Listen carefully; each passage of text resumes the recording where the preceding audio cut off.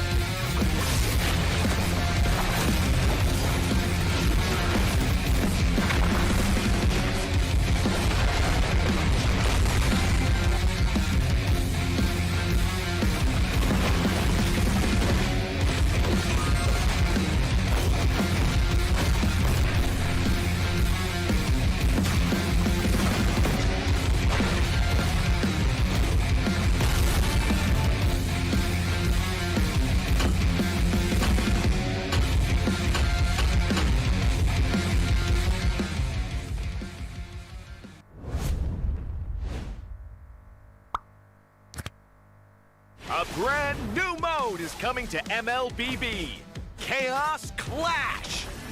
Team up in trios, begin at level 3, and fight on a fresh map with no minions or turrets. During the preparation phase, grab Chaos Fragments to boost your power. As the match goes on, the Annihilation Tide emerges, pushing the action to the limit. Here's a closer look at how this new mode works. Chaos Clash is a multi-round 3 versus 3 mode. Wipe out the entire enemy team to win the round. Teams lose HP each time they are defeated. If a team's HP drops to 0, they're eliminated. Rounds continue until only one champion remains. When there's an odd number of teams, one team will sit out the round. After certain rounds, heroes automatically level up and earn gold. Use this time to buy equipment and boost your power. All full equipment except boots costs 2,000 gold. From round 11 onwards, teams earn bonus gold. Adapt your loadout and strategy to stay ahead. At the start of each round, you will receive random Chaos Fragments that boost your power. You can also refresh fragments to re-roll their effects, with 2 refreshes per round. The game offers a wide variety of fragments, each with unique effects, so you can mix and match to create your own playstyle. For example, tank fragments make your hero tougher and deal damage back to attackers. Marksmen who pick range-enhancing fragments can safely deal damage from afar. And that's just the start! Countless other powerful fragments and combinations are ready for you to try. As rounds progress, the Annihilation Tide starts shrinking across the map. Heroes outside the tide take sustained damage. Master this mechanic, and it can swing the battle in your favor. For instance, heroes with knockback or displacement abilities can push enemies into the tide. Surprise your opponents and watch them struggle against the sustained damage. The new 3 versus 3 mode, Chaos Clash, is coming soon. With a variety of Chaos Fragments, every match brings a fresh experience. The shrinking zone adds fast-paced, thrilling action, and new map buffs further empower heroes. Exciting, innovative, and powerful new strategies await. Are you ready to try them all?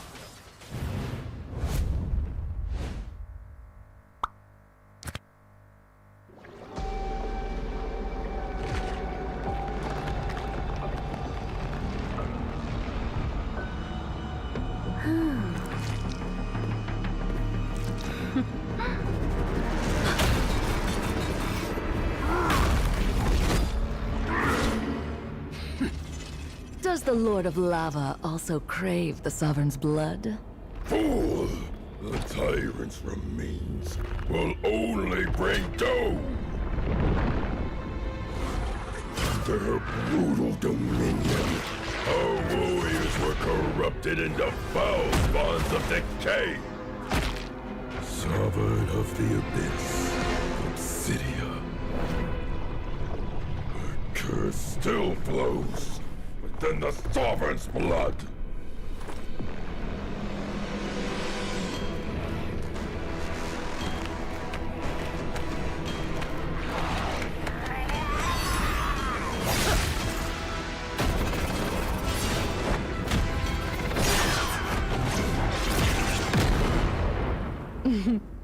Such loyal little puppets.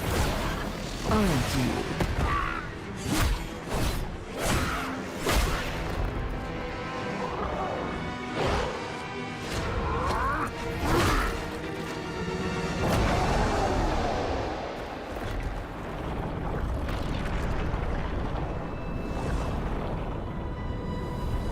You are merely a puppet, no different from my spawns. Bow to me. Keep your throne, or be destroyed. The Abyss bows to no one.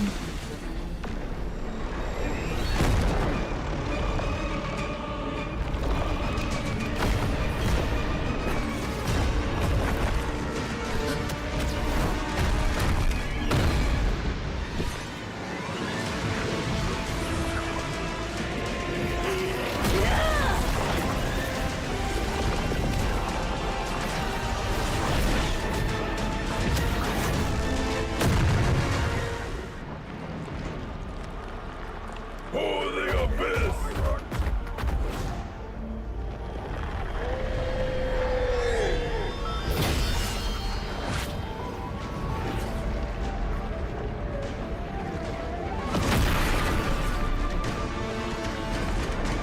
These wretched spawns reek of its corruption.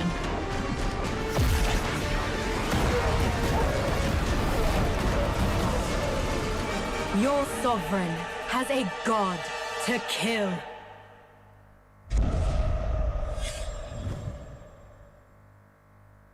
Hello, everyone, and welcome to another patch preview. We've got tons of awesome new content to share with you, so let's jump right in. New hero, Sora. Meet the shifting cloud who roams Agelta's golden dunes. As a fighter hero, Sora's kit is all about transforming into powered-up forms through combat and unleashing an unrelenting barrage with his ultimate. We can't wait to see you guys pop off with him. This year, we've been constantly improving the gameplay of roaming and EXP lane, and it's been awesome seeing some OG heroes make their comeback. Later, we'll be rolling out balance changes for the upcoming M7 Championship, recognizing the unsung roamers, rewarding skillful plays, and keeping the meta fresh. Through these goals and more, we're committed to elevating your game experience. This patch also packs improvements for many features.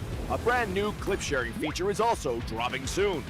You'll be able to clip and share your plays instantly with a recording overlay.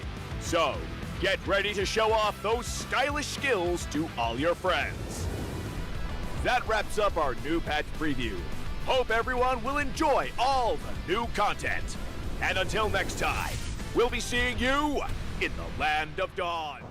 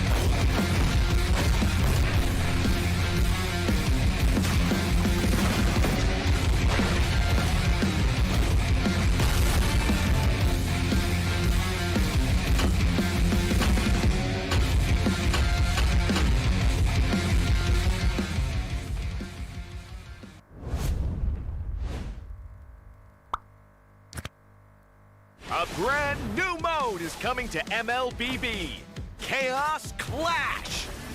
Team up in trios, begin at level 3, and fight on a fresh map with no minions or turrets.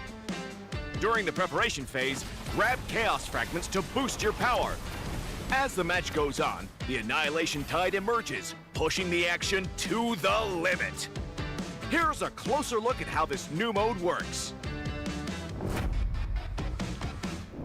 Chaos Clash is a multi-round 3 versus 3 mode. Wipe out the entire enemy team to win the round. Teams lose HP each time they are defeated. If a team's HP drops to 0, they're eliminated. Rounds continue until only one champion remains. When there's an odd number of teams, one team will sit out the round. After certain rounds, heroes automatically level up and earn gold. Use this time to buy equipment and boost your power. All full equipment except boots costs 2,000 gold. From round 11 onwards, teams earn bonus gold. Adapt your loadout and strategy to stay ahead. At the start of each round, you will receive random Chaos Fragments that boost your power.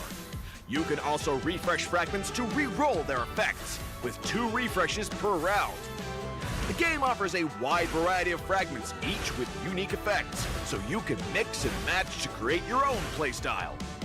For example, tank fragments make your hero tougher and deal damage back to attackers. Marksmen who pick range-enhancing fragments can safely deal damage from afar. And that's just the start! Countless other powerful fragments and combinations are ready for you to try.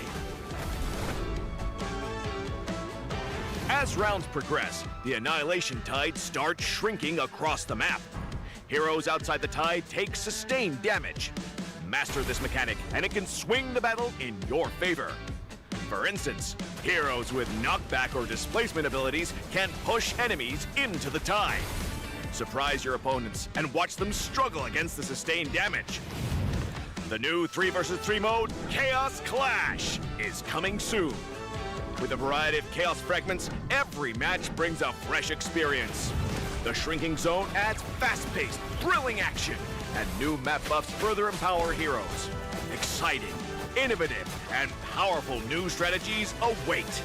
Are you ready to try them all?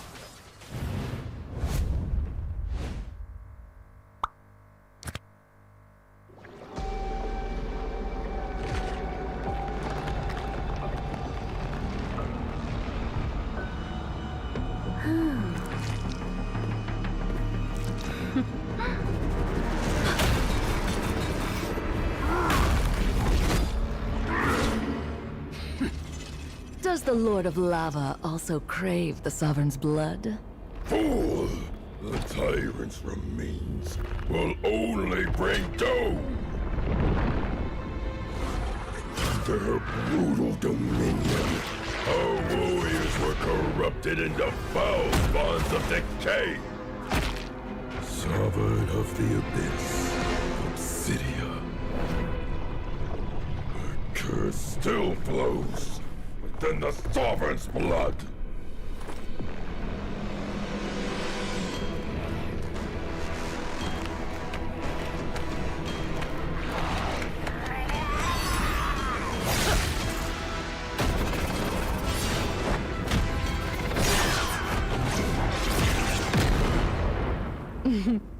Such loyal little puppets, aren't you?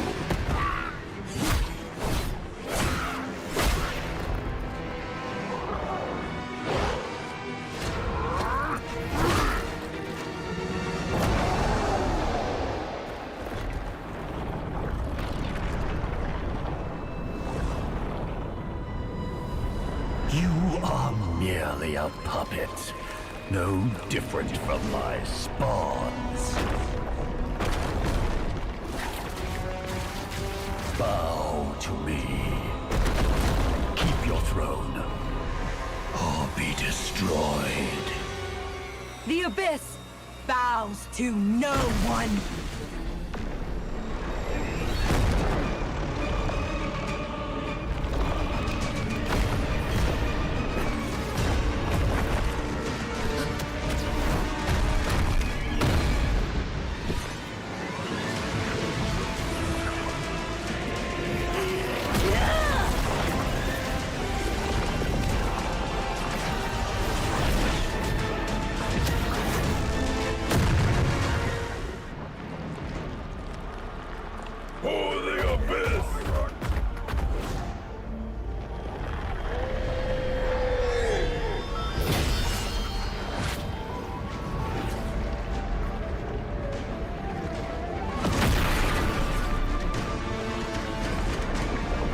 ratchet spores reek of its corruption.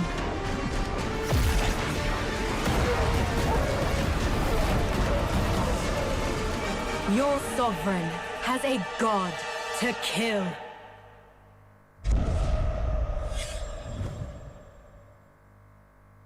Hello, everyone, and welcome to another patch preview. We've got tons of awesome new content to share with you, so let's jump right in. New hero, Sora. Meet the shifting cloud who roams Agelta's golden dunes. As a fighter hero, Sora's kit is all about transforming into power-up forms through combat and unleashing an unrelenting barrage with his ultimate. We can't wait to see you guys pop off with him. This year, we've been constantly improving the gameplay of roaming and EXP lane, and it's been awesome seeing some OG heroes make their comeback. Later, we'll be rolling out balance changes for the upcoming M7 Championship, recognizing the unsung roamers, rewarding skillful plays, and keeping the meta fresh. Through these goals and more, we're committed to elevating your game experience. This patch also packs improvements for many features. A brand new clip sharing feature is also dropping soon. You'll be able to clip and share your plays instantly with a recording overlay. So, get ready to show off those stylish skills to all your friends.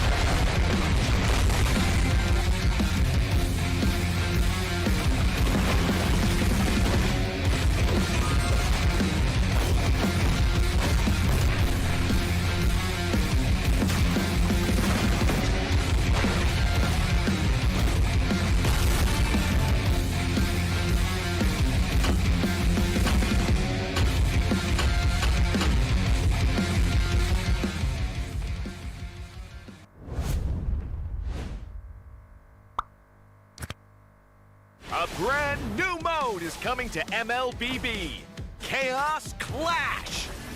Team up in trios, begin at level 3, and fight on a fresh map with no minions or turrets. During the preparation phase, grab Chaos Fragments to boost your power. As the match goes on, the Annihilation Tide emerges, pushing the action to the limit. Here's a closer look at how this new mode works. Chaos Clash is a multi-round 3 versus 3 mode. Wipe out the entire enemy team to win the round. Teams lose HP each time they are defeated. If a team's HP drops to 0, they're eliminated. Rounds continue until only one champion remains. When there's an odd number of teams, one team will sit out the round. After certain rounds, heroes automatically level up and earn gold. Use this time to buy equipment and boost your power. All full equipment except boots costs 2,000 gold.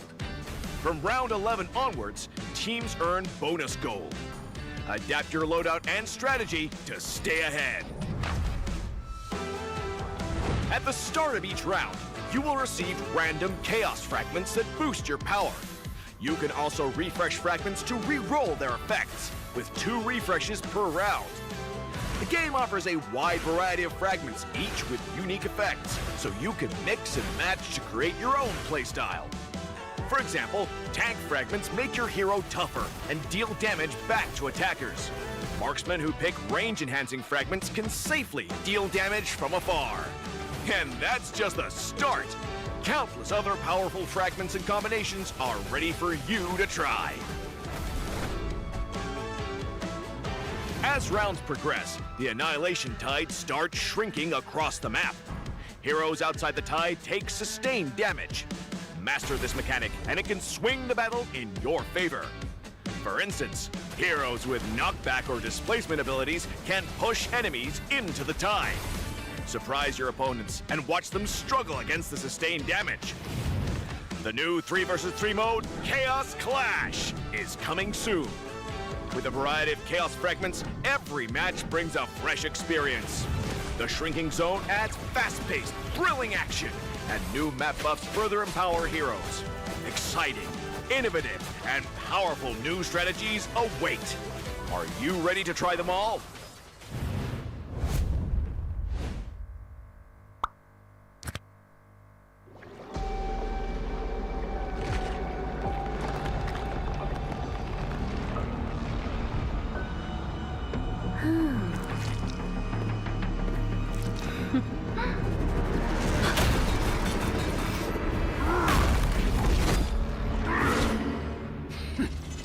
Does the Lord of Lava also crave the Sovereign's blood? Fool! The tyrant's remains will only bring doom! Their brutal dominion, our warriors were corrupted into foul bonds of decay! Sovereign of the Abyss, Obsidia. The curse still flows within the Sovereign's blood!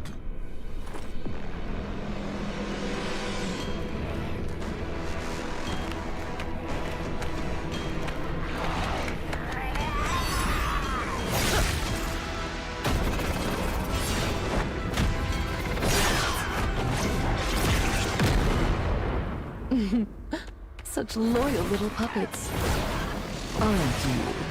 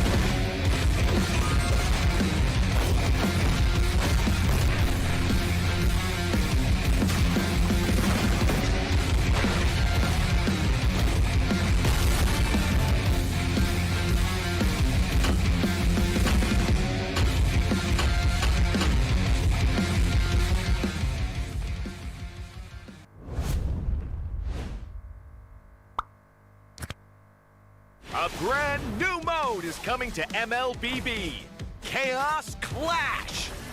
Team up in trios, begin at level 3, and fight on a fresh map with no minions or turrets. During the preparation phase, grab chaos fragments to boost your power. As the match goes on, the Annihilation Tide emerges, pushing the action to the limit.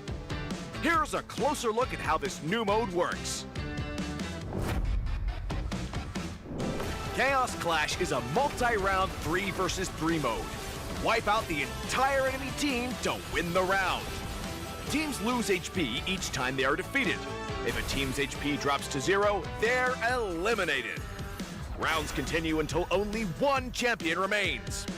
When there's an odd number of teams, one team will sit out the round. After certain rounds, heroes automatically level up and earn gold. Use this time to buy equipment and boost your power. All full equipment except boots costs 2,000 gold. From round 11 onwards, teams earn bonus gold. Adapt your loadout and strategy to stay ahead. At the start of each round, you will receive random chaos fragments that boost your power. You can also refresh fragments to re-roll their effects, with 2 refreshes per round. The game offers a wide variety of fragments, each with unique effects, so you can mix and match to create your own playstyle. For example, tank fragments make your hero tougher and deal damage back to attackers. Marksmen who pick range-enhancing fragments can safely deal damage from afar. And that's just the start! Countless other powerful fragments and combinations are ready for you to try. As rounds progress, the Annihilation Tide starts shrinking across the map. Heroes outside the tide take sustained damage. Master this mechanic, and it can swing the battle in your favor.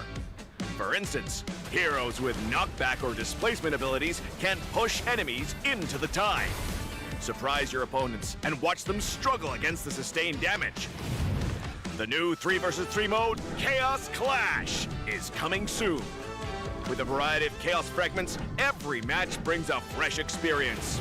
The shrinking zone adds fast-paced, thrilling action, and new map buffs further empower heroes. Exciting, innovative, and powerful new strategies await. Are you ready to try them all?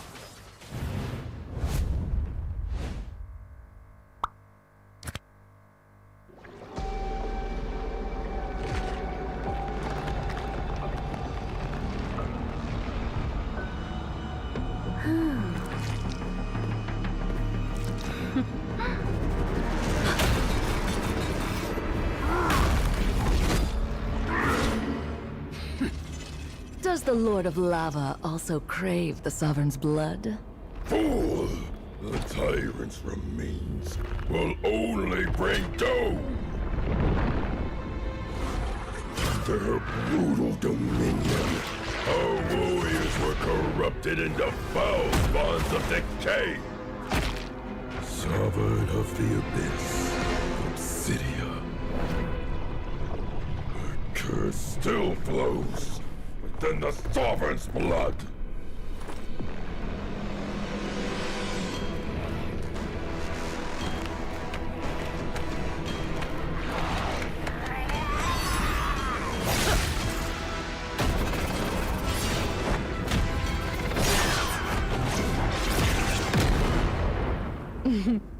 Such loyal little puppets, aren't you?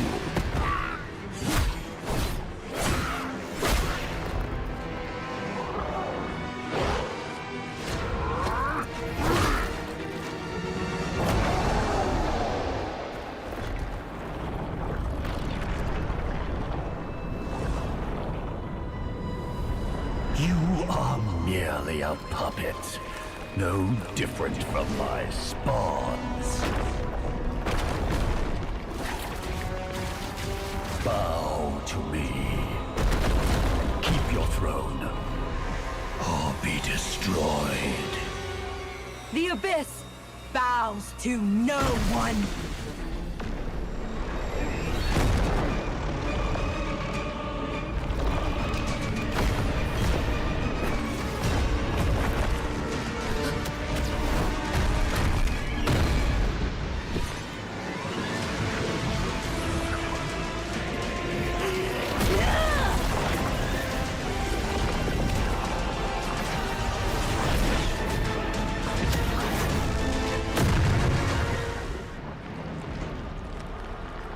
For the Abyss!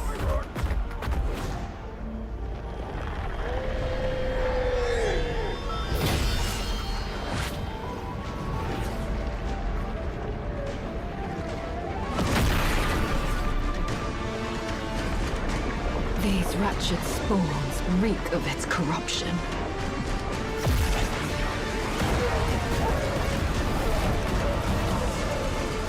Your sovereign has a god to kill.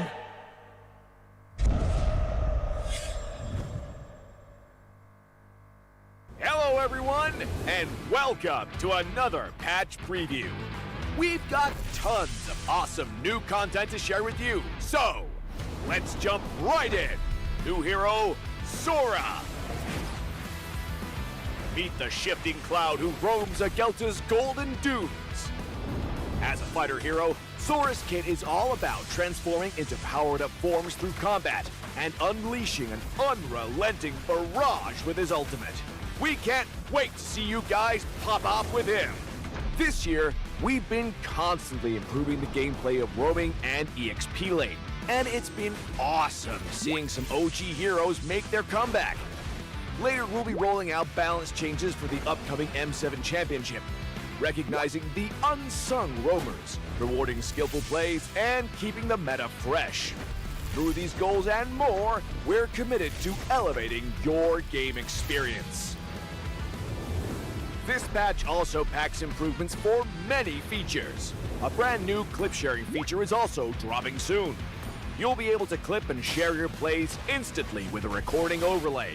So, get ready to show off those stylish skills to all your friends. That wraps up our new patch preview. Hope everyone will enjoy all the new content. And until next time, we'll be seeing you in the Land of Dawn.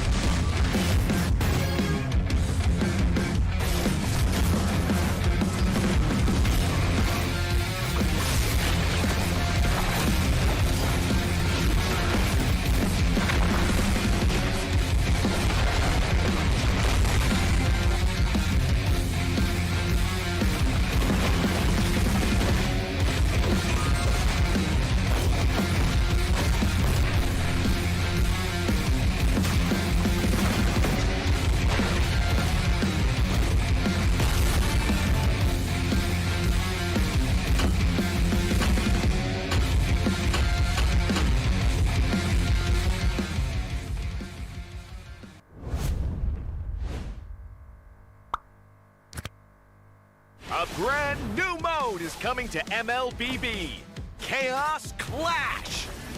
Team up in trios, begin at level 3, and fight on a fresh map with no minions or turrets.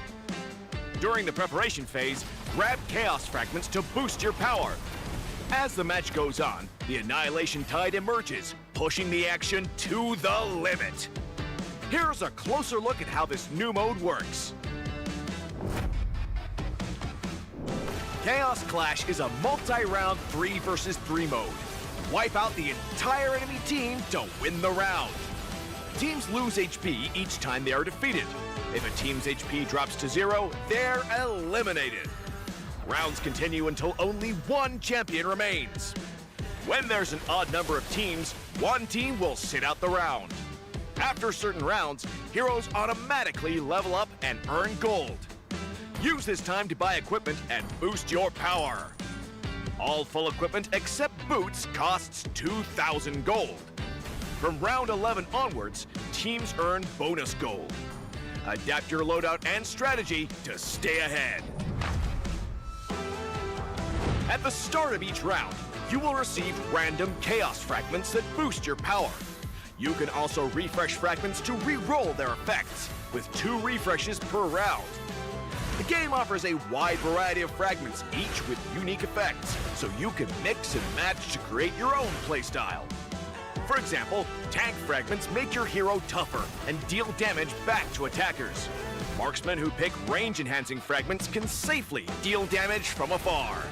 And that's just the start! Countless other powerful fragments and combinations are ready for you to try. As rounds progress, the Annihilation Tide starts shrinking across the map. Heroes outside the tide take sustained damage. Master this mechanic, and it can swing the battle in your favor. For instance, heroes with knockback or displacement abilities can push enemies into the tide. Surprise your opponents and watch them struggle against the sustained damage. The new 3 versus 3 mode, Chaos Clash, is coming soon. With a variety of Chaos Fragments, every match brings a fresh experience. The Shrinking Zone adds fast-paced, thrilling action, and new map buffs further empower heroes.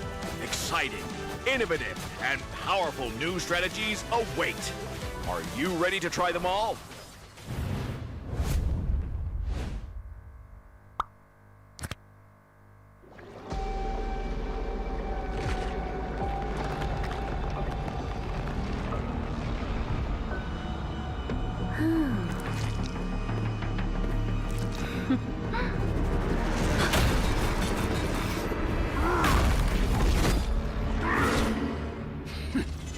Does the Lord of Lava also crave the Sovereign's blood? Fool! The tyrant's remains will only bring doom! Their brutal dominion, our warriors were corrupted into foul bonds of decay. Sovereign of the Abyss, Obsidia. Her curse still flows within the Sovereign's blood.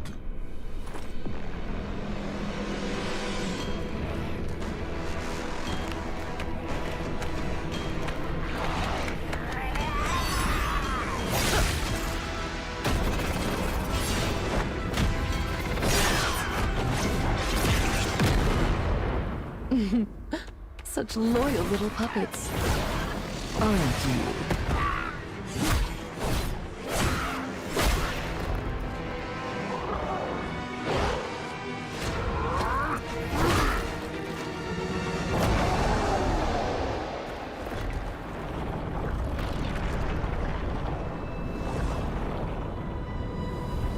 You are merely a puppet, no different from my spawns. Bow to me. Keep your throne, or be destroyed. The Abyss bows to no one.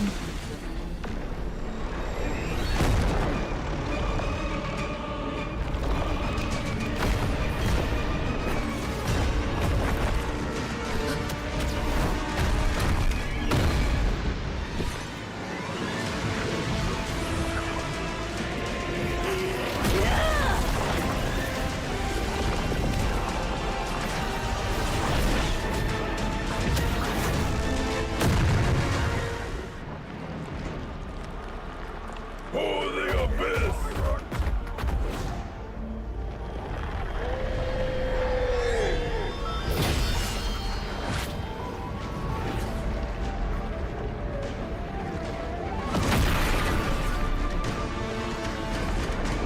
These wretched spawns reek of its corruption.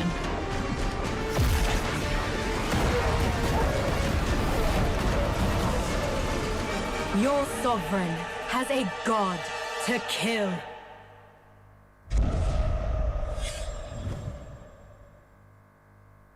Hello, everyone, and welcome to another patch preview. We've got tons of awesome new content to share with you, so let's jump right in. New hero, Sora. Meet the shifting cloud who roams Agelta's golden dunes. As a fighter hero, Sora's kit is all about transforming into powered-up forms through combat and unleashing an unrelenting barrage with his ultimate. We can't wait to see you guys pop off with him. This year, we've been constantly improving the gameplay of roaming and EXP lane, and it's been awesome seeing some OG heroes make their comeback. Later, we'll be rolling out balance changes for the upcoming M7 Championship, recognizing the unsung roamers, rewarding skillful plays, and keeping the meta fresh. Through these goals and more, we're committed to elevating your game experience. This patch also packs improvements for many features. A brand new clip sharing feature is also dropping soon. You'll be able to clip and share your plays instantly with a recording overlay. So,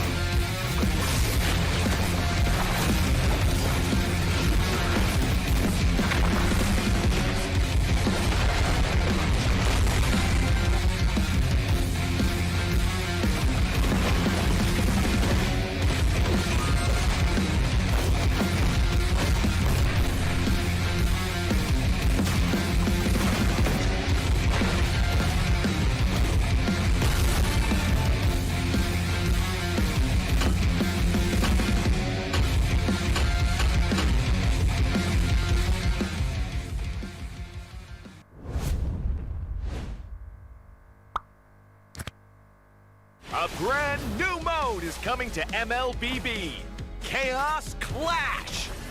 Team up in trios, begin at level 3, and fight on a fresh map with no minions or turrets. During the preparation phase, grab Chaos Fragments to boost your power. As the match goes on, the Annihilation Tide emerges, pushing the action to the limit. Here's a closer look at how this new mode works. Chaos Clash is a multi-round 3 versus 3 mode. Wipe out the entire enemy team to win the round. Teams lose HP each time they are defeated. If a team's HP drops to 0, they're eliminated. Rounds continue until only one champion remains. When there's an odd number of teams, one team will sit out the round. After certain rounds, heroes automatically level up and earn gold. Use this time to buy equipment and boost your power. All full equipment except boots costs 2,000 gold. From round 11 onwards, teams earn bonus gold. Adapt your loadout and strategy to stay ahead. At the start of each round, you will receive random Chaos Fragments that boost your power. You can also refresh fragments to re-roll their effects, with 2 refreshes per round. The game offers a wide variety of fragments, each with unique effects, so you can mix and match to create your own playstyle. For example, tank fragments make your hero tougher and deal damage back to attackers. Marksmen who pick range-enhancing fragments can safely deal damage from afar. And that's just the start! Countless other powerful fragments and combinations are ready for you to try. As rounds progress, the Annihilation Tide starts shrinking across the map. Heroes outside the tide take sustained damage. Master this mechanic, and it can swing the battle in your favor. For instance, heroes with knockback or displacement abilities can push enemies into the tide. Surprise your opponents and watch them struggle against the sustained damage. The new 3 versus 3 mode, Chaos Clash, is coming soon. With a variety of Chaos Fragments, every match brings a fresh experience. The Shrinking Zone adds fast-paced, thrilling action, and new map buffs further empower heroes. Exciting, innovative, and powerful new strategies await. Are you ready to try them all?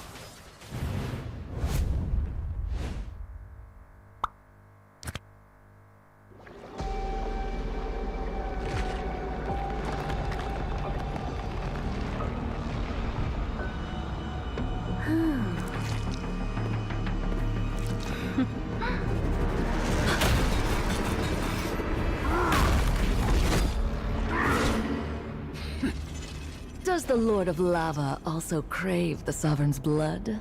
Fool! The tyrant's remains will only bring doom! Their brutal dominion, our warriors were corrupted into foul bonds of decay! Sovereign of the Abyss, Obsidia. Her curse still flows within the Sovereign's blood!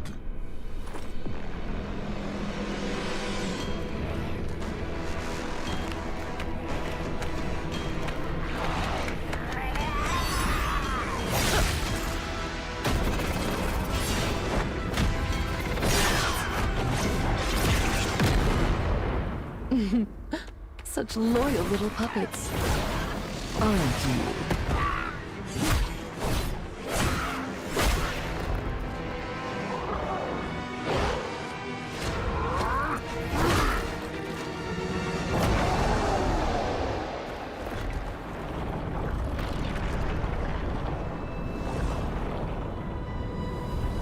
You are merely a puppet, no different from my spawns. Bow to me. Keep your throne, or be destroyed. The Abyss bows to no one.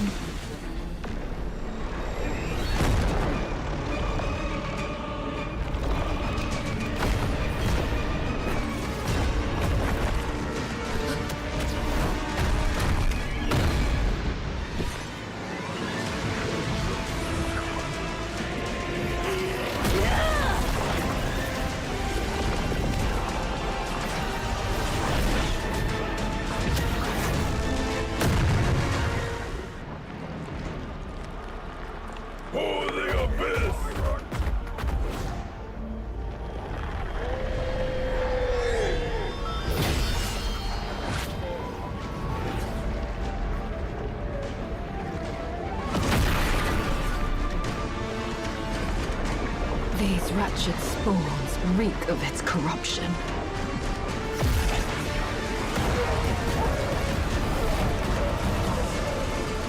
Your sovereign has a god to kill.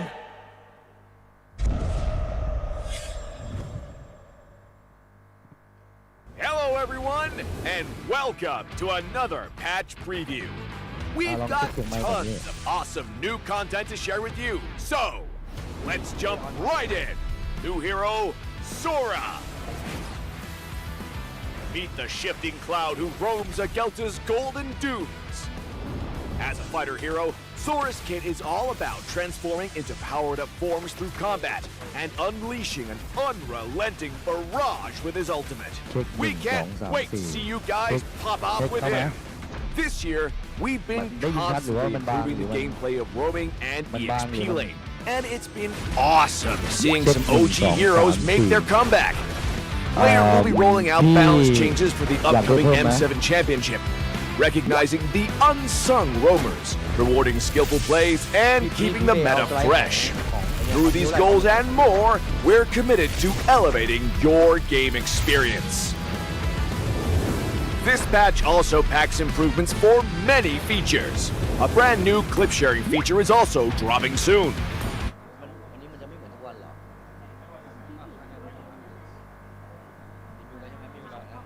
Check my 1 2 3 4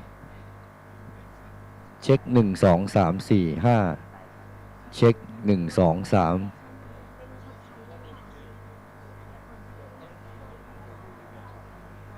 ครับ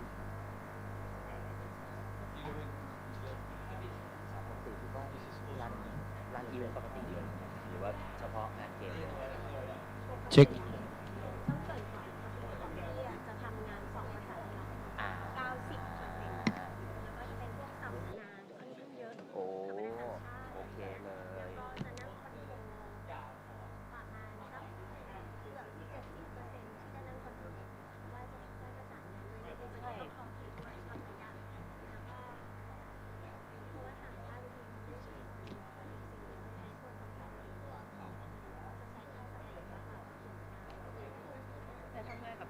ปลอดภัยไว้ใจได้ เพราะว่าละเอียดนี่แต่ก็ไม่เคยทำน้องเกมออนไลน์แต่ที่เขาก็มีเตรียมตัวมาไงบอกว่าเขาไปส่องดูไลฟ์ดูอะไรเงี้ยเตรียมตัว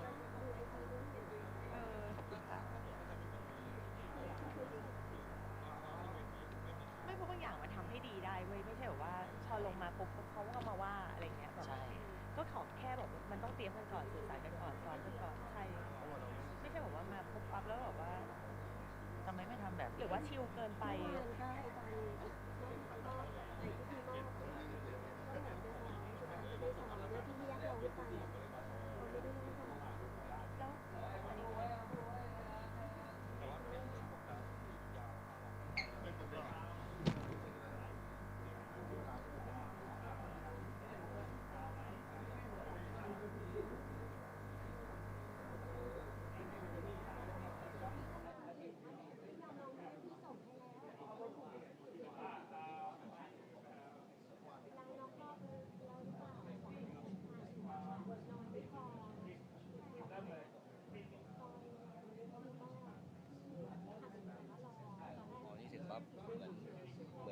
ือนเสียงพี่ก้อยมันบางก็เลยพอเรามาพูดเองเสร็จปั๊บมันก็เห็นแล้วเขาก็ตอนนี้เราทำงานปกติเหมือนเดิมโอเคครับ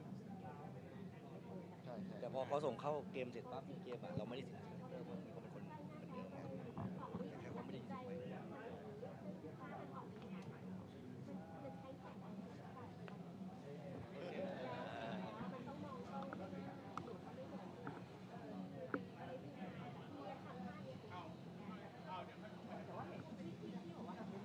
เดิมพี่แค่เมื่อวานเขาบอกว่าเสียงไม่แน่ใจว่ามันบาง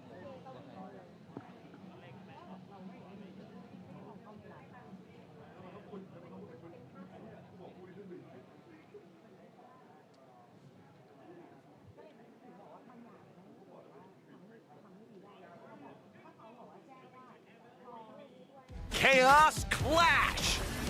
Team up in trios, begin at level 3, and fight on a fresh map with no minions or turrets. During the preparation phase, grab Chaos Fragments to boost your power. As the match goes on, the Annihilation Tide emerges, pushing the action to the limit. Here's a closer look at how this new mode works. Chaos Clash is a multi-round 3 versus 3 mode. Wipe out the entire enemy team to win the round. Teams lose HP each time they are defeated. If a team's HP drops to 0, they're eliminated. Rounds continue until only one champion remains. When there's an odd number of teams, one team will sit out the round. After certain rounds, heroes automatically level up and earn gold. Use this time to buy equipment and boost your power. All full equipment except boots costs 2,000 gold. From round 11 onwards, teams earn bonus gold. Adapt your loadout and strategy to stay ahead. At the start of each round, you will receive random Chaos Fragments that boost your power. You can also refresh fragments to re-roll their effects, with 2 refreshes per round.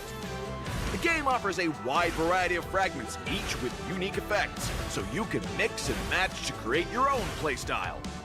For example, tank fragments make your hero tougher and deal damage back to attackers. Marksmen who pick range-enhancing fragments can safely deal damage from afar. And that's just the start! Countless other powerful fragments and combinations are ready for you to try. As rounds progress, the Annihilation Tide starts shrinking across the map. Heroes outside the tide take sustained damage.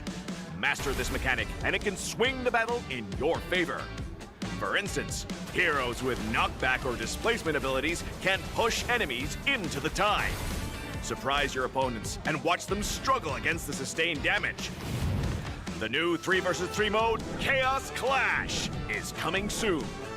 With a variety of Chaos Fragments, every match brings a fresh experience.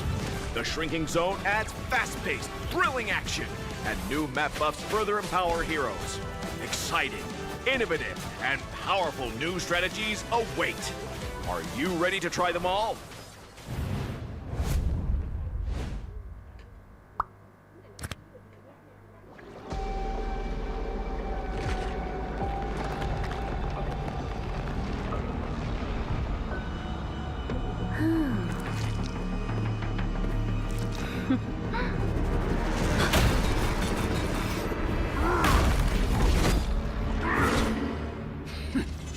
Does the Lord of Lava also crave the Sovereign's blood? Fool! The tyrant's remains will only bring doom! Under her brutal dominion, our warriors were corrupted into foul bonds of decay. Sovereign of the Abyss, Obsidia. Her curse still flows within the Sovereign's blood.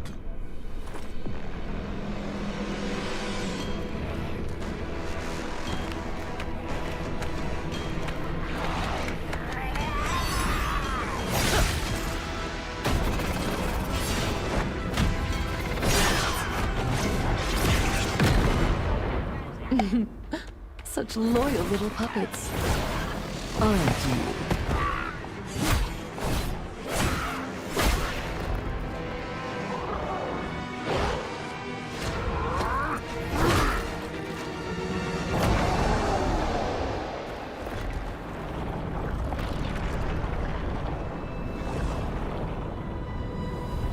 You are merely a puppet, no different from my spawns. Bow to me. Keep your throne, or be destroyed. The Abyss bows to no one.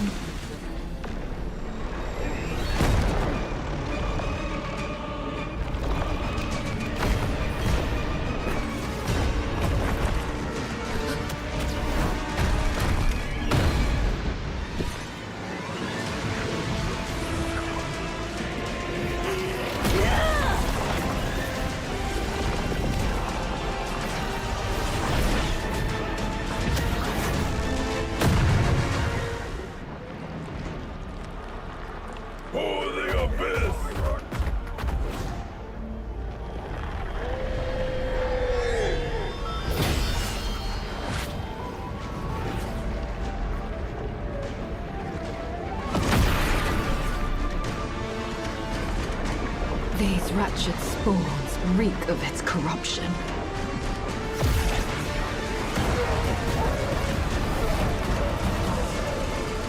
Your sovereign has a god to kill.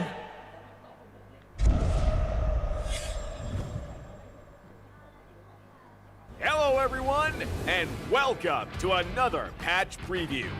We've got tons of awesome new content to share with you, so let's jump right in. New hero, Sora. Meet the shifting cloud who roams Agelta's golden dunes.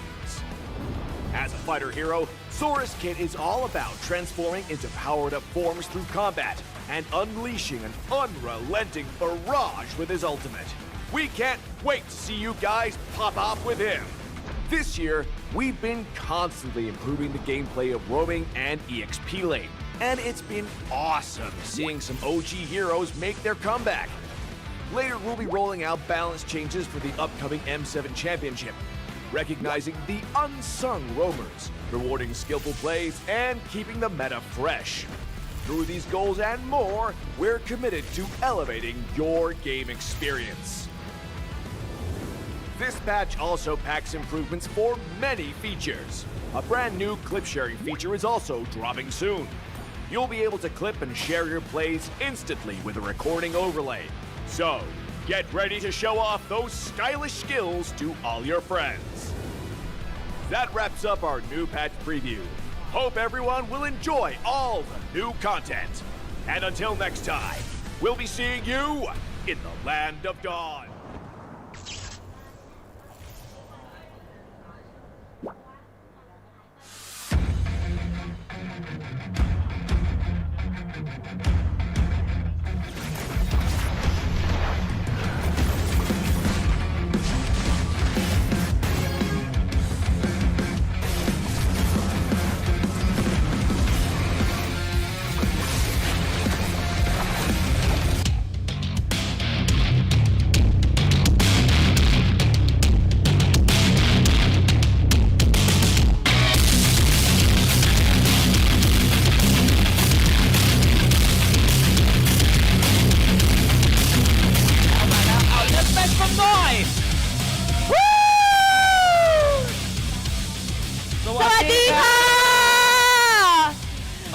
ครับขอต้อนรับทุกท่านนะคะเข้าสู่การแข่งขันในวันนี้ค่ะกับเราสองคนนะคะทุกคนกำลังอยู่กับเจหลีพาวิลินค่ะและผมดิโอสารัตน์ครับเราสองคนรับหน้าที่ดำเนินรายการตลอดทั้งวันครับที่สนามแข่งขันกีฬาอีสปอร์ตของมหกรรมกีฬาซีเกมส์ครั้งที่33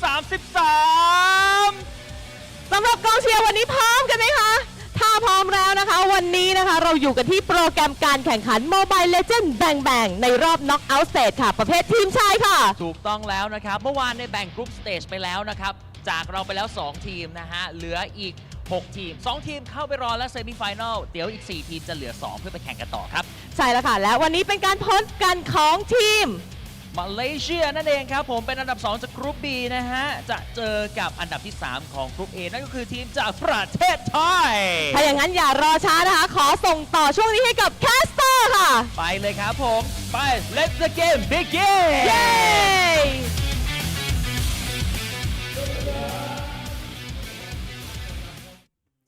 Welcome everyone to the 33rd SEA Games here, hosted in Thailand. And for today, going to be a lot of best of fives. My name is Rafael. Alongside me is Leo at your service. 3 best of fives to be exact on this very broadcast you're watching.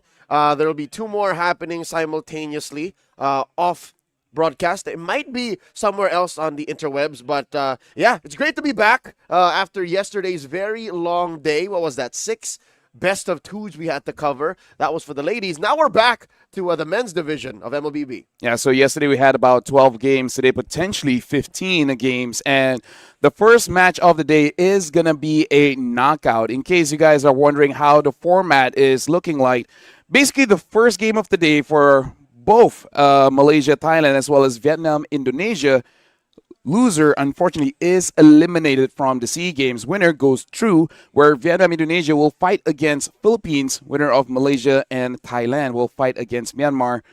and the team that loses will qualify for the bronze match, won't be qualifying towards the gold match. Here's a quick visual of what we're talking about exactly. Team Philippines and Team Myanmar have earned the right to be waiting in the semifinals bracket, having topped their groups respectively. Now, the winners of the first couple of matches happening today will be moving on up, and those who win their next round in the semis will be moving on to the grand finals. Those who lose are locked in for the bronze medal match happening later tonight. Yep. And again, just a reminder for all the games that we'll be playing for today will be a best of 5. Only the grand finals later on December 17 will be a best of 7. So now you're seeing here on the stage, it is the Malaysian players going up against Team Thailand. Knockout stage, best of 5. As a bit of moment of brevity, I like that given the lights we have here in the Sala Frakiao Hall in Chulalongkorn University, you're seeing hints of red for Team Malaysia. It throws back to the old design that we talked about a few days ago. And I mean, I'm colorblind, so I can't tell. For the folks watching who are not colorblind, you'll know what we're talking about. And for Team Thailand, is it just mirrors that digital camo on their jackets? It's hints of blue. I haven't seen that. Like when you see it raw, it looks very. What is this young man doing? No, this is what he does. Elton. Like, yeah, he's like, Elton. Who will blink first, me or the camera? All right, he won. Elton won. Elton won. And the thing is, he only lost once in his entire time. I can't see what they're wearing. You can't? I can't. Well, again, it's a very subtle Get it, camo. texture. Get it. No, you can't see them. Yeah. I didn't know John Cena was playing. He can't play anymore. Hey. He just retired last night. Yeah, I saw pictures. He tapped out. He did. Yeah. He did, but, that's nothing to tarnish the GOAT's career. Dude, he is amazing. He great actor, wrestler, person. The last time we met, he was cool. I think I met him in 2016. Yeah. He gave us like a tea or something. Even though he's a coffee guy, so maybe that's a subtle way of saying like, yeah, let's not meet again. Either ways, that was a decade ago. Yeah, things could change. Maybe he went from tea to coffee. Either ways, in terms of Malaysia going up against Thailand here, Thailand is the host country, but at least on paper, I would say it's more on Malaysia as the favorites to win this one because in terms of the style that Malaysia has been playing, they have changed quite a bit, at least in terms of the pick and bans. Like even for example, Yums showed up with the Atlas, so in terms of what they will pick up, might be a little bit more variety here today. Yep. Again, pocket metas for the ladies. Quick recap: yesterday, throughout all the best of twos we broadcasted, there was a new hero. There was a unique hero that came out. Every single game. For the men today, I don't know if we can expect the same. Would it be unfair? Is it safe to say that some strats might actually come out now because this being a knockout match, yes, this is your last chance? At most, game number 1, you can hide some stuff. By game number 2, nah, you just got to go all in because risking not going to the bronze match means you have no chances to bring any medals. And at least for Malaysia, the entire run in SEA Games ever since its inception, only one time we didn't get the medal. We lost against Singapore, so we got 4th place. Other than that, we got a medal. I got bronze, so I was very happy with that. You're fine. The very first one. You're good. And let me just say, in 2019, the only time we didn't get a medal, I was not involved. You were at least casting it. Yeah, I was casting, but I wasn't involved in the selection. You were not a competitor. Yeah, because during that time they just took a full team. After that, I'm like, okay, you know what? Let's do a selection, and then we're good. See what happens. See what happens. Let's not do that again. Ladies and gentlemen, we are just about ready to get into the draft. Once again, this is Team Malaysia versus Team Thailand.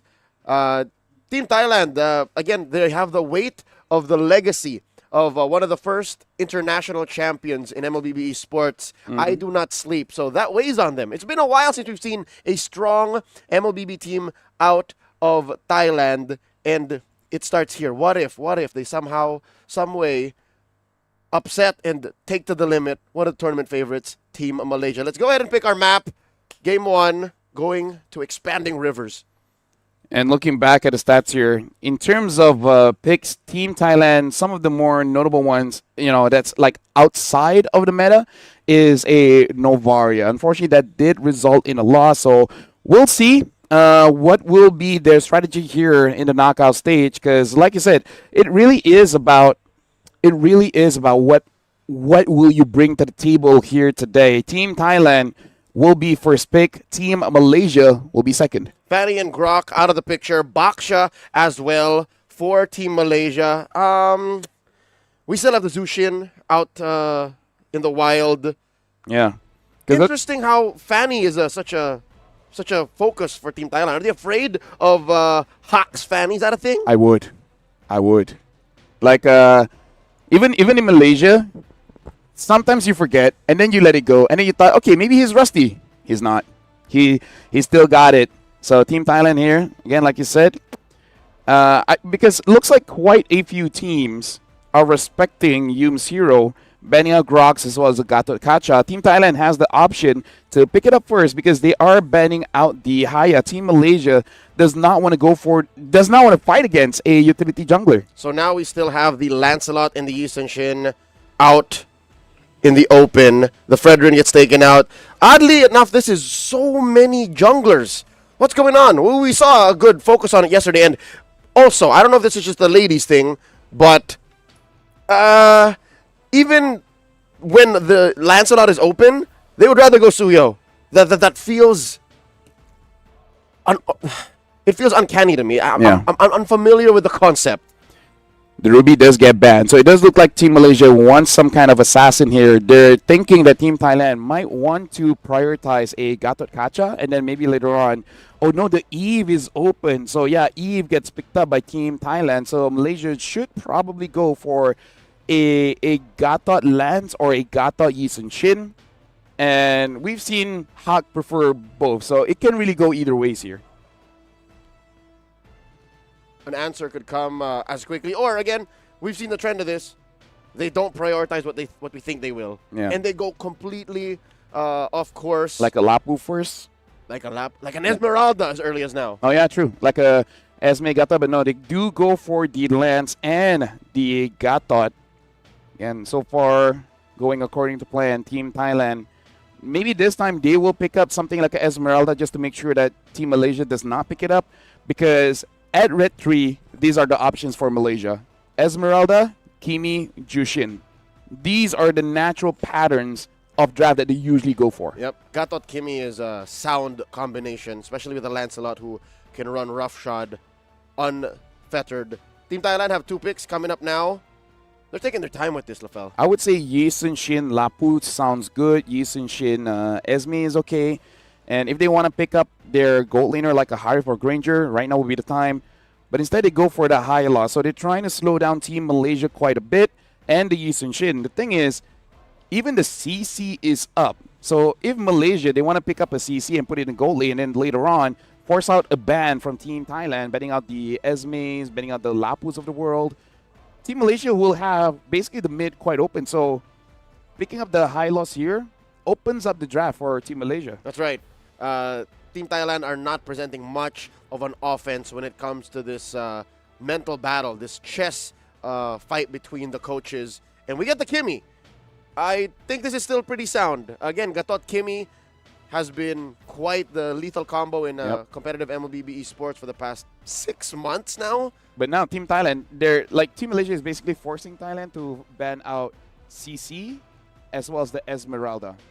Either or you let through, Team Malaysia will pick it up. And then, since Malaysia is on the second pick, Red 5 can be an X-Borg if it looks like an X-Borgable game. A gold lane X-Borgable game. X-Borgable game. There you go. Word. That's definitely a word. Grab me the Thesaurus. We need to add one more. All right, here we go. Oh, that's a bit too heavy, man. I don't know how you're going to bring it back to the Philippines. But either ways, Malaysia themselves, they ban out the CC. So now becomes the question, what are they trying to open up here? So, because they're going to be the ones picking Red 4 first. CC ban, interesting. And Team Thailand, at this point, I would say Esmeralda. But no, they ban out the Granger. So they're thinking Team Malaysia wants to go for that range battle for that siege, which I can understand. With a Kimi, with a Eve, you always have that possibility of all this coming out. And the threats that we thought Malaysia wants against Team Thailand, they batted out. Which, you know what it screams to me? What? Hellkirk. So we might see the Idrin special. At 5. I am all for it. I have fallen in love with the concept of Hellkirk conceptually, in execution, and or they just pick up a Lapu and just be safe. You know, game number 1. Either way. Either way. Again, that's just the kind of athlete Idrin is. Whatever you say, coach. Whatever you say. You know what? Hey, you asked me to use a TIG EXP. Not gonna lie, coach. Pretty weird, but you're the coach. I'm pretty sure that would never happen, but you know, who knows? In scrims and such. Right? We've seen weirder things. Yeah. We've seen weirder things. Like now, a Johnson goal. Yeah. The pick for Team Malaysia on Red 4 is the Lapu Lapu, so we are not straying away from what we are used to, what we know, what works. So no XP lane Gatot. Rather, no XP lane Tigreal. I mean, like, here's the thing. Lapu throughout this entire SEA Games, honestly, in terms of the win rate, doesn't look all that great, but when you see him in the Land of Dawn, in the midst of battle, he's amazing. Even yesterday, Malaysia against Indonesia, basically able to 1v3. So now Team Thailand, they do not have an EXP laner just yet. The Arlet is still there if they want to go for that. Not a lot of crowd control, but I think it is still workable. Yuzhong, thank you very much. But to invest in a Yuzhong to just hunt down a Kimi, is that worth it? Is that Yes, because that's a win condition for Malaysia, man. But if you die and the Kimi survives, then not all that great. Okay, this I like. I like the halfway commitment to someone to hunt down the Kimi, but not as all-in as a Yuzhong. We get the Alice in the EXP lane, plus a Harith in gold. LaFell, I hate to say it, but this feels a little greedy for Team Thailand. Don't you agree? Like, they need to scale up on the Alice, not as much as they need to scale up on the Yusun Shin, but there's also still a Harith that they need to babysit. And now a Lunox in the goal. Honestly, one of Elton's special as well. Very comfortable on this Lunox. So this is the strength of being on the red side. After seeing the complete draft, you can figure out how to counter your opponent's draft. And the Lunox should be pretty good going up against the Harith as well as the Hyla. So yeah, I do agree. Pretty greedy considering everyone needs to farm. And that gives... Like, once the mid duo of Team Thailand loses, Team Malaysia should not allow Team Thailand to farm up. And if they don't get to farm up, this draft will start to crumble bit by bit. Like, let's just put it into perspective. If they lose 500, they lose by 500 gold, it feels like 1,500. And usually when teams get an early lead, that lead equates to about 1,000, 2,000. Put that compounding into, interest, man. Yeah, put that into the calculator and see how hard it is for them to come back. Ladies and gentlemen, welcome to game number 1. A best of 5. Strap in. We're in for the long haul. It's Team Thailand versus Team Malaysia. And Severin is... wait, isn't Severin the mid? This is a quick switch up, ladies and gentlemen. Severin has moved on over to the roam, and we're seeing Pianat, a new player, come in for Team Thailand. Yeah, pretty interesting here. But all is well. Hazik just taking a bit of damage from Pianat. And again, the Eve does have a lane advantage going up against the Kimi. It looks like Team Malaysia, at least the mid duo, is trying to create a control, create a zone around the river, not allowing Team Thailand to really move forward. And even if they do, they make sure that they trade some HP for it. Sivarin proving why Hylos is still one of the in-demand heroes. Has a good amount of assistance for clearing waves. Can confirm certain stuns. Hazik, the pressure onto Pianat. What's that gold lane like? Again, the Lunox versus Harith matchup. Yep. Once the Lunox finds her footing, the Harith level has 4. To, yeah, very specifically choose when to drop that Z-Force. Yep. Elton is just waiting for that level 4, is going to save that flicker. The only way that you can basically disincentivize a Lunox to go ham on a Harith is you need an early rotation, force out that flicker, and for a good 2 minutes, the Lunox will be more careful. The Harith will be smiling. But if there's no rotation, if Elton is not forced out of his flicker, this Harith is in danger. we'll see how Narubet plays with this very fragile balance. Turtle spawns lower quarter.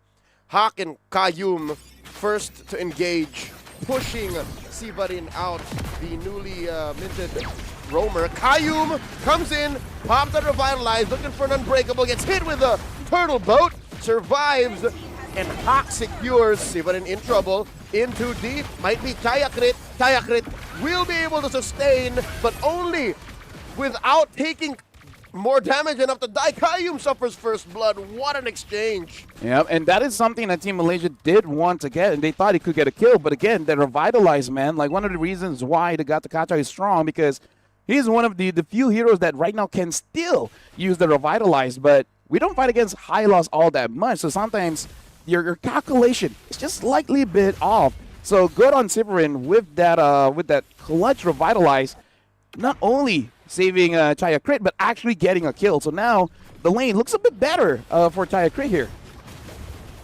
That's a defensive use of the Glorious Pathway. Pianat still holding on, wants to get the minions before they retreat over to the base. Narubet forcing an exchange against Elton, but here's the thing, Lafel, Elton used the flicker. Yeah, but that's all good, because what you're trying to do is deny the minions. Let the minions die out.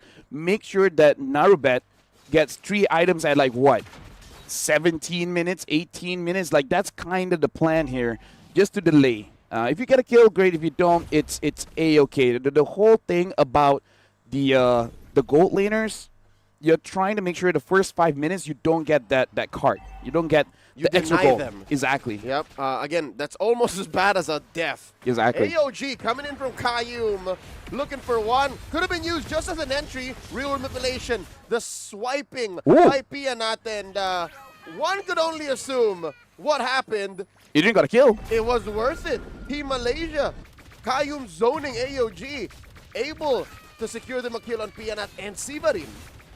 I gotta say, day by day, we get to say we've experienced everything. And now, Pia moving forward, there's a trap there. What a switch up. Here comes Team Malaysia, looking for that taunt, and Chayakrit takes a few, but they're okay. That's the bravest fighter. Idrin looking for some spell vamping, some damage reduction. Revitalized by Kayum, the assist. All of this to open up that turtle for Hawk. Yeah, this is the kind of investment that a jungler like Sivarin is all alone, taking damage from Hazik. Hazik secures the kill, and now Team Malaysia, they want to control the bottom side of the map here. Hawk gets Pia, and now Pia not there, unable to help out. Oh, thank you very much. I'll take the orange buff to go as well. Hawk is eating good.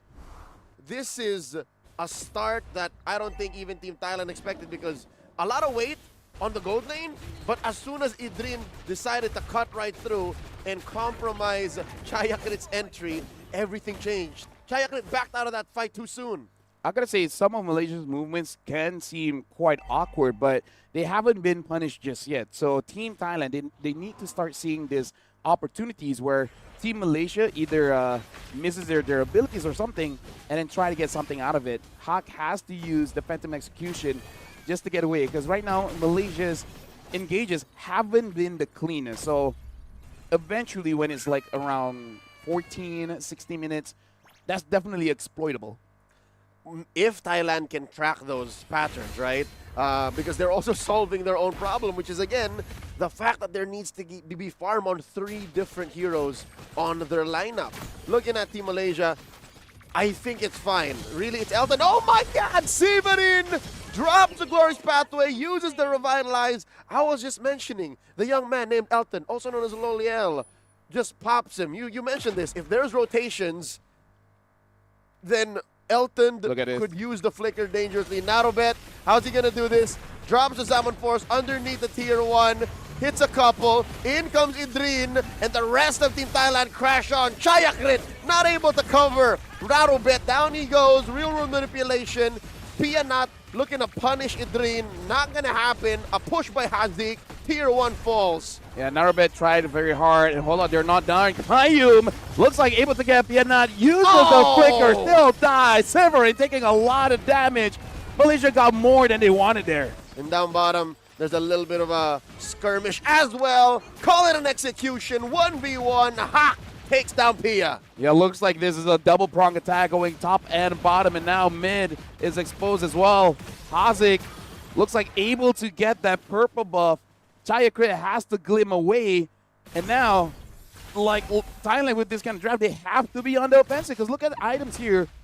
Chayakrit only with the Oracle, Hunter Strike for Pia, and in terms of the items for the Harif, there's none. About to get the, They find Pianat! And now they got eyes on the turret. Idrin flickering back, gets hit, and will get taken down, but Hazik takes care of the turret first. Less firepower for Team Thailand. Hawk, could he get on out of here? Puncture on the one! Uses Sivarin as an anchor, gets another. Mount Shocker not going to be able to use to stop Malaysia's forward momentum. Down goes Chayakrit. That's the brilliance by Elton, stopping him, stunning him, still goes down. Hazik gets the kill. Pianat maybe a second too late on the RWM. Malaysia's win condition just activated a little bit too early here. Team Thailand does not like this because Hazik is moving around freely, dealing shots, stunning people down with the star limit. Now Pianat finds Elton. Elton gets the kill, flickers out, might die to Sivir. No, the brilliance is still there. Team Malaysia, they're being aggressive, but again, they're not getting punished. Clutch cooldown on Elton's brilliance. Did he not use that in the sequence Yes, up he did. top? And it just came off of cooldown right then and there in coordination with his flicker. Team Malaysia worlds ahead. I'm counting what? 8,000 gold now. And I don't even want to see where it's from, right? I don't want to know if it's on Hawk for the most part. If it's on Elton, I assume it's on Elton. He's 6-0-4 right now. Might even be Hazik is everywhere all across the map. Ha goes in, deals quite a bit onto Sivarin, having to use the Phantom Execution just to get out of there.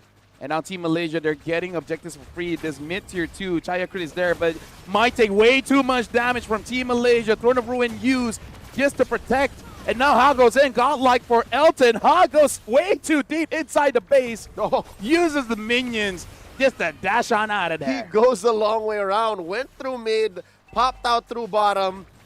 I don't know what they want to do first. Push this tier 2 down bottom or get that tier 2 in mid. It looks like Team Malaysia have made their mind. How's about we get the purple away from Team Thailand and go straight for the Lord? Yeah, what about Lunong's on that Lord?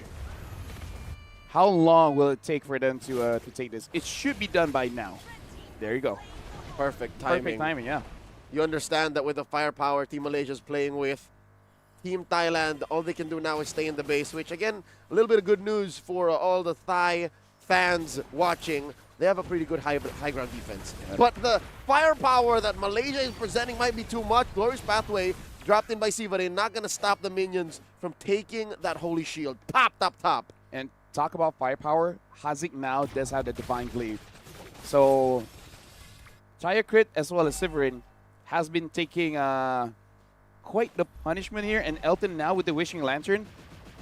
Malaysia's draft is basically saying that there's no tanks in this game. That does not exist. Everything is squishy. All of you are just Eve, essentially. All of you are Eve. All of you are Eve. Or all of you are Harith. Either way. Mid lane, Holy Shield popped as well. Lord coming through top. That's the bottom lane tier 2 going down. Hawk coming through. There's a defensive Holy push by Team Malaysia. Glorious Pathway, not going to be able to stop him. Sivarin falls. And I do believe Chayakrit will follow through. Double kill for Elton. Lafel, the end is near. Yeah, right now with the Lord inside the base, Hawk gets a kill onto the Harif. The Lord is still healthy. Team Malaysia wins game number 1. As soon as the draft began, I can already tell you, it was just too much for Team Thailand to expect that they would make it. You're going up against what? I think the only hero that needed farm for Team Malaysia was the Lunox. Yeah. Everyone else was pretty low to the ground. All this while, you were hoping that I would farm up on my Harith, farm up on my Yisun Shin, farm up on my Alice. Because again, you're up against a Lapu-Lapu. Mans is online at level 4. Yeah. Yeah, the problem is, in a vacuum, the heroes that Team Thailand took were good, in a vacuum. But when you put it together, put it in the context of what you have and what the opponent has, then it starts to skew a little bit, making the draft quite difficult to pilot because you're hoping for a lot of things to happen. And one of them is that the Kimi doesn't get online, the Lapu doesn't get online, and the Lancelot does not get into your face. And that's a lot to ask for, especially here in the knockout stage where Kimi, Lapu, Lance, basically lane winners, and then you put up a Harif against a Lunox. There were just no winning angles for Team Thailand. They were just losing on all fronts. If anything, that gold lane, the 50-50, was their last chance. Their only possible window to try and make it towards the 12, 13-minute mark. But alas, they couldn't. Ladies and gentlemen, here's a quick look back at the highlights. I can see a world where, yeah, Pianat would have held it down. Yep. Or Sivarin could have stopped the forward momentum of Team Malaysia, but against a team like Team Malaysia, it might be too much to ask because looking at the mid duo even, Gatot Kimi, yeah, 2 out of 3, and nothing was going to happen. It does look like Team Malaysia have a good understanding on the draft of Team Thailand because as awkward as some of the engages are, they basically understood this comp needs farm. So if you just force it out, even if we die, we're delaying them from the farm. And all the while, Lancelot is farming up freely. You know, Hawk is farming up freely. Elton, no ganks on the gold lane. It's good on Adrian as well as Kayum, basically sacrificing themselves just to make sure their cores get all the help that they need. And to a point, I feel like Hawk doesn't need that much. I feel like he got too much. I think Hawk had an easy game. Yeah. The only real threat to him getting caught out was the Hylos. Like, that was the only real easy catch. Our MVP is Team Malaysia's Elton on that Lunox, 9-0-5, not a single death, a respectable 755 GPM. It was a very fast game. I think that's the only reason why this GPM isn't much higher. Yeah. Especially considering that Elton really doesn't move around the map that much. He stays in his lane, and whoever comes through, he'll take them down. Doesn't matter if it's a Hylos or a Harif. I'm surprised he didn't build a Sky Piercer. I'm not. I think that was up next, like after the Holy Crystal. At this point, I feel like the game extended maybe like 5 more minutes. Yeah. The thing is, you might, like, Elton might even think that he doesn't need the Holy Crystal. He might just go for something like a Blood Wings instead because I feel like the damage from all sources of Malaysia is way too much. The only way that they could lose if somehow Pia does too much damage, Narubet does too much damage, and Pianat does too much damage. So either way, Team Malaysia, 11 minutes of the game, closing things out. Team Thailand, let's look at the items here. Pia only having 2 at 5,000 gold. Hawk, 9,005, so almost double. Just a few more minions, and Hawk would have gotten 10,000 gold there. So even from there, you can see quite a big difference. Oh, yeah. Hawk had a much higher GPM than Elton, which is, again... Wait, 13,000 gold difference. Yeah.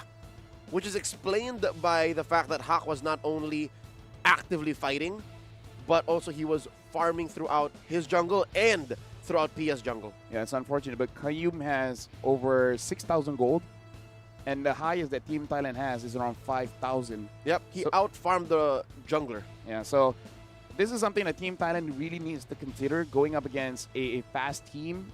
You might have to make sure that all lanes are winning lanes. If you need one to scale up, it has to be one. Max 2. Max 2. But even if it's max 2, it should not be on both ends, you know? Yep. Like, it cannot be EXP and gold.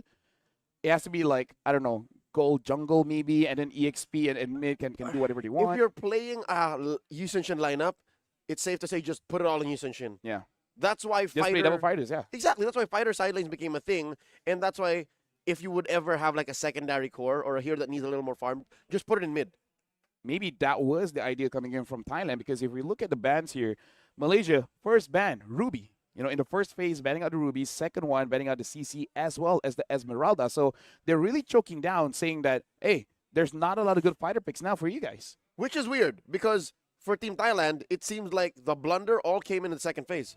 Yes. When they blew 4 and 5, picked the Harith and the Alice almost instantly in a single stroke, raised their tax bracket. Yeah. They suddenly said, yeah, we ballin'.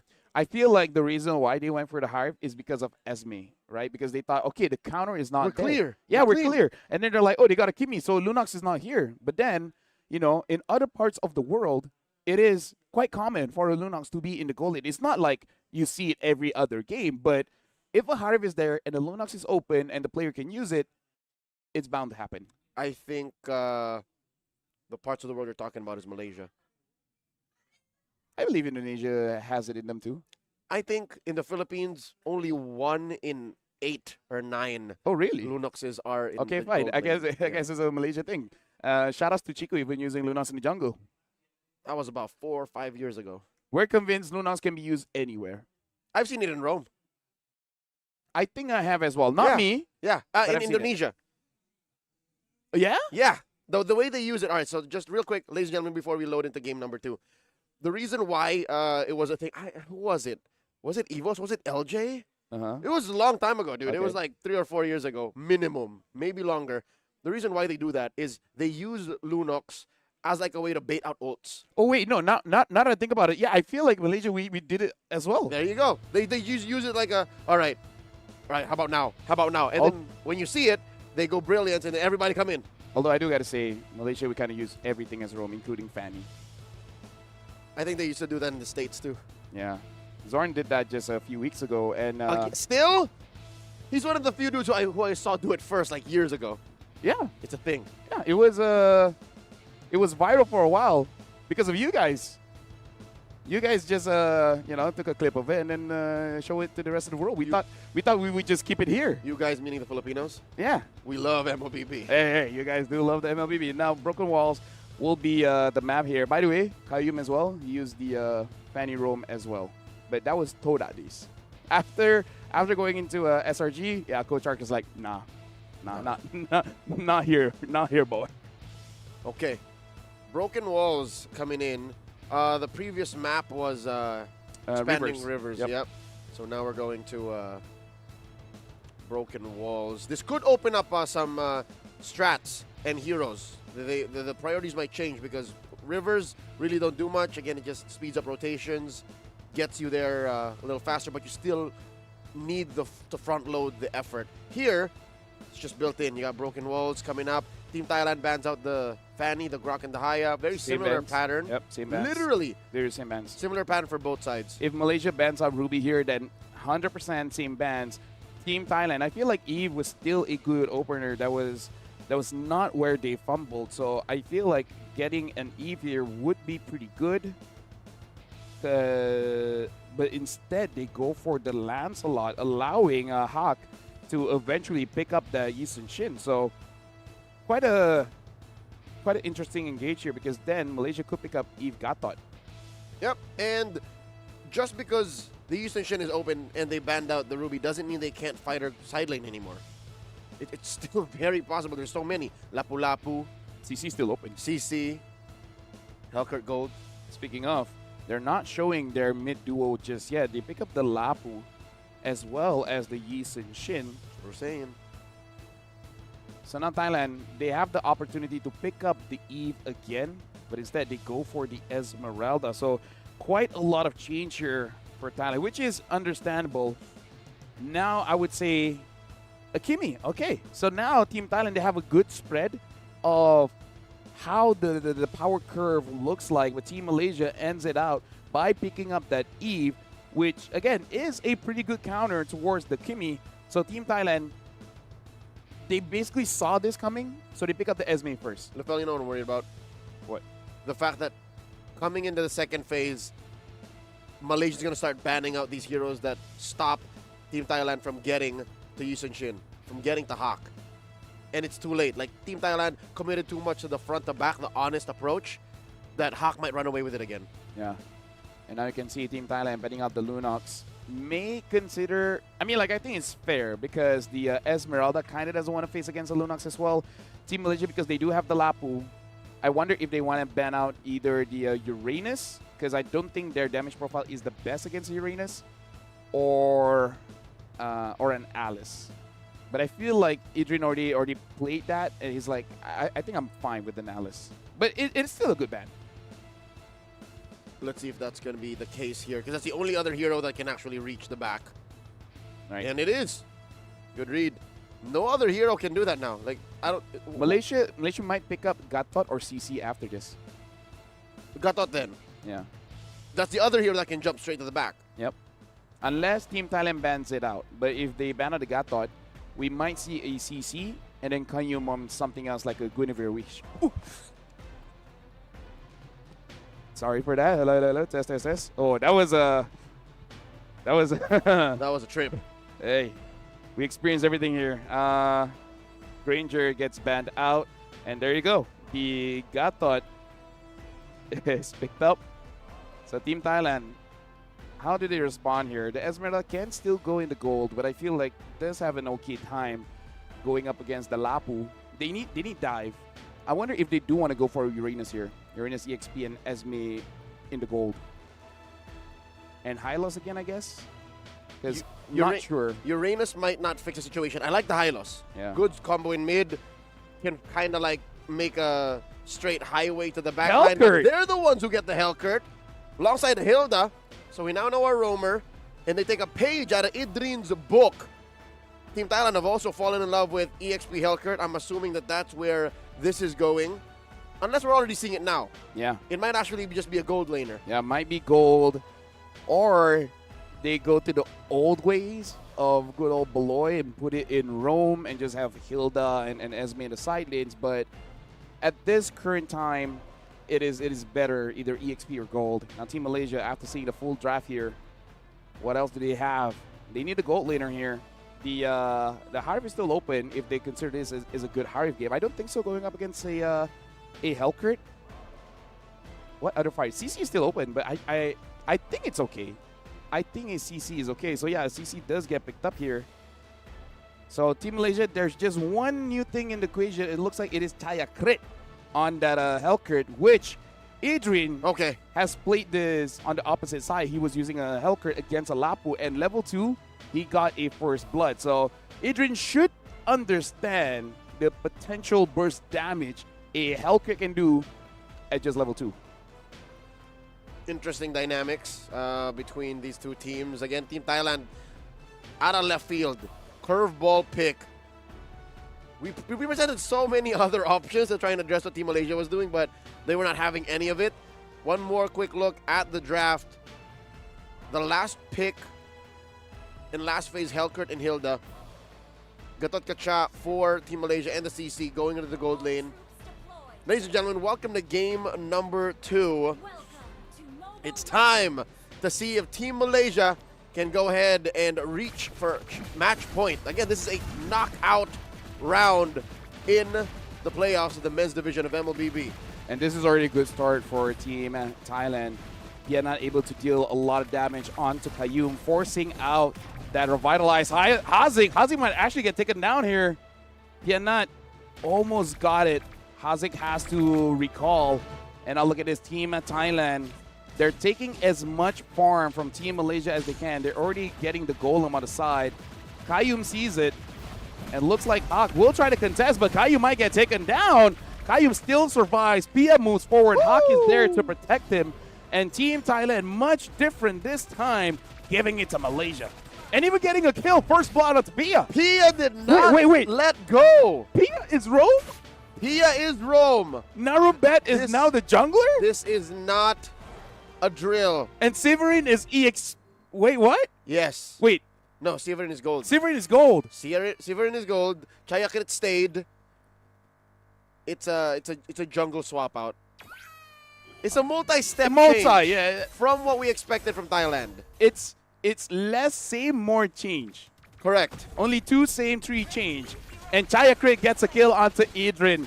We did set it up saying that the Hellcurt can solo kill the Lapu. You mentioned how Idrin should know. He should. That doesn't change the fact that it could still happen. He could force it out. Like, what are you going to do? And now here in the bottom lane, Severin. This is what you built. Severin getting on out of there. Gets hit with the tail end of Hawk's charged attack. Narobet starting up the Lord, rather the Turtle. Yep. So now Team Thailand should get this for free. But this is the move that we see from Team Malaysia. If things looks bad in the early game, then just trust Hawk. Give him all the gold. But look at this Team Thailand. They're preventing this. They're getting orange, but Malaysia did get the bottom turret. LaFella, is this just me or in the modern day of MLBB, that's the fastest we've seen a turret go down? Yeah. 2.5 minutes. Yeah.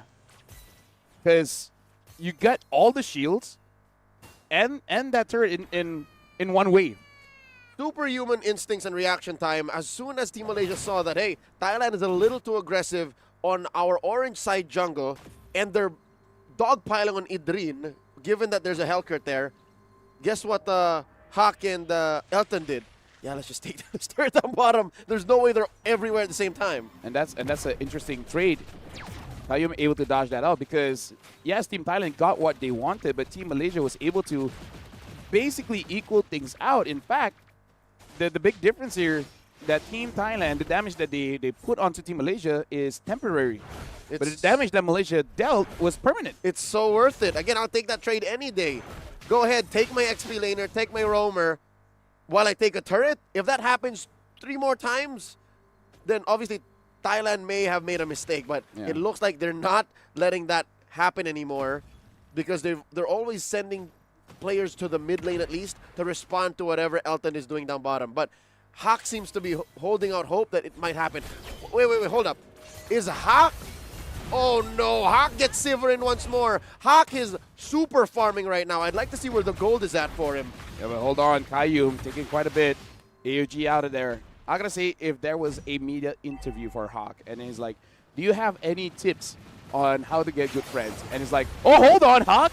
Let's take a bit of damage. Haze has to use the RWM and flickers out. Pia gets taken down by Hawk, and now more kills goes over to him, and he has the Hunter Strike. Finishing up my point is that if you need a friend, find someone like Idrin. It's like, hey, can you tank it up and let me farm? It's like, I got you, man. There's a reason why Idrin has been in the pro MLBB scene in Malaysia for a long, long time. Turtle here, still up. Gets clutched by Narubet.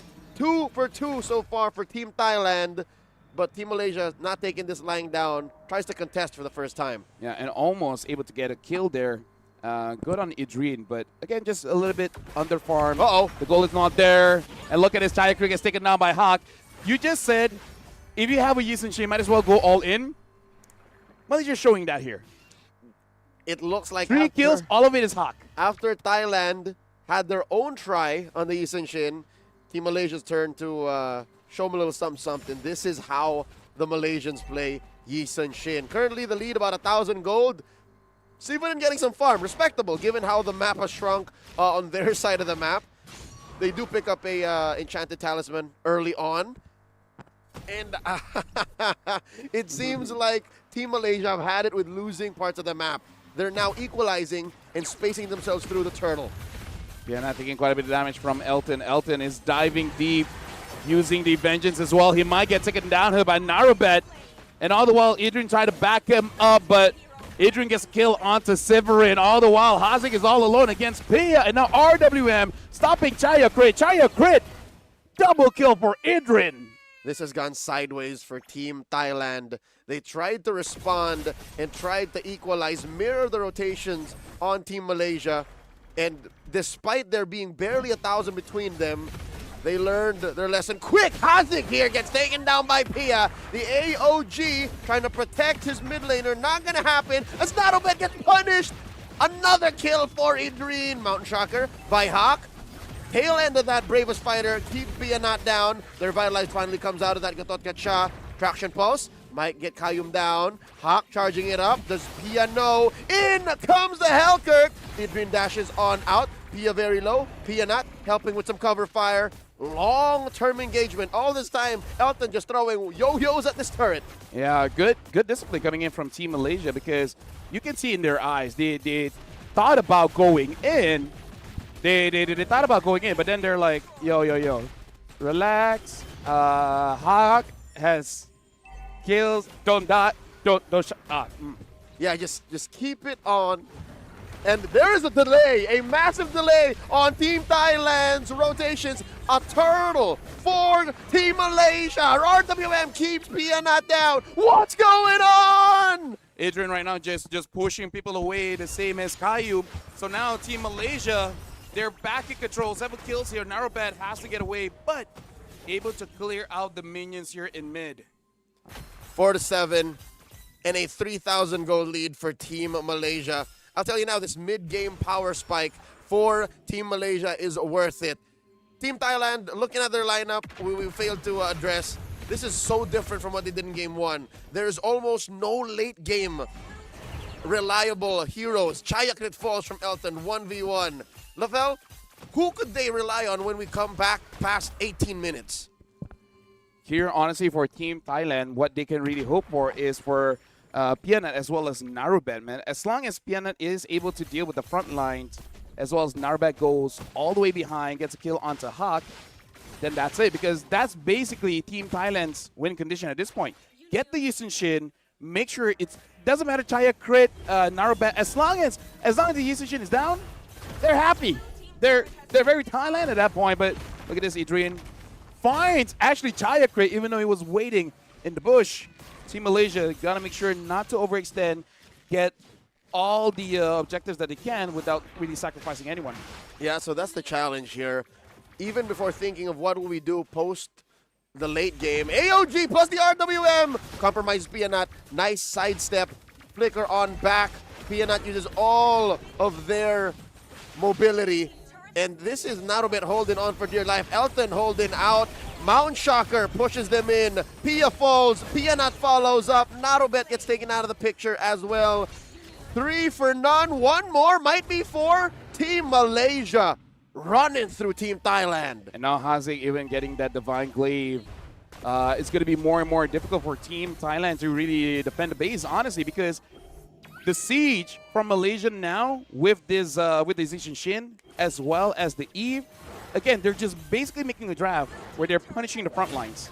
Elton is there, which also, again, like same as game number 1 on the Lunox, is a shredder. Hazik on this Eve, and Hawk just buying his time. He can be an assassin, he can be a marksman. At this point, he will choose to be more of a marksman, yeah, but when the time comes. Yep, he could be both, and that's what's painful. Going into the draft, Team Thailand could have easily picked up heroes or played around the fact that we need to find Hawk. But as later the game goes, as you mentioned, the front line will be shredded even before they could think of getting to Hawk.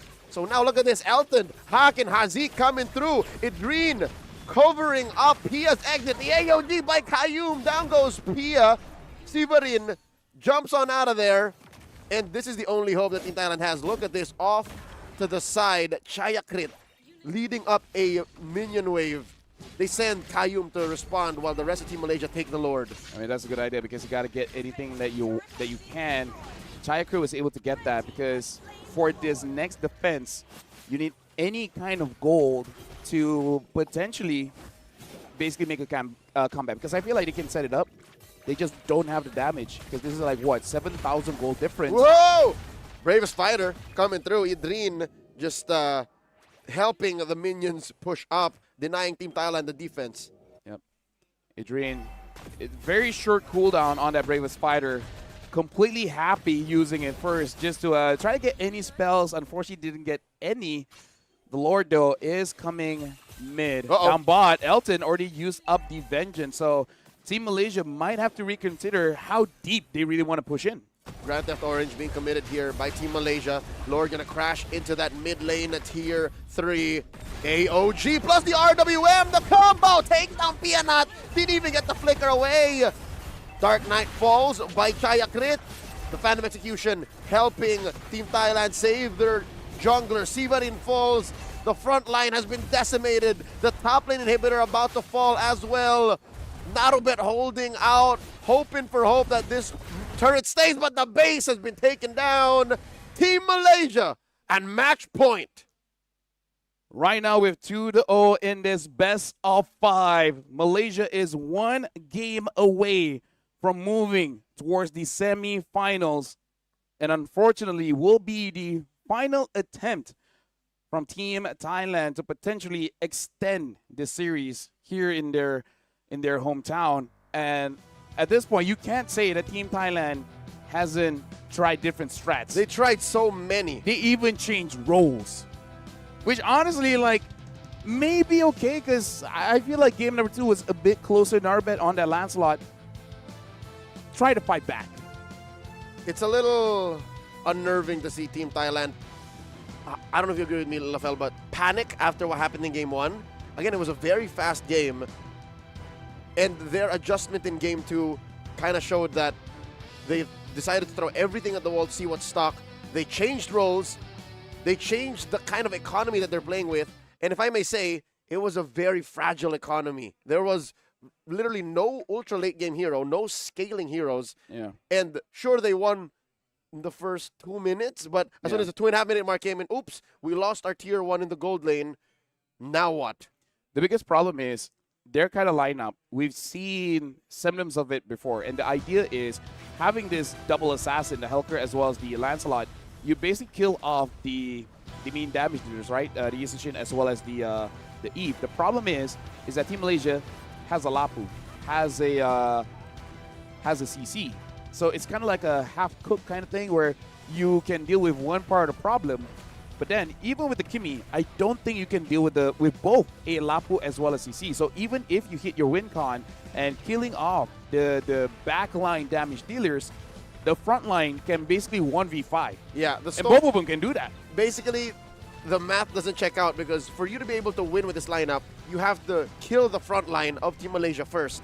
But they can kill you faster. Yeah. That's the problem. And once they missed out on that opportunity, I don't want to say they gave up, but they instead went and committed the resources to gaining more parts of the map because that's also something that this kind of lineup cannot do reliably, is to gain control of the map unless you're really winning.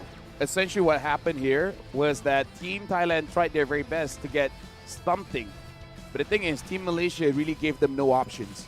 It's like they're closing off all avenues for you to get farmed so that you had to go split. You had to go the long way to get something that you desire. So good on Team Malaysia as well. Being quite disciplined not to give over kills because look at Hawk. Despite all the attempts, he did not die. I think he did well to keep himself scarce. This is, again, the macro sense that Team Malaysia share with each other. The bottom half of the map is where Hawk built his empire. And by the end of the game, even the inside of Team Thailand's base, he would call home. 7-0-3. He's the MVP, approaching the 900 gold per minute mark. For a good 3 or 4 minutes in the early game, he was farming out of Team Thailand's side of the jungle. And this is the impressive thing about Team Malaysia. Basically, like 3 or 4 out of 5 of the players are very selfless. So whenever you have a draft like this, and basically the coach says give everything to Hawk, he's like, I got it. And then Hawk, being the hype carry, has to have this awareness that you got to be the main damage dealer and you cannot die. So no matter what, out of everyone here, you're the one that cannot make a mistake. So a lot of pressure, but so far, he's executing it well. This might actually be a message that is hidden amongst the awesome highlights. What if there's a team somewhere? I don't know if it's Team Thailand coming up in the next few games that say, so that's the dynamic. What if we force Hawk to be the one who's selfish? That might be one way that Team Thailand can bounce back is, let's force all of these utility junglers onto Hawk.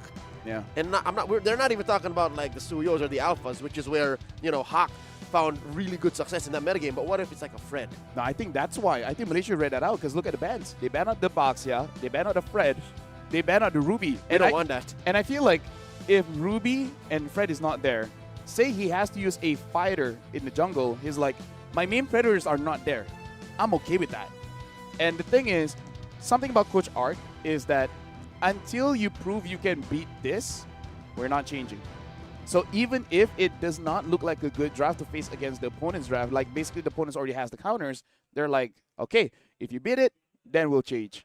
Until that, nah. Which is impressive. Again, it's one thing to be a jack of all trades and another to be the one who masters one hold 1,000 times. Yeah. But in this case, it's kind of a hybrid of both because they're covering up the worst case scenario. Yeah. And they're avoiding a situation where basically in the realm of martial arts, it's called dog boxing. Yeah. You're basically denying the opponent the pleasure of putting you in an awkward position. They're saying, just cover these and then regardless, you'll be fine. Yeah, because the crazy thing is in their own league back in Malaysia, for ever since Coach Ark was there, record every single season, they will have the lowest unique hero use. I call it, people call it one tricking. I call it efficiency. I mean, it's an easy argument. You guys don't ban it, so we're just picking it up. So you always say like, oh, this guy can only use Yi Sun Shin. This guy can only use Kimmy. It's like, you let it open. What am I supposed to do about it? We win with it. Yeah. Why not? I mean, like, if we lose, sure, we'll change. But until then, we'll just keep on going on. Speaking of which, this is going to be the final attempt from Thailand. Still possible Now or of, never. what you call it, a reverse sweep. But yeah, it is going to be quite difficult. And this is where it might be where creativity kind of hurts you a bit. But since now it is match point, we are going for a short break. But after this, we will resume the best of 5 of Thailand going up against Malaysia.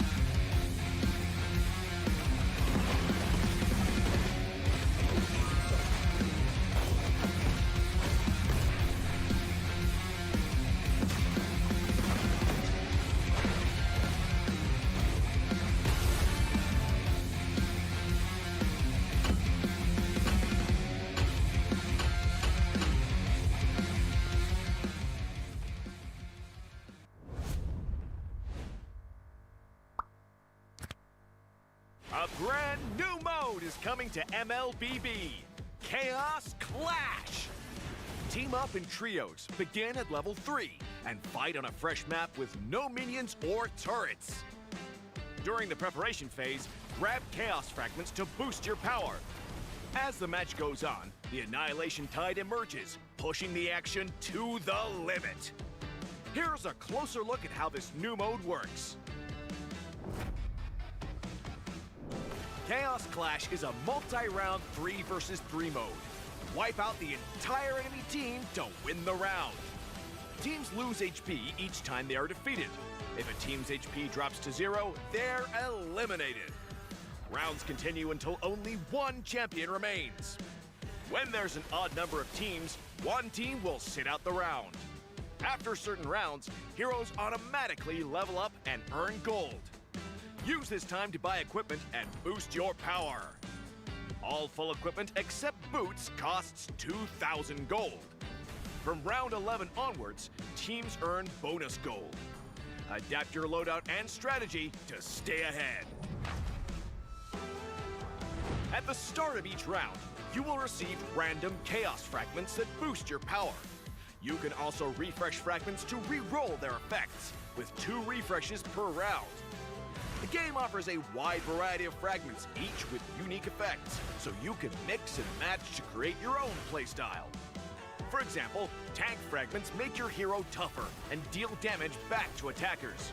Marksmen who pick range-enhancing fragments can safely deal damage from afar. And that's just the start! Countless other powerful fragments and combinations are ready for you to try. As rounds progress, the Annihilation Tide starts shrinking across the map. Heroes outside the tide take sustained damage. Master this mechanic, and it can swing the battle in your favor. For instance, heroes with knockback or displacement abilities can push enemies into the tide. Surprise your opponents and watch them struggle against the sustained damage. The new 3 versus 3 mode, Chaos Clash, is coming soon. With a variety of chaos fragments, every match brings a fresh experience. The shrinking zone adds fast-paced, thrilling action, and new map buffs further empower heroes. Exciting, innovative, and powerful new strategies await. Are you ready to try them all?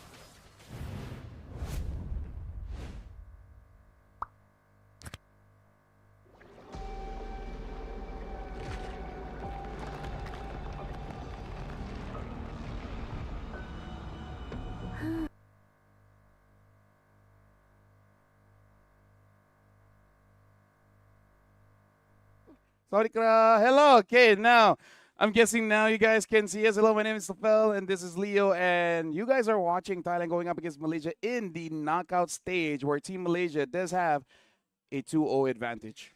Basically, match point, now or never. If ever Thailand were to bring out their aces, this has to be it. I suggest stick back to your original roles. Yeah. I don't think that was the adjustment. The adjustment should have been fix the economy, which they kind of did in game number 2. It's just they may have taken it to 11, which was a little too much. Yeah.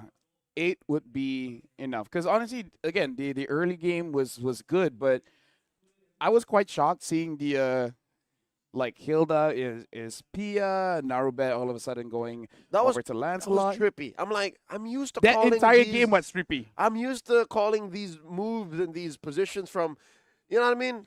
Yeah. And what upsets me the most is the fact that it didn't really lead to much. You know, like you expected if you have such a huge change. Like maybe that was a secret weapon that they've been hiding the entire tournament. That plays very differently.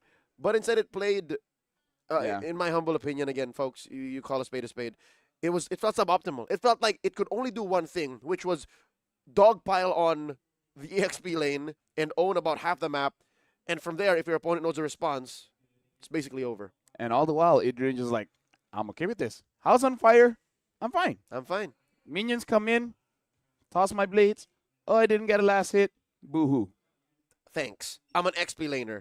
Guess what? I'm used to this. Yeah. I survived the winter of Uranus and Esmeralda. This is fine. Sees 4 people is like, you think I'm gonna run? I can 1v4. I might die, but I'll do it. And he didn't die, of course. Yeah, it's that kind of mentality. He did a couple of times, but it's that kind of mentality that allows for the rest of Team Malaysia's map to still progress despite the aggression that Team Thailand was showing. Because again, you draft Hilda, a Helkert, a Lancelot. Don't really mind the Esmeralda, Kimmy, sure, but those kind of heroes rotating around the map, sure, it's scary, but what if they're all the way in the other side of the map? That's what made Hawk the MVP farm up like a madman and build his empire from, the scraps that he got. Although I do got to say, this is something that I remember even before Yi Sun-shin was changed. This is one of those memes in the MLBB community. It's like, you're having such a good game, but then you're like, wait, we haven't seen the Yi Sun-shin for 8 minutes. Yeah. And all of a sudden, he appears in front of you at level 15, you're like, bro. That's why. Dude, like Yi Sun-shin has been that kind of monster since basically the inception, and now after the changes, it's just much better. And that's basically what Hawk did. Bring back Team Thailand to pre-Yi Sun-shin change days. For a good chunk of the game, you never see the guy. And when you do, it's like, oh wait, you're full items? Well, what to do? And it's kind of the same problem. You know the guy with a bike and a stick meme? Oh, yeah. It's the same as like, let's go attack Team Malaysia's map, but don't bother the Yi Sun-shin. And then, who did this? Yeah. You guys did, because you did not address the problem. They left. I don't even know who the gold laner was anymore. Yeah. In game number 2, was it Pianat? It was not Piana. Piana was the mid. Pia was the roam. Chaya Crit was the EXP. So that kind of stayed. So that means Sivarin became gold? Yes. Sivarin went from mid to roam to gold. Okay, so they left Sivarin to go like, hey. And Sivarin keeps on getting ganked. Exactly. Hey, is the CC and the user shield still there? I think so. Okay. And they didn't do anything about it. Yeah, so I feel like when it comes to like what's going on, it's really just it might have looked different if they attacked that part of the map and got the same success as Team Malaysia, right? Because what Team Malaysia did is, number 1, they got a kill. Number 2, they got a turret. And number 3, they got a kill again. And number 4, they got a turret. And they got the jungle. So what Team Thailand got is they got the jungle. They didn't get a kill. They didn't get a turret. So it was never an equal trade. Nope. Speaking of, right now, folks, we are jumping in to game number 3. Malaysia is at match point. And Elton and Kayyum are just looking into the camera like, what's up? Either way, Malaysia banning out the Eve as well as Upper Kabar. Thank you very much. Why do I say it like that? I could have said it normal. Either ways, What do you mean? apakaba. Oh, That's like the most casual way. But then if you like want to put an accent on it, we're wearing suits. it's like, hey, apakaba. And look at that. Now all 3 of them. No, 4 of them. They're just looking at the camera and be like, who's going to blink first? Why is Idrin not a part of this? Oh, wait, he is. Yes, all 5. They're not even looking at the bands. They're like, Coach, you got it, right? This is all Coach Arcadia. Otherwise, just give me a sign. I was like, wait, have they banned something yet? Okay, not yet. Okay, we can still keep on going. Okay, there goes the Bakcha the Fanny. A slight adjustment here. No longer is there that big of a focus on junglers. They opened up the Hayabusa, at least for now. Yeah, because honestly, their previous ban was the Fanny Grok Haya. So yeah, quite a bit is going to be open here. And Team Malaysia, again, looks like they really don't want to face against a heavy front line. They're banning out the Uranus after banning out that Ruby. So Team Thailand, quite a bit is open here. The Grok is open. The Fanny is open. The Haya is open. And maybe we'll see a Fanny here because the Jushin gets banned. It should be a Grok first pick. Unless Team Malaysia, they don't want to take the risk and just pick up something like a Yisun Shin first pick. Or a Lapu Lapu. Oh, wait, Fanny bad. Sorry, my bad. I was seeing a different hero. Yep. So all of these, Yisun Shin, Lapu Lapu, Grok, heroes you don't often get. And it looks like Kayum will be taking control of one of the most banned heroes in the SEA Games. Team Thailand can respond by getting the Yisun Shin plus Lapu Lapu. I mean, like, as a roamer, if the Grok is open and my other roles are saying this and that, I'm like, bro, give me the Grok. You guys can have the crumbs. But now it looks like Team Thailand picks up the Kimi as well as the Hilda, which is something they used before. And it actually was good, right? They pressured mid. They got into the jungle. It's good. This was game 2. And they put up a very good effort to choke out Team Malaysia's economy in the early. So now they just got to bridge that. They have to find a way to find a balance between their aggression and the promise of a solid power spike going into the late game. Malaysia have a response here. 2 picks to close up their first phase. Do you still use Shin? Nope. Looks like no. He wants the Lancelot, so just switching it up. And this time for Team Malaysia, they pick up the Esmeralda, which is still a flex because both Adrian as well as Elton can use quite well. Hiding what is going to be Hazik's hero because his most used have now not been accessed to him. The Kimi, the Eve, as well as the Jushin. So whatever to pick next, Thailand should not use a big alt hero because there's always a chance that Malaysia might pick up that Valen for Hazik. Yes. The best play for Thailand, no matter what happens here in Red 3, is to ban out the Farsa. Ban the Farsa Red 4, and then Bob's your uncle. What else is left for Hazik then? Hazik has quite a big hero pool, even opting for a Hellkurt mid once. And I remember that game because it was basically a 1v9. It was interesting. Not recently. That was like a while back. I think 1 season after his debut. But, by the way, you want to know one interesting fact about Hazik? Yes. Ever since he entered the MPL, he's won best mid laner every time. He's always the best mid laner in every season he's been part of. If he didn't get 1, it was just 1.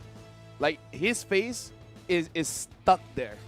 The designers doesn't have to change. Well, that's why he's a national athlete. That's why we're here. There's the Farsa ban, as telegraphed by Team Thailand. Team Malaysia, they can start choking out gold lane choices. Thailand has to ban out Selena. That's the other. That has to be banned. Other Stormy pick. Yep, that has to be banned. They should not let that Selena go. So now Team Thailand, if there's any other threats, maybe the Lapu, because Lapu can deal with the Yisun Shin as well as the Kimi or Yuzong. Either or, I think it's Selena fine. or Lapu ban. Actually, you know what? Selena ban, pick the Lapu. There you go. Perfect. Unless Malaysia bans it because, you know, they're on that train too. True. But yeah, if they ban a Lapu, you use a Yuzong. You know, you work in a similar fashion. But different weapons. Yeah, but I don't know if the Yuzong is good right now. Hey, you don't know who's going to use it? Right.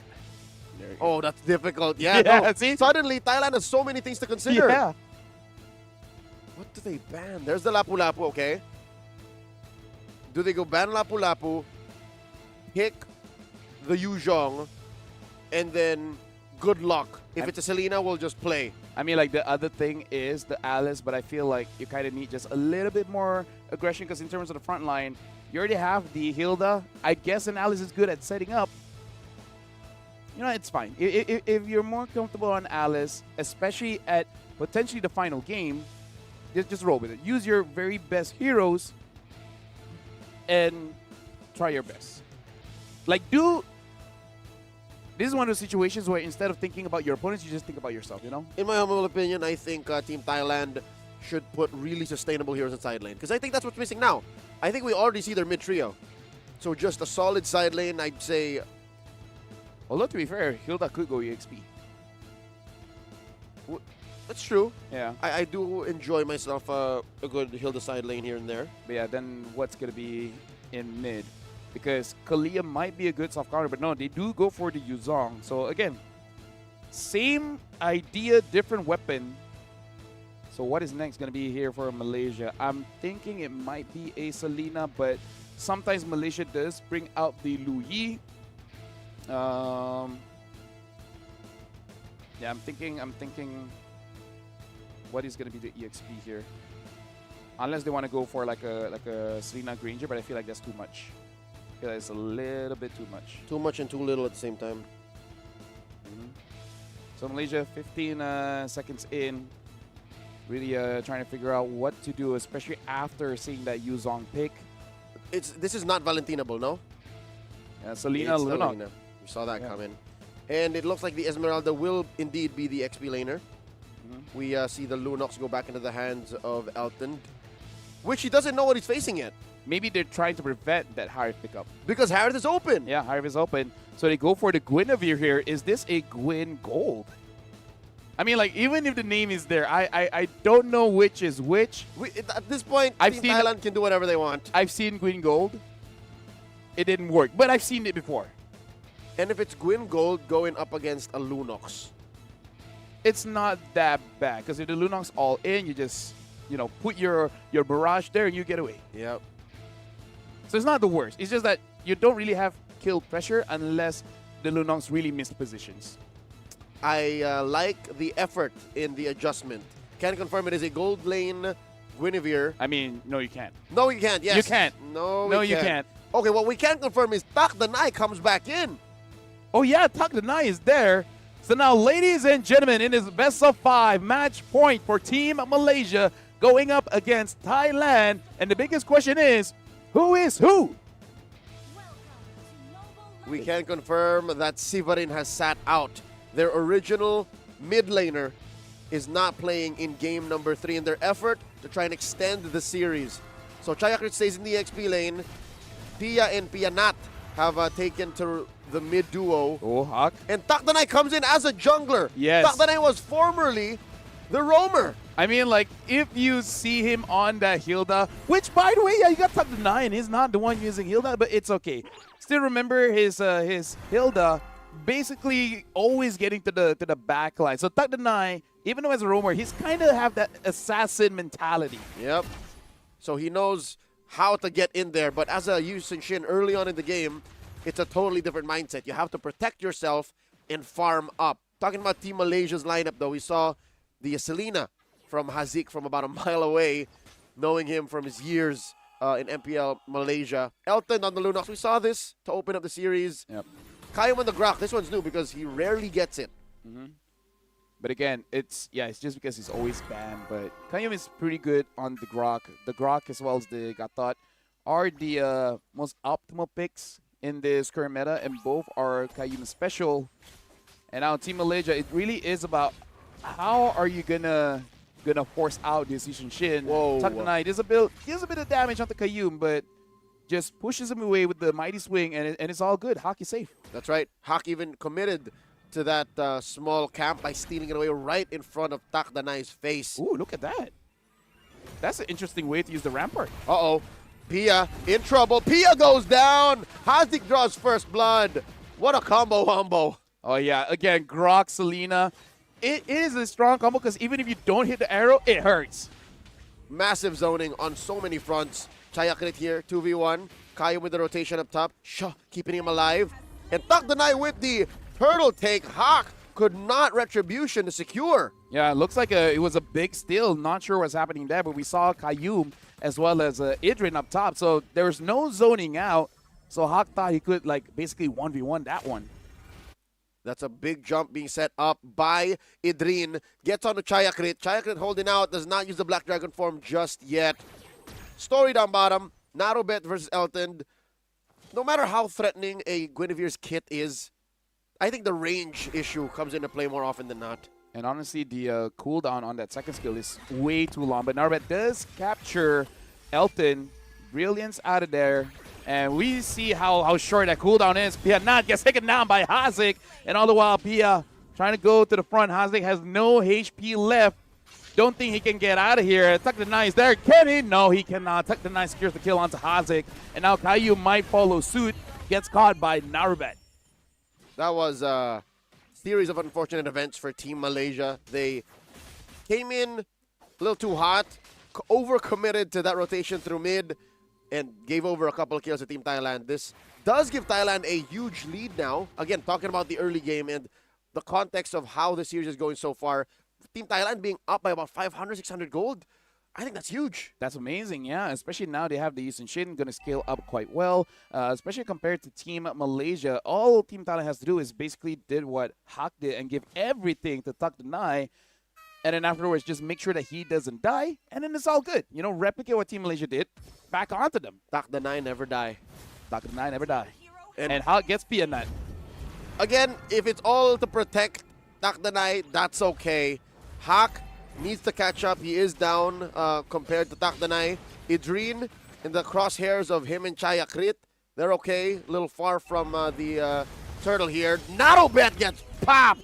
Elton gets a kill. Yep, Kayum is moving quite a lot here on this Grok. Make sure he basically visits every single lane. Speaking of, Idrin looks like he is trying to pressure Takdanai away from his farm. But again, Takdanai should be able to farm up relatively safe. Hazik, can he actually get an arrow onto Chayakrit? Looks like Hawk should get this for free. That's it. First turtle for Team Malaysia. And Chayakrit may have crossed over a little too deep. The Black Dragon form cannot save him there. 2 wins for Team Malaysia across 2 different fronts on the map. And it looks like they're trying to force this out, but Hazi can gang. Hazi tries to get away, cannot. Tuck the Nai secures the second kill for himself. And now the goal lead. Even though Malaysia is on top, but Thailand, they're not losing by much. Idrin picking this fight, putting some shields on the Pia. Pia jumps into the brush, gets some healing, sends him home. Team Thailand holding on. It's a decent lead that Team Malaysia have suddenly grown here. About 1,000. Elton! Too much between Takdanai and Narrowbet for Lunox to heal up. Yeah, guessing already uses the Brilliance, so had no choice.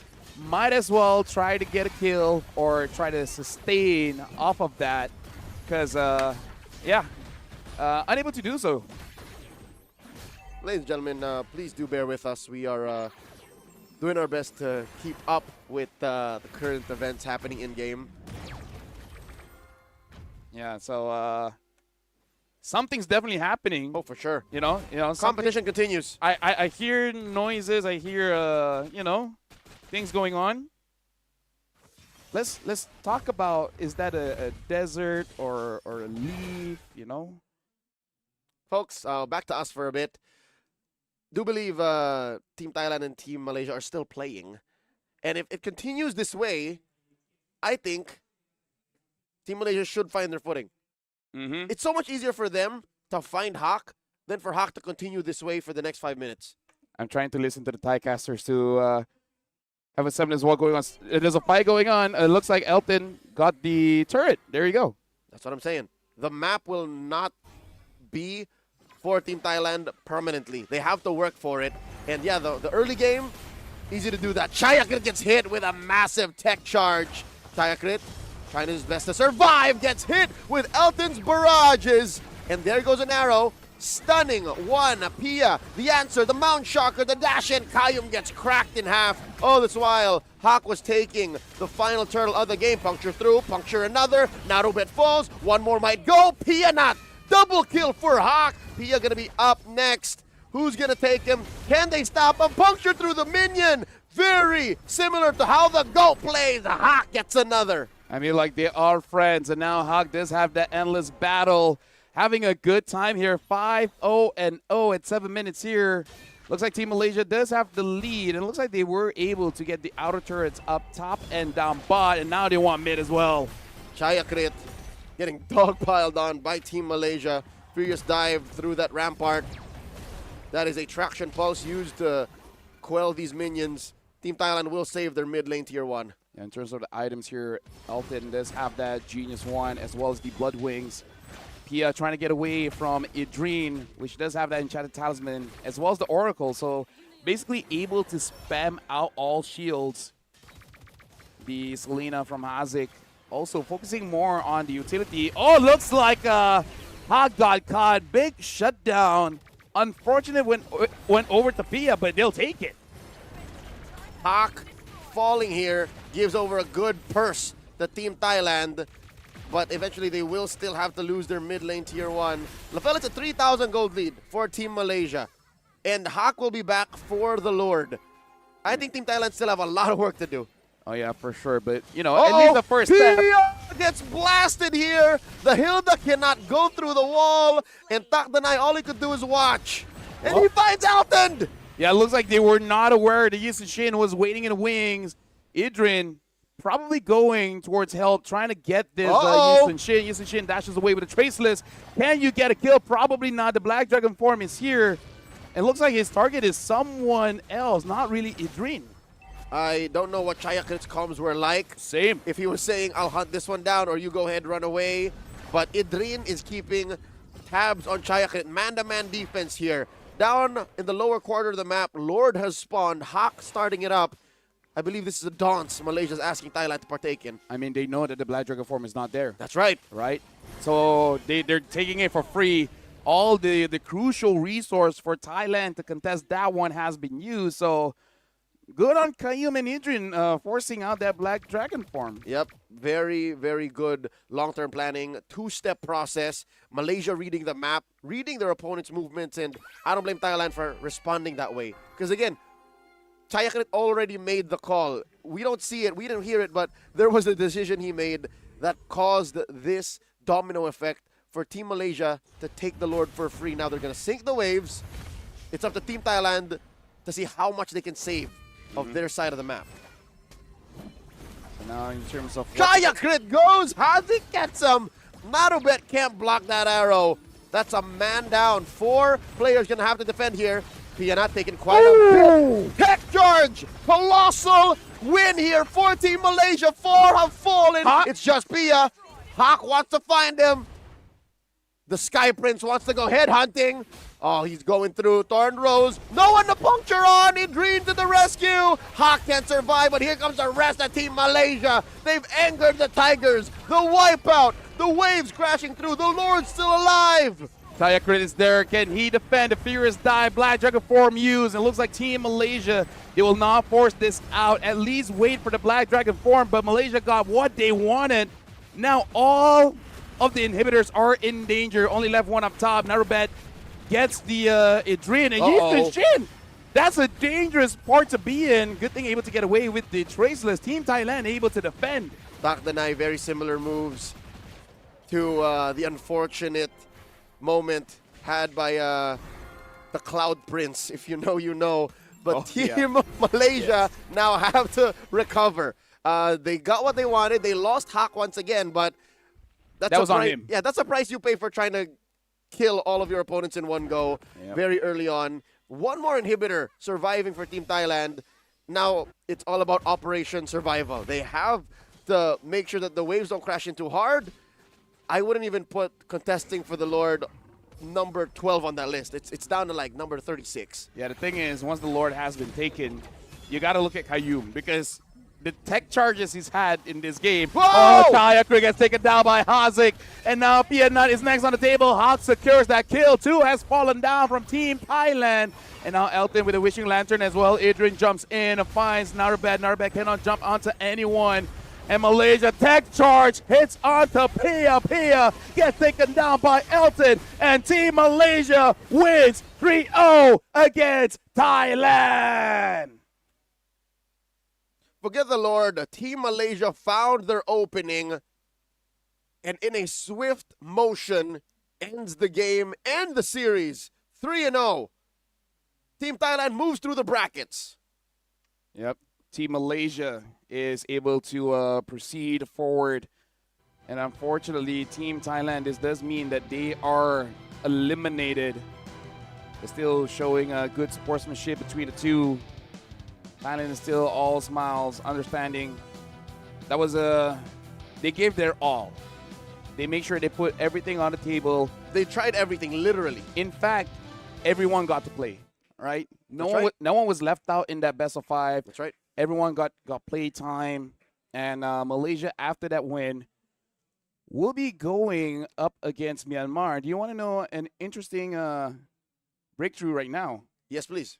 Indonesia and Vietnam are currently 1-1. 1-1 in 1-1. Simultaneously happening matchup in the quarterfinals. Vietnam was able to score 1 over Team Indonesia. Ladies and gentlemen, if this stream is happening elsewhere, we beseech you to try and watch that as we try to break down how this series went, this last game especially for Team Thailand and Team Malaysia. But yeah, 1-1, LaFell. By the way, Vietnam used a Kaja and able to take down.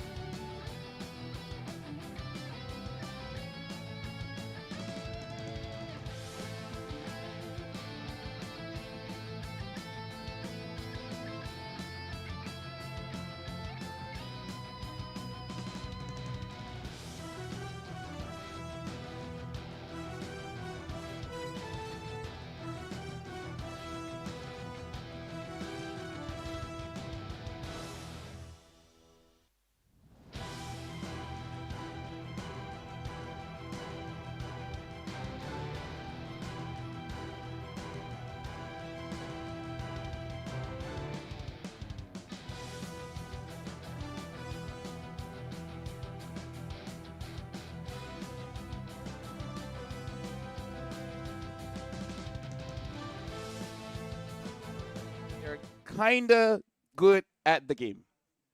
They know how to use those heroes. I hear they've won a few things over the past couple of years. Some tournaments here and there, on the side. And in the middle, and the front, back, up top. Past half a decade. A few. But either way, the very first SEA Games. Yeah. After I was there, I got third. I'm still happy. Oh yeah, for sure. That is not to downplay your achievements. No. It's more to just show how far we've come. Afterwards, on broadcast, it should be Philippines going up with either Indonesia or Vietnam. What a trip would that be? Because we know that Indonesia and Vietnam had to fight tooth and nail to get there, and then the Philippines just waiting. Yeah. I'm pretty sure they're watching the match as well, considering the options. Because, again, if it's a tight match, you're kind of using everything here. Speaking of, I see the drafts here coming in from Team Vietnam. I see a Kaja, I see a Helker, I see a Sicilian. On the same draft, they played Helkert and Sicilian. And we've been asking for Sicilian. We've been asking for Kaja. We've been talking about how, this hero could evolve and change, while Indonesia's just sticking to their guns. This is the same meta game we've been playing and watching for the past quarter. Yeah, not a lot has changed. Nothing against it. It's just, I'm saying, compared to Vietnam. Yeah. Although it does look like Team Indonesia, they're a bit more open, not forcing out those assassin junglers, willing to have a Fredrin in the fray and picking up the Claude as well. And it is one of Kabuki's favorite heroes, so I can definitely understand why. Where you want to get match point in that one, use your favorite heroes. Finally, Kabuki won with a Uranus Gold. Wait. That opener. Wait. Is it though? Is it? Could be CC. Could be CC. Could be CC. We'll have to check it on the stream, but in a lineup where you actually, yeah, could be, yeah, could be because of how it's arranged right now. Yes. Yeah. So looks like we are just waiting here for the update of Indonesia against Vietnam, considering that their games have been finishing roughly around 15 minutes ish on average. I would say 13. Yeah, looks like we're just waiting on this one. Familiar territory. Yep. I think it's time for us to wrap it up. Well, if that's what's going on, I'm happy. We're going for a short break, but after this, we will see who will be the ones going up against Team Philippines in the semifinals.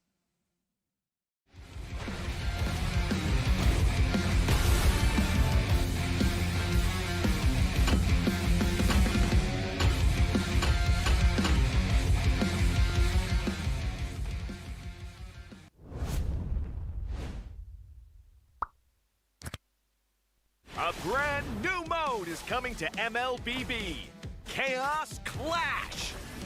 Team up in trios, begin at level 3, and fight on a fresh map with no minions or turrets. During the preparation phase, grab Chaos Fragments to boost your power. As the match goes on, the Annihilation Tide emerges, pushing the action to the limit. Here's a closer look at how this new mode works. Chaos Clash is a multi-round 3 versus 3 mode. Wipe out the entire enemy team to win the round. Teams lose HP each time they are defeated. If a team's HP drops to 0, they're eliminated.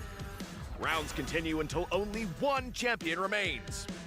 When there's an odd number of teams, one team will sit out the round.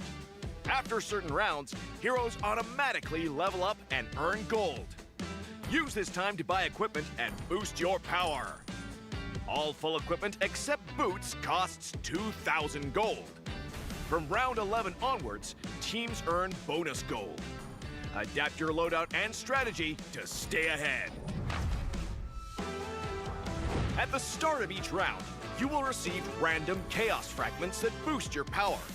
You can also refresh fragments to re-roll their effects, with 2 refreshes per round. The game offers a wide variety of fragments, each with unique effects, so you can mix and match to create your own playstyle. For example, tank fragments make your hero tougher and deal damage back to attackers. Marksmen who pick range-enhancing fragments can safely deal damage from afar. And that's just the start! Countless other powerful fragments and combinations are ready for you to try. As rounds progress, the Annihilation Tide starts shrinking across the map. Heroes outside the tide take sustained damage. Master this mechanic, and it can swing the battle in your favor. For instance, heroes with knockback or displacement abilities can push enemies into the tide. Surprise your opponents and watch them struggle against the sustained damage. The new 3 vs 3 mode, Chaos Clash, is coming soon. With a variety of chaos fragments, every match brings a fresh experience. The shrinking zone adds fast-paced, thrilling action, and new map buffs further empower heroes. Exciting, innovative, and powerful new strategies await. Are you ready to try them all?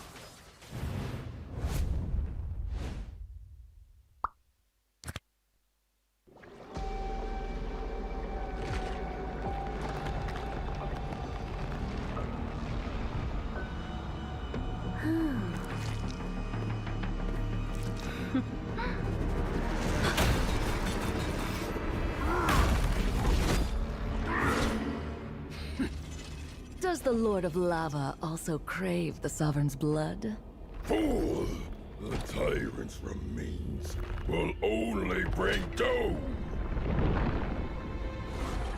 Under her brutal dominion, our warriors were corrupted into foul bonds of decay. Sovereign of the Abyss, Obsidia. Her curse still flows within the Sovereign's blood.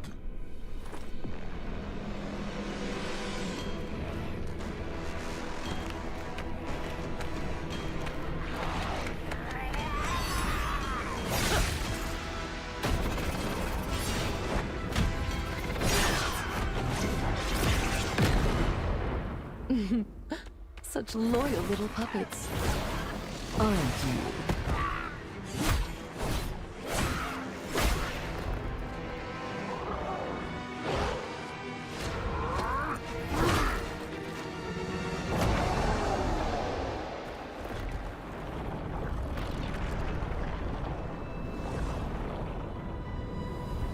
You are merely a puppet, no different from my spawns. Bow to me. Keep your throne, or be destroyed. The Abyss bows to no one.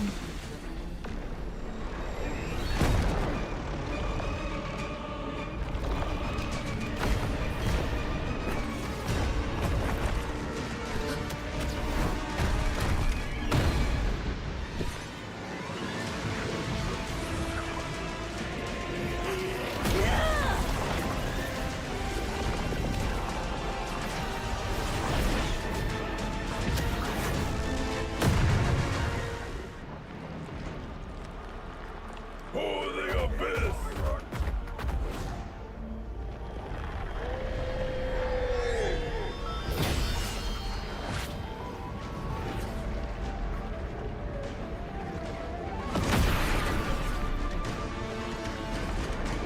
These wretched spawns reek of its corruption.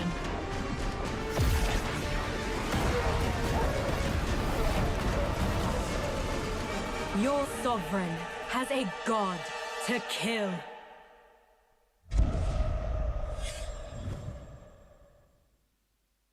Hello, everyone, and welcome to another patch preview.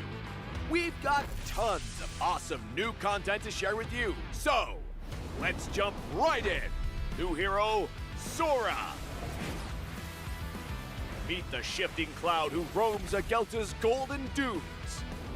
As a fighter hero, Sora's kit is all about transforming into powered-up forms through combat and unleashing an unrelenting barrage with his ultimate. We can't wait to see you guys pop off with him. This year, we've been constantly improving the gameplay of roaming and EXP lane, and it's been awesome seeing some OG heroes make their comeback. Later, we'll be rolling out balance changes for the upcoming M7 Championship, recognizing the unsung roamers, rewarding skillful plays, and keeping the meta fresh. Through these goals and more, we're committed to elevating your game experience. This patch also packs improvements for many features. A brand new clip sharing feature is also dropping soon. You'll be able to clip and share your plays instantly with a recording overlay. So, get ready to show off those stylish skills to all your friends. That wraps up our new patch preview. Hope everyone will enjoy all the new content. And until next time, we'll be seeing you in the Land of Dawn.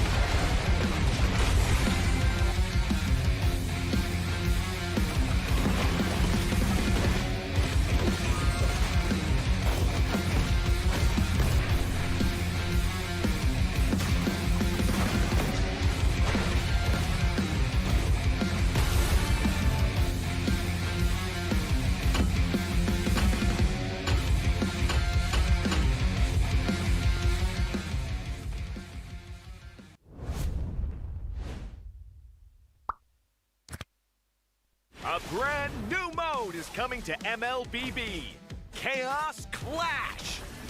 Team up in trios, begin at level 3, and fight on a fresh map with no minions or turrets. During the preparation phase, grab Chaos Fragments to boost your power. As the match goes on, the Annihilation Tide emerges, pushing the action to the limit. Here's a closer look at how this new mode works. Chaos Clash is a multi-round 3 versus 3 mode. Wipe out the entire enemy team to win the round. Teams lose HP each time they are defeated. If a team's HP drops to 0, they're eliminated. Rounds continue until only one champion remains. When there's an odd number of teams, one team will sit out the round. After certain rounds, heroes automatically level up and earn gold. Use this time to buy equipment and boost your power. All full equipment except boots costs 2,000 gold. From round 11 onwards, teams earn bonus gold. Adapt your loadout and strategy to stay ahead. At the start of each round, you will receive random chaos fragments that boost your power. You can also refresh fragments to re-roll their effects, with 2 refreshes per round. The game offers a wide variety of fragments, each with unique effects, so you can mix and match to create your own playstyle. For example, tank fragments make your hero tougher and deal damage back to attackers. Marksmen who pick range-enhancing fragments can safely deal damage from afar. And that's just the start! Countless other powerful fragments and combinations are ready for you to try. As rounds progress, the Annihilation Tide starts shrinking across the map. Heroes outside the tide take sustained damage. Master this mechanic, and it can swing the battle in your favor. For instance, heroes with knockback or displacement abilities can push enemies into the tide. Surprise your opponents and watch them struggle against the sustained damage. The new 3 versus 3 mode, Chaos Clash, is coming soon. With a variety of chaos fragments, every match brings a fresh experience. The shrinking zone adds fast-paced, thrilling action, and new map buffs further empower heroes. Exciting, innovative, and powerful new strategies await. Are you ready to try them all?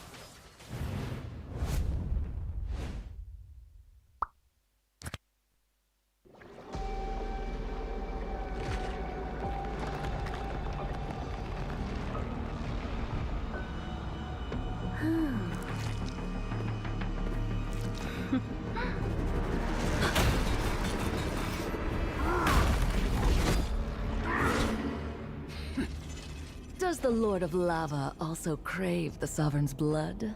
Fool! The tyrant's remains will only bring doom! Under her brutal dominion, Our warriors were corrupted into foul bonds of decay. Sovereign of the Abyss, Obsidia. Her curse still flows within the Sovereign's blood.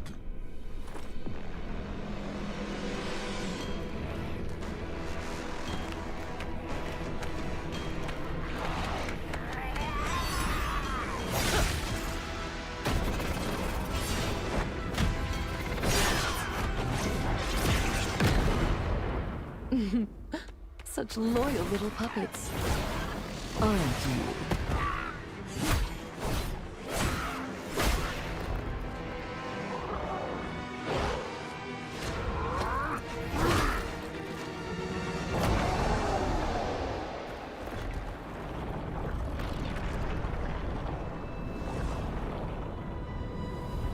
You are merely a puppet, no different from my spawns.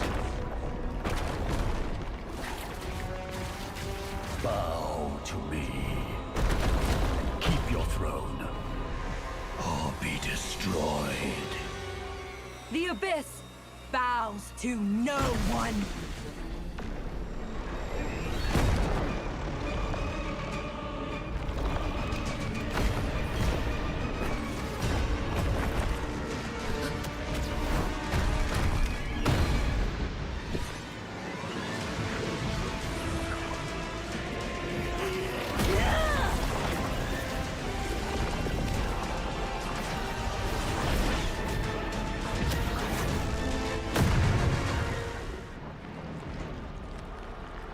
For the Abyss!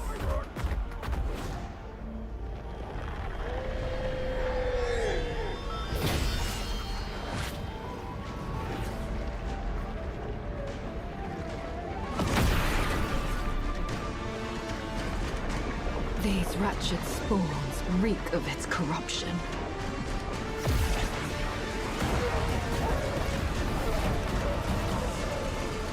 Your sovereign has a god to kill.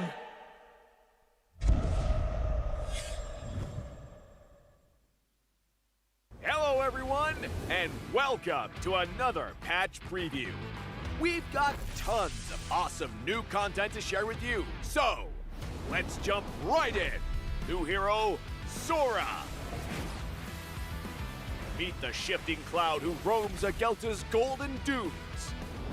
As a fighter hero, Sora's kit is all about transforming into powered-up forms through combat and unleashing an unrelenting barrage with his ultimate. We can't wait to see you guys pop off with him. This year, we've been constantly improving the gameplay of roaming and EXP lane, and it's been awesome seeing some OG heroes make their comeback. Later, we'll be rolling out balance changes for the upcoming M7 Championship, recognizing the unsung roamers, rewarding skillful plays, and keeping the meta fresh. Through these goals and more, we're committed to elevating your game experience. This patch also packs improvements for many features. A brand new clip sharing feature is also dropping soon. You'll be able to clip and share your plays instantly with a recording overlay. So, get ready to show off those stylish skills to all your friends. That wraps up our new patch preview. Hope everyone will enjoy all the new content. And until next time, we'll be seeing you in the Land of Dawn.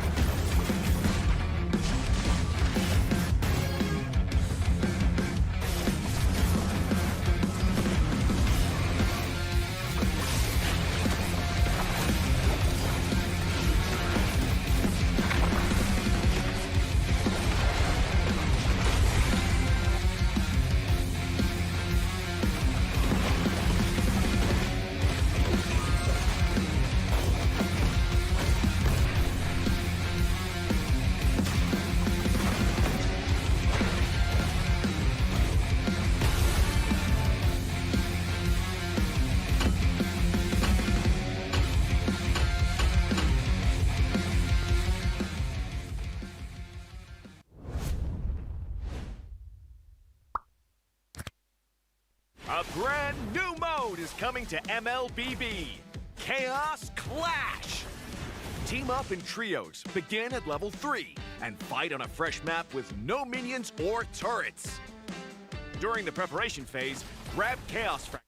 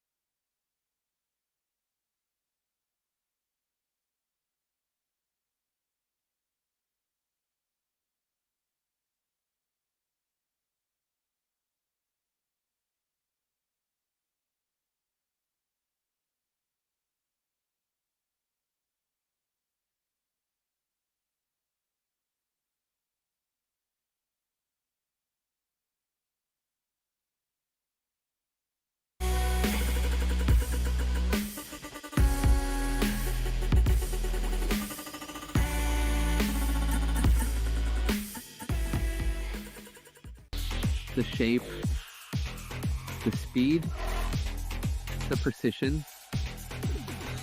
Built with pros, made for esports.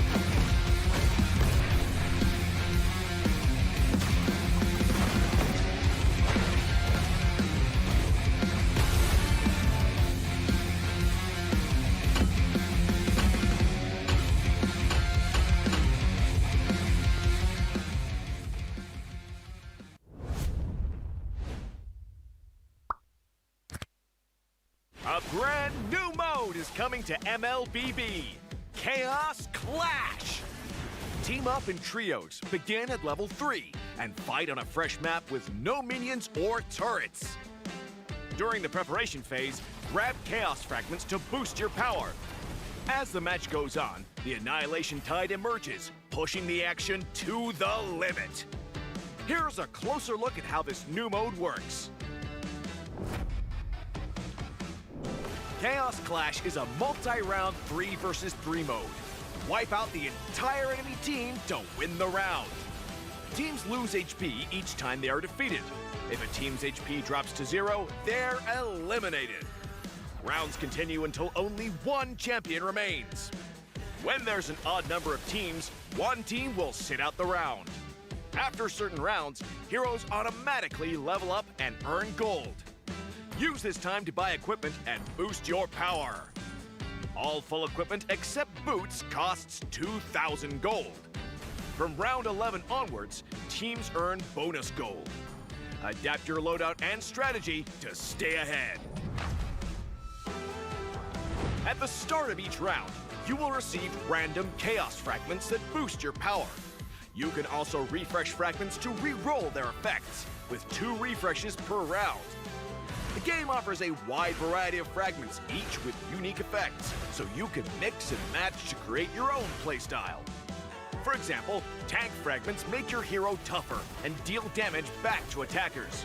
Marksmen who pick range-enhancing fragments can safely deal damage from afar. And that's just the start! Countless other powerful fragments and combinations are ready for you to try. As rounds progress, the Annihilation Tide starts shrinking across the map. Heroes outside the tide take sustained damage. Master this mechanic, and it can swing the battle in your favor. For instance, heroes with knockback or displacement abilities can push enemies into the tide. Surprise your opponents and watch them struggle against the sustained damage. The new 3 versus 3 mode, Chaos Clash, is coming soon. With a variety of Chaos Fragments, every match brings a fresh experience. The Shrinking Zone adds fast-paced, thrilling action, and new map buffs further empower heroes. Exciting, innovative, and powerful new strategies await. Are you ready to try them all?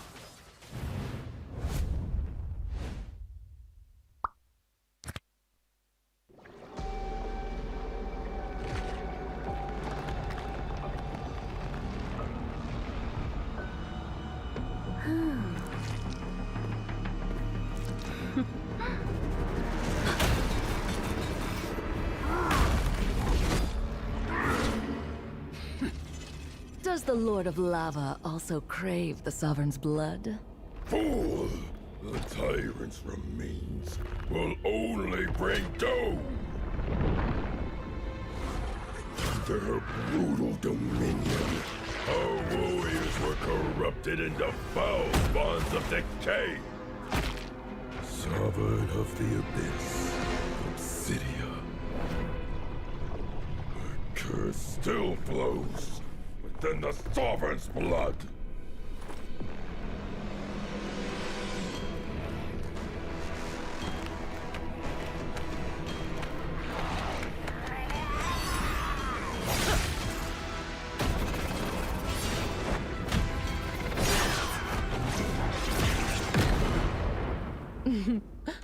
such loyal little puppets. Aren't you?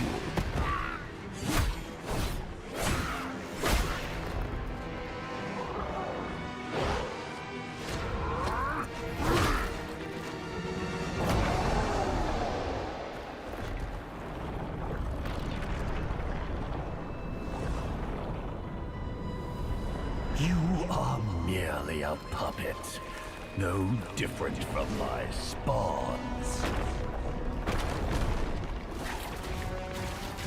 Bow to me. Keep your throne, or be destroyed. The Abyss bows to no one.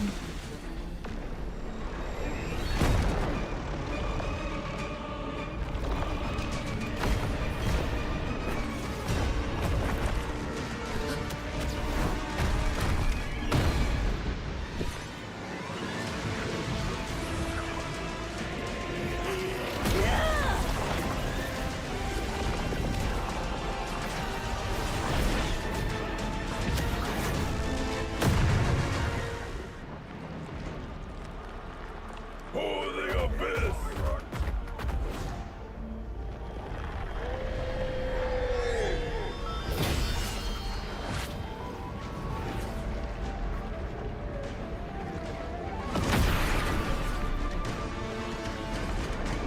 These wretched spawns reek of its corruption.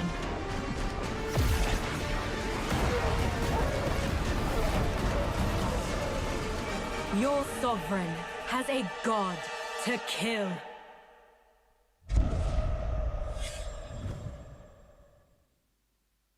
Hello, everyone, and welcome to another patch preview.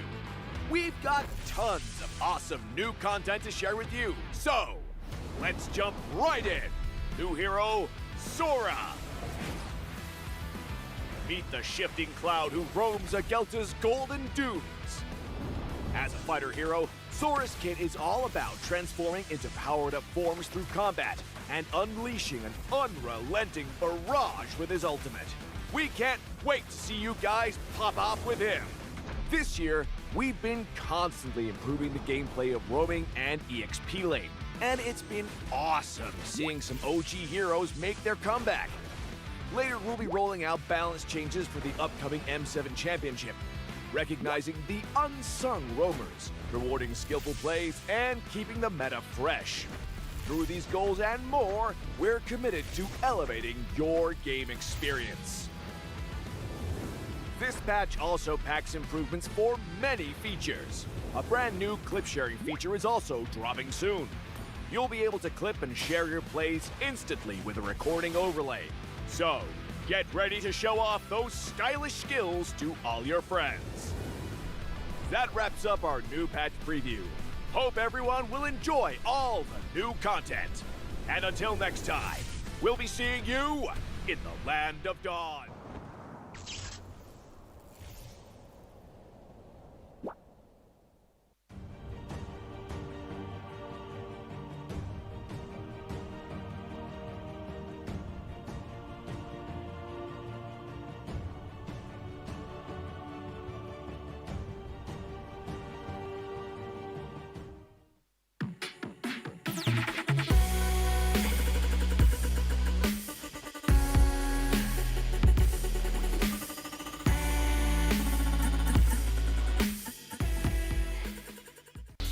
The shape, the speed, the precision, both with pros, made for esports.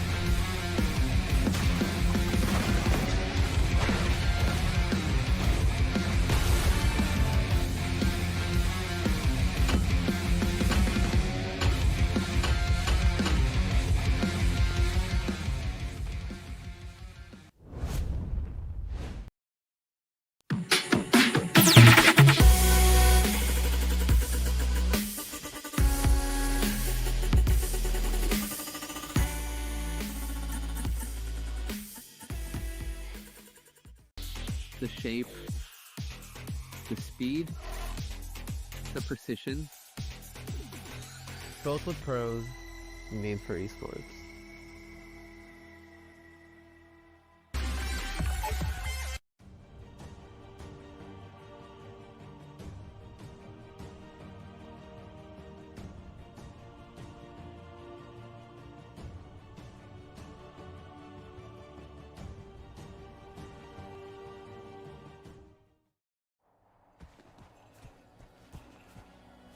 Shifting clouds flow through, gallant youth pursue.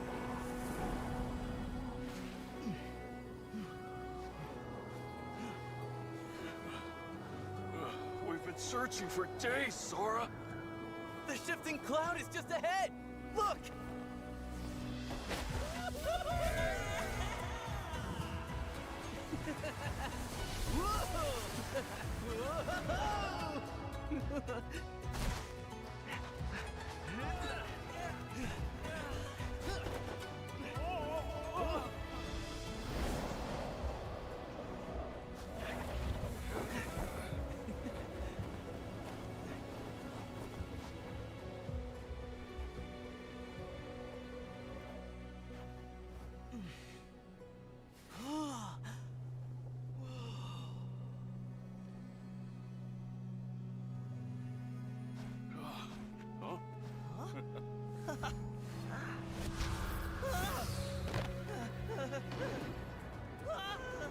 Oh, that's no cloud! That's a sandstorm!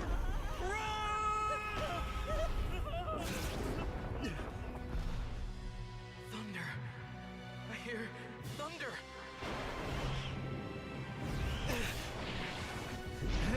It's here! I know it!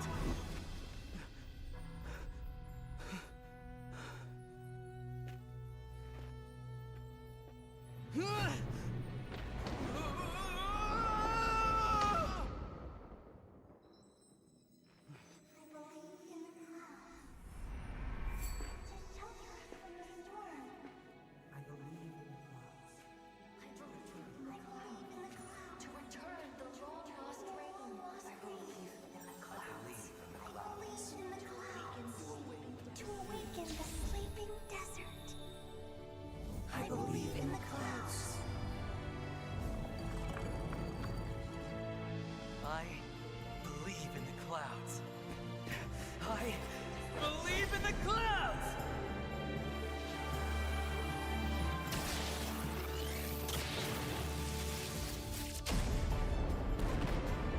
Whoa! Hey!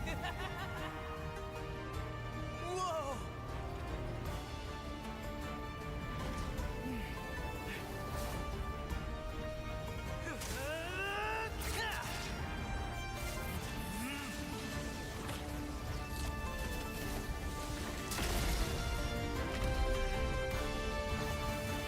Shifting clouds flow through, gallant youth pursue, bringing rainfall and thunder down. Flawless seeds sprout strong, and ancient tree grows, spreading green.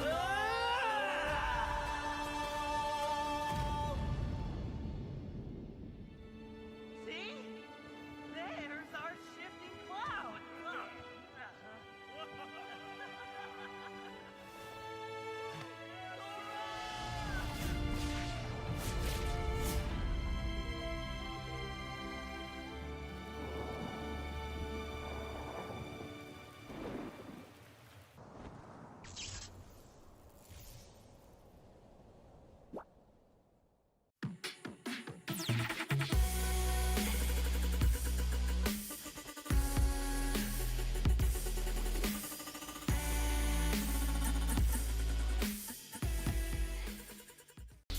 The shape, the speed, the precision, both with pros, made for esports.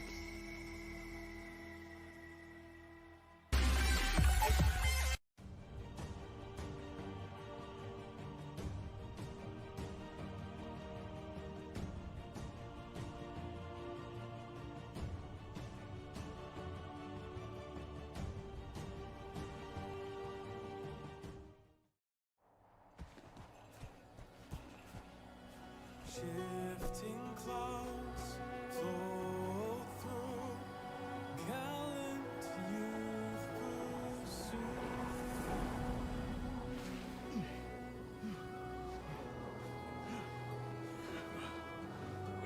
We've been searching for days, Sora. The shifting cloud is just ahead! Look!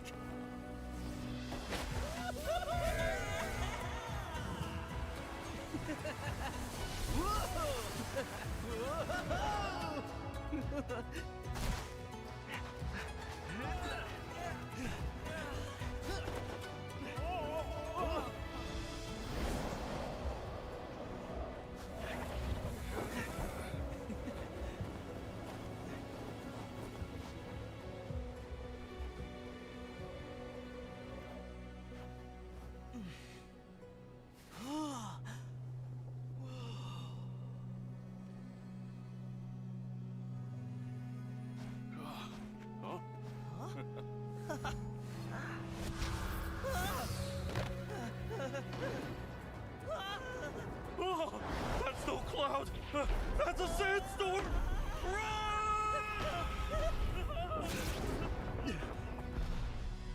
Thunder. I hear thunder.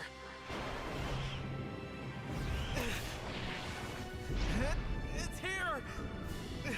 I know it!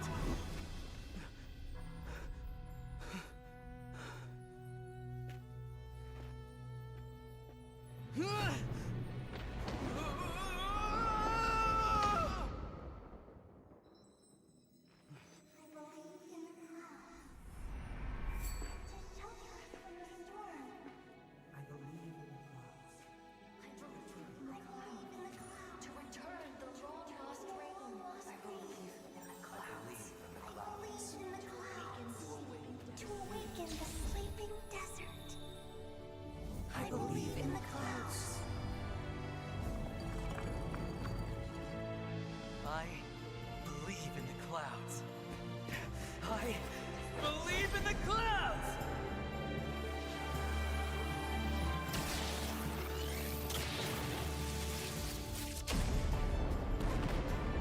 Wow! Hey! Whoa!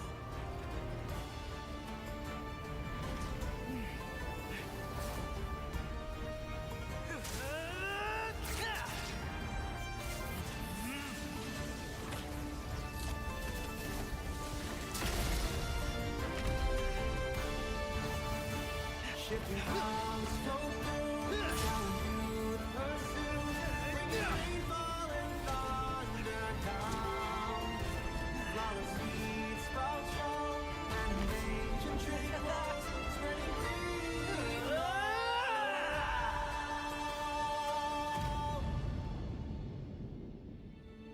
See? There's our shifting cloud.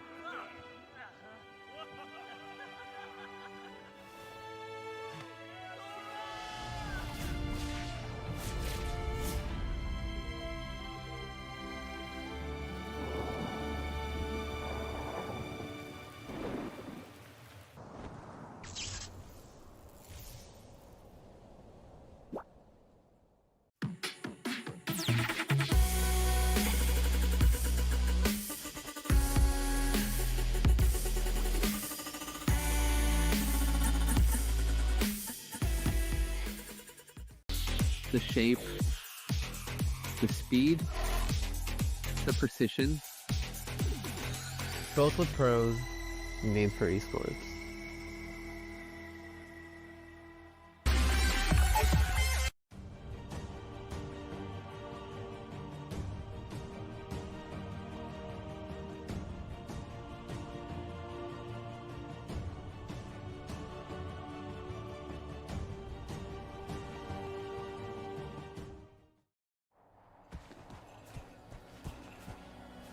Shifting clouds flow through, gallant youth pursue.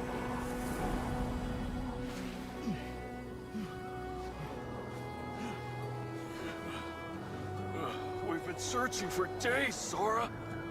The shifting cloud is just ahead! Look!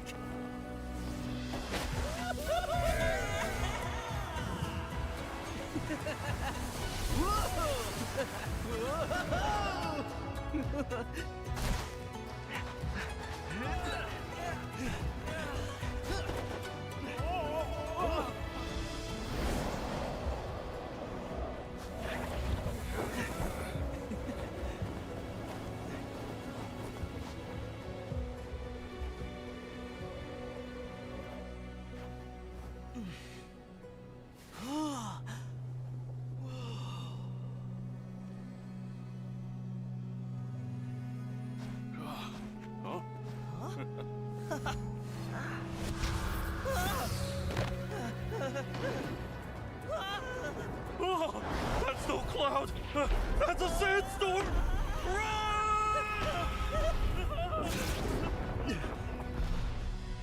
Thunder. I hear thunder.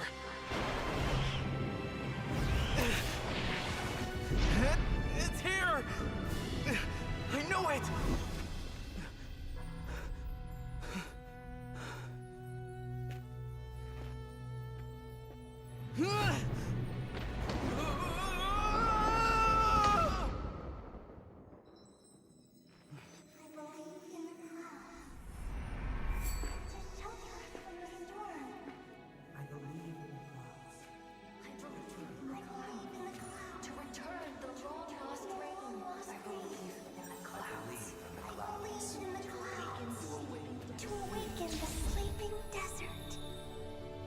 I believe in the clouds.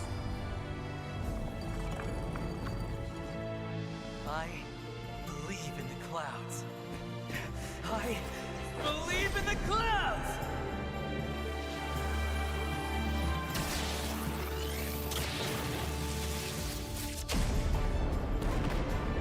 Wow! Hey! Whoa!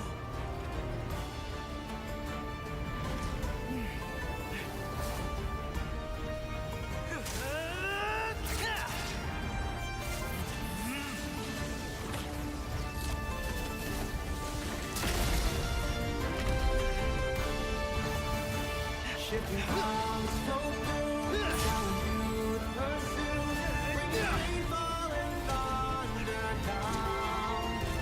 Flawless seeds fall strong and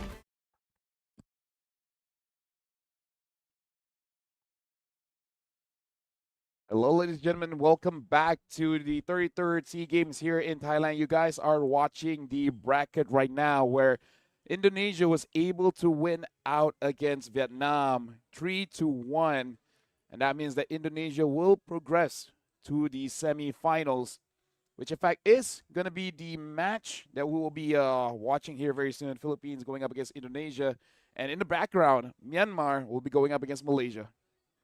These competitions will be happening simultaneously as we await the results. We'll be ending the broadcast with a bronze medal match, a best of 5 between those who have fallen in the semi-finals. At your service, my name is Leo. We're here live from the heart of Bangkok, Thailand, in the Chulalongkorn University, in the Salafrakiao Hall that has been converted straight all the way into an esports stadium unlike anything I've seen before. I'm impressed, honestly. Yeah. So we'll see how Philippines will be going up against Indonesia again. Just to remind everyone, this is a best of 5 for the semifinals and the bronze match. Only the grand finals will be a best of 7. And again, on your screen, it is me, Lafel, alongside Leo. And we just got a 3-0 where Malaysia was able to defeat Team Thailand quite cleanly. And Indonesia as well as Vietnam, it went to 4 games. But now this is going to be a tough battle for Indonesia as well as the Philippines, two incredibly strong regions, both loving their own fair share of MLBB. We'll see how it progresses because even in their own leagues, I would say there's a bit of a discrepancy on how they're performing in their own countries. They are outside of the SEA Games from sister organizations, and they're coming from different ends of the racetrack, if you want to put it one way or another. One having great success, the other struggling to rebuild and recover from the very, very difficult competition that has been the past year in MLBB esports. We have some time to, discuss and break down exactly what's about to happen. I got to ask you, Lafel, how do you feel about the all-in best-of-5 format that we're going into the playoffs with? Because if I'm remembering correctly, in the history of esports and the SEA Games, MLB to be specific, we've never done anything like this before. I feel like because the competition has gotten more intense, it is honestly good that we're going for a best of 5. Especially we got to consider that they are not representing their clubs; they are representing their countries, right? The flag that they bear when they go onto the stage. So they want as much chances as they can to really protect the pride of their country. So, because some say, best of 3, losing out early, and then it just feels bad. But in a best of 5, you have that one extra opportunity, and if you couldn't get it, just kudos to the winning country. They deserve it. I think a lot of different outcomes of the SEA Games would have been very different if we played with a much longer format like this. Because if you recall, in the playoff stage in recent years, they've all been best of 3s, and in the finals were best of 5s. Yeah. But now we're extending all of that. No matter what stage of the playoffs, you start on best of 5, and then you end with a best of 7. It really is just like saying, like, we're going to push our athletes to the limit. They're like, okay, best of 3, not a big of a struggle for them anymore. Best of 5, they're getting quite comfortable with it. So I was like, okay, you know what? Now we're changing the pace. Now we're going to make it more extended, more longer. Let's see, how is your mental stamina? Because that is the thing about sports, right? It's not fully about strength, speed. It's also about stamina. How long can you keep this up? And then can you basically like outweight your opponent? So that is something that numbers can't really tell. Like how long can you keep your focus in game? Because trust me, even in ranked games, after 3 to 4 games, I start autopiloting, man. And we've seen that happen. Actually, we've seen teams.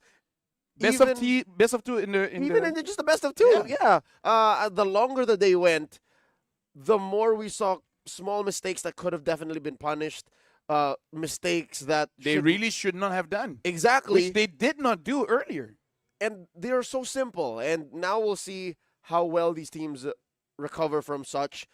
Mind you, we'll be witnessing a team that is fresh out of a couple of days of rest, Team Philippines, going up against Indonesia, who went 4 games against Team Vietnam. So I'm worried. You know why? Actually, for me, I think this is better for Team Indonesia. I was going to say. Yeah. Players like to have that warm-up. Players like to come in hot.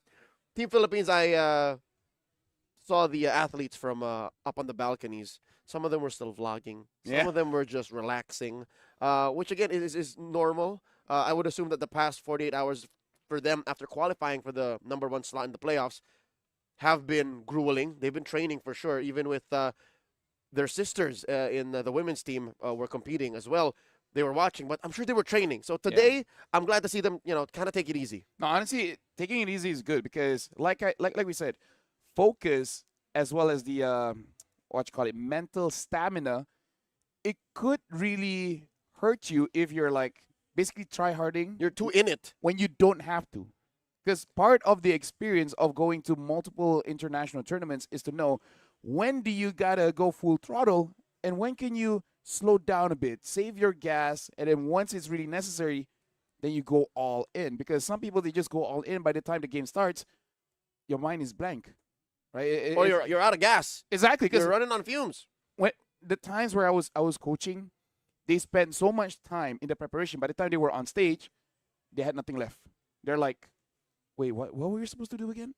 You use all your strength for your memory and everything, and then it's done. It's kaput. So this shows experience. They know how to relax and save it when they actually go up against Indonesia. It's something I appreciate when veteran players, athletes, even talents are able to just turn down. Yeah. Like how do you do that in the art of ninjutsu? They're able to like slow down their heart rate to a point wherein they're almost dead. But when it's go time, the lowest I ever gotten was 39. Was that due to technique or something happened? No, I just chill.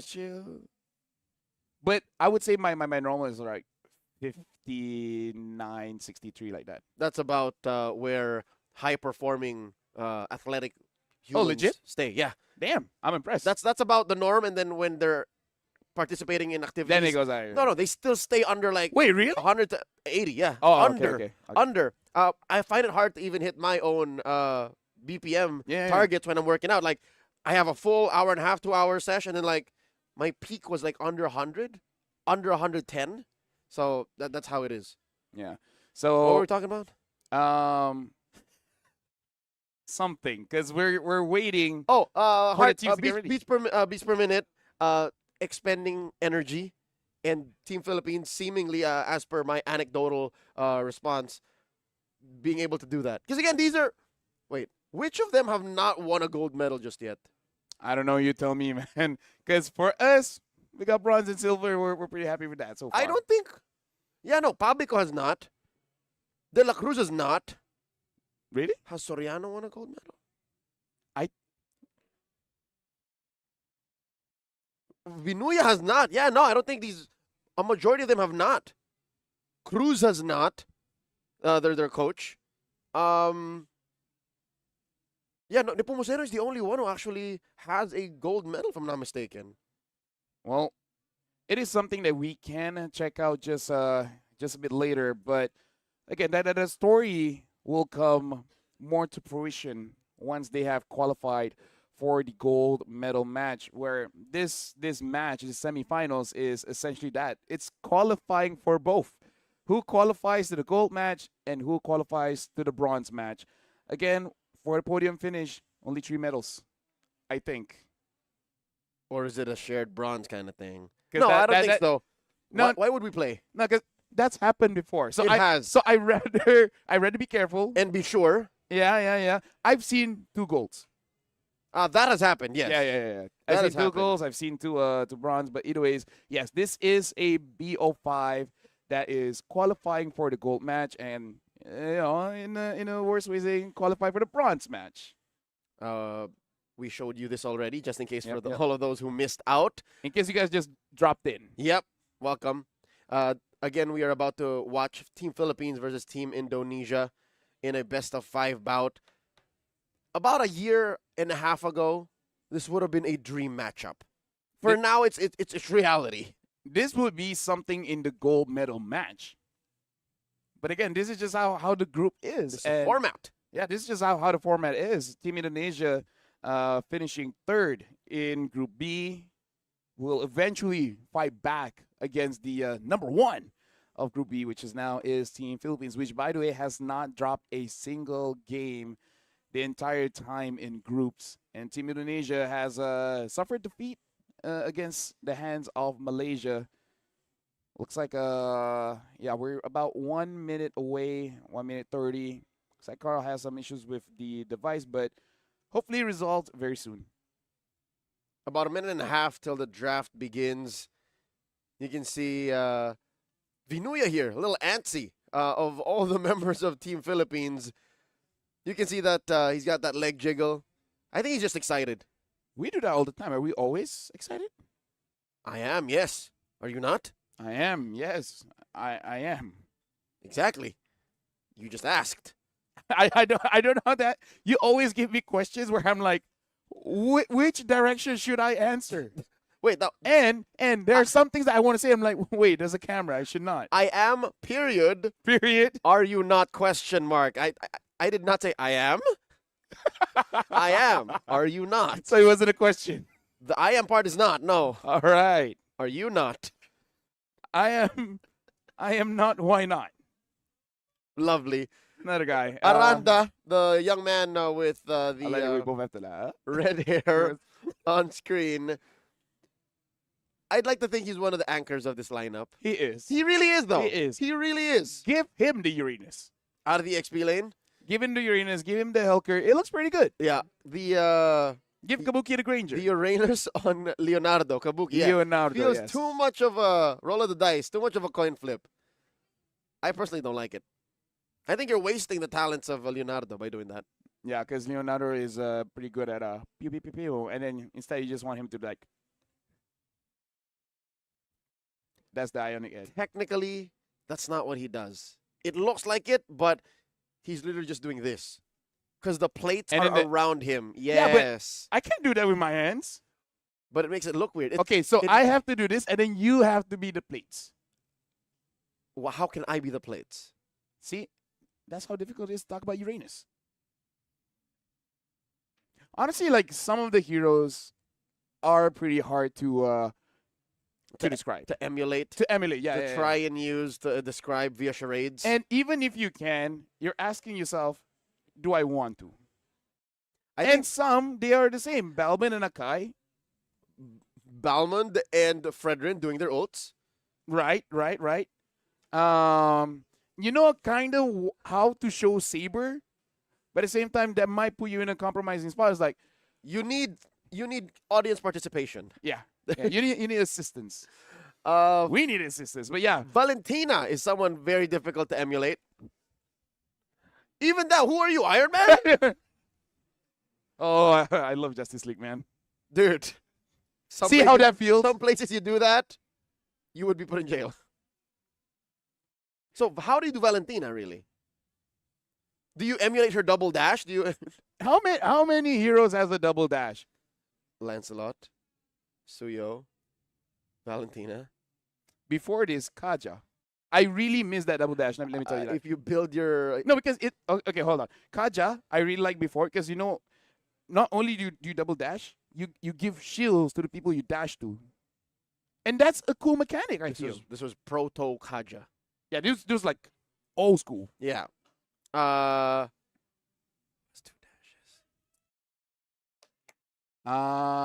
Technically, I had a hero. Arlet. Yes. Lancelot. I had a hero on the tip of my tongue that had multiple dashes. Would you consider the quad shadow as a dash? No. No. No. I mean, like, the initial part is a dash, but then the jumping part, right? Right, the initial, there is a dash. But I think it's easy to tell between Valentina and that dash. Mm-hmm. I'm talking about, like, heroes who might look similar with The the dashes. insane thing is, Obsidian is not a dash. No, it's not. It's just a movement. You know what's ridiculous? What is ridiculous? Obsidia for a marksman, right? One of the main problems of marksmen when you want to make them work is the lack of mobility. She has literally the opposite of a lack of mobility. She pins people down and keeps them close to you. That's why I say her kid is a fighter. Her kid is kind of like Sylvana. She's more similar to CC than to 1-1. Yeah. And you know what's ridiculous? 1-1 can... rather, CC has more mobility. Yes. CC can jump through walls. Exactly. I really feel like CC can protect herself. They did not. Obsidia cannot. They did not give her a dash so that it works with her ult mechanic, the hunt to bone, so that you can like turn things around. You're like, if she dash, yeah. Actually, no, just I don't know, man. I don't know. I'm not a game designer, as you guys can see. I can just talk. I can sense. But I can talk pretty well. I can sense that you just don't like Obsidia. I feel like it would be better if you classify her as an assassin, because that's what her kit is. Do we have that in the game? An assassin marksman. Technically, isn't Shin? He's an assassin marksman because of the damage he deals, but not in practice. He still acts as. But I think technically it's classified as both. That. Yeah. It's either assassin or fighter, but I feel like it's assassin. All right. I do believe we are about to get into the draft. I see the screens on our athletes' phones. That looks like a draft lobby. Drafting, yep. Yep. I'm just double confirming that I'm pretty. I am pretty. Hold on. Those who say you aren't, they're wrong. Myself. All right, here we go. We are choosing our map enhancement. We previously saw Expanding Rivers today, Flying Clouds, Broken Walls. And this is going to be a Broken Walls game, which I think is not all that great for Indonesia, considering the amount of aggression that Team Philippines might have. It's going to be pretty difficult for their jungler in case they want to go for the assassins. And you know, Indonesia, they really love those assassins. However, in their fight against Vietnam, they have used the Fredrin, which apparently they are batting out. So Philippines will be the first pick. Indonesia will be the second pick. And Team Philippines batting out the Fanny CC as well as the Eve. In comparison, for Team Indonesia, batting out the Grok, the Haya, as well as the Fredrin. The Yisenchin is left open, same as the Jushin and the Lancelot. So quite a lot of options here. Looks like Team Philippines will go for the Jushin. Wow. the GOAT, Nepomuceno, is known to play a mean Lancelot. This really shows you the priorities that these teams have when it comes to drafting. They instead lock in Pabico's hero first, the Zushin. The answer by Team Indonesia. What? Questionable priorities for Saint De Lucas, the coach of Team Indonesia. The Gatot I get. Yeah. But the massive what coming from that Joy. Lafel, any speculation as to why this is coming up so early, even when the Lancelot is open, and it gets picked up, even when the Yisun shit is open. Yeah. My what is because you could have prioritized something else because it's less likely for the Joy to be taken away. But the question is, why do you want to pick up this early? And it looks like because this is it. They want the Angela Joy combo. And maybe if they showed the Angela first, it would be too telegraphed. But also another reason why, if the opponent already has a set role and you choose the same role, it just means that you really want to delay your gold and EXP for an opportunity for you to counter. So in this situation where it has happened before, they wait for a pick for Leonardo to see what kind of gold lane that you really want to give him. Something like before this, an Obsidia. I don't think it's an Obsidia. Maybe something else. Team Philippines, they are reading into it. So they're banning out the Claude. So basically this draft pattern coming in from Indonesia is not too weird. It's just to protect your gold lane. Yep. The only weird thing is that Joy, which too early for me. You know what? I'm glad that the Joy got answered immediately. I mean, not answered, but we understood why. Because it's an Angela-centric lineup. But consider this. Where's the Baxia? Wouldn't a Baxia in that slot been better? And wouldn't have been hidden? Wouldn't have it hidden the Angela even better? Well, the Arenas does get banned. I wonder if they forgot about it, Yeah, or because that's another solid Angela target. And what if Indonesia picks it up here? They're not. They're going for the Lapu, which is okay with the Angela. I only say it's okay because not really needed. He's pretty tanky all by himself. And now Team Philippines, they answer with the Lunox and the Arlet. I wonder if Team Indonesia, they want to go for something like a Lunox or go for a fighter because the Ruby is still up. So few answers, but instead they go for a Phoveus. So where is this Phoveus going? It's a good pick. I think it's an EXP Phoveus gold lane Lapu. Aranda, yeah. So Phoveus here. So many fighters. I mean, this is Indonesia's strength, is it not? They like to fight. They like to brawl. So here in the 33rd SEA Games, they will say, we're going to play our style. You guys know what Indonesia MLBB is all about. This is them showcasing it to the world. One more look at the draft. Team Philippines. If you know that this team is a team outside of the SEA Games, and you know that this is what they'd like to call a liquid stampede kind of lineup. Very fast, very early aggression coming through, while Team Indonesia is looking to brawl. And they're looking to bring everyone alongside with them. Welcome to game number 1 in the best of 5. You know what? I'm getting a good feeling about this, Lafel. I think we're in here for the long haul. Well, I'm hoping for it because right now Team Indonesia, they basically got what they really wanted because rarely do we see Angela. It really is just Indonesia special. Speaking of Pabico doing quite a good job controlling Ezekiel as well as Witty, but De La Cruz was not able to get a lot from Sin. But it's still quite a bit of information, understanding that this Joy is starting on the purple buff. Looks like Team Indonesia, they will try to contest for the Lito. And they were able to secure. Yep, Sin got it. Perfect retribution. Nepomuceno hesitated, and I think it's fine. He will eventually use it elsewhere by helping secure that little crab. Next lane matchup, it's the Arlet versus the Phoveus. Look at how Aranda is bullying Vinuya. That is just the nature of that matchup. The Phoveus will almost always, throughout the early to mid, as long as they're in the lane, win against the Arlet. Yep. Right now for Team Indonesia, they're playing the lanes quite well. They're protecting the Joy. Understanding that De La Cruz here will do quite a bit trying to slow this Joy down. But Team Indonesia, they should be able to, I would say, equalize in case there are any aggressions as long as that Angela gets level 4, which looks like will be slightly delayed. maybe they'll go to the EXP lane and share it with Aranda. It looks like the play is stay in mid. We'll leave you to it. That's where we'll want you to grab it from. Minuya very low. Almost get taken down by Sin. Sin already used up the electrifying beats. Barely survives. One last dash. Does not get hit by the blade of Nepomuceno. And I feel like they were timing it so that Ezekiel actually hits level 4 and that they can actually use the hard guard to help him out, because he could have gotten the kill just with a little bit of shield and some heal and some movement speed. And they also forced out the retribution out of Nepomuceno. Quick choke here by Babico, putting Weedy up into the skies. Sin is back. Aranda covering the back line. Revitalize coming in from Weedy. Sin secures. Look at all the damage being rained down onto De La Cruz. Didn't even get to use the flicker. That's a win for Team Indonesia. Yep, Team able to get that one kill up in terms of the gold. They are up by about like what, a few hundred? Almost 1,000. Almost 1,000. Aranda now with the hard guard. Looks like Babico.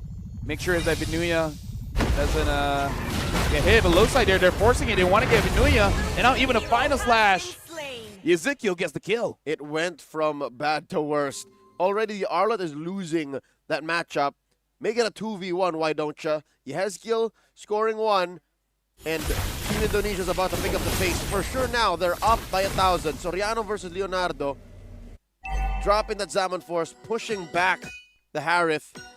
Ladies and gentlemen, Team Philippines have to figure out a way to equalize this utility that the Angelo is bringing, because De La Cruz, I don't think he's as aggressive as he wants to be. Here's the thing, hold on, Weedy jumping forward. Sin tries to find an angle, could not get onto anyone, including De La Cruz. The Angela has a very clear timing. After 10, she's done. She clocks out. There's nothing else this Angela is going to do. Because that shield that she gives, a Grok basic attack can just wipe it out. Are you talking level 10 or 10 minutes? 10 minutes.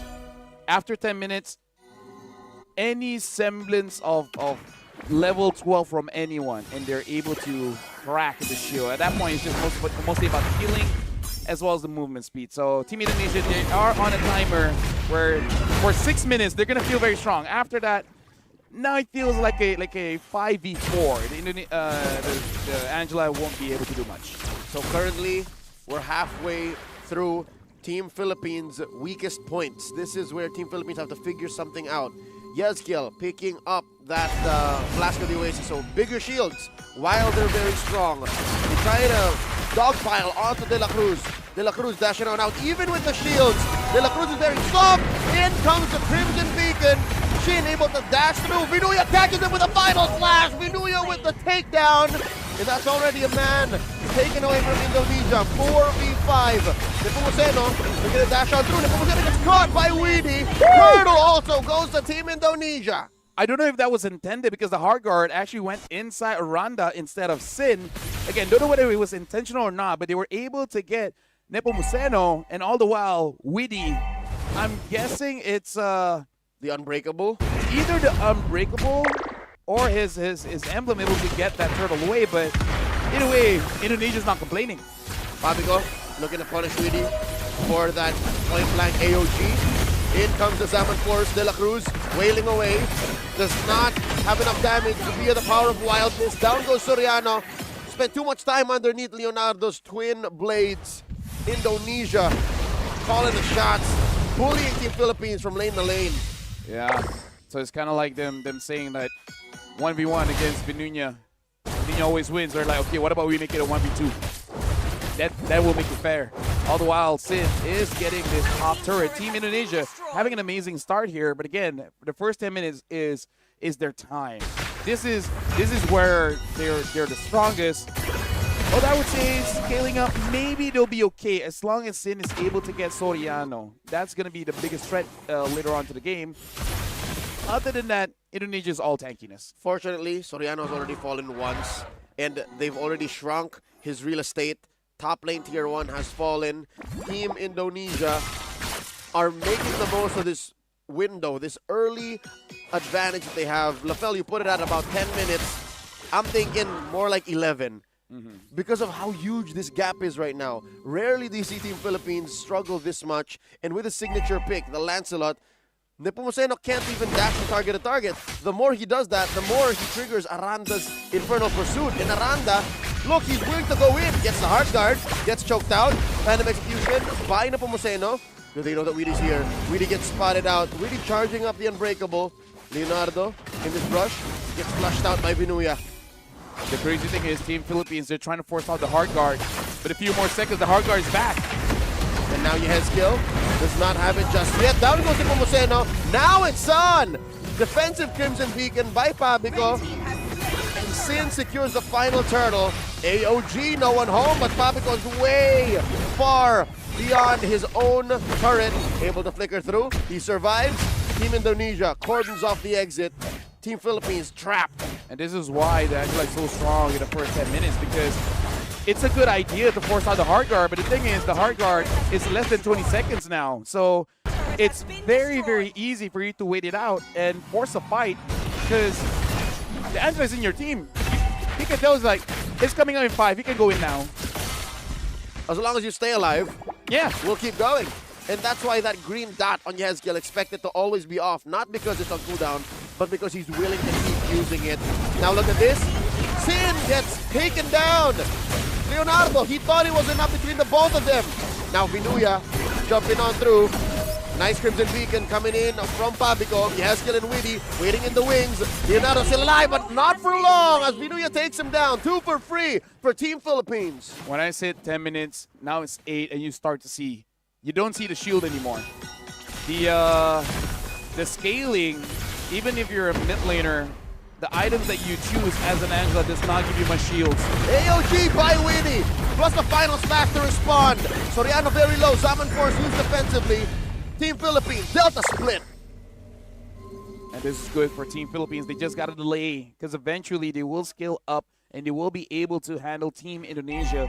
I would say at this point, the win condition is really Aranda. If Aranda is able to get all the way in between 5 members of Team Philippines and causing so much havoc, Steen will eventually find an opportunity either take down Soriano or Nepomuceno.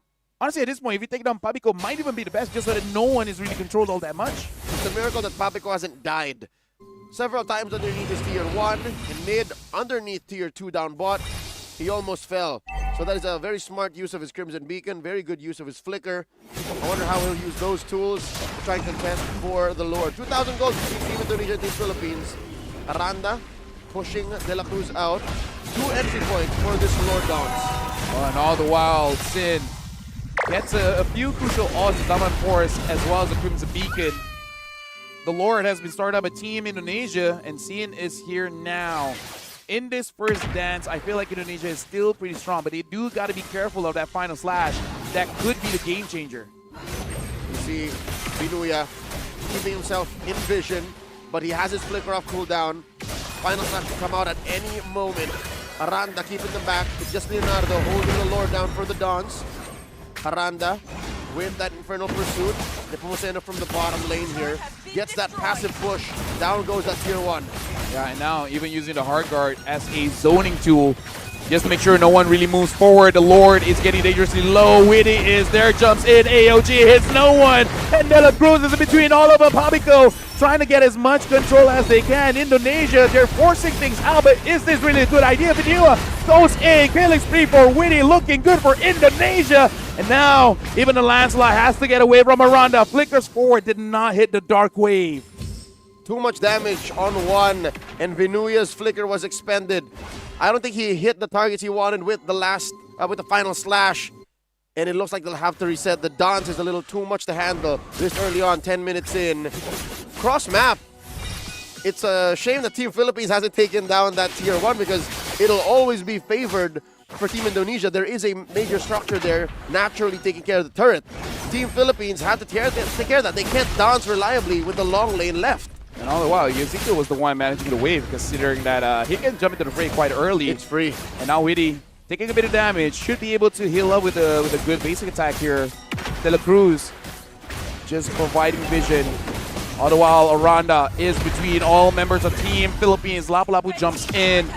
The Lord, Team Indonesia, they're thinking about it, forcing They're forcing the Lance to go in. Final slash Sin gets the Lord, moves forward, tries to go for the Lancelot, dashes away. Benua is all alone, gets hit by Sin. And in the front, even with the Zaman Force, the damage is not enough for Team Philippines. Aranda jumps in, gets pulled back. The Lapu jumps forward, looking for more. Leonardo gets a kill. Sin gets a double. 2 members from Philippines still alive. Nepomuceno getting the purple and getting away. Is the only thing Team Philippines can do. Team Indonesia are bullying them across the board. Yes, we've gone past the point wherein the Angela isn't that force of nature that you just can't deal with, but they've already created such a huge gap. 4,000 gold, and the utility of having a hero that just provides shields and over again picking fights. Lord crashing in the mid.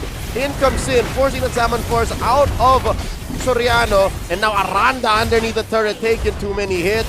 The Lord about to get taken down here. Really defensive AOG. Team Indonesia gets punished.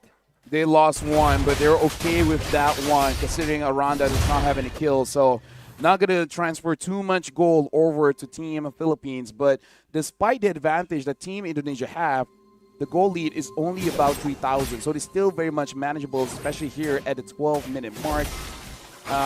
Nepomuceno all the while, even though the KD is 1-2-0, farming up quite well, making sure that the goal lead is not that different. Close here. The dance in mid, the tango between these two teams. Seeing who will engage and who will wait out this Lord coming up in about 80 seconds. LaFell, they're keeping this lead tight, despite the map looking as bad as it does for Team Philippines. Just about 2,000 gold between them. Yeah. They did make sure that despite all these objectives, that's all the gold is coming from the objectives. Not really too much from the from denying any goal for Team Philippines. Uh-oh. They might have caught De La Cruz here. The flicker. Nepomuceno falls as well. The AOGA blocking the exit. De La Cruz still alive. Aranda still up. The Zaman Force underneath tier 3. Not providing enough fire support. Indonesia get away with it. Pavico has amazing control against Team Indonesia, but the damage is not there just yet. Team Philippines, again, they have a lot in terms of making sure they move around the pieces of Team Indonesia. But the thing is, they can take a few punishments here, considering it's a very heavy tank fighter lineup Indonesia have. Plus, with that Angela, speaking of, building the lightning instead of going for something like a Holy Crystal, just to make sure that the shield is that much thicker. Looks like trying to get just a cheeky bit of damage with the Love Wave. It's very good. It's the kind of damage that just sticks and pricks all around. Heroes like the Hilda in De La Cruz don't like that. They don't enjoy the fact that I'm trying to heal here, but you get stacks of the glowing wand on you. Team Indonesia have this figured out. The strength that Team Philippines have, being able to dive hard, is neutralized. This angle by Weedy, this is something he's been planning. Yeah, this is a flank. I think the target is gonna be Nepomuceno, trying to get an unbreakable, not really going for an AOG. In fact, now gonna see Soriano. Soriano probably knows he's there, and looks like not really moving there. They're just showing each other. Yep, bit of damage. Soriano is putting on Weedy, and Weedy already backing off. Weedy does not use the AOG. We can watch two different front lines via the minimap, that one-on-one. And now the real take up on the turtle, rather the Lord. Sin gets the hard guard. AOG compromising the positioning of Pabico. Tries to flicker away, doesn't happen. The 50% falls. Binuya and De La Cruz as well. Soriano trying to Zaman Force dance through these 5, but it's not going to happen. He will be the one to fall. That's a wipeout. Team Indonesia, they got to be careful. They want to try to force this out. They are trading HPs here between Ezekiel as well as Aranda. But looks like with the minions, they should be able to do this. Team Indonesia takes game number 1. What a start to this best of 5. Did not expect the tournament favorites, Team Philippines, to suffer a loss like this. I'll tell you now, LaFell, they did almost nothing on the map. This is unfamiliar territory. Let me just say, as amazing as the players were, I'm going to give props to the coach, because I got to say, we watched this lineup play just a week or two ago, And this is so much different that they're showing here in the SEA Games, because even going up against Team Malaysia, the draft was different. Going up against Team Vietnam, the draft is different. And now going up against Team Philippines, the draft is different as well. It really does look like the coaching staff of Team Indonesia, they have made a lot of discoveries, I would say, in terms of how they want to deal with all the different countries that are here in the SEA Games. I'm very much impressed. Oh, yeah. You have their coach to thank, Dolly Van Pelo Silotang. Silotang, he has been one of the most renowned coaches out of Indonesia, having experience all over the world.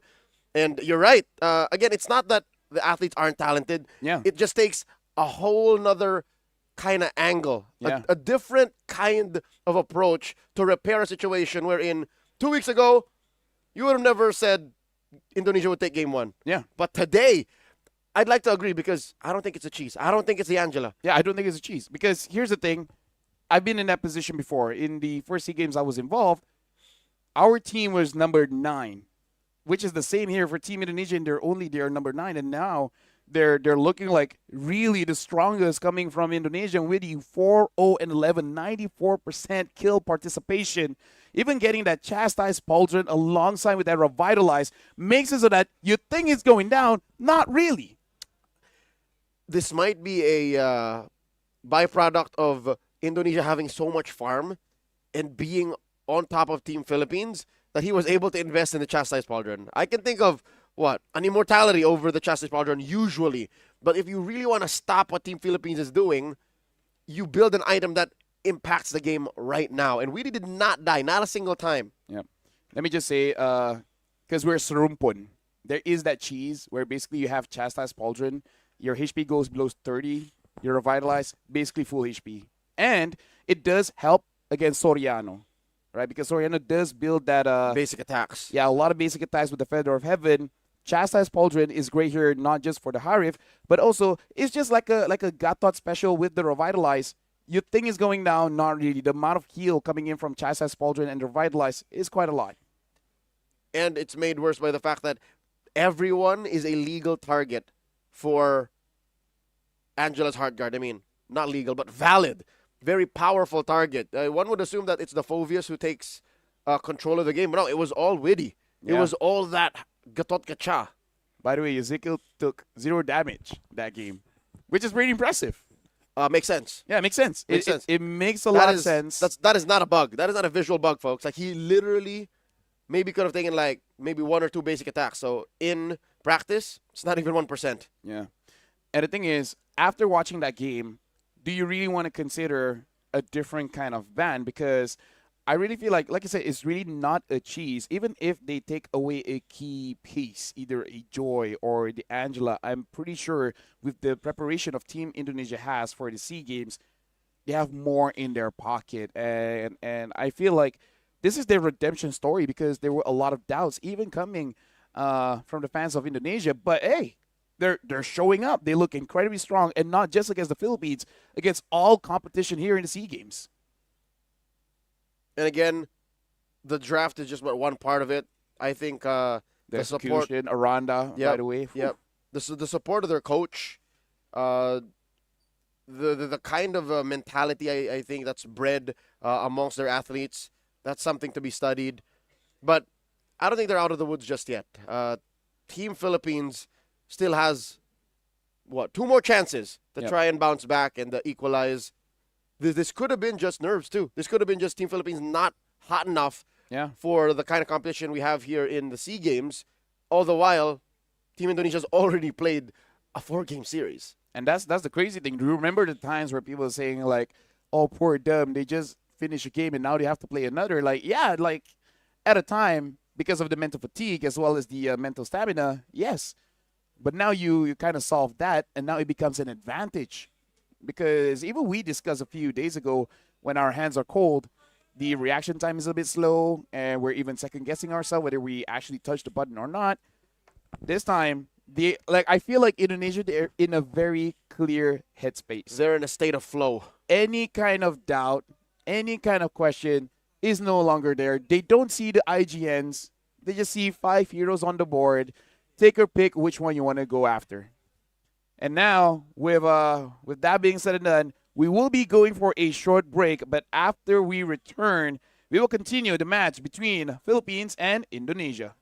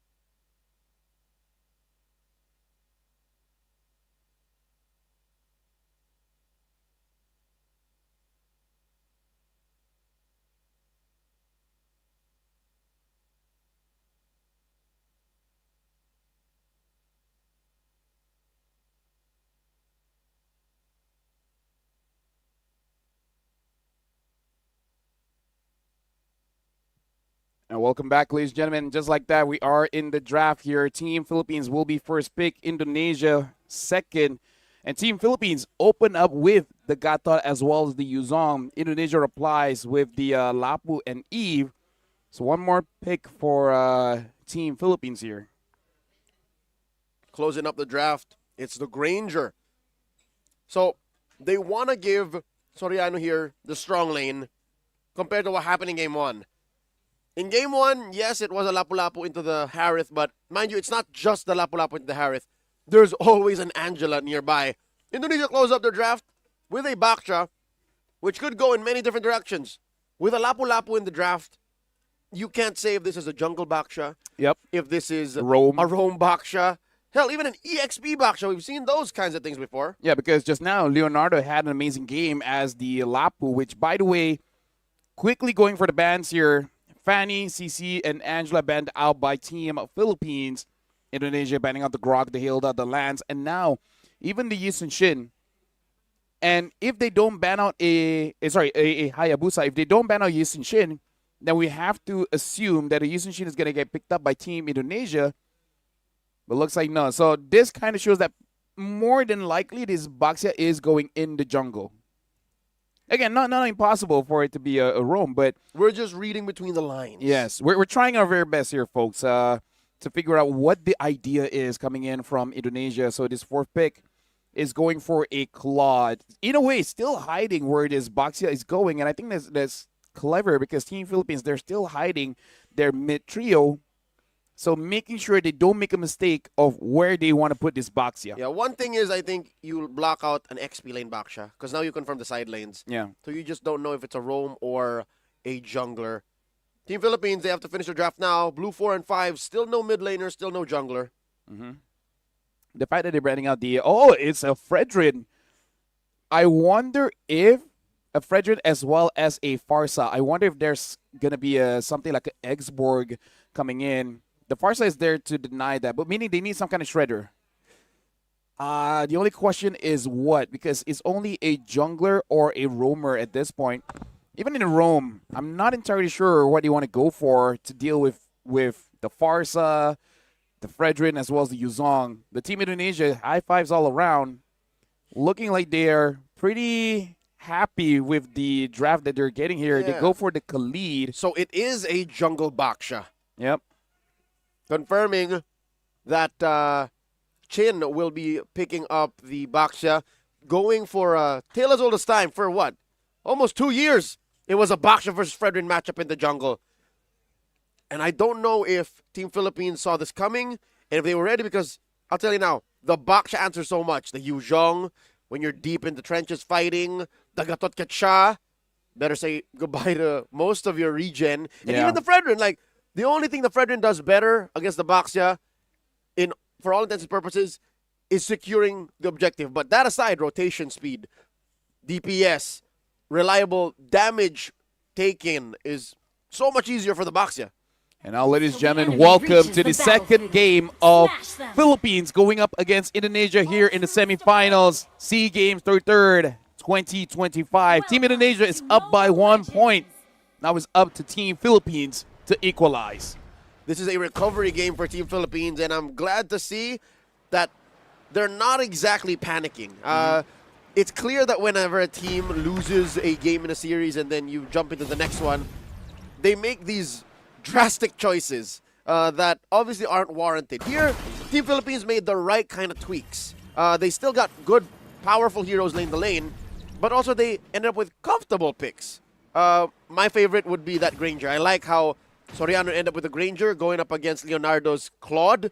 Should be a better ramp-up for Team Philippines in the early. Yep, a clear ace pick here for Team Philippines. But Indonesia has shown once they have that flow, once they go in to a momentum where they can continue to be aggressive, it is going to be quite difficult for Team Philippines to do anything. But Vinuya gets a kill onto Aranda. One-on-one! And again, that is a favorable matchup where Yuzong does win out against a Lapu, but still, that's going to hurt for Indonesia. Just put on top of it the fact that this is Vinuya's signature pick.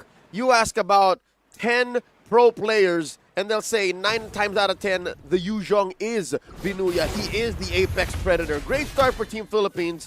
The question is, how do they capitalize? What do they do to make the most out of that winning lane? I would say next Turtle. Once you get Turtle and then you start to slow down Team Indonesia, you start taking the map one by one, starving out this Baxia, and then afterwards, even the Farsa would be able to take him out. So secure that Turtle, and then don't even force fights. Just take things slow. Luckily, the Yuzhong is very good at keeping a perimeter. Here we go.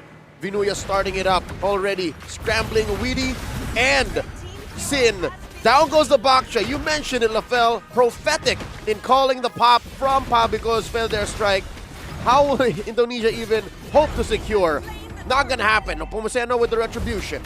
Yeah, because unfortunately, the power spike of Team Indonesia's Looks draft a little here different there. is Team Indonesia is probably about 30 seconds to 2 minutes, and they basically missed this window where you have Eve, the Khalid, as well as the Baxia. So now it has been delayed. The fact that Vinuya got that 1v1 actually changes the dynamic of the game. But Vinuya taking a bit of damage, but Pabiko is there. Oh my lord! Also known as the San duo, sandwiching Aranda, taking him down. The second death of this Lapu-Lapu in about 2.5 minutes. De La Cruz with the AOG on out. So it's clear that Team Philippines, one of their main moves is to bury that XP lane in value. The Pumuseno, did he just use the... Yes, he did! Stole away that small cap. It's that bad now that Team Philippines wants to win that half of the map. I mean, again, this is how you deal with a composition that has a Baxia. Heal up the EXP, take the jungle bit by bit. Even Vinuya is doing this. This is the best way because Baxia clears it fast, but not that fast. And now what Indonesia really needs to do is don't go into the trap of Team Philippines, which is calling for the fights at EXP. Their draft is good at punishing the mid. They should have done that, or the gold. Either or should be good. We haven't seen either just yet. Team Philippines are moving too fast. Team Indonesia down now, approaching the 2K gold lead. And one thing they can thank their lucky stars for is at least Leonardo hasn't died yet. Yeah. So Leonardo living is a sign of hope. That is a sign of life that Team Indonesia can hold out hope for.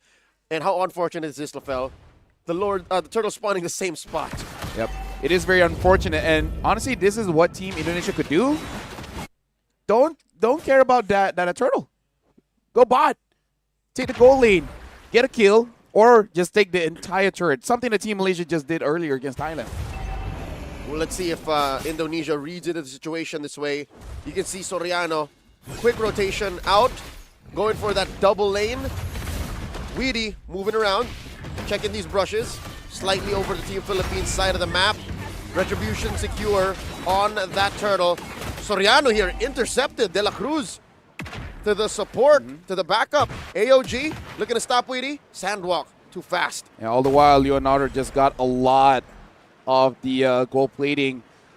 Good on Witty, making sure the movement's not there. Witty sees De La Cruz using that conceal, jumps in, Feda S right, gets Witty.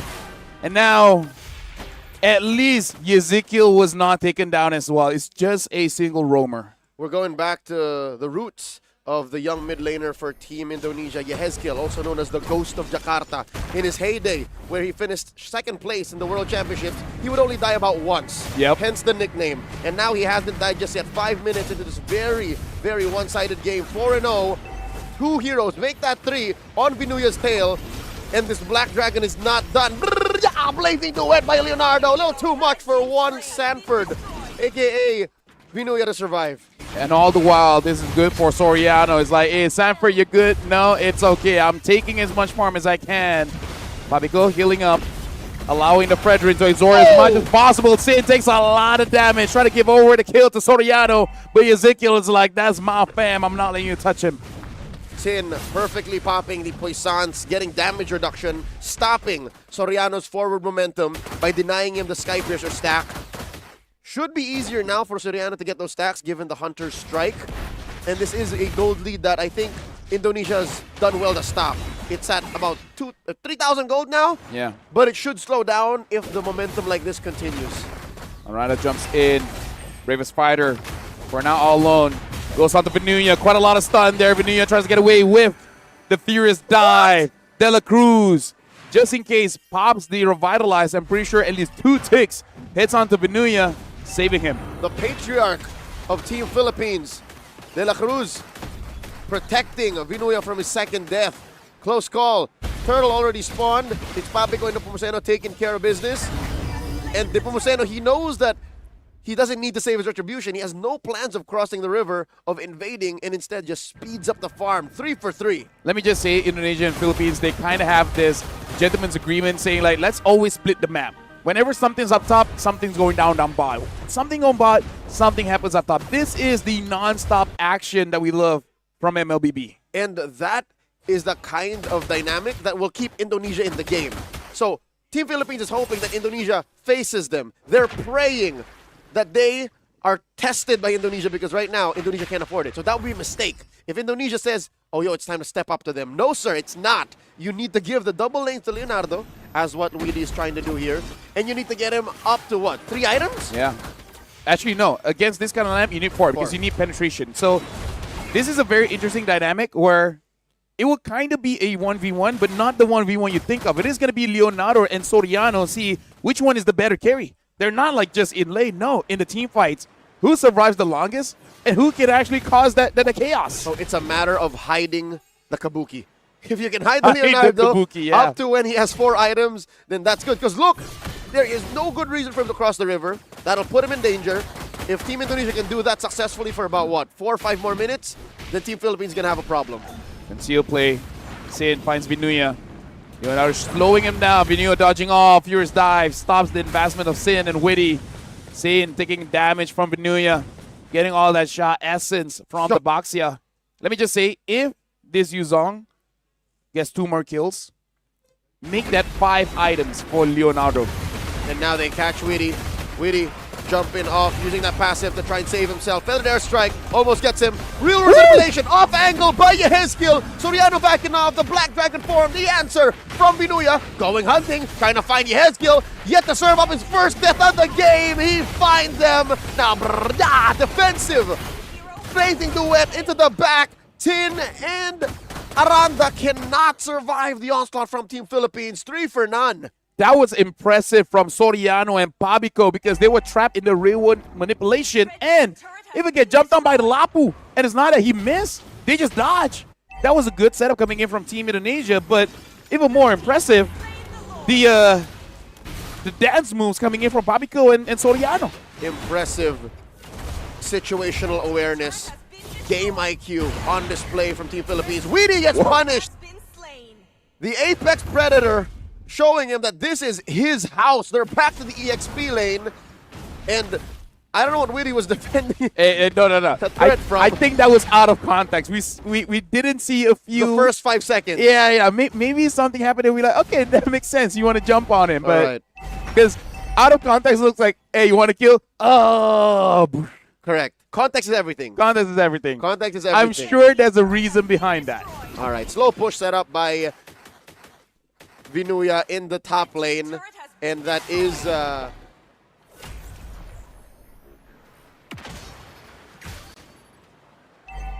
Indonesia can be thankful for. Mid falls. Yeah, but here's the thing: if they keep on falling, Pabico now just playing with Team Indonesia.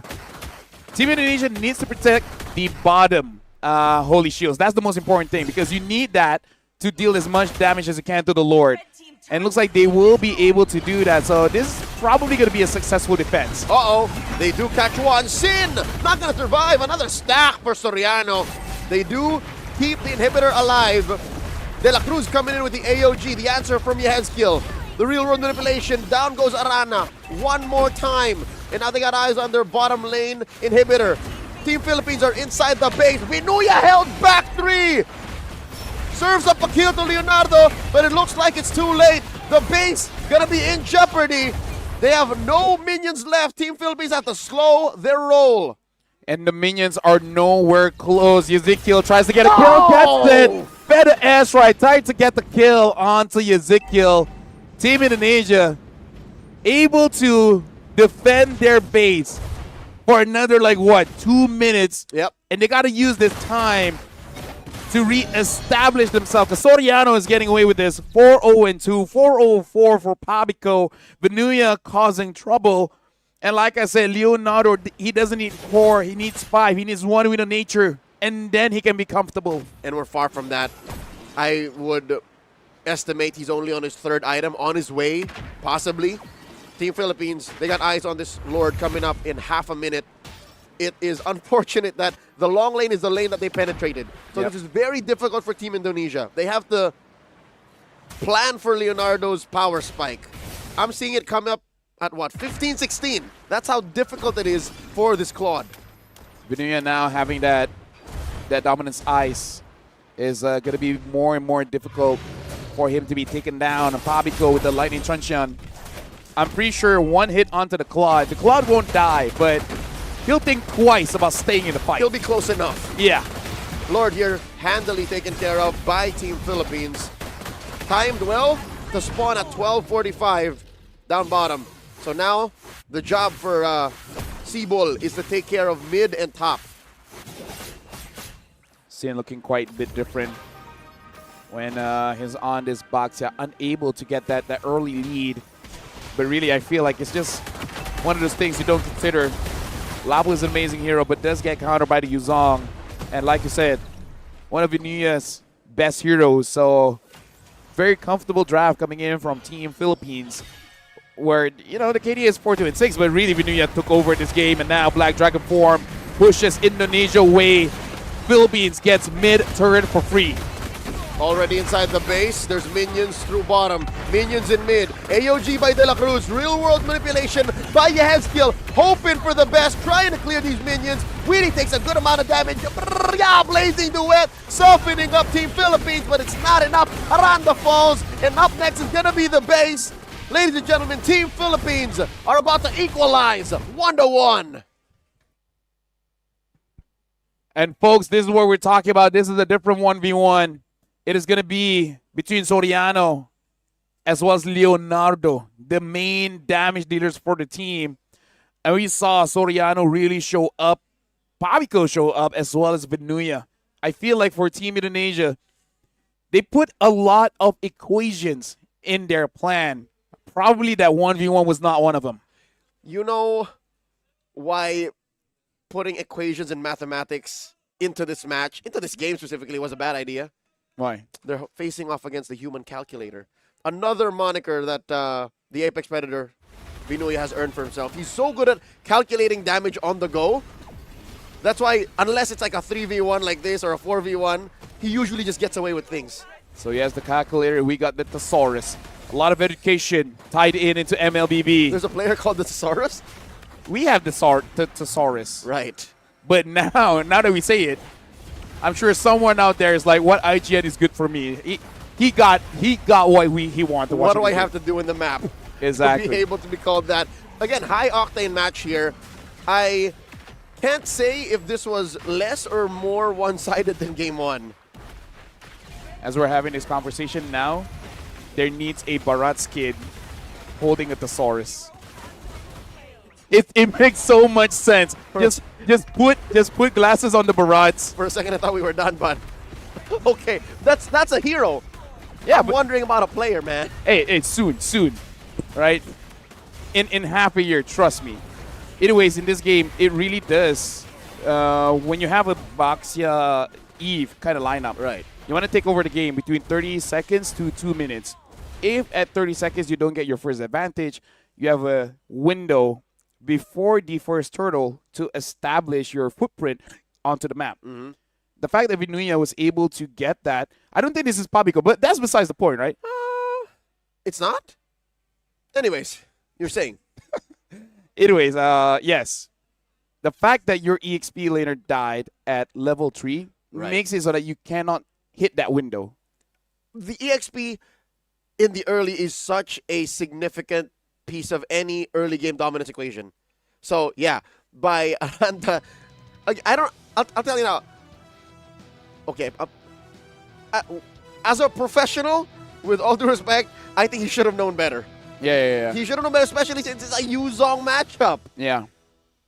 I think after they pick up the Lapu and then they saw that instant Yuzong pick, they're like, oh yeah. Right. Because we got to look at the bans here. They banned out the Grok, Hilda, as well as the Lance, which are good bans, right? Good bans. I feel like the real change that they had to do was they pick up the E first and then maybe the Boxia. And then once you see the EXP, instead of going for the Lapu. Yeah, consider what a good matchup into that was. Exactly. Go for something like an Alice, right? So not saying that you're going to kill the Yuzong. But you do better against it at least. Exactly. Worst comes to worst, gleam away. As a Lapu, you have to expend your flicker, and once the flicker is down, it kind of gives the confidence towards the Yuzong to just keep on diving in. And it's the same problem that kind of just, I'm going to use a medical term, I can't spread out, metastasize throughout the map. You know what I mean? Like Thesaurus, where's the Thesaurus? Because the EXP lane was so problematic, the rest of the map could not move. And when you look at the end goal, right, the main place where the payoff would come from, the gold lane, you can't expect Leonardo to go like, oh, the rest of my map is getting beat down. Yeah, I'll be fine. Like that's you can't expect for that to happen. Speaking of, Pabico as the MVP did a very good job of dealing with Witty, because you know that Witty as well as Ezekiel wants to establish dominance in mid, either taking down De La Cruz low enough so that he has to keep on recalling, or Pabico. The fact the return damage coming in from its Farsa is just a little bit too much, makes it so that they do want to be aggressive. It's just they can't. If they do, they might die. And that pushes their window even more away from that 30 seconds to 2-minute timing. Yep, and it's the mobility on the map that Pabico exhibited that really put Indonesia on the back foot. Because sure, you have Sandwalk, sure you can unite, sure you have the...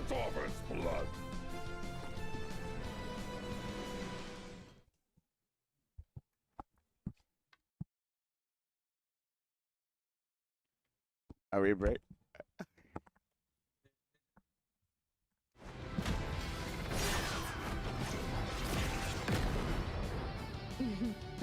Such loyal little puppets. Yes, I'm bringing it over.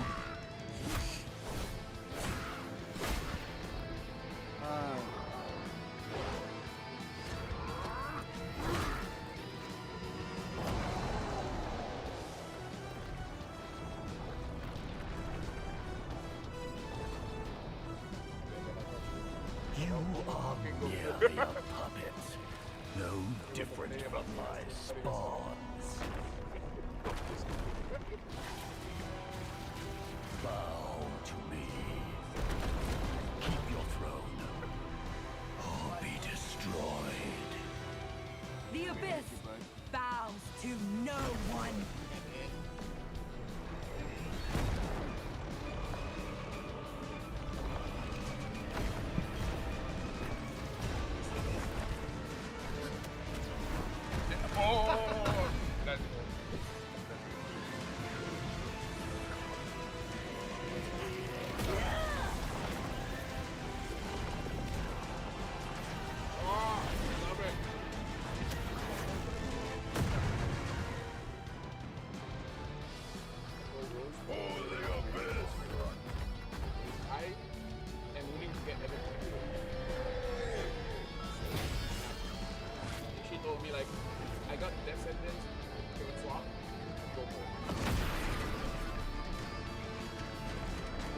These wretched spores reek of its corruption.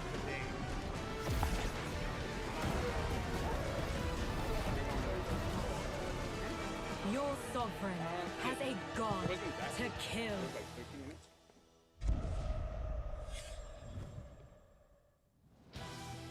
Hello, everyone, and welcome to another patch preview. We've got tons of awesome new content to share with you, so let's jump right in. New hero, Sora. Meet the shifting cloud who roams Agelta's golden dunes. As a fighter hero, Sora's kit is all about transforming into powered-up forms through combat and unleashing an unrelenting barrage with his ultimate. We can't wait to see you guys pop off with him. This year, we've been constantly improving the gameplay of roaming and EXP lane, and it's been awesome seeing some OG heroes make their comeback. Later, we'll be rolling out balance changes for the upcoming M7 Championship, recognizing the unsung roamers, rewarding skillful plays, and keeping the meta fresh. Through these goals and more, we're committed to elevating your game experience. This patch also packs improvements for many features. A brand new clip sharing feature is also dropping soon. You'll be able to clip and share your plays instantly with a recording overlay. So, get ready to show off those stylish skills to all your friends. That wraps up our new patch preview. Hope everyone will enjoy all the new content. And until next time, we'll be seeing you in the Land of Dawn.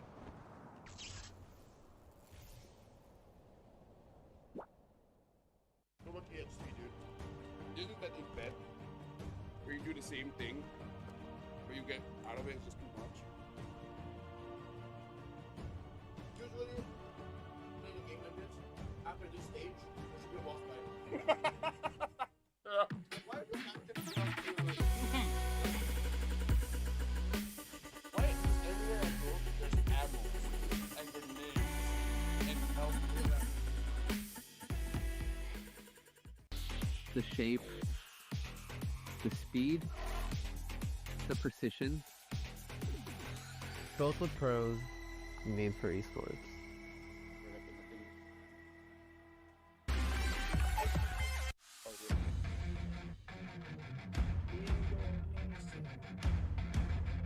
I think it's good, right?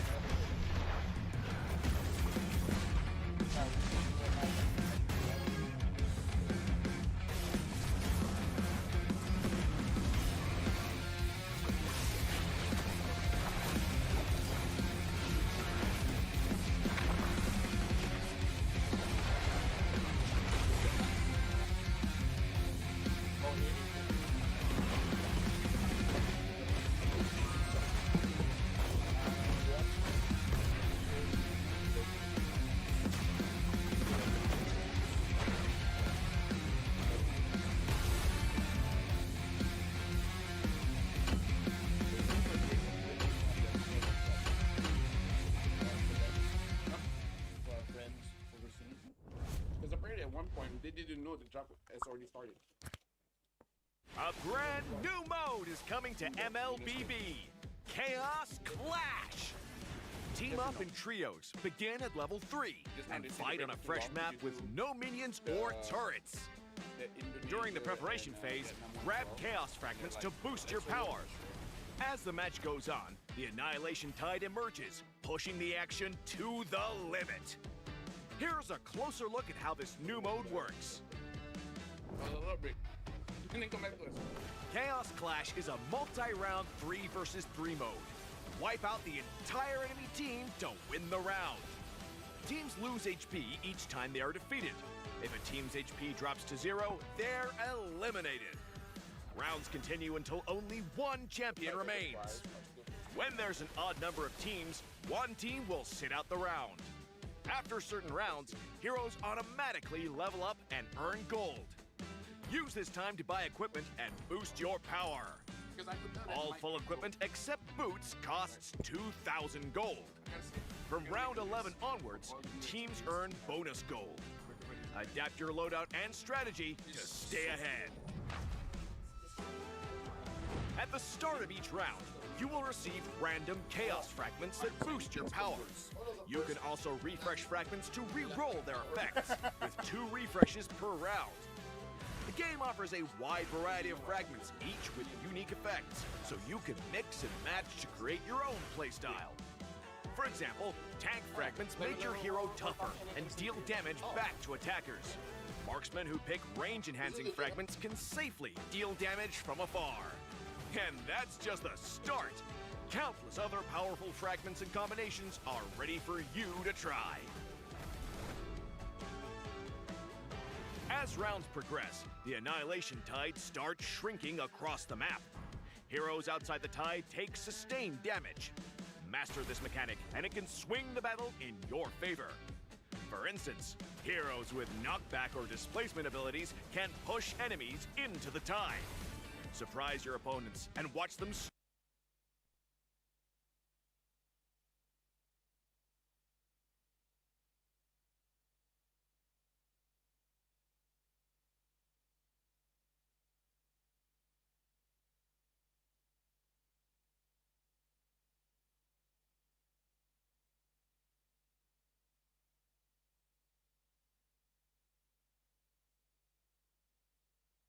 It looks like the score is now equalized.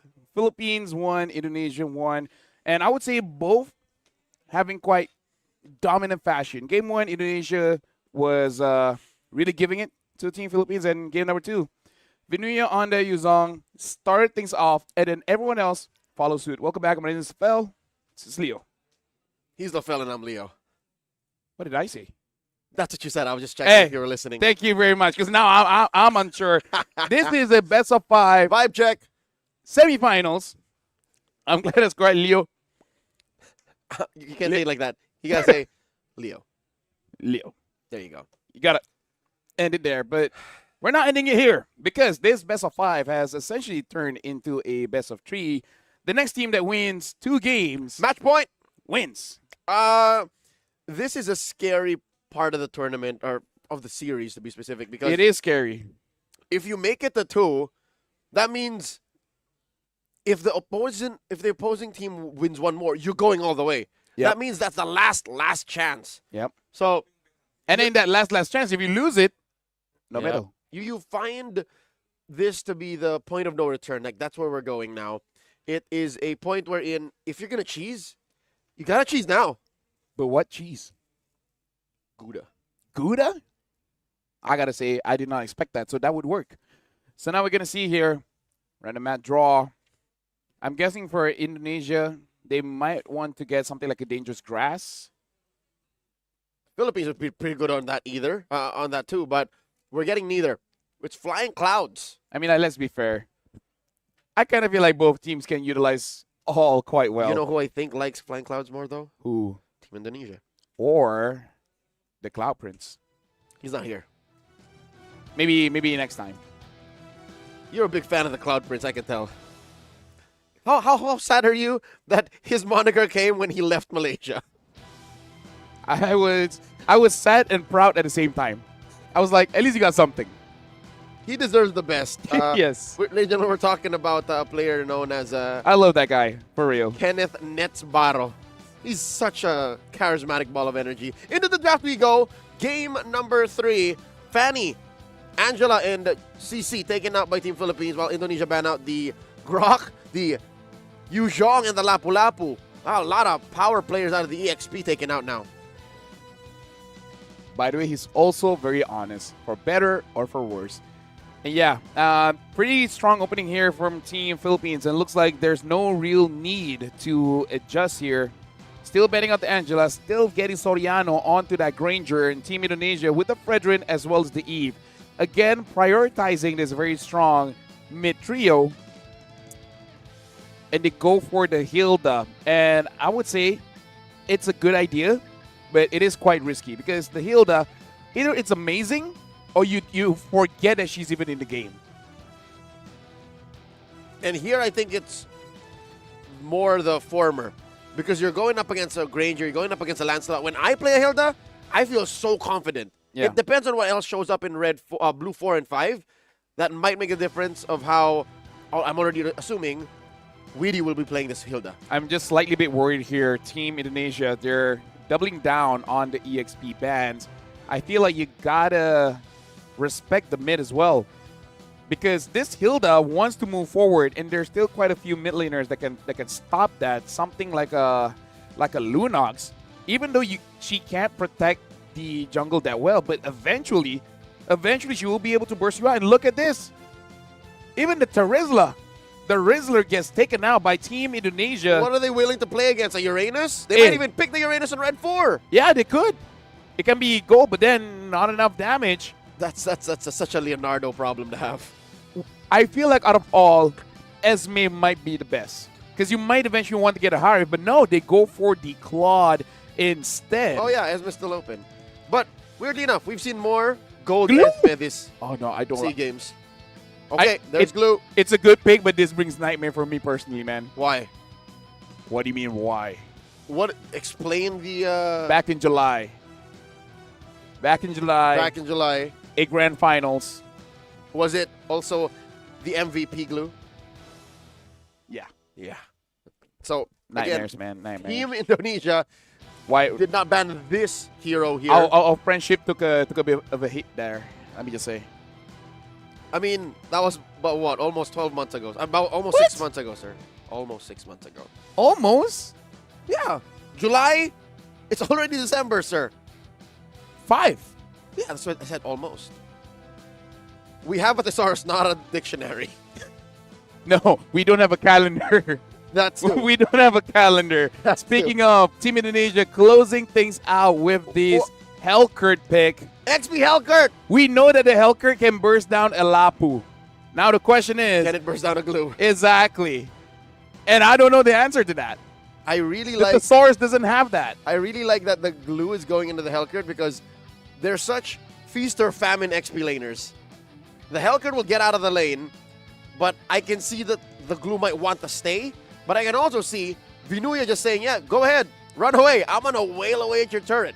At the same time, now the ban makes more sense. No wonder they banned a Terizla. Because I'm pretty confident that Terizla can handle a Hellkurt. Oh, yeah, the more you burst down Terizla, the stronger he gets with the body of Smith. I mean, there is He likes scaling pain. involved. Yeah, the more you chunk away at him, the stronger he gets. Ladies and gentlemen, welcome to game number 3. The winner of this game goes onto match point, 1 win away from securing the grand finals here in the 33rd SEA Games in Thailand. This is the men's MLBB semifinals match between Team Philippines and Team Indonesia. This is an interesting start. You see what the Aranda's doing?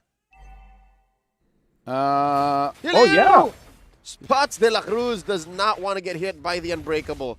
Quick instincts and reflexes by Aran. Because the one that caught my eye is just the fact that Team Philippines basically got the same draft except for the Yuzong. And instead it's a glue, which is almost the same thing. Does almost the same thing for Vinuya. And the thing is, like, you know, it was forced onto him for EXP bans. You made me do this. Yes. So now, yeah, fast rotations coming in from the Hellkurt to steal away a camp on the side. I think he was able to take it. I'm not entirely sure. But, again, this is the advantage of a Hellkurt in the EXP. Because there was a time the discussion was, who was the fastest EXP to get out of lane? Apparently now, S tier, it is going to be Hellkurt. Healing away and moving about. Sometimes people don't even see you. Ezekiel is between tree, has to use the flicker. Still survive, but maybe not so long. Nepomuceno able to get a kill onto Ezekiel. Team Philippines gets the ghost, the first to fall. And this is a very all-in kind of strat. The Hellkurt is left the lane.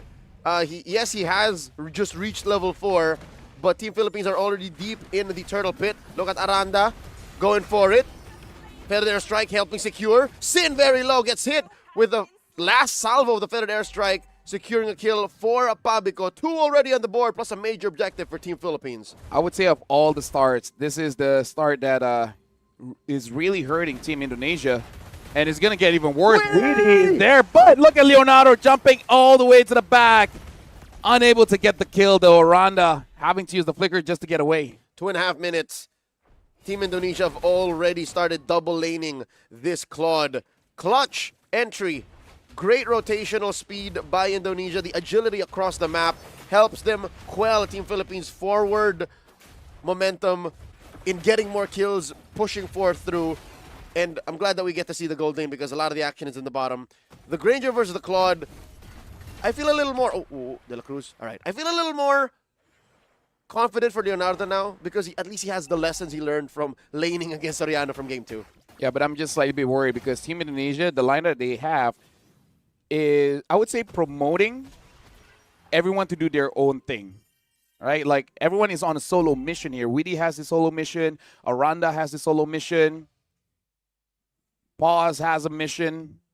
You know what welcome back to the intermission. You know how I feel about that interjection? Okay, what? You want to keep going on this? Yeah, you know what? Thesaurus, man. At this point, coming back to our MPLs, the all the different kinds of dictionaries should probably sponsor us. Here in MLBB, we promote education. I don't think a dictionary nor any specific learning tool has been used to sponsor an MPL. I mean, they should. Look, people are using it less and less. Would be good to catch up. Anyways, what I was saying is, you mentioned how Team Indonesia, this lineup that they're playing with, right? Yep. Promotes more of a solo approach to your laning and your early game ramp up, right? I think that's a good thing. I really think that's a good thing.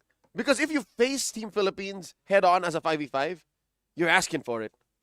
I would prefer that they get to isolate things because at least that way things don't blow out of proportion. I am more comfortable if Team Indonesia gets to do that. But likely it's not going to happen. It's harder said than done. Oh, it's harder done than said. Huh? Either way. You like that? It's the other way around the phrase. Stop confusing me, man. You're in a fragile state. I'm about to throw a fit. Let me just say that. Team Indonesia now. This is where we're about to see if the Hilda can really impact the game that much, because you have Plan B. And the Plan B is basically Witty stand directly in front of Soriano so that you may die, but at least you block all the shots. But how does he get there? Maybe. Okay, I don't know which one is better. Either the anti-cuirass or the newly changed Guardian Helmet. Because Guardian Helmet limits the damage that you take. The burst, yes. Yeah, so even as a roamer, I don't really know which one is the best. All right, you'll have time to figure that out because Turtle has already been begun. Aranda coming in from the lower angle, Witty from the back. This is an odd choice of engagement. Yehezkiel with the real-world manipulation, helping Sin secure. 1-for-1 now. Aranda falls. De La Cruz don't even get to use the AOG. And here comes Leonardo. Vinuya trying to get on out of here. The spread able to save him. And he will not fall. The Void Crystal doesn't take him down either. Instead, it becomes a 2-for-1. At that point, the Impure Rage is the correct call. But something's like, what if it was the Magic Worship getting that burn? Aranda finds Nepomuceno, but able to get out of there, unable to get the burst. And even De La Cruz shows his face, be like, you want some of this? I'm Indonesian too. Get it? Because got the kacha? Right. Yeah, there you go. There you go. I thought like JP's Indonesian. Oh, Soriano in trouble. Survives the onslaught from Aranda. This is 0 damage reduction. He's really just literally playing with his HP, and he gets that wave. And he was recalling on them too. It's like, hey, good shot, buddy. NT. NT. Ashley, Ente. Ente. Ente. There you go. Ente bang. War Axe for Nepomuceno. On the other side, looks like Sin has to go for a bit of a chop suey, but I feel like probably could have been better with the Black Eye Shield, considering how much they really want to gang up on him. That's a push down bottom by Nepomuceno. Wow, compromising Aranda. You see the damage on this Lancelot. Aranda had to back on out of there. Pressure being placed on other parts of the map. Team Philippines happy with the real estate they gained down bottom. Witty taking a few shots from Soriano. De La Cruz, I think his presence alone is making this an awkward experience for Leonardo. Yeah. And again, Team Indonesia, looking at how their rotation is, it solidifies what I think is basically Team Indonesia. Everyone is on some kind of solo mission, which is pretty awkward considering that you have a Eve as well as a Granger. Fredrin. Yes. Right? Because they're like, where's my friends? I think for those two, it mainly sucks. But for a majority of the lineup, I think they like it. Turtle getting taken here. Team Philippines handily secures. I want to see. Oh my God, it was stolen. Pabiko got it. The buff? Yes, look at that. Pabiko got the buff. Pabiko goes out of bounds and survives the blazing duet. I'm speechless. Able to get the buff, able to get away. If I was Indonesia, I'd be fuming. I would advise against that. Keeping a sound mental state is the key to a comeback. I would rather not. 4,000 gold up. Team Philippines taking that top lane tier 1. Bottom lane, they did suffer a loss, so at least even if Pabiko got away with it, Aranda was able to equalize that lane. Mid lane, this is the last place that Indonesia needs to keep safe so that there would be enough space for Leonardo to farm up. Yeah, speaking of which, we should be looking at the items here. I believe he has 2. I think he has the Corrosion Scythe and the Demon Hunter, if I'm not mistaken, because I don't think I see him complete the Golden Staff first. De La Cruz gets found out by Sin, which hasn't really been able to impact the game so far, but, you know, it's not his fault.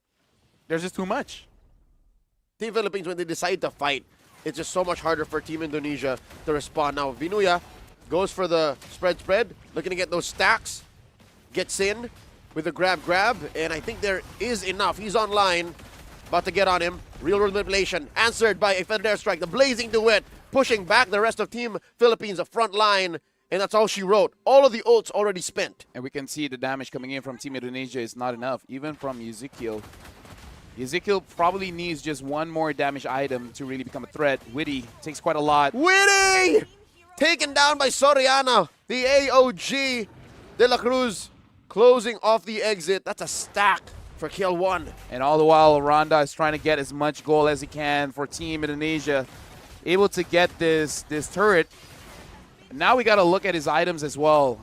What he kind of needs probably is a Sea Halberd. At that point, I feel like he can burst down anyone. Maybe not Vinuya.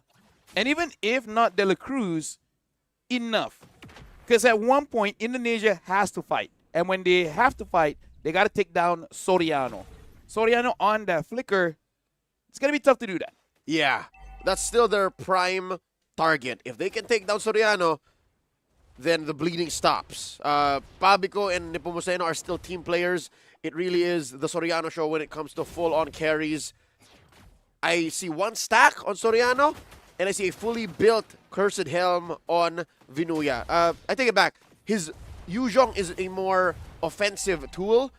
It tries to do the same thing, but this glue is more for disruption. I like the build path he went for. Yeah. Team Indonesia now having to protect their base here because it's not even 10 minutes, and Team Philippines can soon start to threaten to take down that Holy Shield. All the way up top, Nepomuceno is taking basically everything from Team Indonesia. Pabico gets mid, and Witty is all alone trying to search for someone from Team Philippines, but they're all in Indonesia's jungle. That's right. There are no stragglers. Team Philippines playing as one. They get that passive push on the top lane. Feathered airstrike and the taunt catches Sin. Nowhere to go. And forcing a blazing duet out of Leonardo. Gets popped full range by Soriano. 2 more stacks for that Sky Piercer. If I was Sin, I would look at my team and be like, if you guys ask me to Fredrin again, nah. Not when it's like this, man. Not like this. Because Witty is far away. Aranda is a damage leader, not really going to help him out. I think this one, Indonesia just overthink it. De La Cruz with the AOG. Witty gets popped. There is no bush there to try and help him regen. Vinuya down to 1 HP. Pabico with a cover fire. Team Philippines able to take down the Holy Shield, but not the turret itself. Yep. Aranda, though, I think just barely hit the Deadly Stingers onto Vinuya, and we can already see quite a lot of damage. So I think in terms of the items, it's already there. It's just getting to the back line. At this point, I think Pabico is fine. Like, yes, Soriano is the main target, but when you're down by 7 kills, you take anyone except the front line. And it's not as if the front line's going to take it lying down. Aranda, we keep talking about him. Is it fair to say that the win is on him now? Yes. For this to happen, for Leonardo to get to a point of being a threat, Aranda has to play double time, triple time even. He's carrying the hopes and dreams of Indonesia on his back. Soriano with 4 kills. Leonardo moves forward, gets shots once, dies. Soriano has to take down... Sorry, Aranda has to take down Soriano first, and then after that, that's fair game. And he's the only one who can do it. He's the only one that can do it. And the thing is, he was the final pick. This was all a setup for him. He has to make this worth it. And it's looking more dire. Ladies and gentlemen, a free lord for Team Philippines and a takedown on Chin. Leonardo getting a few good stacks of Art of Thievery. All this while in the long lane, Aranda gets the 2nd tier turret down bottom. Dark Knight falls to try and end it. Unless, no, this is just a Fog of War. Yep. It's a passive. Now, this is just very difficult because for Team Indonesia, they're just not in sync. this lineup is not really working together, because 12 minutes in, Aranda might have 4 items. They're able to get Vinuya, but that's really just using the glue against himself. But with that, Indonesia should be able to protect their base now. Not without Aranda, I think. 4v4, and still a huge gold gap, almost 10,000 between Indonesia and the Philippines. Appraiser's Wrath pushes the rest of the squad away. A conceal by De La Cruz, looking for an engage. An unbreakable onto Yehezkiel. Nepomuceno taking down that turret, dashing on through, blazing the way one more time, plus a jump in onto Soriano. No Wind of Nature shenanigans here. Soriano firing away. De La Cruz holding his ground. Yep. You can even hear the cheer. At least the country of Indonesia is still proud of what Indonesia is showing up here. Leonardo having 4 items. And even though, yes, Aranda only having 3, but kind of justified the items that he has, it's pretty expensive. I feel like in this situation, you would be forgiven to take a Hunter Strike first instead of a BOD. And maybe even a Demon Hunter Sword. Because I feel like, you know, BOD is great, but other items in this situation could have been better. Yeah. For the most part, BOD feels like a win more item. Oh my god, here comes a Blazing Duet plus a Winter Crown Freeze. They almost jump Soriano. Winnie, the closest anyone has ever been, gets popped. Aranda runs away. That was a close call, but Soriano, with awareness all around him, able to keep himself alive. Unfortunately, Aranda missed, and missed by a lot, not even by a little. And that was from Leonardo and Witty giving the opportunity. Now Leonardo is done. This might be it. Team Philippines might get match point here. The Feathered Airstrike covering up the minions. 3 remaining members of Team Indonesia. The base going to be up next. Nepomuceno signing and sealing Team Indonesia's fate. 1 more win. Team Philippines at match point. It's unfortunate, no matter how many bans you have on that EXP lane, Vinuya just shows that there's still a lot. But the thing is, that glue was what won them the World Championship back in July. So it's not even a bad pick. It's a pick that he has proven to the world is very strong for him.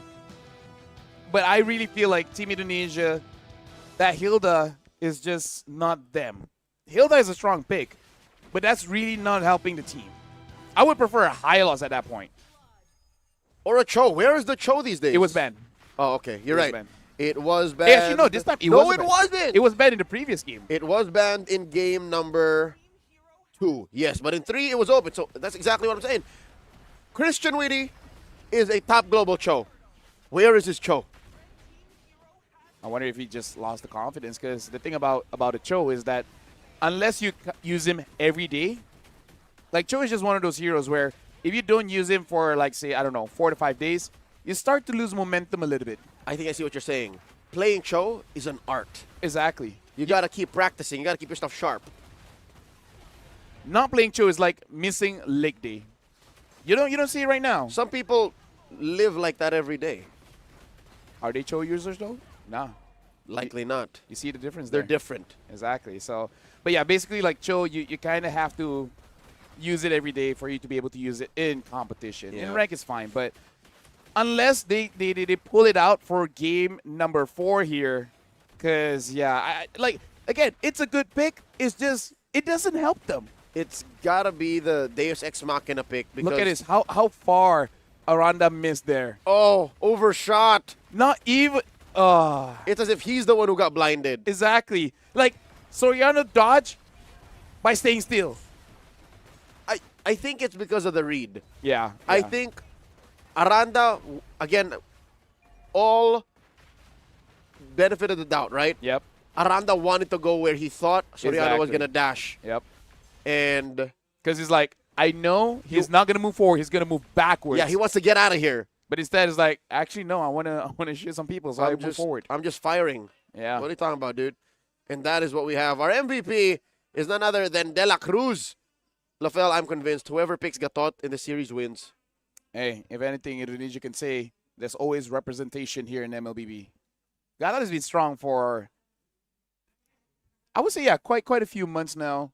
0, 1, and 10, 83% kill participation. There's a reason why we see Grok bans, Gathot bans. Like, I like that now we are at the point of MLBB. Roamer is a real thing. Oh, yeah. On paper, Roamer has been a real thing for a while, but now it's such an impact pick and such a role that could change the game that you can go either way. I think you'll agree with me. Either the first phase bans are all EXP, all Roamer, or all jungle. Yeah. And then that just dictates what's allowed to be played. The only, I would say, mid that pretty much gets banned is the Jushin as well as the Eve. I feel like Indonesia just has to go back to the drawing board for this one because this seems a little bit too high. High concept. Yeah, too high concept. It's an auteur draft. Because we were talking about high investment. You got the Claude as well as the Hellcurt on both sides. And then you have a Frederick and an Eve that will stick together, but the Hilda will not. Because all the while, what I'm seeing here is Witty is a ward to make sure that Aranda has a clear path to actually go for those pushes. So I'm here to let you know no one is coming, so keep at it. It's a little bit too high concept. Yeah. I think they just got to simple it down. Yeah. I think another thing this lineup wanted to do, this draft, is induce chaos on their opponents. They wanted to be able to force Team Philippines to play a certain way, but Team Philippines wasn't having any of it. They still instead ended up with a draft very similar to game number 2, and they just replaced the Yuzhong with a glue and are just as comfortable. And all the while this is going on, looks like Malaysia against Myanmar is still going through. I believe this is second game and it's gone on to the 20-minute mark. Oh, wow. But Team Myanmar has no more inhibitors, and Team Malaysia only lost one turret up top. So it's Team Malaysia at the lead. Yes and no. They are at the lead in terms of the objectives. Yeah. But in terms of the gold, it's only by 1,000 difference. And again, at 20 minutes, it kind of doesn't matter anyway. So we'll continue to update you guys as the entire series develop because this will impact our bronze match later on, which, by the way, at this point, Indonesia is one loss away from participating into the bronze match. Indonesia has to win the next one. No. They are one win away from being relegated to the bronze match. Qualify. Yes. Potato, right? But for now, we're going for a short break. After this, potentially the final match, Philippines against Indonesia. We'll see if Indonesia can extend the series.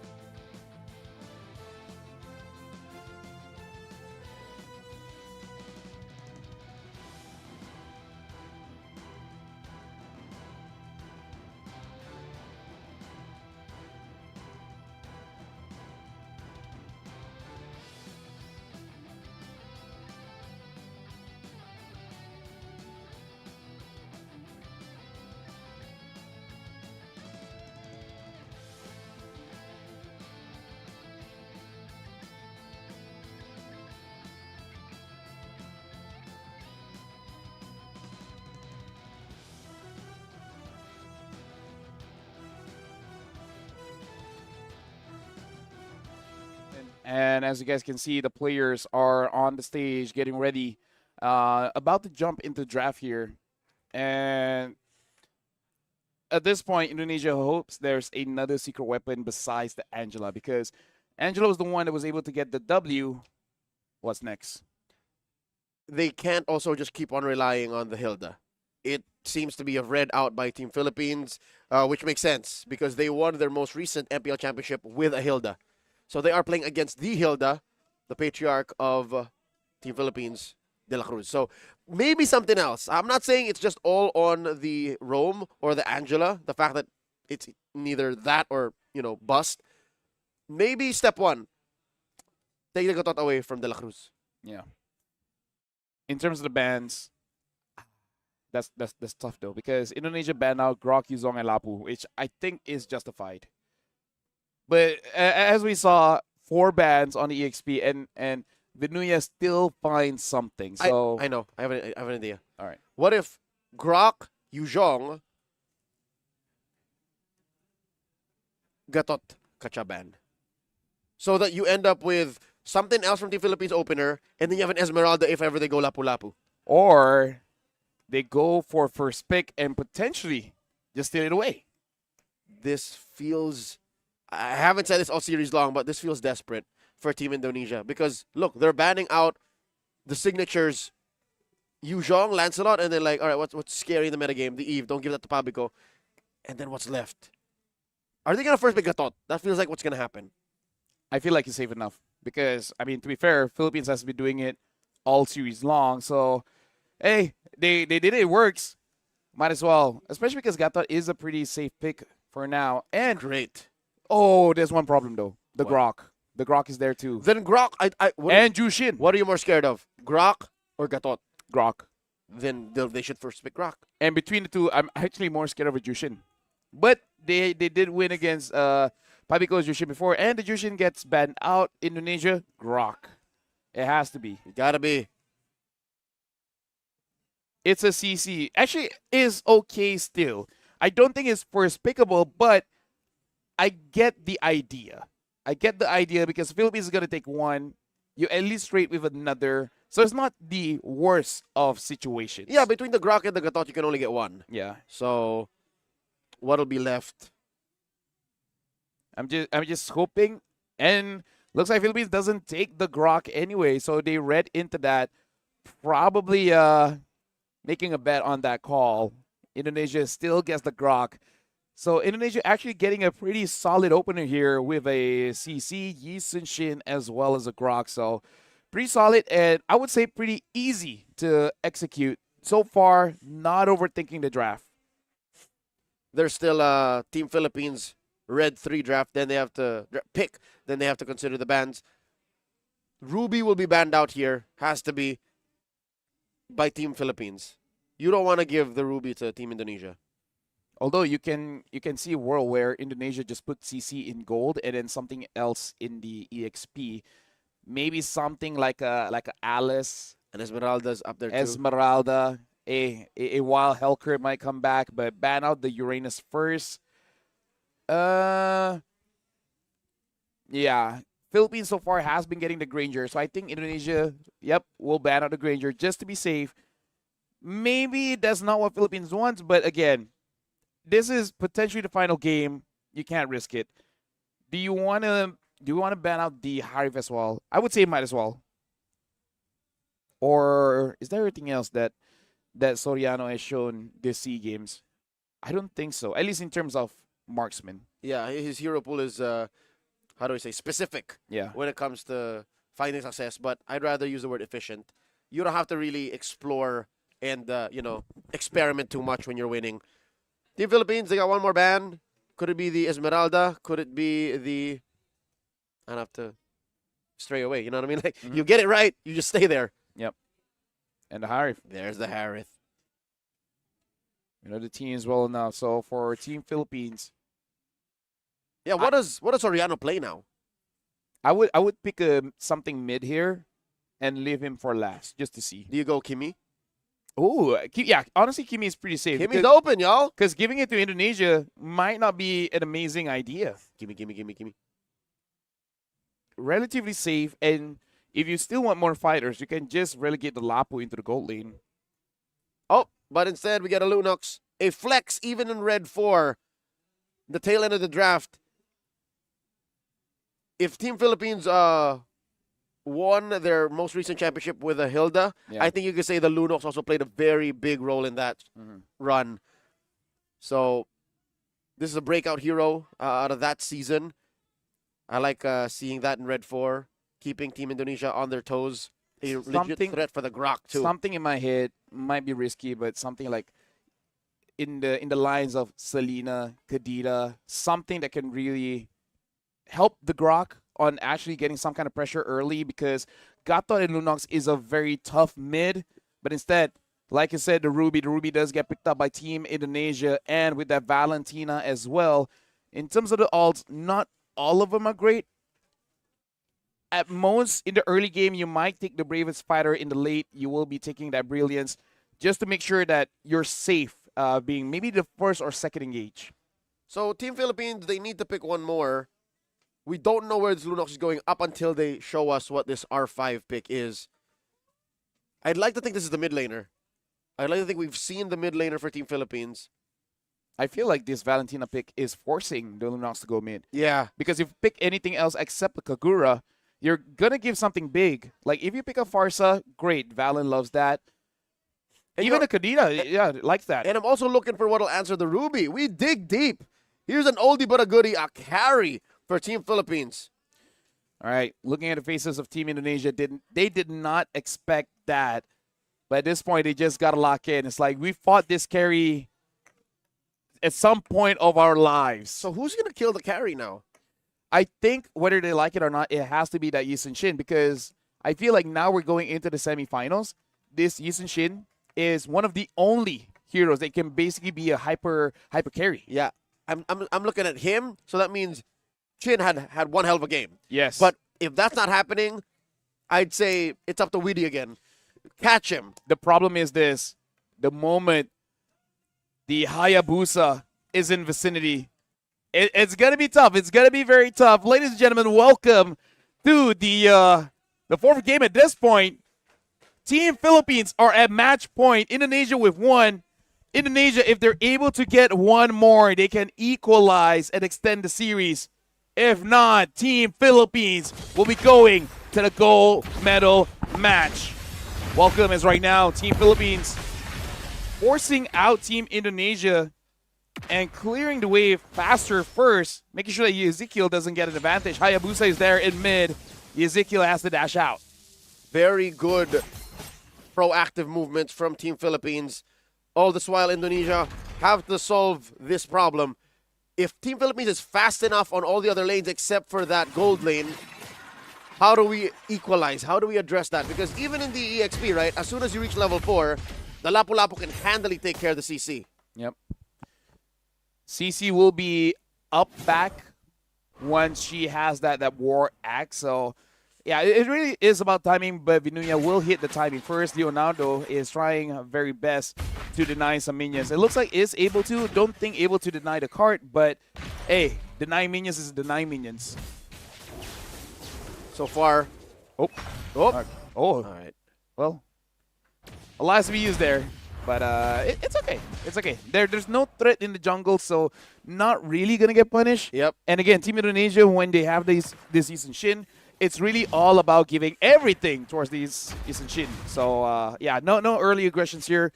Indonesia might even consider letting go of that turtle and let Sin vertical farm, get something off of the side of Philippines. You know what?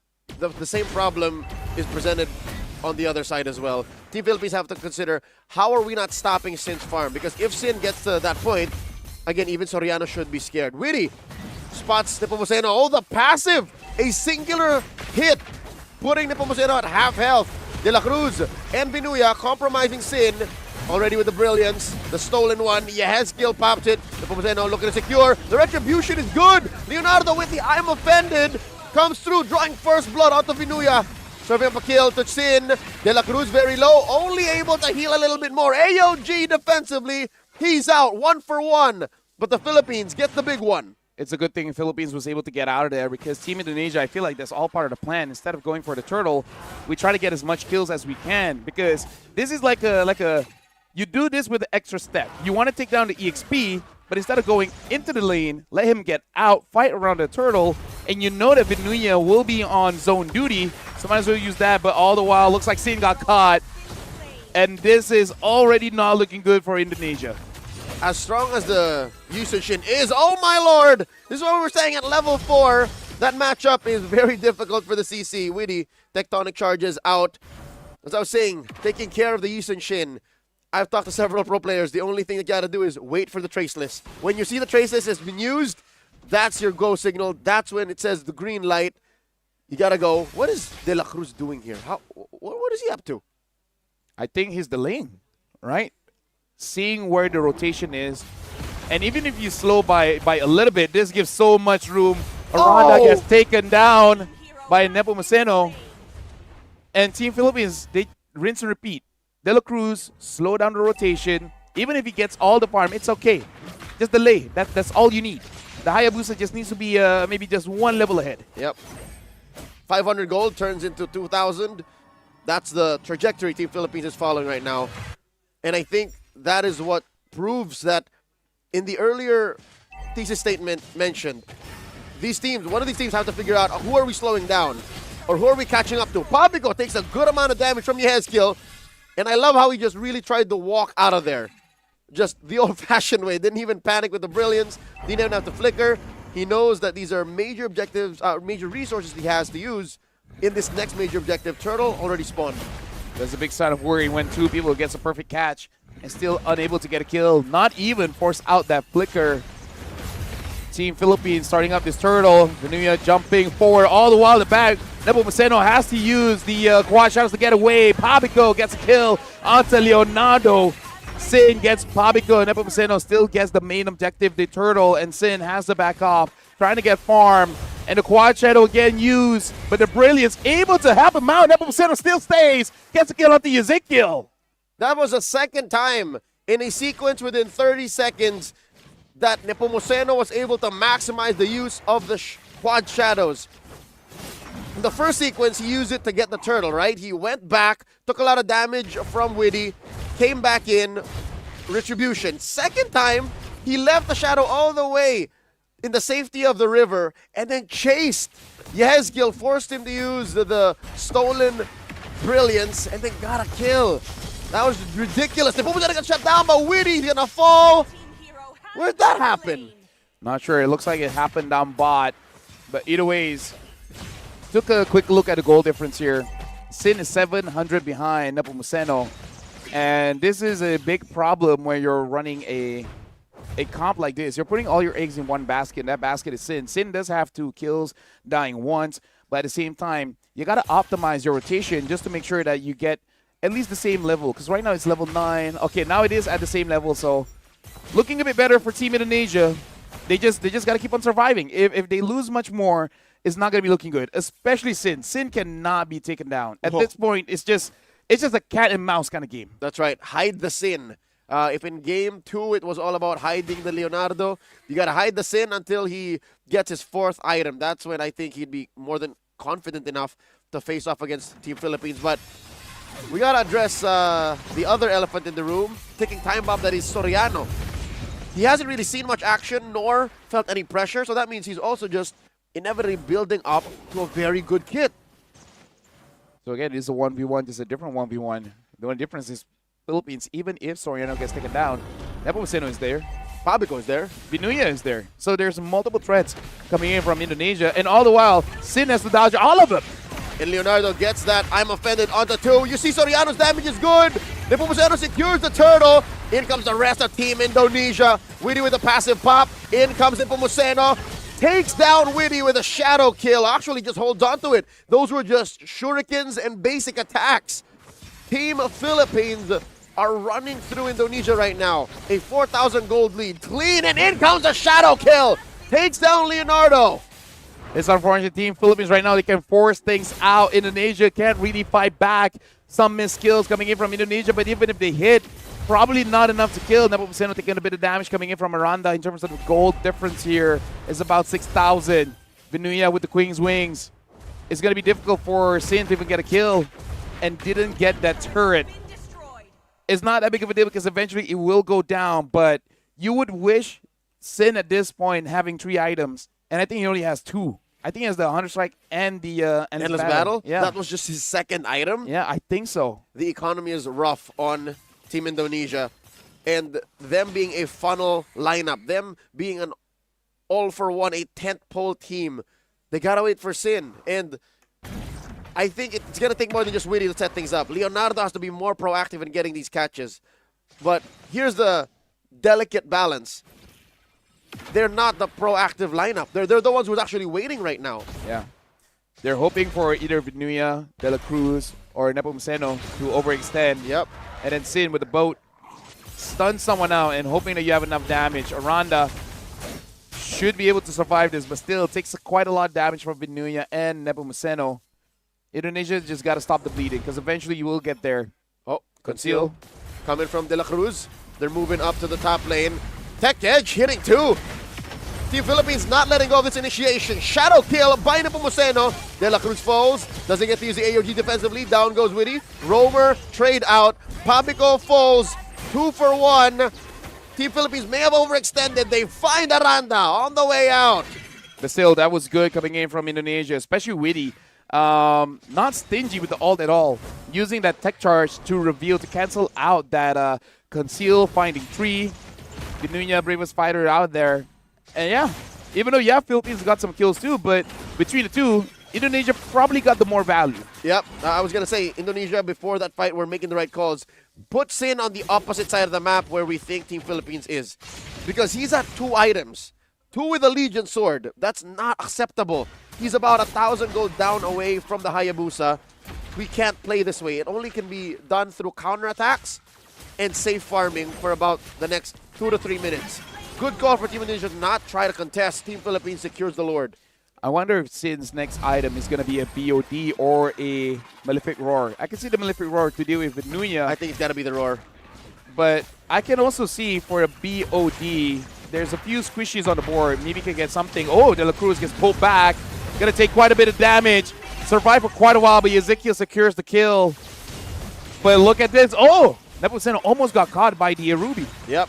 Still a very potent answer to any assassin out there. Witty with the flicker tech charge. Finds Soriano. Down he goes. A kill for Yazgil. Double kill for Vinuya. Witty and Aranda fall. 2 for 1. Almost instant gratification for Team Philippines. Leonardo sharing the damage with Sin. Nepomuceno shadows out. Instead, goes ahead and focuses on the turrets. Indonesia is just playing around Team Philippines over aggression. So far doing quite well, catching them in their mistakes. But this still gives a lot of time for Sin to farm up. And as you saw, he does have that Malefic Roar. So 10 minutes in, he has 3 items. Going to be pretty strong. Not the strongest just yet. But at least this time, if someone does get caught, he does have the damage to respond. Lord pops that Holy Shield up top. Crashing into the turret. Taking it down about 2/3. Another shadow kill by Nepomuceno. 6-1-3. Stellar performance by the GOAT on this Hayabusa. The gold lead has expanded, Lafel. We're about 7,000 between these two. But I feel like for Indonesia, you don't need that much gold. Because, again, everything just has to go over to Sin. Yep. I feel like for the rest of them, 2 items is enough. 1 utility and 1 either defense or offense. And I think you're all good. Because Witty is at this point is just they just want his ult. That's it. After you ult, whatever happens, happens. Just get a good ult. Uh-oh. Witty does not have a flicker. He does have his ult. But for them to try and catch Soriano once again, they'll have to use the whole kit. So they are about, 30 seconds away from that. Luckily, it'll be in time for the Lord. Spawning in the upper quarter. Team Philippines, they're so good at this. This is the play style that made the Philippines' dominance possible. Just patience and map control. 7,000 difference here between Philippines as well as Indonesia. At this point, it's probably the job of Aranda here to slow things down because he has that damage threat and he can actually get in and out. Even if it dies, it will take quite a while. By that time, Indonesia can get into proper positioning to get something done. But Nepomuceno, though, having the BOD and Soriano with the Golden Staff, the damage is just going to be too much. The next time Philippines has a clean engage, that's it. It's over. All the more it becomes a reality that Weedy is only used for his ult. Expect that even with his passive, he will be soft to the light wheels of Soriano's carry. Lord has already spawned upper quarter. Once again, bottom lane, long lane taken care of by Vinuya.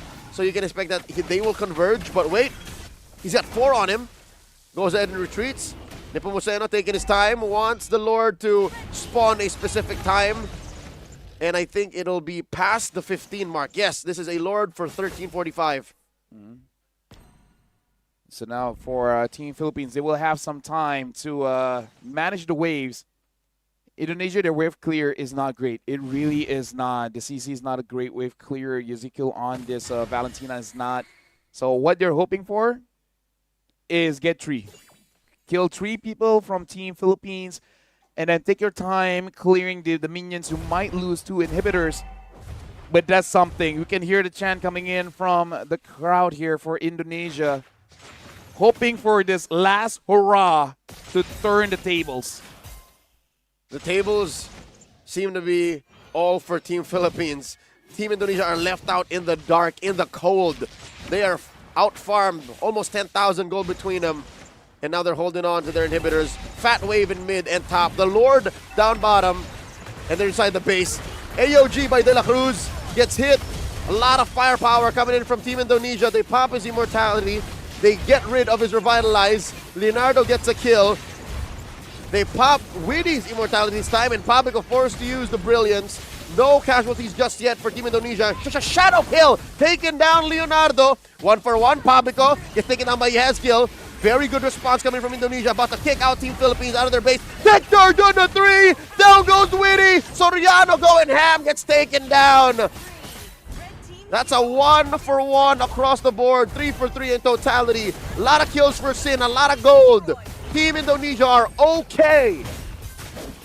Now hold on. It might want to continue forward. Binuya almost took down Aranda. Oh, nice timing on the traceless.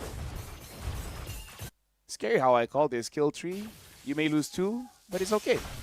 Oh, baby. Shadow kill. The winner crown. Keeping Sin alive. The reflexes, the instincts on that young jungler from Indonesia. Actually, it was good. He actually delayed it. Because if he instantly popped it, Aranda would have died.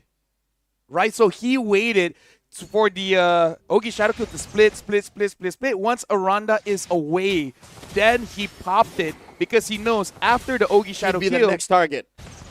The Shuriken will come out. Yep. He knew that he can tank just a bit, but at the end he could not. He so maximized the utility. Talk about calmness. A lot of people in that situation will use it instantly, but he knew if he did that, that would be over. Philippines could have ended it because he's the only one that could protect. This is just a byproduct of thousands of hours of playing MLBB at such a high level that sequences like that, reactions to almost lethal circumstances like that are almost done without breaking sweat. I can imagine that Sin was like, yeah, I'm good. Yeah, it's like, it's just a Hayabusa with the sweat coming down. Oof. You're fine. Team Philippines secures the Lord. This is still an unevolved Lord. It'll be spawning down bottom, if I'm not mistaken.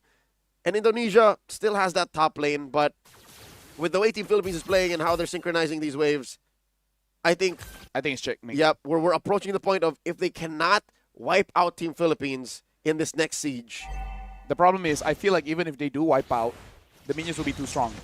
Because their wave clear is that It has to be a winning wipeout. Yeah. It has to be a wipeout with at least two. Yeah, exactly. Like, other people have to, like, drag the minions to the side and everything. Like, just getting a wipeout is not enough. The minions and the Lord, it's going to be enough. All right, there's the rampart. Really delays the siege minion. The Lord inside the base. Sin backing out. Already summons that turtle boat. Coming through. There's the tech charge. Down goes Witty. Spent his flicker. Down goes Leonardo. Soriano and Team Philippines have done it in such swift fashion. 3-1. They're going to the grand finals. Congratulations to Team Philippines. even though losing game number 1, did not lose the momentum. Still keep on pushing strong, and now going to the gold medal match at the grand finals. But it's not over just yet for Team Indonesia, because they have one more match, one more best of 5 after this for the bronze match, which, quick update, the third game of the best of 5 have not started just yet. Team Malaysia is leading 2-0 against Myanmar. Malaysia wins one more game, and Indonesia will face against Myanmar in the bronze match. Did you just say it hasn't elapsed yet? Or is it just finished? After the draft, pause until now. Okay, so there's hope for Team Myanmar. Yes. If they don't change their fates, it's going to be Myanmar and Indonesia in tonight's final broadcast. Yep. All right, let's relive and revisit the moments of game number 4 here. A stroke of genius picking up the carry, I'll tell you now. I really like the carry as a very specific answer in the current metagame, especially with all of these fighters running about. Yep. This is the perfect answer. I feel like it's perfect because it's against a Valentina, right? Against the Eve, against the Martha. Yeah. Someone with long bursts is going to be difficult, but against a Valentina, that was the right condition for you to use this carry. Amazing when you are at red 5 having that option, and it's a good thing they picked Lunox red 4 just in case you're able to move the Lunox around. Yeah, and on a macro level, right? Big picture, I'm looking at the metagame. There's a lot of fighters. With these many fighters in the side lanes, one of the best answers, and which is often banned out, is the Esmeralda, right? Because these heroes want to fight in your face. They want to have long sequences, exchanges with you, trades. The Esmeralda wins. But where does the Esmeralda lose? True damage. Yep. So that's where carry comes in. And I'd like to think Coach Cruz and the rest of Team Philippines may have found the skeleton key. They may have found a way to unlock, once again, old school marksman, starting with this one, with carry. Yep. Either ways, congratulations to Team Philippines. They will fight once again on December 17 for the grand finals. During that day, it will be the men's and women's gold medal match. The MVP for this one is going to be Binuya with that lapu-lapu. Again, nice to see the heroes of Philippines as well as Indonesia being a big part of the current meta. 2025 has been kind to this young man, and I'm being very generous about my words. He was the MVP in Saudi Arabia for that major tournament. He has been experiencing so much, and I'm so happy for him. But here today, he's gotten 2 MVPs in this match against Indonesia alone. And well-deserved. One on the Yuzong, one on the... actually, no, the Yuzong game, he was Pabiko on that Farsa. Oh, yeah. One on the glue and one on the Lapu. But it feels like a Yuzong MVP game. But either way... It should have been. Either way, 17-15. Indonesia bringing out a quite a strong strat. But again, it's very risky. Like, when it works, it works. It's the kind of strat that you bring out maybe when you're a game away from match point. Yeah. This is the adjustment I wish they had going into Game 3. Game 3, yeah. Yes. Yeah. Instead of going for the Hilda Helkert. But I would say between the two, Hilda Helkert is more crazy, so I can see it. That felt like more of the final... That felt more like last resort, you know what I mean? Yeah. But again, that's just how Indonesia is. They bring out the most unexpected and unorthodox weapons when you least suspect, which get other teams. They can surprise other teams, but Team Philippines, they just know way too much what's going on, and that's why they're in the grand finals. Either way, so we're going for a break, and we're just waiting on Team Malaysia against Myanmar to see who will go up against Indonesia in the bronze medal match later. We'll see you guys then.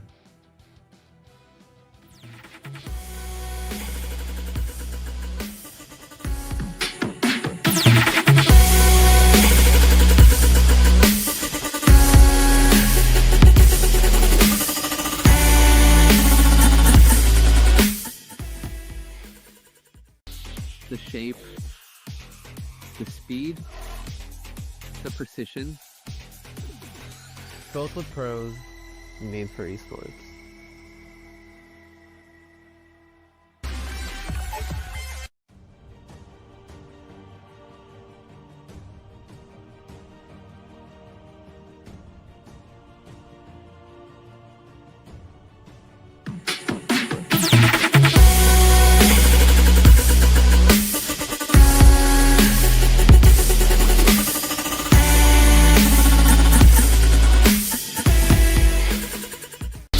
the shape, the speed, the precision. Built with pros, made for esports.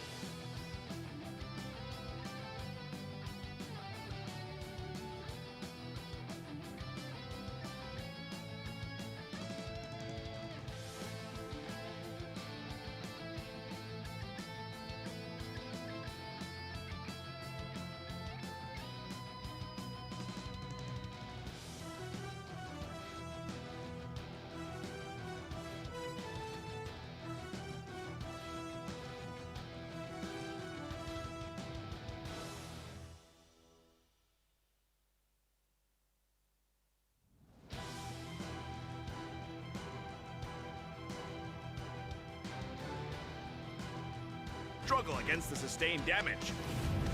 The new 3 vs 3 mode, Chaos Clash.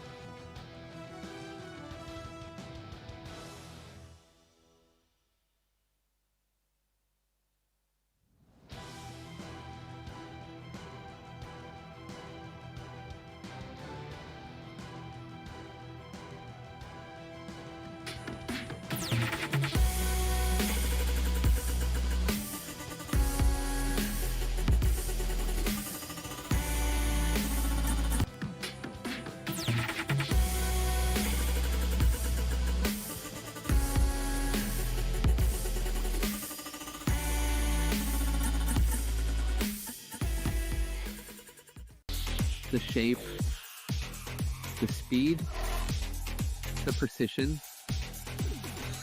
Built with pros, made for esports.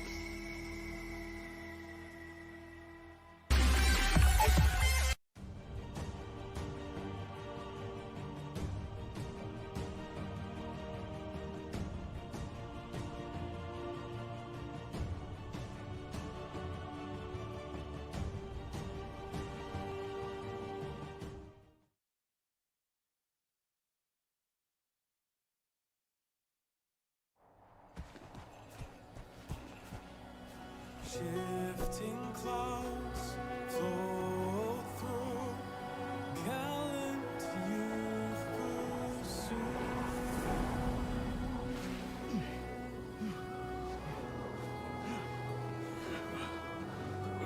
We've been searching for days, Sora.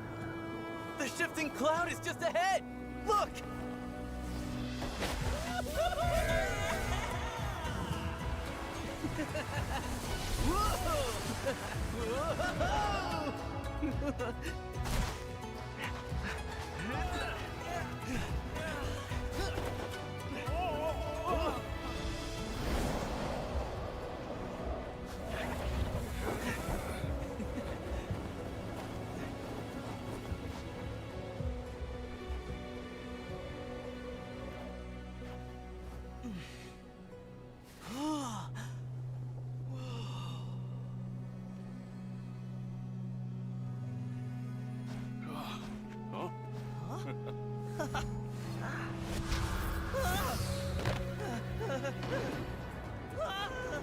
Oh, that's no cloud. That's a sandstorm.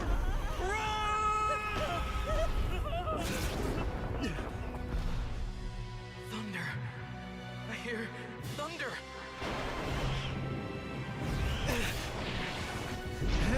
It's here! I know it!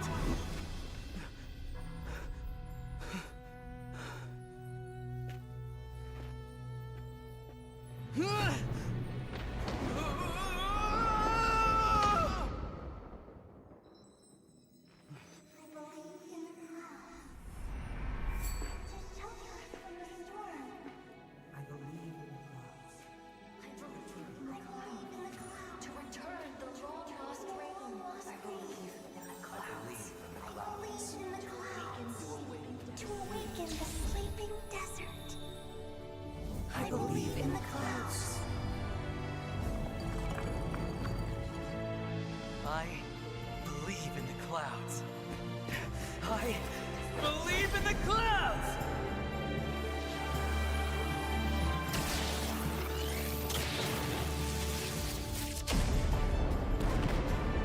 Wow! Hey!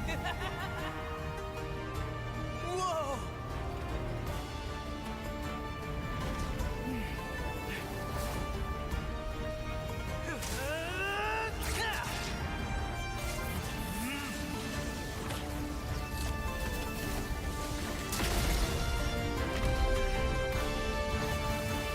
Shifting clouds flow through, gallant youth pursue, bringing rainfall and thunder down. Flower seeds sprout strong, and ancient tree walls spreading green.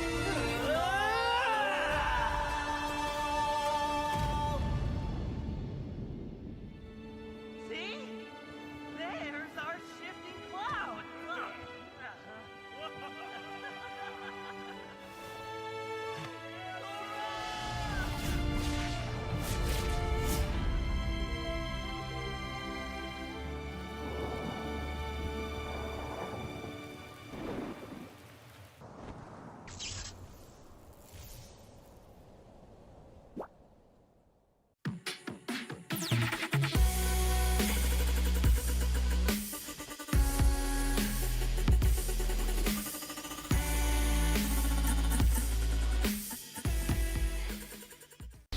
The shape, the speed, the precision. Built with pros, made for esports.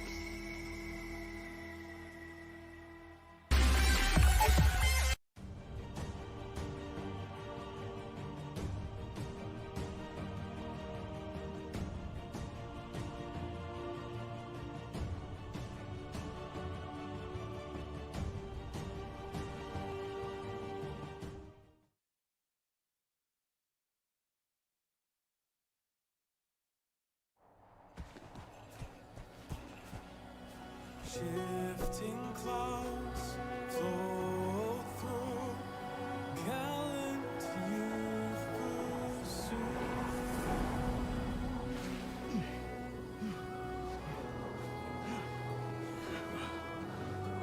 We've been searching for days, Sora. The The shifting cloud is just ahead! Look!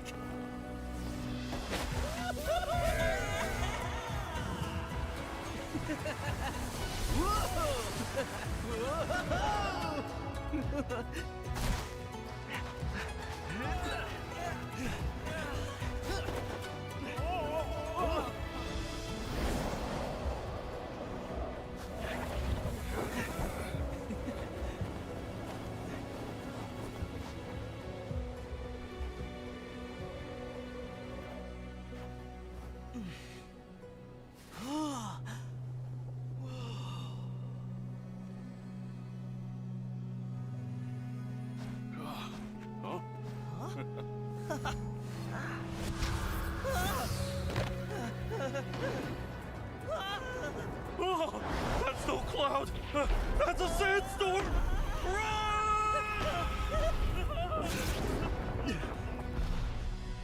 Thunder. I hear thunder.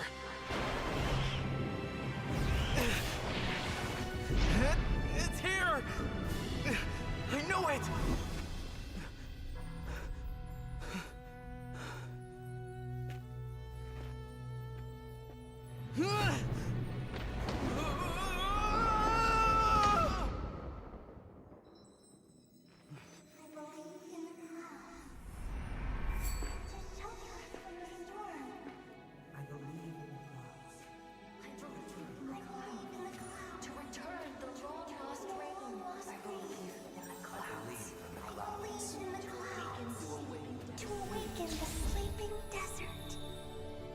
I believe in the clouds. I believe in the clouds. I believe in the clouds!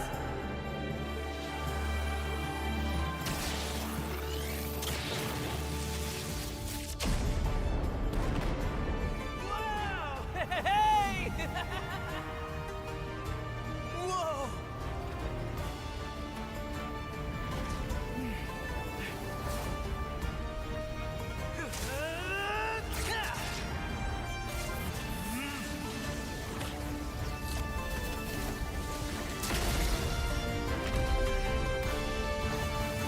Shifting clouds flow through, telling you to pursue. Bringing rainfall and thunder down. Flower seeds sprout strong, and range and tree blocks spreading green around.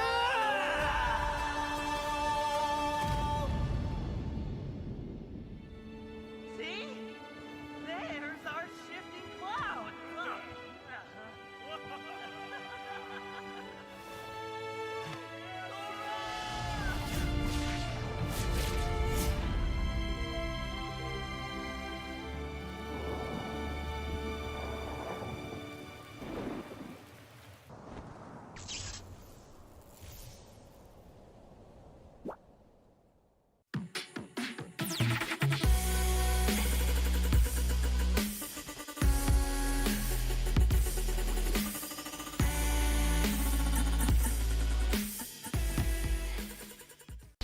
The shape, the speed, the precision. Built with pros, made for esports.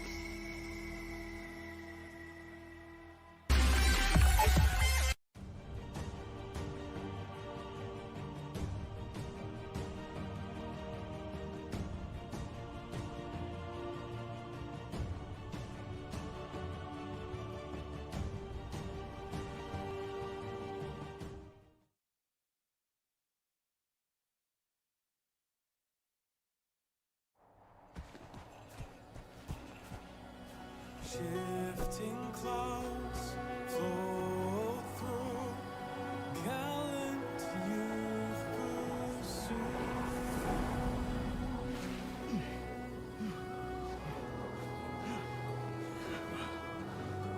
We've been searching for days, Sora. The shifting cloud is just ahead! Look!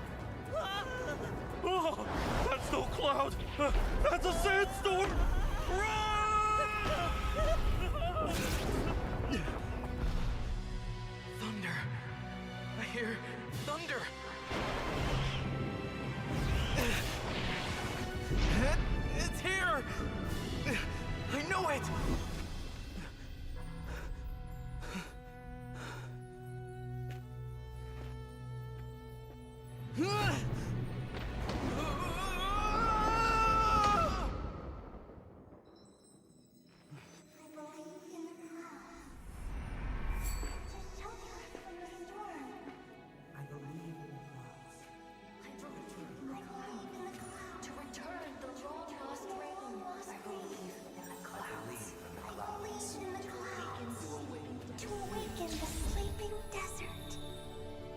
I believe in the clouds.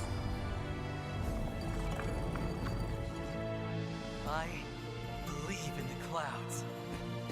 I believe in the clouds!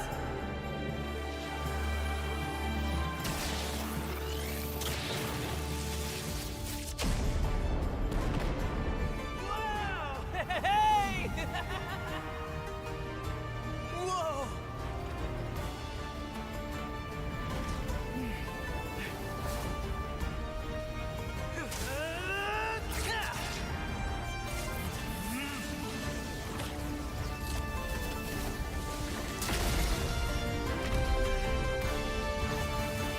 Shifting clouds flow through, telling you to pursue, bringing rainfall and thunder down. Flower seeds sprout strong, and ancient tree rocks spreading green.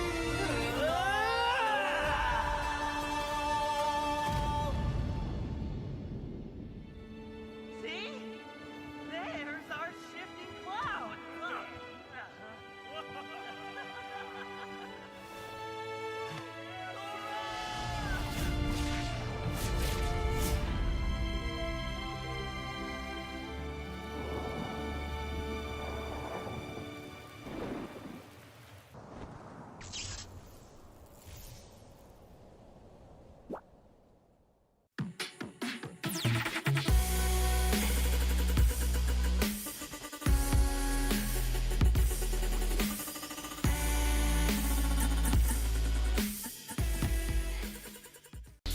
The shape, the speed, the precision. Built with pros, made for esports.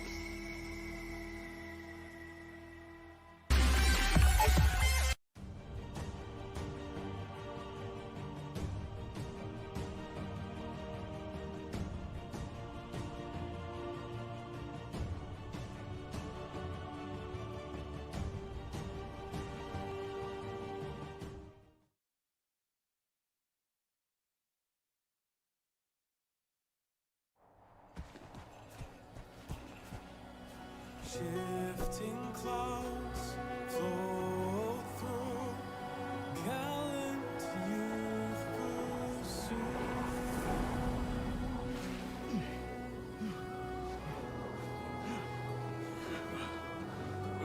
We've been searching for days, Sora. The shifting cloud is just ahead! Look!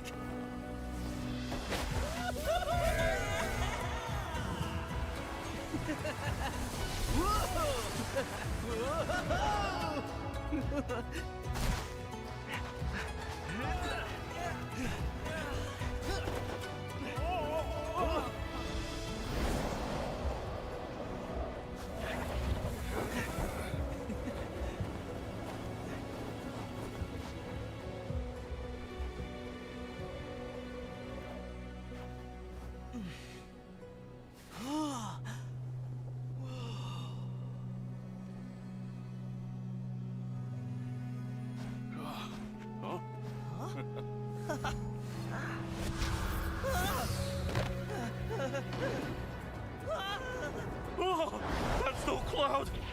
That's a sandstorm.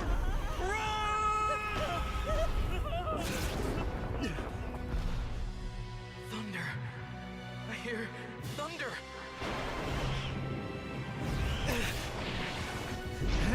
It's here. I know it.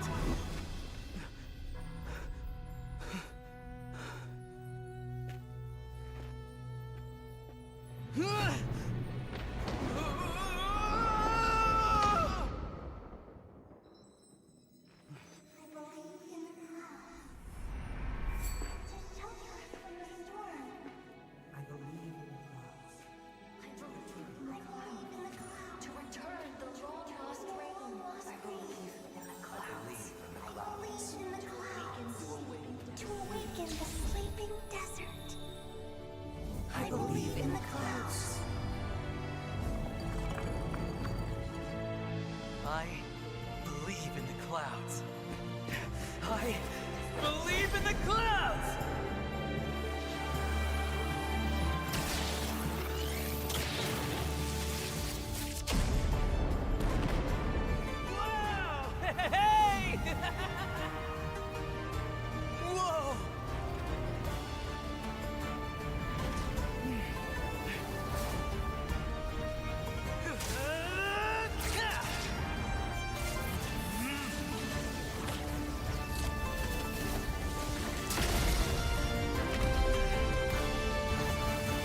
See?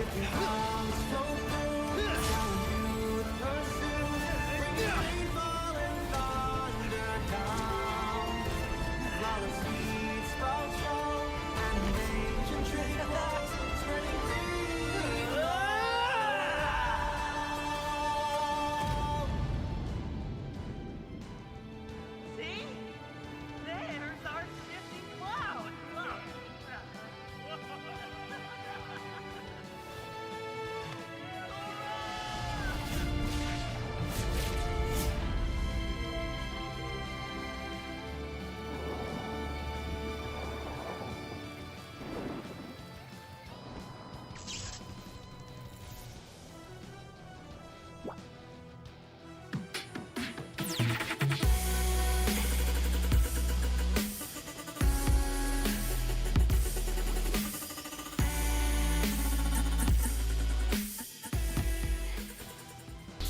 The shape, the speed, the precision, Built with pros, made for esports.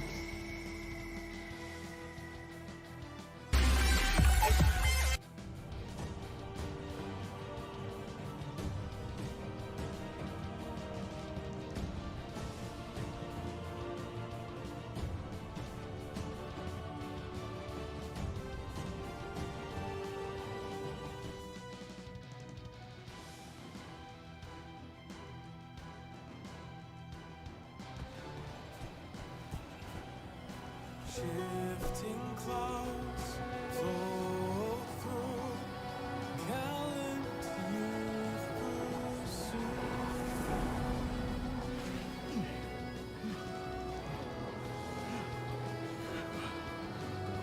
We've been searching for days, Sora. The shifting cloud is just ahead! Look!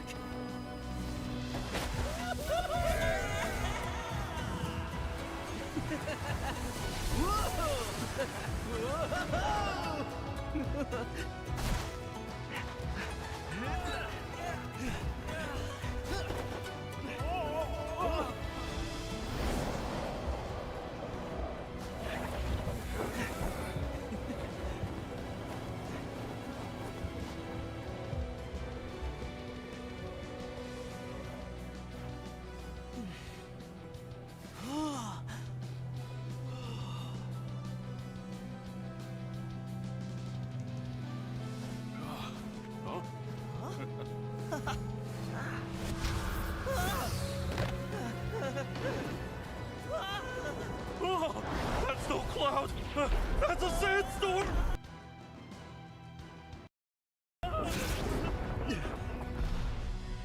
Thunder. I hear thunder.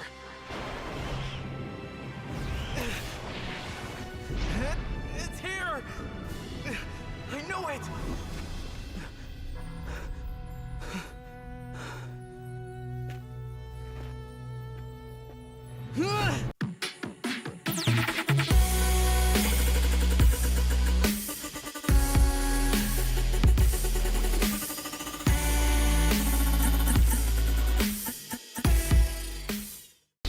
The shape, the speed, the precision, Built with pros, made for esports.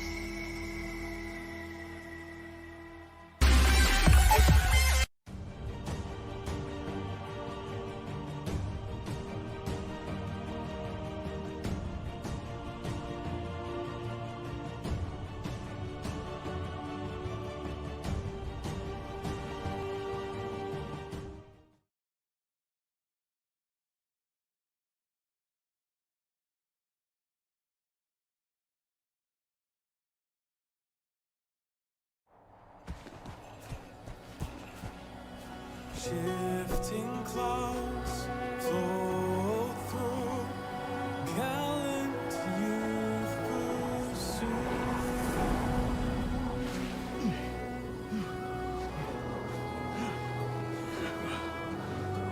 We've been searching for days, Sora. The shifting cloud is just ahead! Look!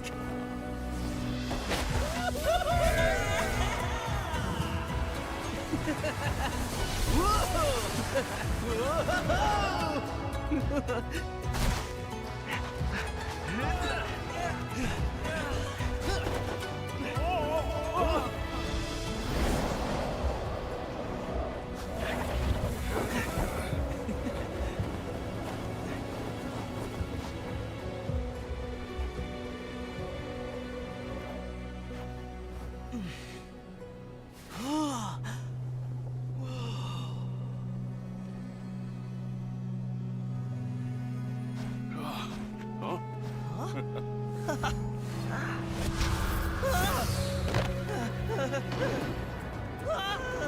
Oh, that's no cloud! That's a sandstorm!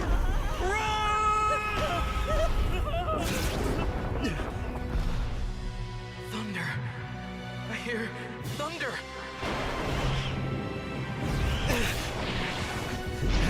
It's here! I know it!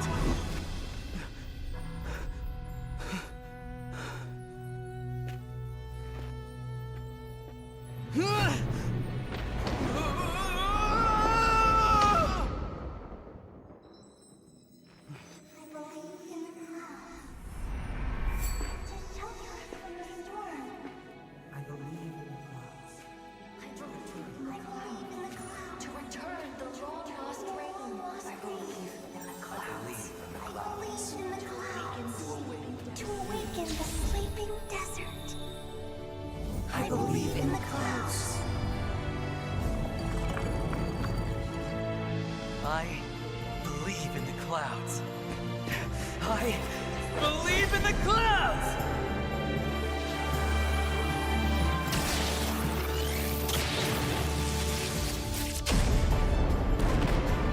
Wow! Hey! Whoa!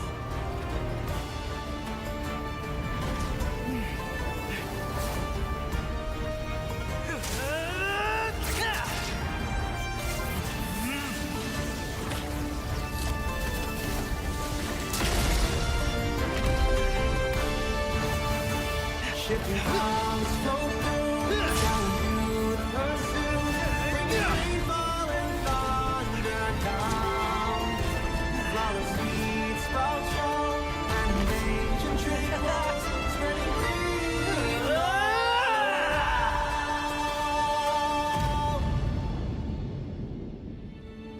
See? There's our shifting cloud.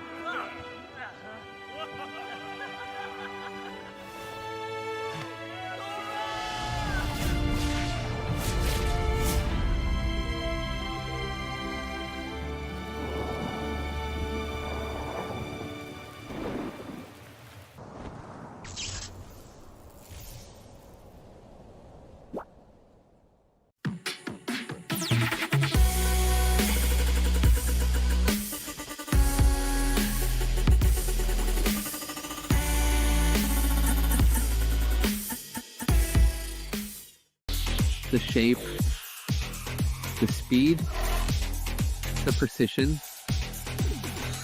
Built with pros, made for esports.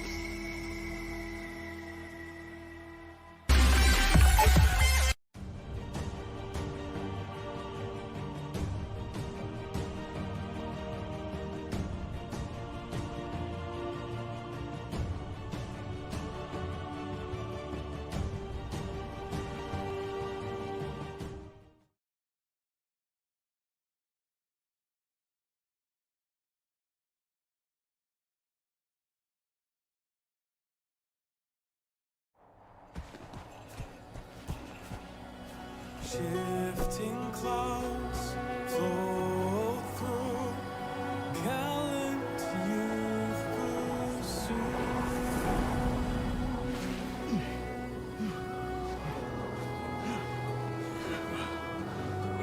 We've been searching for days, Sora. The shifting cloud is just ahead! Look!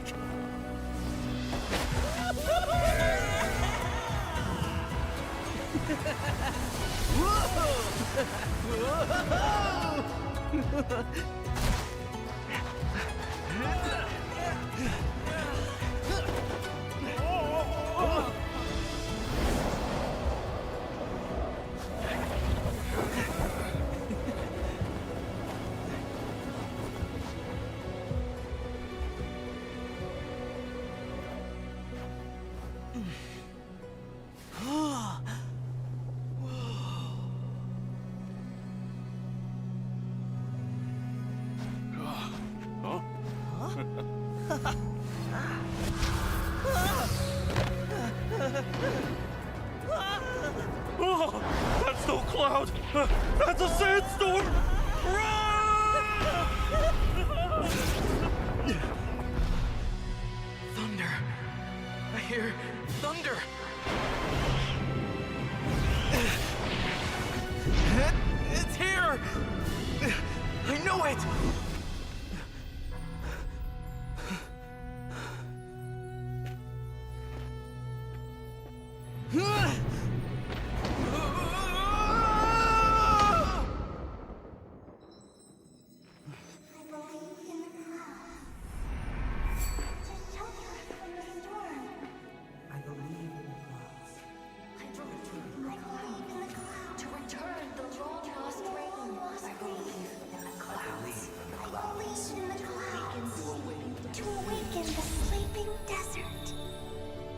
I believe in the clouds. I believe in the clouds. I believe in the clouds!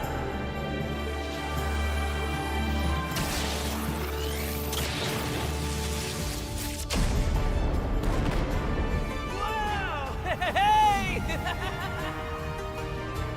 Whoa!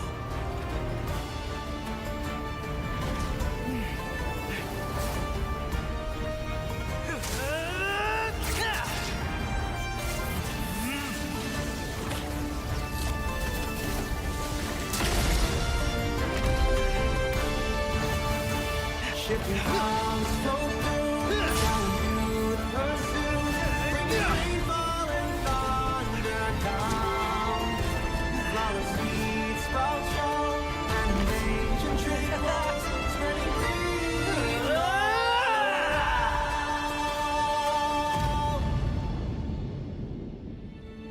See?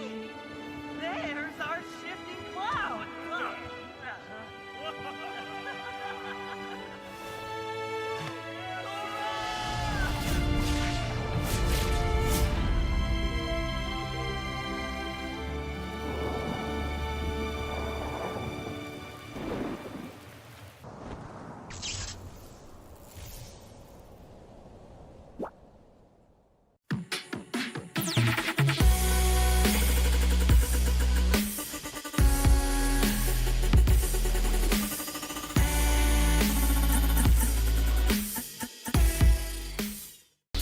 The shape, the speed, the precision.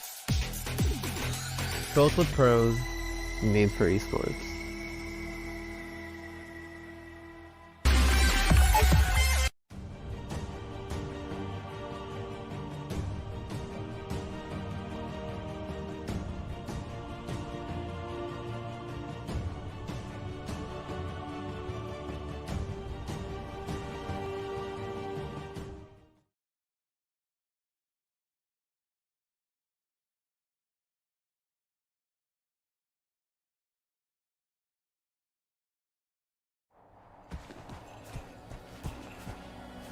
Shifting clouds flow through, gallant youth pursue.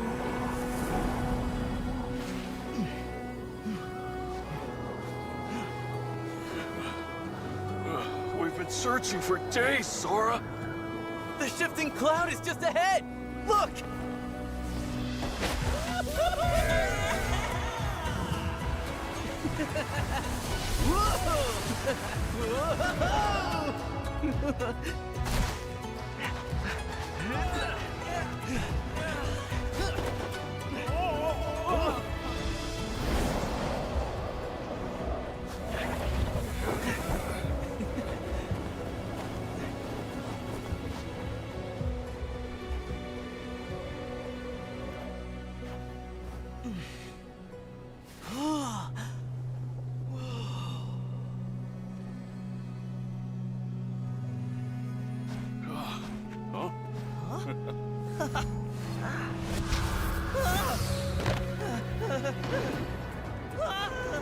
Oh, that's no cloud!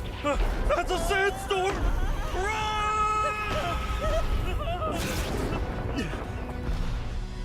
Thunder. I hear thunder.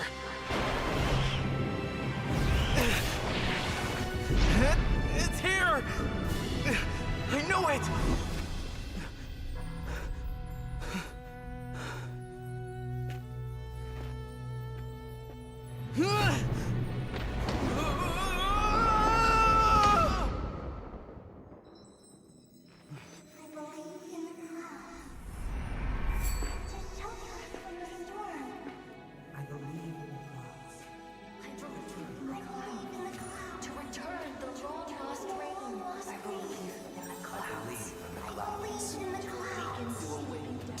awaken the sleeping desert.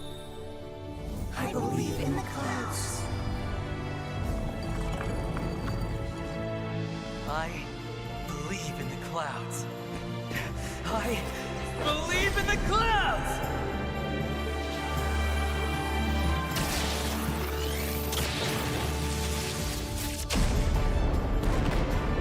Whoa! Hey! Whoa!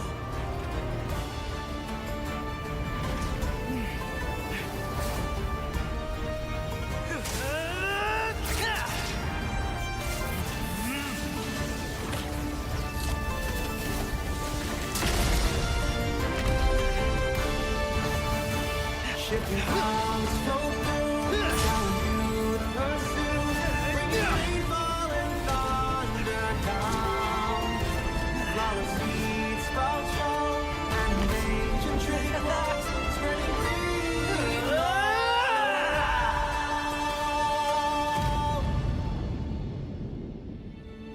See? There's our shifting cloud.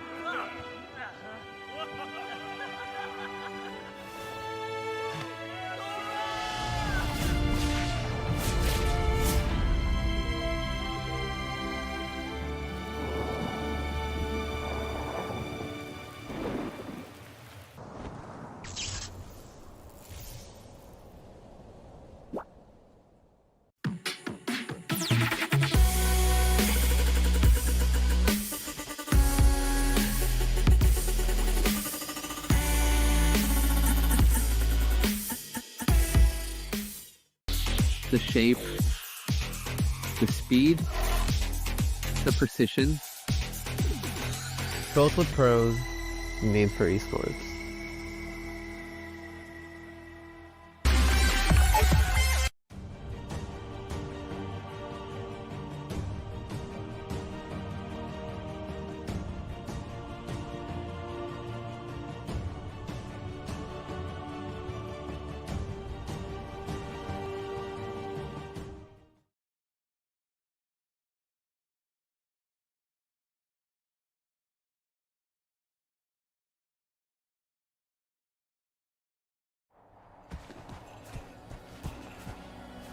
Shifting clouds flow through, gallant youth pursue.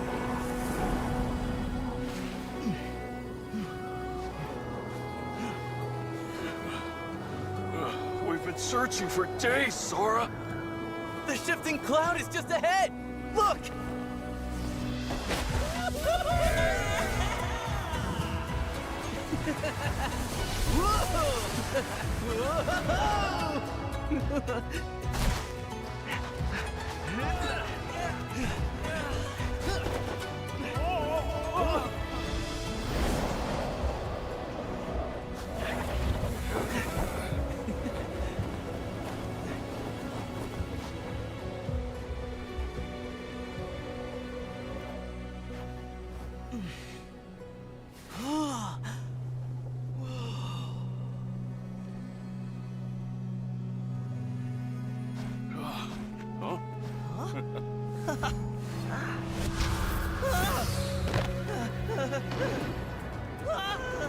Oh, that's no cloud.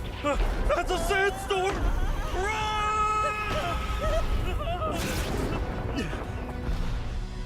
Thunder. I hear thunder.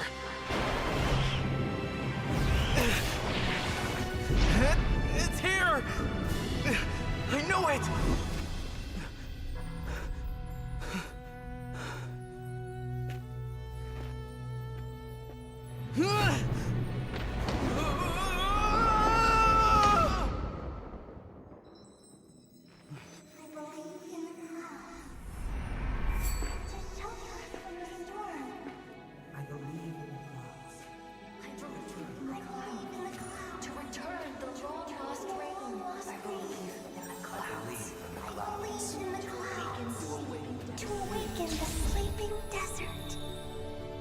I believe in the clouds. I believe in the clouds. I believe in the clouds!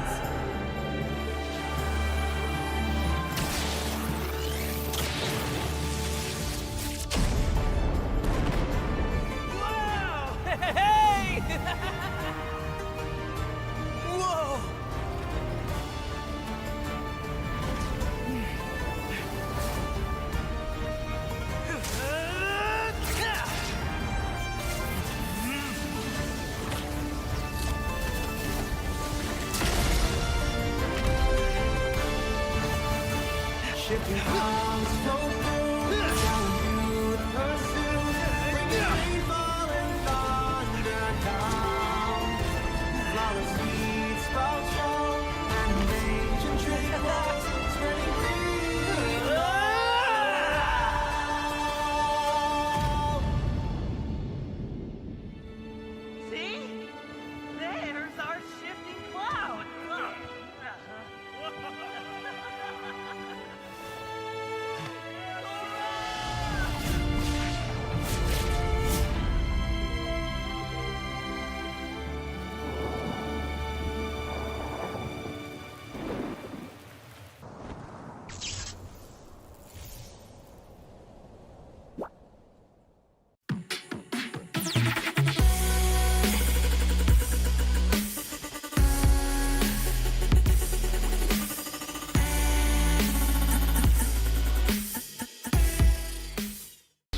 The shape, the speed, the precision.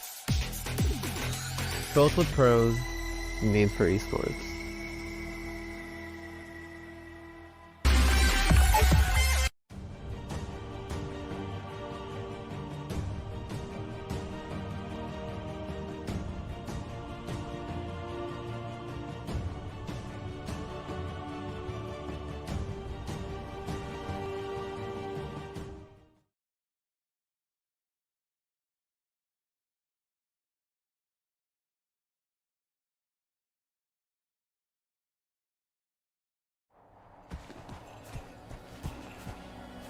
Shifting clouds float through, gallant youth pursue.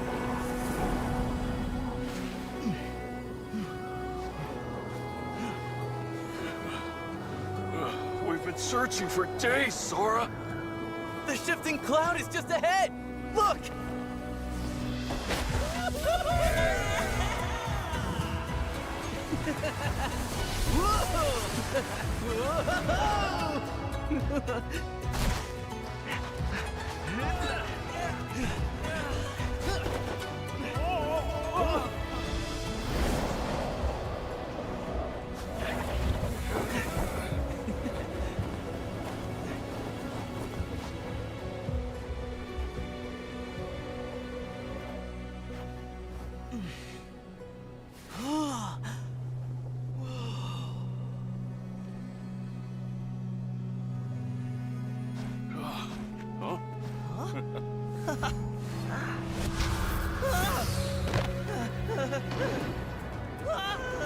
Oh, that's no cloud!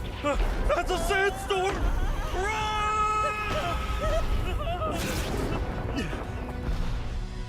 Thunder. I hear thunder.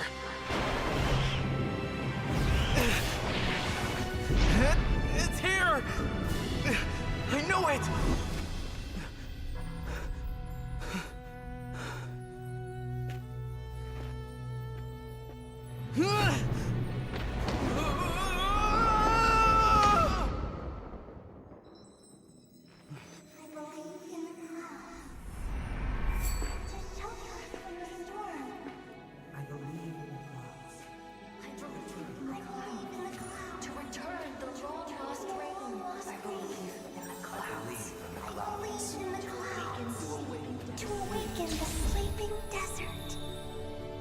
I believe in the clouds.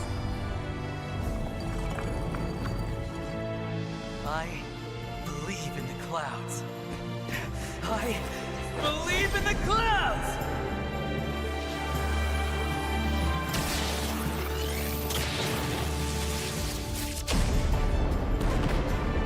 Wow! Hey! Whoa!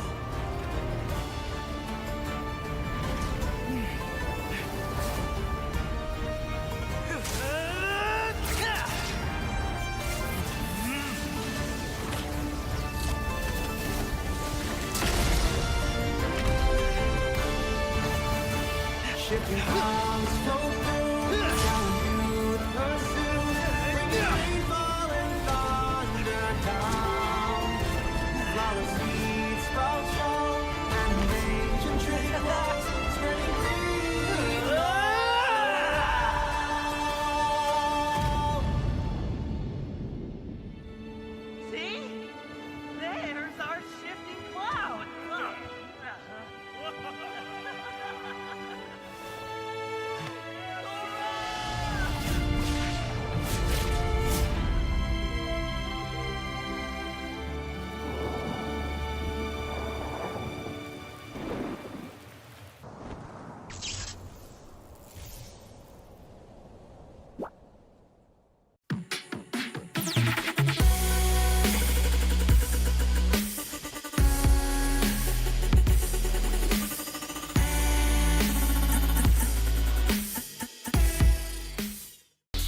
the shape, the speed, the precision. Built with pros, made for esports.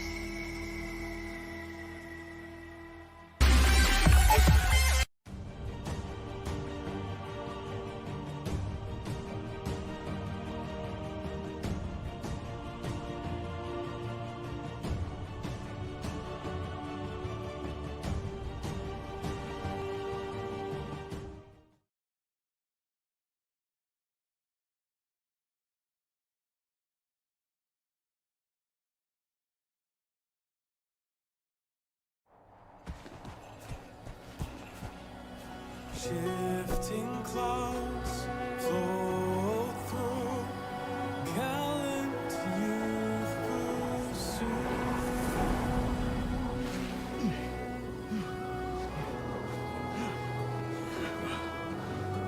We've been searching for days, Sora. The shifting cloud is just ahead! Look!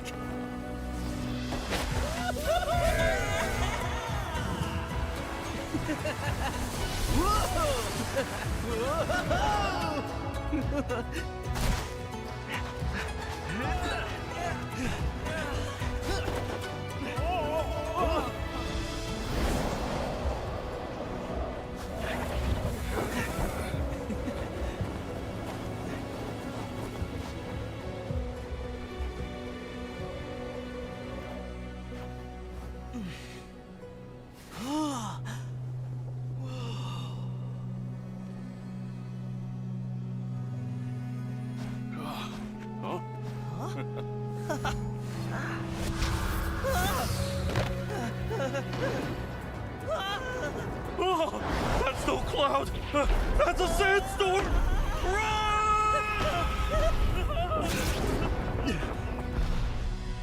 Thunder. I hear thunder.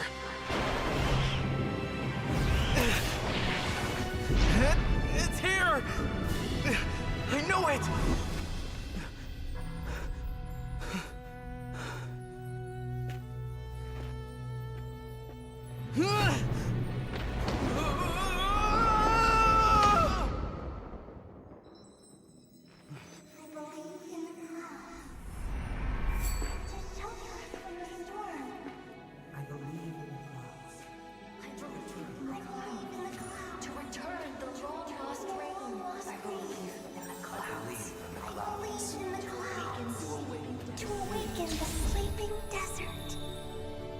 I believe in the clouds. I believe in the clouds. I believe in the clouds!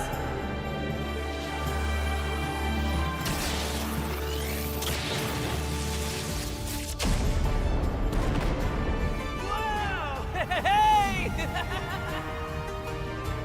Whoa!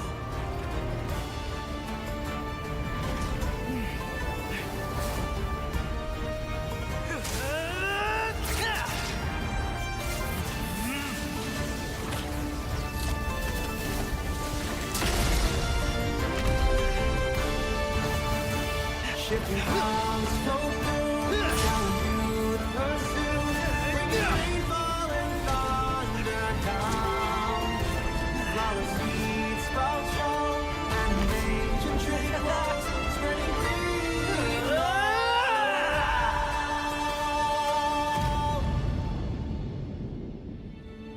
See? There's our shifting cloud.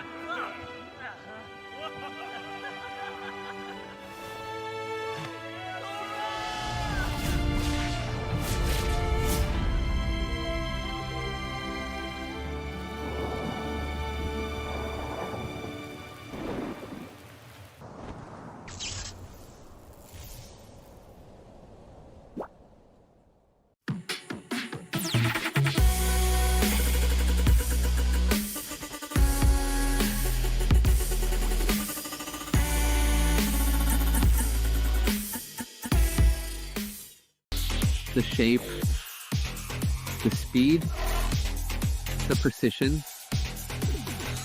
Built with pros, made for esports.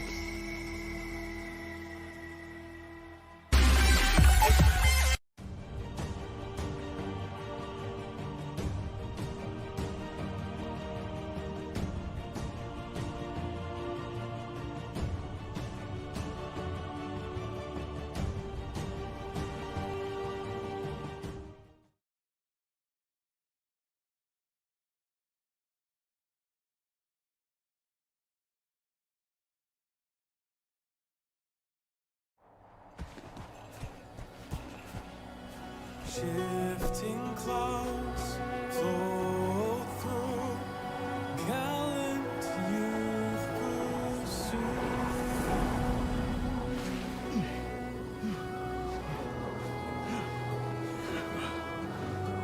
We've been searching for days, Sora. The shifting cloud is just ahead! Look!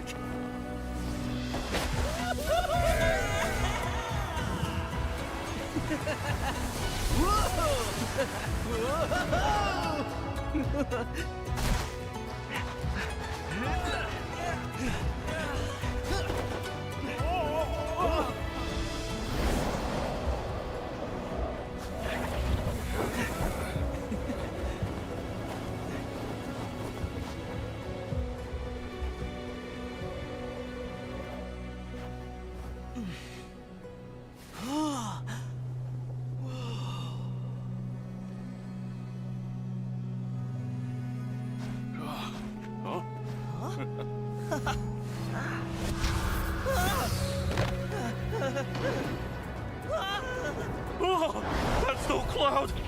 That's a sandstorm!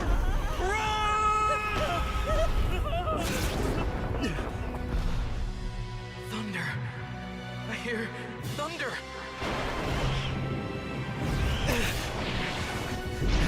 It's here! I know it!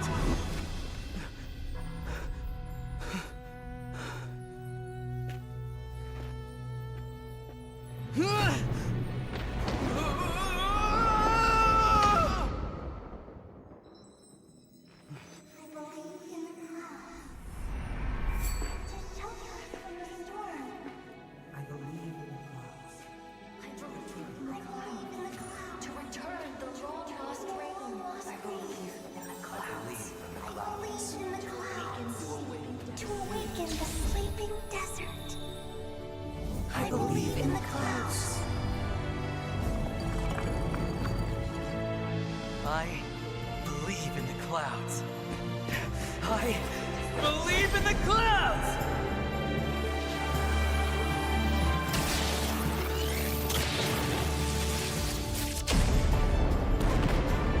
Whoa! Hey! Whoa!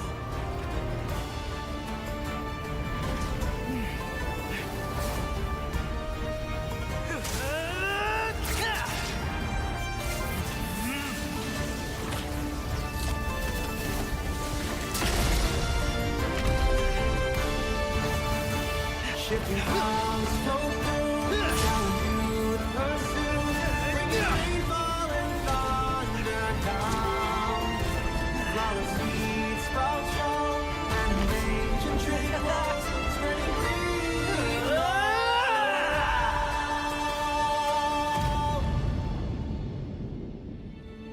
See? There's our shifting cloud.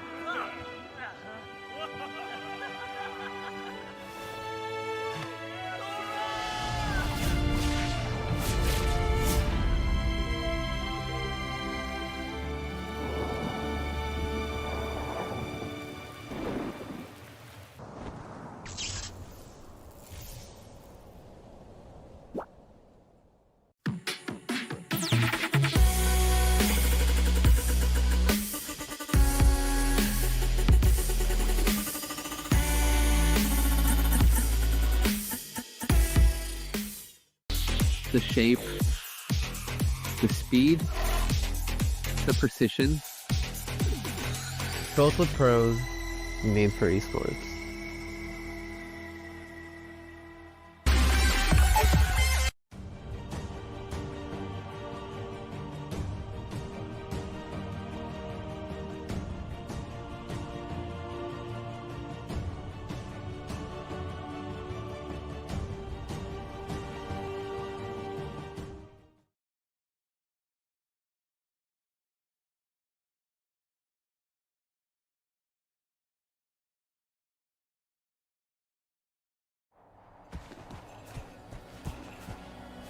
Shifting clouds flow through, gallant youth pursue.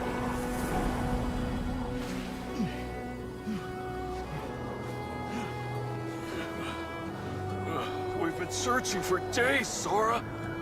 The shifting cloud is just ahead! Look!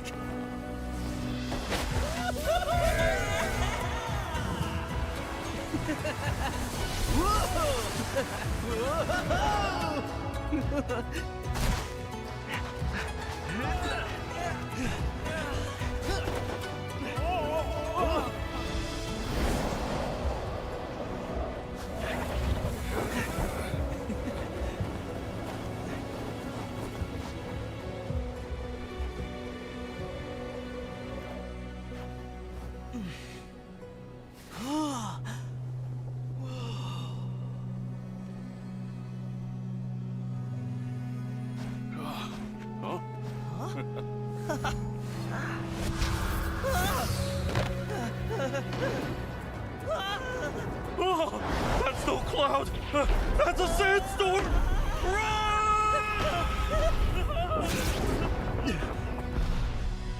Thunder. I hear thunder.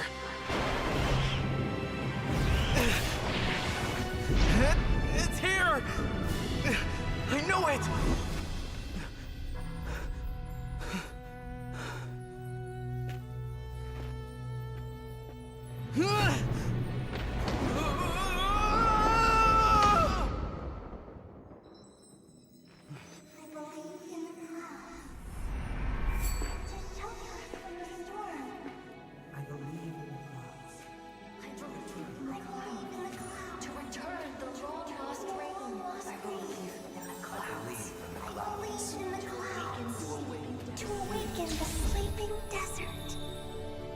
I believe in the clouds. I believe in the clouds. I believe in the clouds!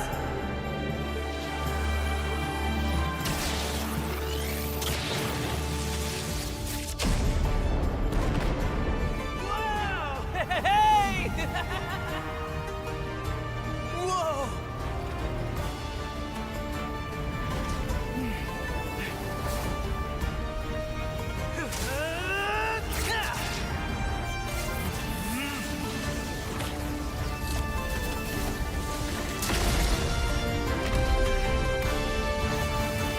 Shipping clouds flow through, telling you to pursue, bringing rainfall and thunder down.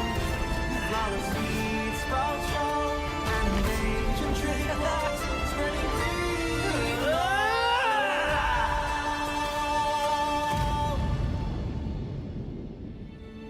See? There's our shifting cloud. Look.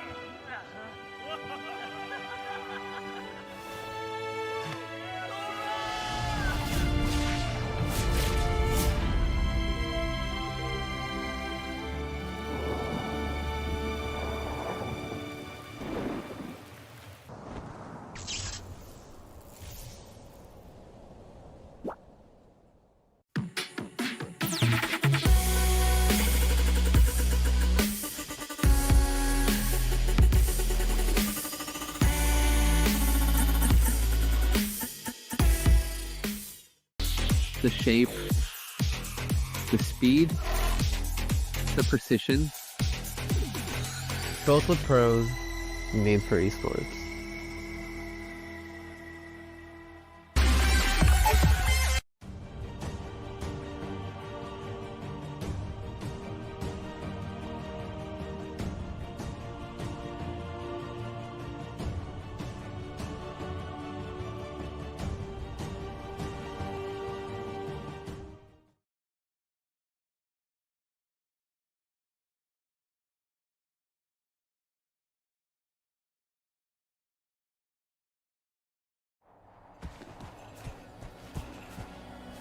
Shifting clouds flow through, gallant youth pursue.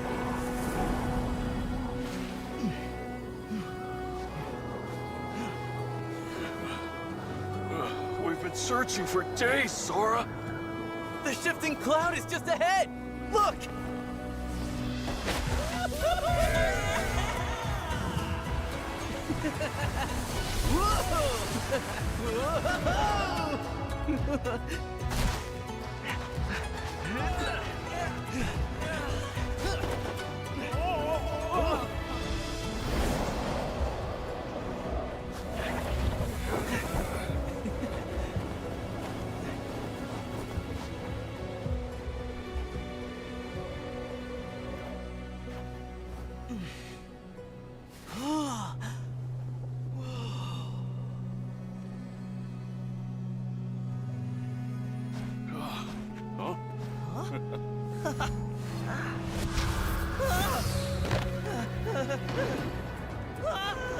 Oh, that's no cloud! That's a sandstorm!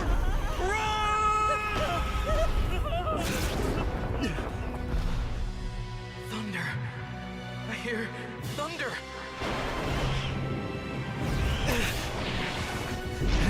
It's here! I know it!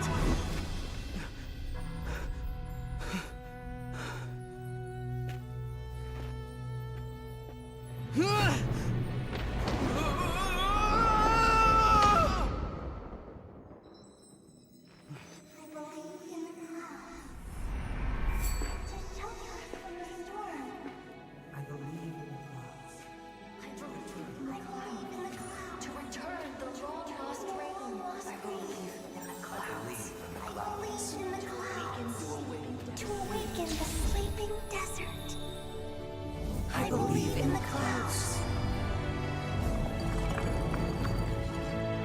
I believe in the clouds. I believe in the clouds!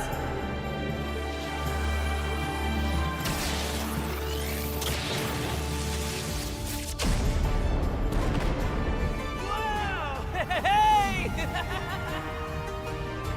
Whoa!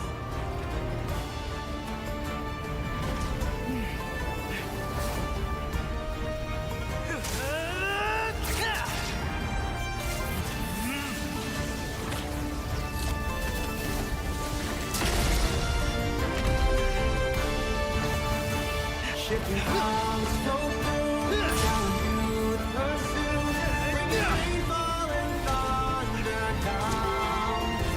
Flower seeds sprout strong, and ancient trickles spreading green.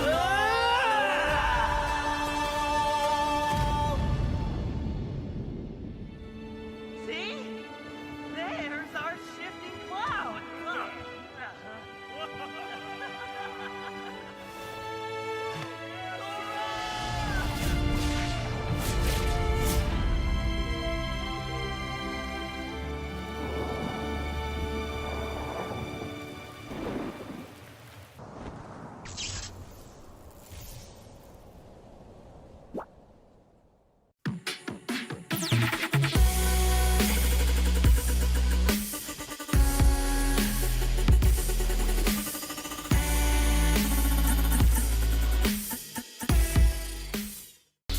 The shape, the speed, the precision. Both with pros, made for esports.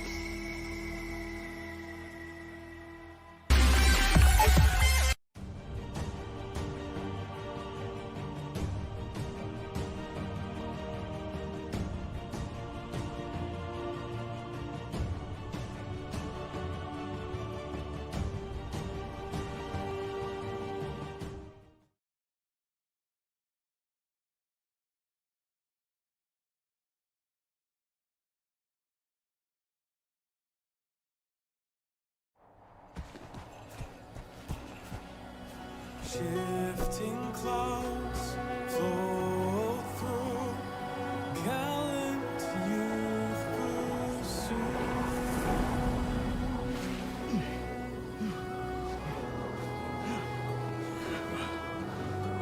We've been searching for days, Sora. The shifting cloud is just ahead! Look!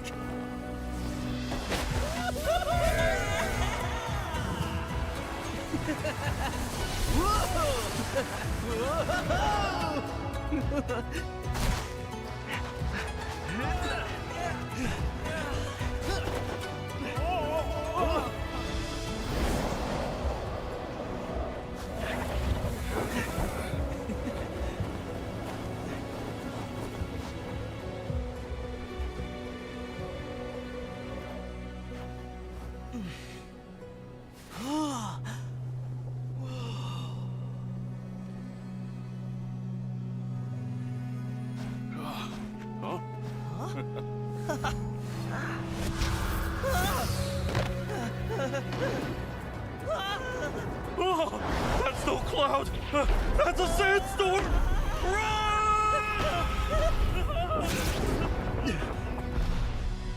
Thunder. I hear thunder.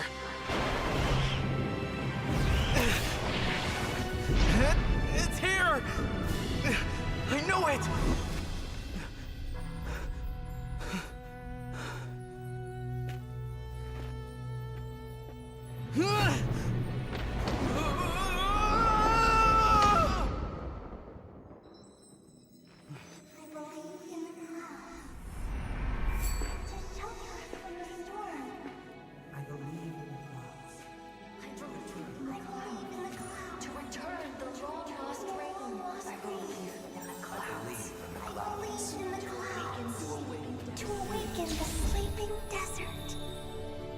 I believe in the clouds. I believe in the clouds. I believe in the clouds!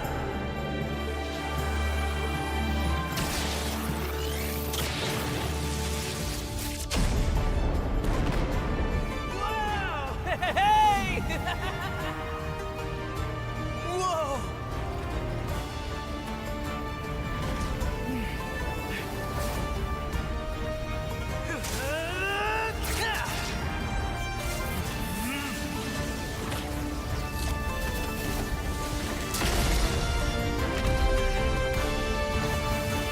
Shipping arms, no proof, telling you to pursue, bringing rainfall and thunder down. Flower seeds sprout strong, and ancient tree blocks spreading green around.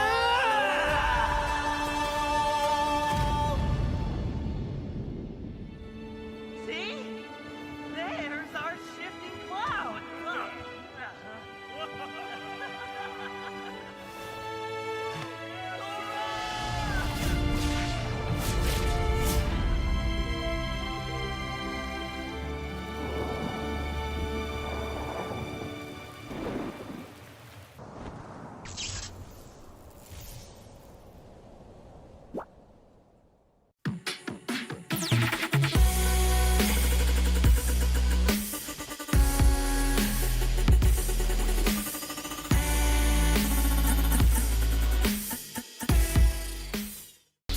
The shape, the speed, the precision.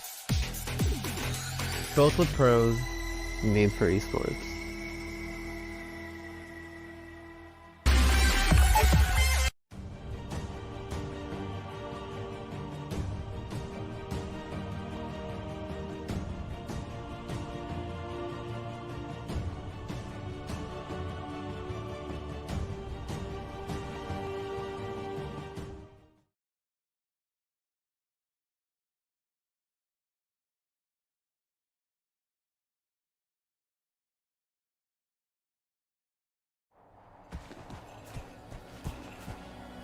Shifting clouds flow through, gallant youth pursue.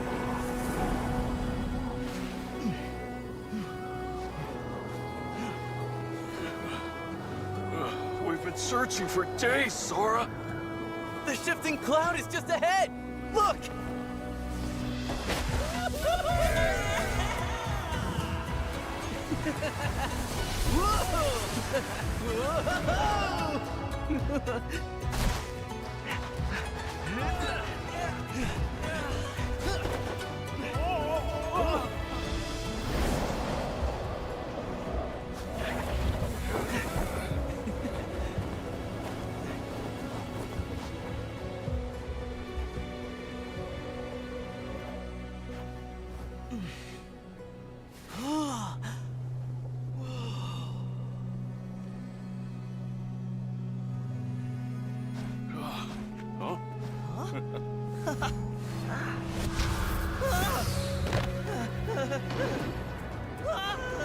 Oh, that's no cloud!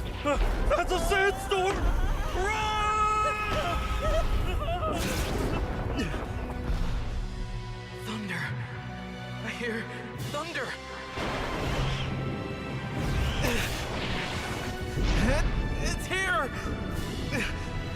it!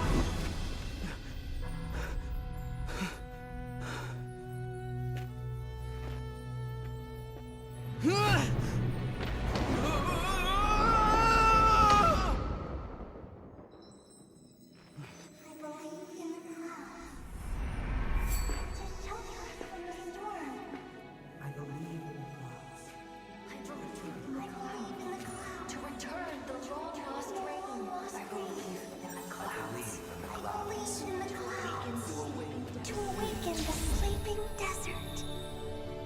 I believe in the clouds.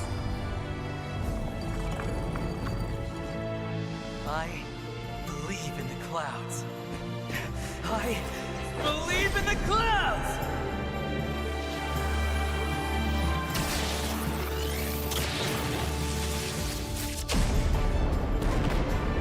Wow! Hey! Whoa!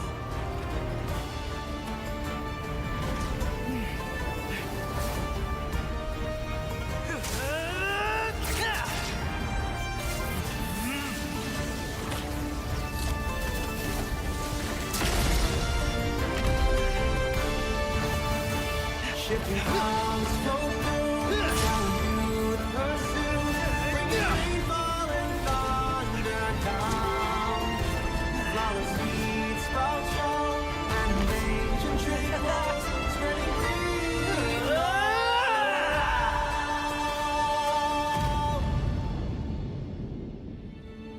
See? There's our shifting cloud.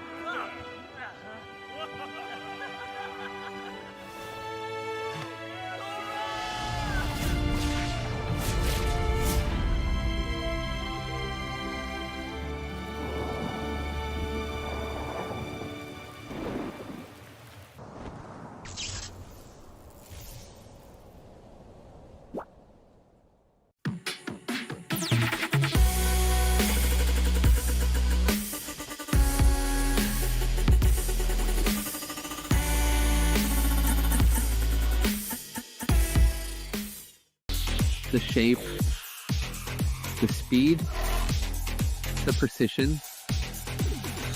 Built with pros, made for esports.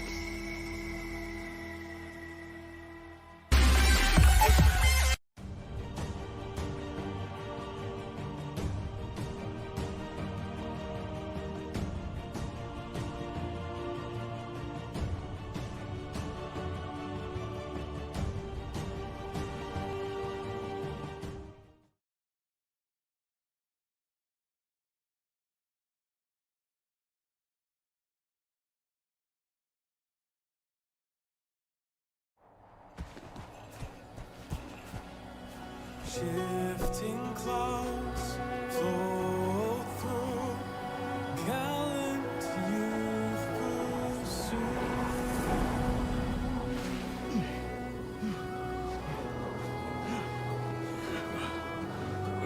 We've been searching for days, Sora! The shifting cloud is just ahead! Look!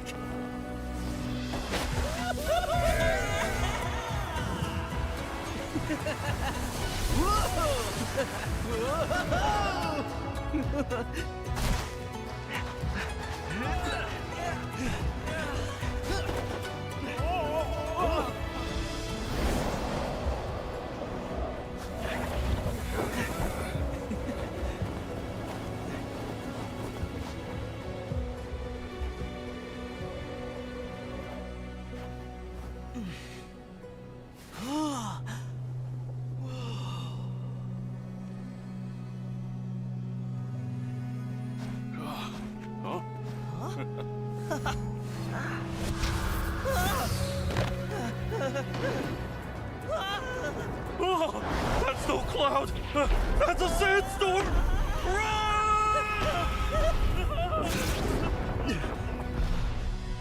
Thunder! I hear thunder!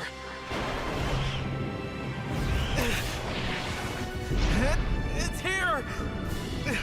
I know it!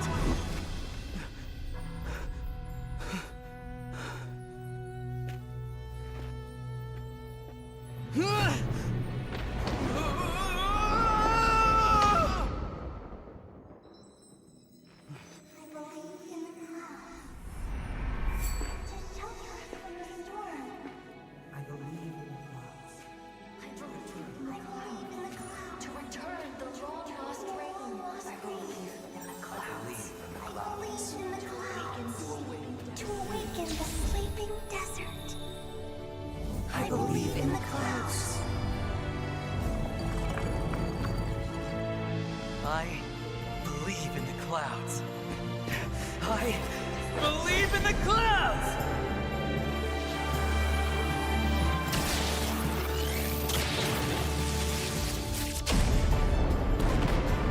Wow! Hey! Whoa!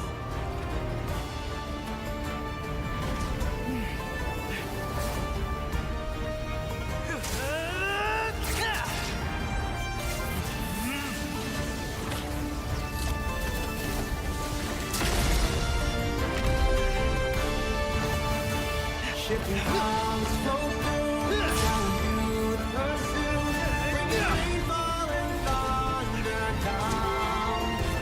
Flower seeds sprout strong, and ancient tree walls spreading green.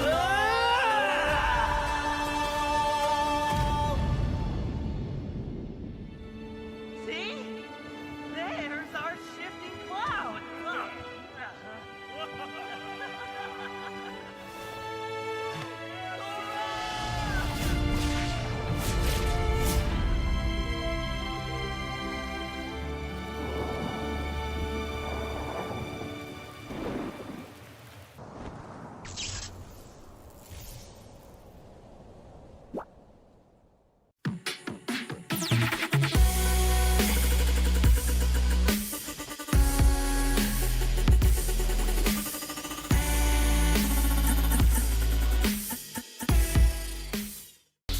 The shape, the speed, the precision.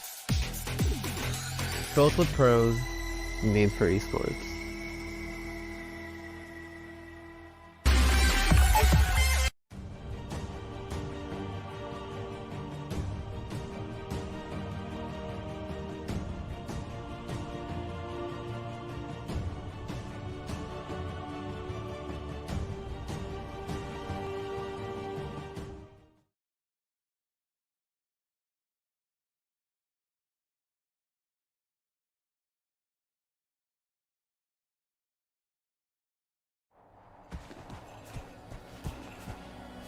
Shifting clouds flow through, gallant youth pursue.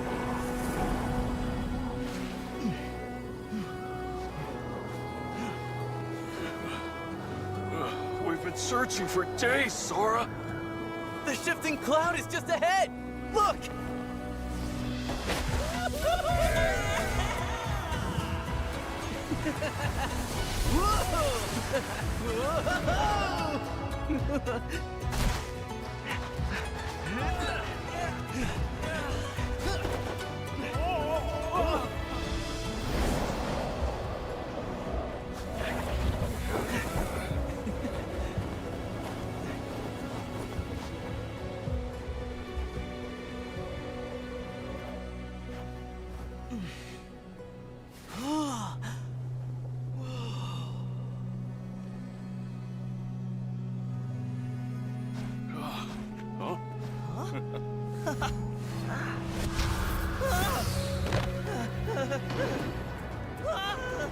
Oh, that's no cloud! That's a sandstorm!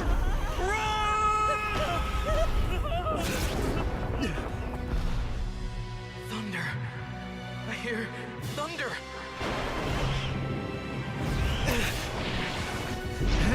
It's here! I know it!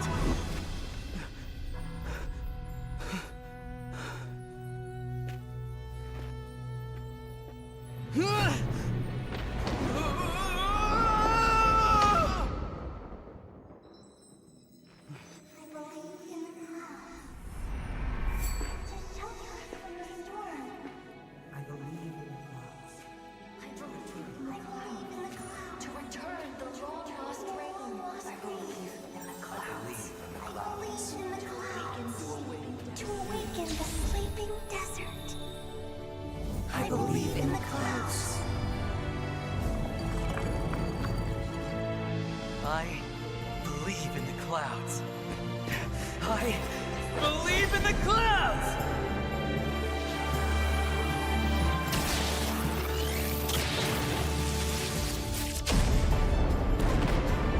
Wow! Hey!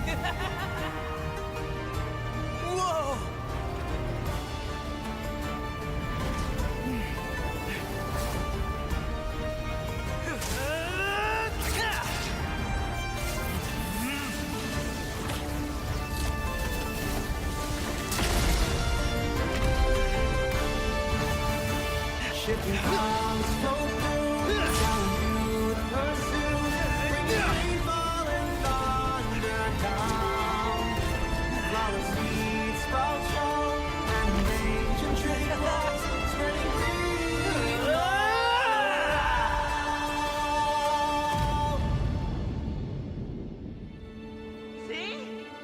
There's our shifting cloud.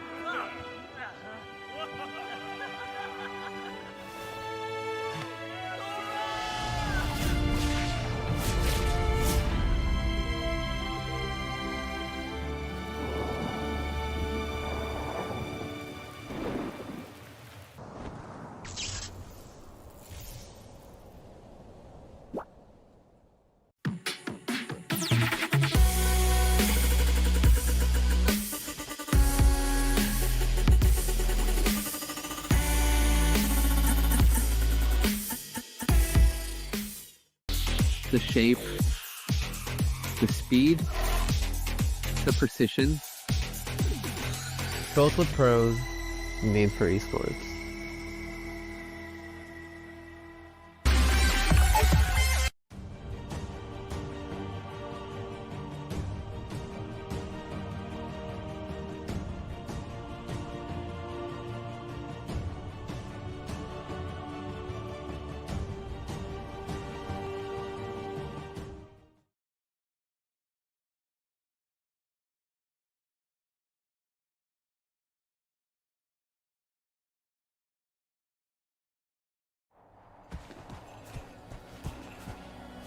Shifting clouds float through, gallant youth pursue.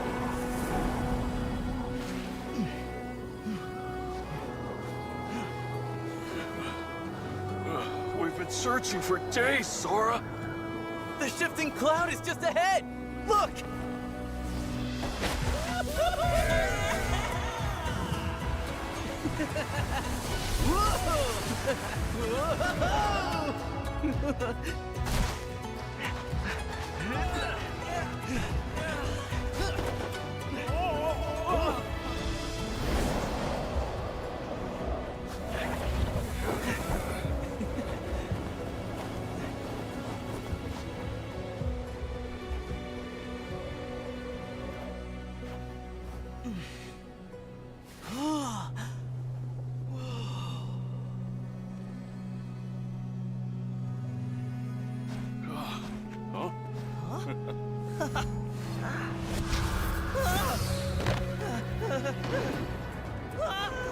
Oh, that's no cloud.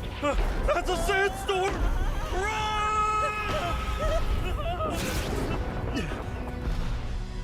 Thunder. I hear thunder.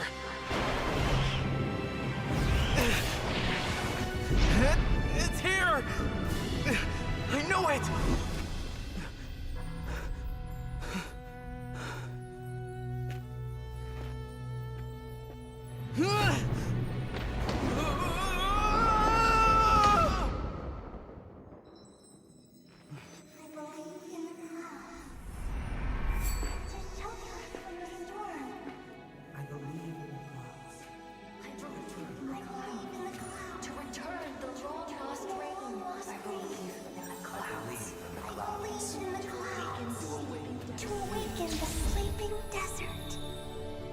I believe in the clouds.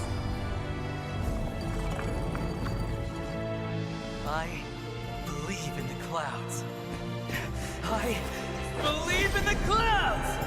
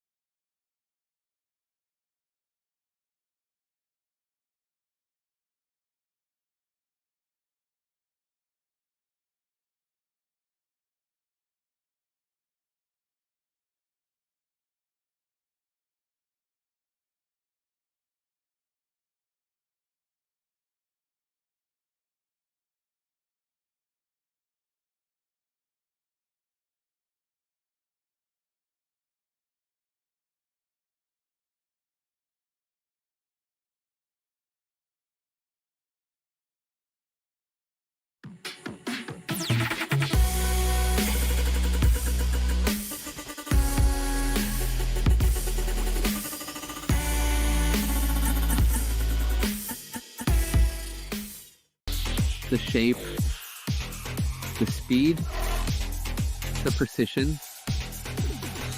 Built with pros, made for esports.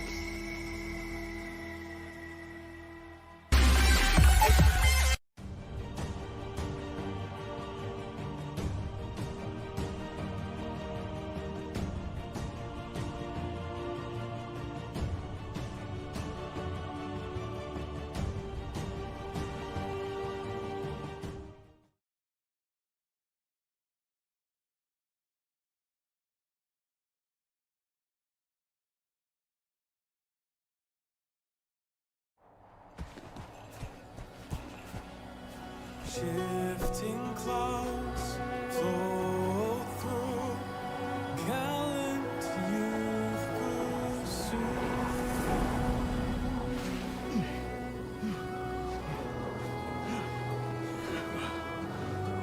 We've been searching for days, Sora.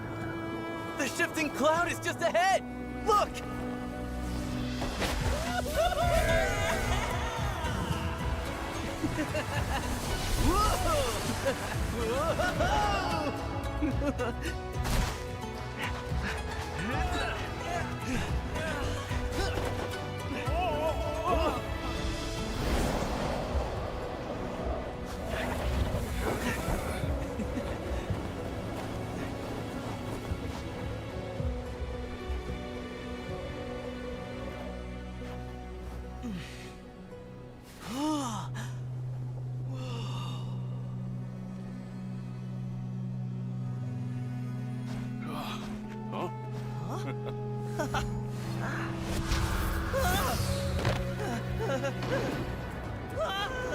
Oh, that's no cloud! That's a sandstorm!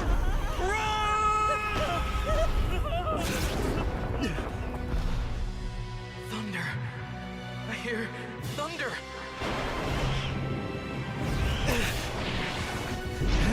It's here! I know it!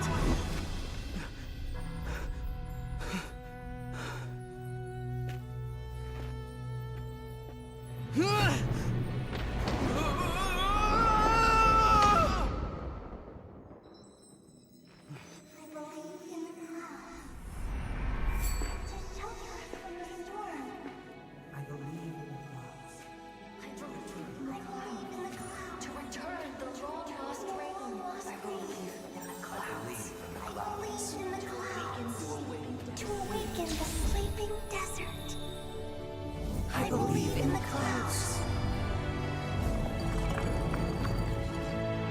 I believe in the clouds.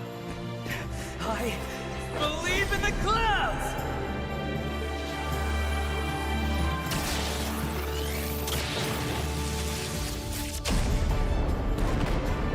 Whoa! Hey!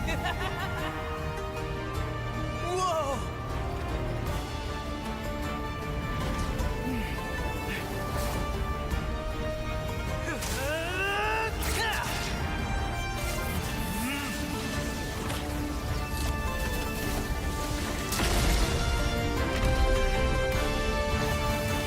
Shipping clouds flow through, gallant youth pursue, bringing rainfall and thunder down.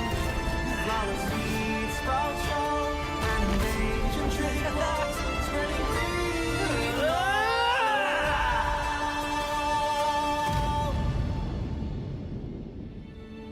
See? There's our shifting cloud.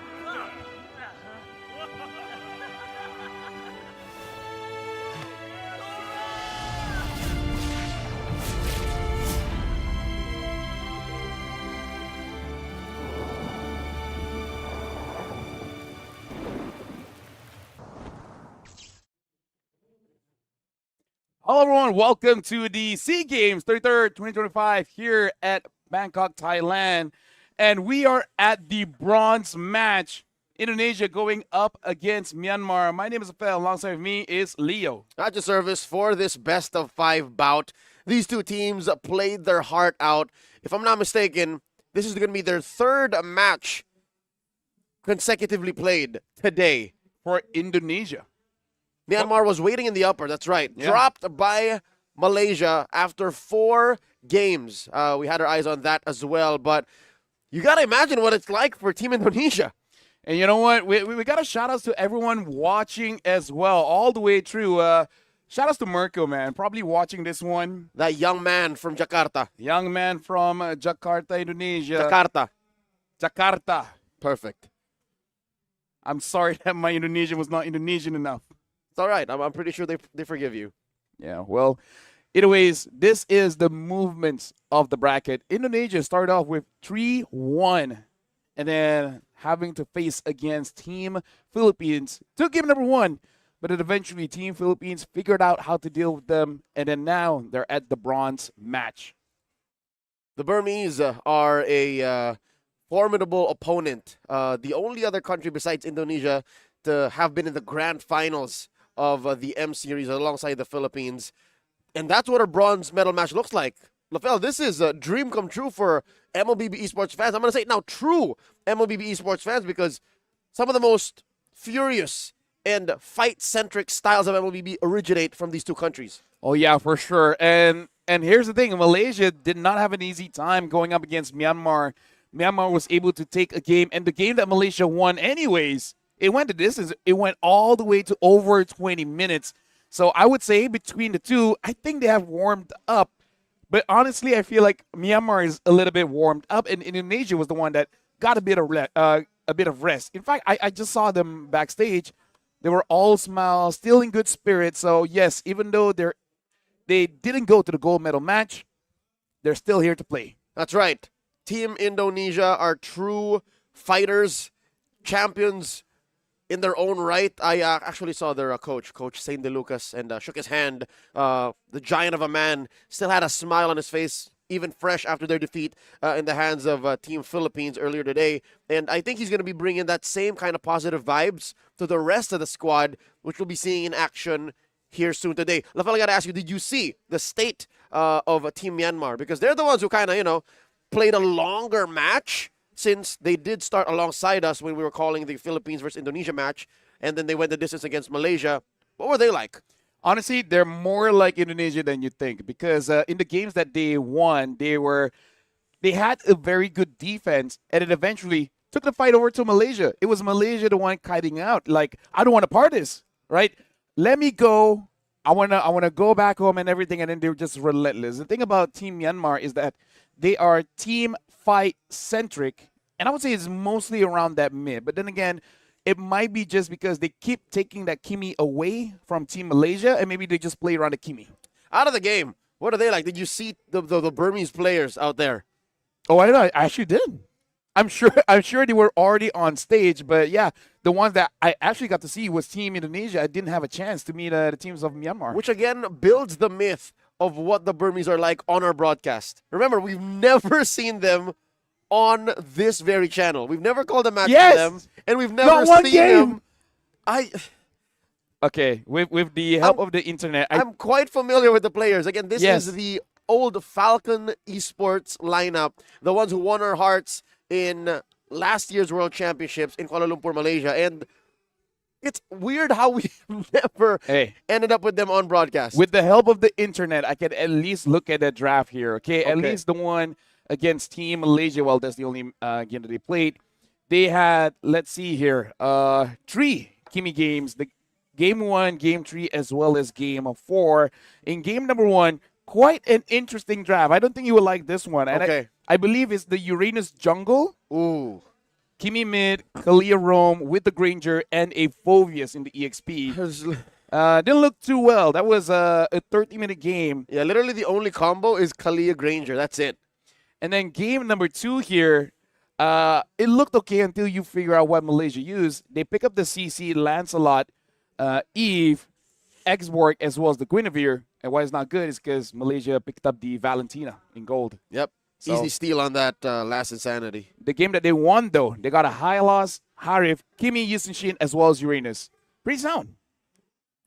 This is one of those times when you can actually farm up on your mid and your gold lane and still win with Yusunshin in the jungle, because your Roam and your EXP are just so formidable. I'm looking at an average game time between Myanmar and Malaysia, that series, at somewhere around 18-19.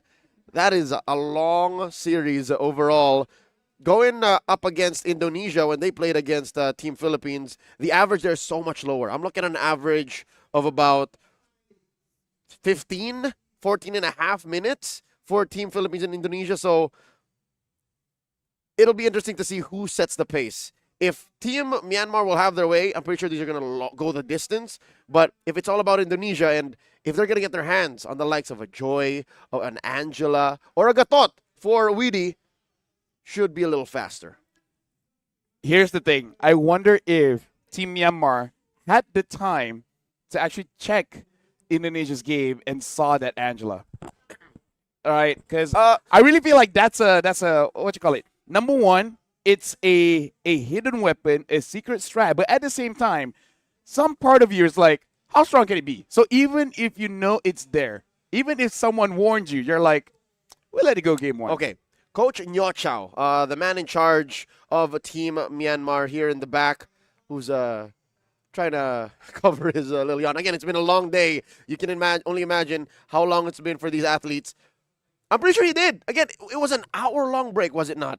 So I'm pretty sure he took his time, to real quick review the drafts going into this bout to make sure that his players are okay and if there's any cheese that Indonesia is packing. And maybe even reviewed some of their own games and looked at that, did you say Uranus Jungle? Uranus Jungle. I can't believe I said that out loud. The Uranus Jungle, and said, it's not going to work. I mean, like, it didn't, right? It didn't work. And here's the thing. Team Indonesia, they used that as well. Sorry, Dax. Last 2 weeks ago, they used the Uranus Jungle. It was good until 6 minutes. Afterwards, it really started to fall off, where the main problem is there's no damage. You can stay there forever, but your opponent doesn't mind you staying there forever. It's the equivalent of having really good cardio, stepping into the ring, and just not losing for a long time. But you're not winning. Yep. So, in this sense, personally for me, answering that question, I feel like Team Indonesia has a bit of an edge here because they are warmed up and at the same time, they've calmed down. Because in the time that Team Myanmar was playing, Indonesia already finished. So all that time was used of Indonesia just reviewing the game. And they're reviewing real time. And mentally resetting. They're like, oh, we can exploit this. Oh, we can exploit that. Uranus Jungle? We did that. More than the review, I think the mental reset is the harder process. Because prior to this day starting, even in their training, I'm sure they've already watched hundreds, thousands of Team Malaysia, Team Philippines, and Team Indonesia matches. And here, perfect, they're going to face off against one of the strongest teams in the region, nay, in the world. And I'm sure they've seen the Angela coming from a mile away. But we'll see. We'll see if Indonesia even wants it. Because we so far seen what Indonesia has used is number one, the Angela. Number two, all in on that Yisun Shin. Number three, Halkert in the EXP. What else do they have here? Because believe you me, Team Indonesia are representing their country here, and I really feel like they at least want to bring back the bronze here, Leo. Oh, yeah.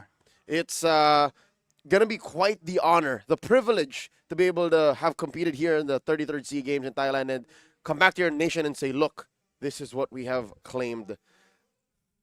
Between these two, again, if you're going to follow the narrative of the past half a decade of MLBB sports, you would say Indonesia, right? But the Burmese have always been this superpower that's been bubbling, that's been on their way to the top. And the Lunox freestyle came from Myanmar. Yeah. Ruby DD. Yeah. About M2. Let's say you ask 10 different pro players who comes to mind when we say Lunox.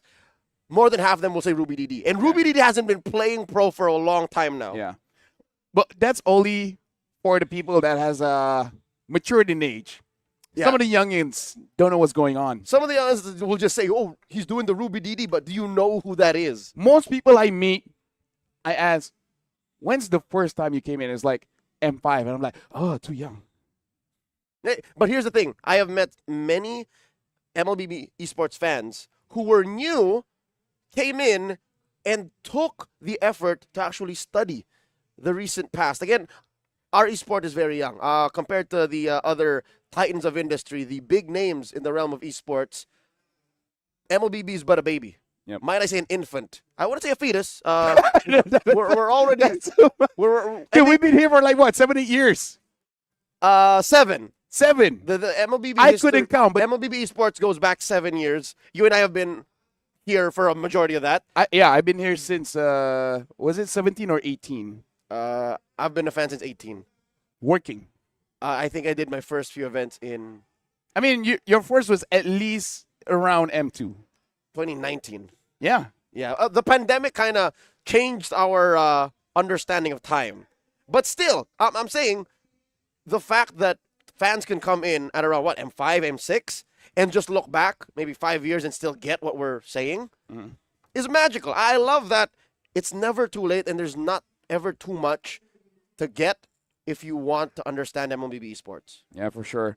Speaking of going back into this game, when it comes to Team Myanmar, I feel like something they just have to be careful of is honestly Iran, because I really feel like everyone is doing quite well, but I feel like Aranda, when he is having the time of his life, you are not, right? As long as he's staying away, I almost prefer him on a Hellcurt because he doesn't interact with you that much, you know, because if he's on something like a Yuzon, like a Lapu, he's just there to wreck your day. And you're here to have a good day in a bronze match. So you're saying you'd rather have him on a Hellcurt because there's more of a chance that he actually misses because the margin of error is so big. You're assuming that you're his opponent. I'm here, he's there. You know what? Whenever I talk about Aran, I always assume like he's on my side. Because that's just... Look at this guy, man. Drawing circles on us. Look at Mirko, man. He's having too much. Did he really just draw a circle here? What does this say, ladies and gentlemen? What does it say? Come on. Oh, he's saying my goats, so it's all right. Okay. All right. All right. You know what? We'll take that. We'll take that. Thank you. This says Thailand 2025, but on one of our good friends' official restreams, it says... What does it say? I honestly don't know. But hey, we'll talk about that off stream. Of course. Eventually. I think it says my goats. Oh, really? Yeah. Oh, well, there you go. There you go. Well, here's the thing.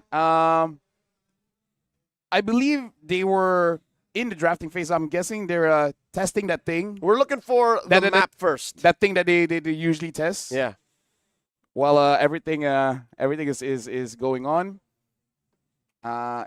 In terms of crazy picks, Indonesia did lose against Sakaja. I don't know if Myanmar got Sakaja in them. Whoa.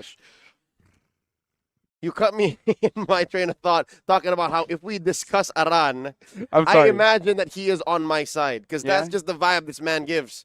Aran is so reliable that even if I am nowhere in the vicinity of competing with or against him, I'm like, yeah, I think Aran will have my back. Yeah. Regardless. So that said, I like him on heroes that, as you mentioned, are there to wreck your face because I love seeing him succeed because how often do you see an XP laner carry a game like that? In the Philippines, quite a bit. Not in the Philippines. Honestly, in Malaysia, quite a bit. Yeah, again, you have team captains like, Ikram. Yeah, Ikram. One of Malaysia's greatest players at the moment.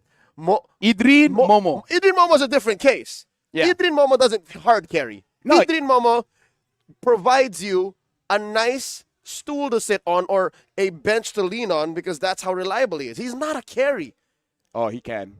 I'm just saying, more often, he's more of just, He's there to get his friends ahead. Yes, I agree. On that, we can agree. Still drawing things on us, but what can we do to stop him, right? My heart's bigger than yours.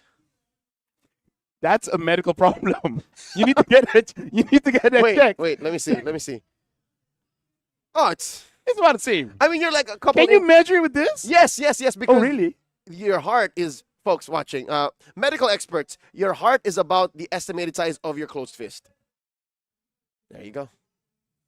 Unless there's something very clearly wrong with me, my fist is about the size of my Which makes sense because you're like 2 inches taller than me. Yeah, but a few years back, my heart has enlarged just a bit.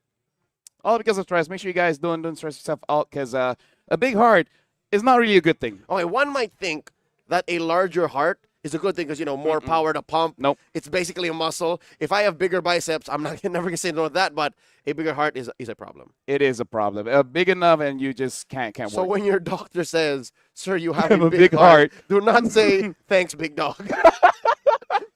You got to get that checked. it's kind of like, you're a beast. That's why my doctor said to me, didn't see him after since. You don't say that. Ladies and gentlemen, we have some developments now.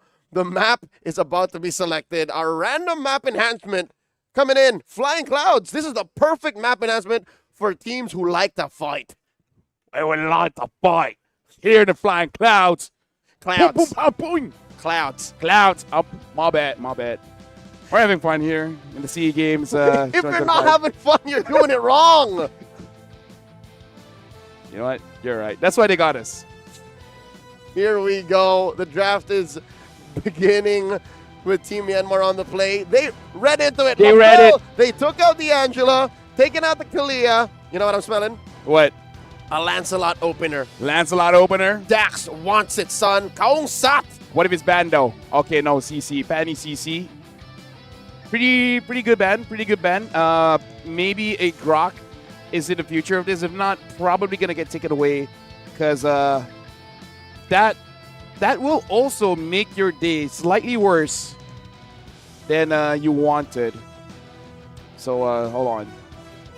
They're taking out the healers here, even though we don't see Witty a lot on the Kalia. But still want to make sure, just in case they just want to use a healing kind of lineup. The Haya gets banned out as well by Team Myanmar. Indonesia, maybe they could just open up the Grok so that they can just straight Grok Gatot. Grok Gatot or Maybe Grok Yusen Shin. Ban either the Kimi or, yeah, Yusen Shin. Oh, the Eve. Oh, yeah, forgot about the Eve. So this is either Gatot or Yusen Shin. Oh, no. Or Grok. Gatot, Grok, Yusen Shin opener for Myanmar. There you go.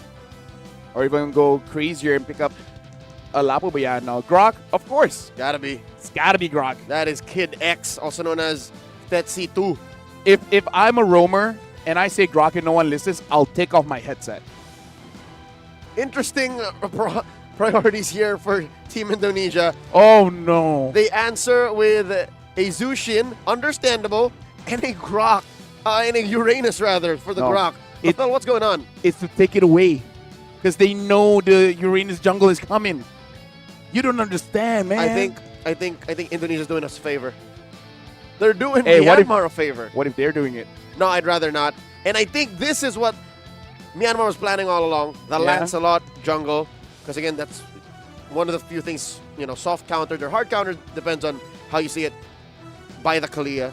One more pick for Team Indonesia before we move on to the bans once again. I've never been so happy to see a Yisun Shin. It's so good. Yep. And it also kind of it denies the Uranus jungle. Mm-hmm. Gold lane bans. Let's go. I would say for Team Myanmar, ban the Ruby. No Lancelot likes a Ruby. Yep. Indonesia banned the Esmeralda. Yes, there you go. Esmeralda. And maybe even consider a stray Lunox. There's a small chance a Lunox goal will pop up, but it's never zero. Yuzhong, ban the Yuzhong as well. Yeah, I think between Yuzhong and Lapu, Yuzhong is the more dangerous one. So, never mind. They do ban out the Lapu. Either or. Amazing hero. MVPable. Lesson learned, Lafel. Never doubt yourself. Right. Yes, I shouldn't. Yep. But there's... Oh, yeah, the Gato still hasn't been picked up. So but Myanmar... I really feel Myanmar should ban the Ruby next. Yeah, of course. Yes. Because giving the Ruby over now to Team Thailand gives them more than enough utility already between the Zushin and the Ruby. Team Indonesia takes out another XP laner, and that is the Alice. I've seen this before. You can also do gold lane Uranus. Yeah, because I've seen this before a Helker pick. When you ban the Alice? And the Lapu or Yuzong. This is a little too much, though, to just clear the way for... is it really? Aranda for that Hellcard. Yeah, I think it is. I think it's a little... Or they just pick up the Yuzong here and then... Gold lane Uranus. Yeah, and then just have very little options for Myanmar. Unless Myanmar picks up something like the glue, as we saw from Vinuya earlier. Yep, because Benny, their new mid laner, who was once a gold laner, Min Juan might actually pick it up. It might be a problem with the Kimi. Instead, we see Myanmar get a X-Borg. We don't know where it's going to answer Indonesia's Ruby. We overshot it, Lafel. We overshot it. I mean, like, we set it up, right? Although a Hilda X-Borg, this is very strong. And I don't know if Team Indonesia has room for a Valentina unless they put Ruby in Rome. Hey, you're right. We need a roamer. Yeah, we can. You can do Ruby Rome, Gold Lane Valentina. That's what I would do. But Indonesia. Would they? Will you go that far? Will you go that far?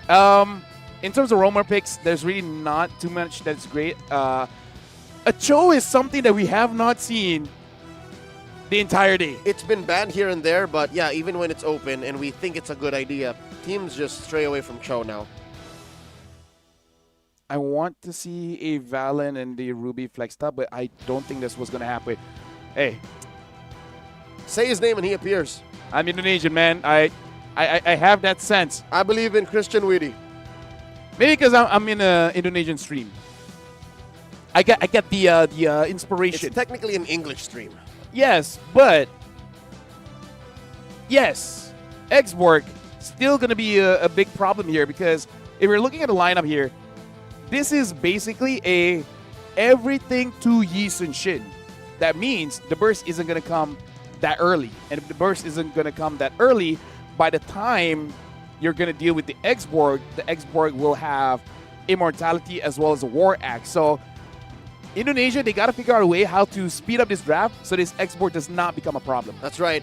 That X-Borg will be in the hands of Shine Lin Ong, a young man that goes by the name of Sanji. It's a different Sanji. In the realm of Burmese esports. He's the rookie. He's one of the newest acquisitions. And before we jump into the Land of Dawn, there's a few kinks we need to straighten out. This gives us time to actually discuss more of what's going on in this lineup. Again, you mentioned how there's very little burst coming in from Team Indonesia. Yep. I would like to provide a counterpoint. Cho damage? Yes, but also there's a Grok. A Grok and Kimi. Excuse me? A Grok and Kimi. No, it's Grok and Zushin. No, Grok and Kimi is... Oh, right, sorry, rather. Yeah. Sorry, my bad. Yeah. So the Grok and Kimi, from Myanmar, yeah. I mixed that up, Yeah. No, it's all good. But yeah, looking at the draft here, Grok, Kimi, and Lance, this mid trio can really slow down Team Indonesia from really moving forward. I'm not so sure if they can slow down Yi Sun Shin, but it will make it so that in the early game, this X-Borg will have the time of his life. Yep. So this all comes down to Team Indonesia. Can you run me by their draft again? So it's yeah. So for Team Myanmar, they got a Grok, Kimi, Land, Uranus, right. And then they ended up with the Hilda X-Borg, Indonesia, Jushin, Uranus. Yeah. Shin. Okay, I get it now. Yeah. No. Never mind. Yeah. No. Yeah. Okay. There's literally almost zero burst. Unless this Cho goes damage. Even that's not enough. Yeah. Like it's a true two-prong attack where the Yi Sun Shin deals with the front lines, and then the Cho flanks to the back, gets a kick onto the Kimi. Even if the Kimi, uses a Purify, it's fine. Just kill her out, and then the constant damage is out. I mean, it's easier said than done. It's more than just kill her. Hey, you say you trust Weedy. Yeah, but if you build full damage on him, that kind of opens up a different avenue. No, it's just War Axe, Endless Battle, and then defense. Tank everything. Yeah, I guess. At most, a BOD. Rarely do I see Chos actually build penetration. But it's usually War Axe, Endless, Brute Force. If you feel like really strong. Ain't no room for Heptases in there? It could, but rarely do I see it being built up. Yeah, weird. But it makes sense. Yeah, because that's one of the things I would build. Because it's low to the ground. It's much cheaper than a BOD. Yeah. All right.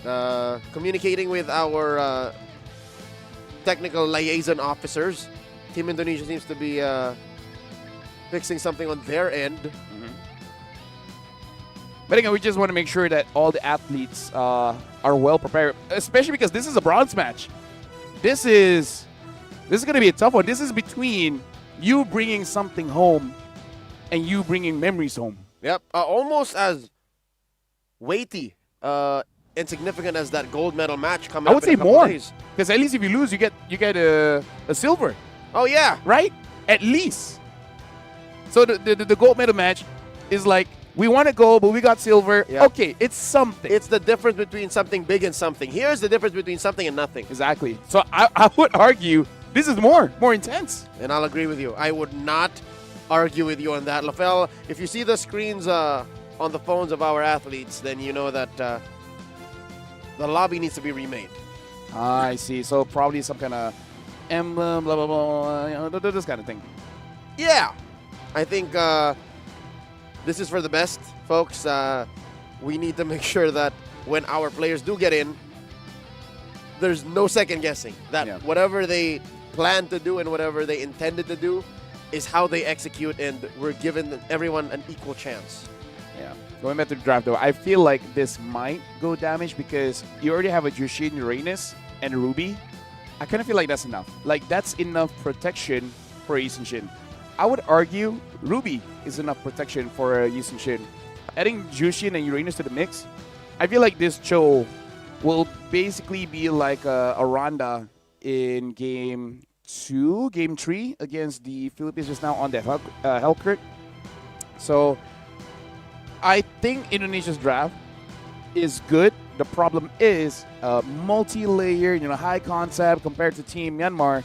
It's very straightforward. Grok, you be in the front. Kimmy, shoot in the back. Lance, farm up. We're all good. X-Borg, you see multiple targets.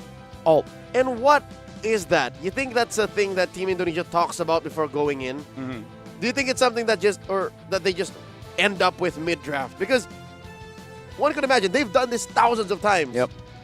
Does the conversation go, boys, are we doing the thing? Or does it go, all right, let's see what's open, and then some way, somehow, they always end up with a draft that requires so much effort?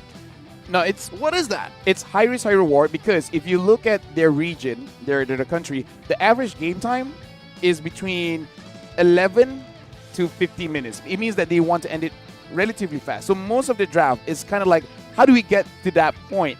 And even though in the grand scheme of things, this is not that kind of draft, but Jushin Cho, I feel like that's the idea.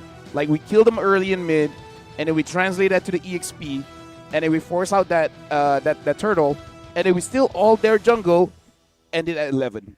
All in an effort to hyper carry funnel that Yi Sun-shin.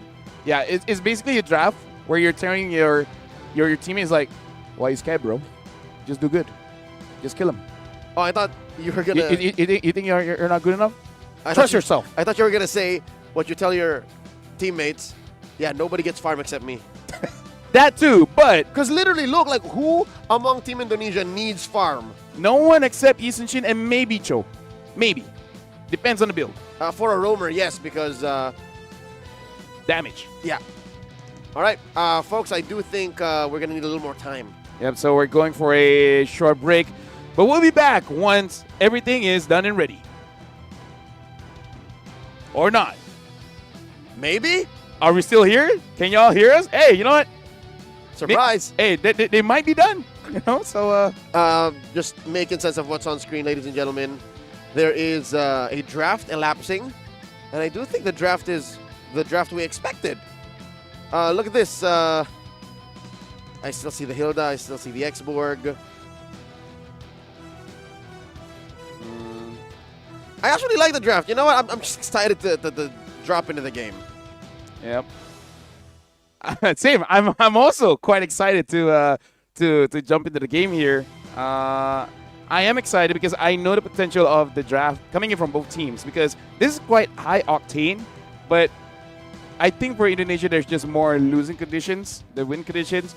For Team Myanmar, they have a lot of things that they can fall back into, In case the Lance doesn't work, the Kimmy is there. In case the Kimmy doesn't work, the Lance is there. All else fails, you got the X-Borg. And hey, if the Hilda keeps on jumping the Yi Sun-shin, the rest don't even have to try that hard.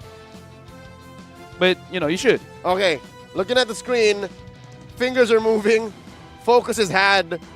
Team Indonesia, I do believe, are playing an actual game, folks. We're going to load in. And here we go. Game number 1 for reals this time between Team Myanmar and Team Indonesia. The bronze medal match at the 33rd SEA Games. Yep. So now look at this. Team Indonesia, again, this is kind of like the idea. They want to force out something. Look at the movements of Witty here. Already looking for some farm, trying to take something away. Aranda, very, very low. But here comes Witty. Flicker being used by Akar. But should be fine. Able to sustain, especially once you get back into the bush. Everything will look A-okay. Oh, look at this. Yehezkiel taking too much damage. The Ghost gets zeroed in. Myanmar finds the first blood. It's hard to be the Ghost of Jakarta if you're one of the first to be taken down.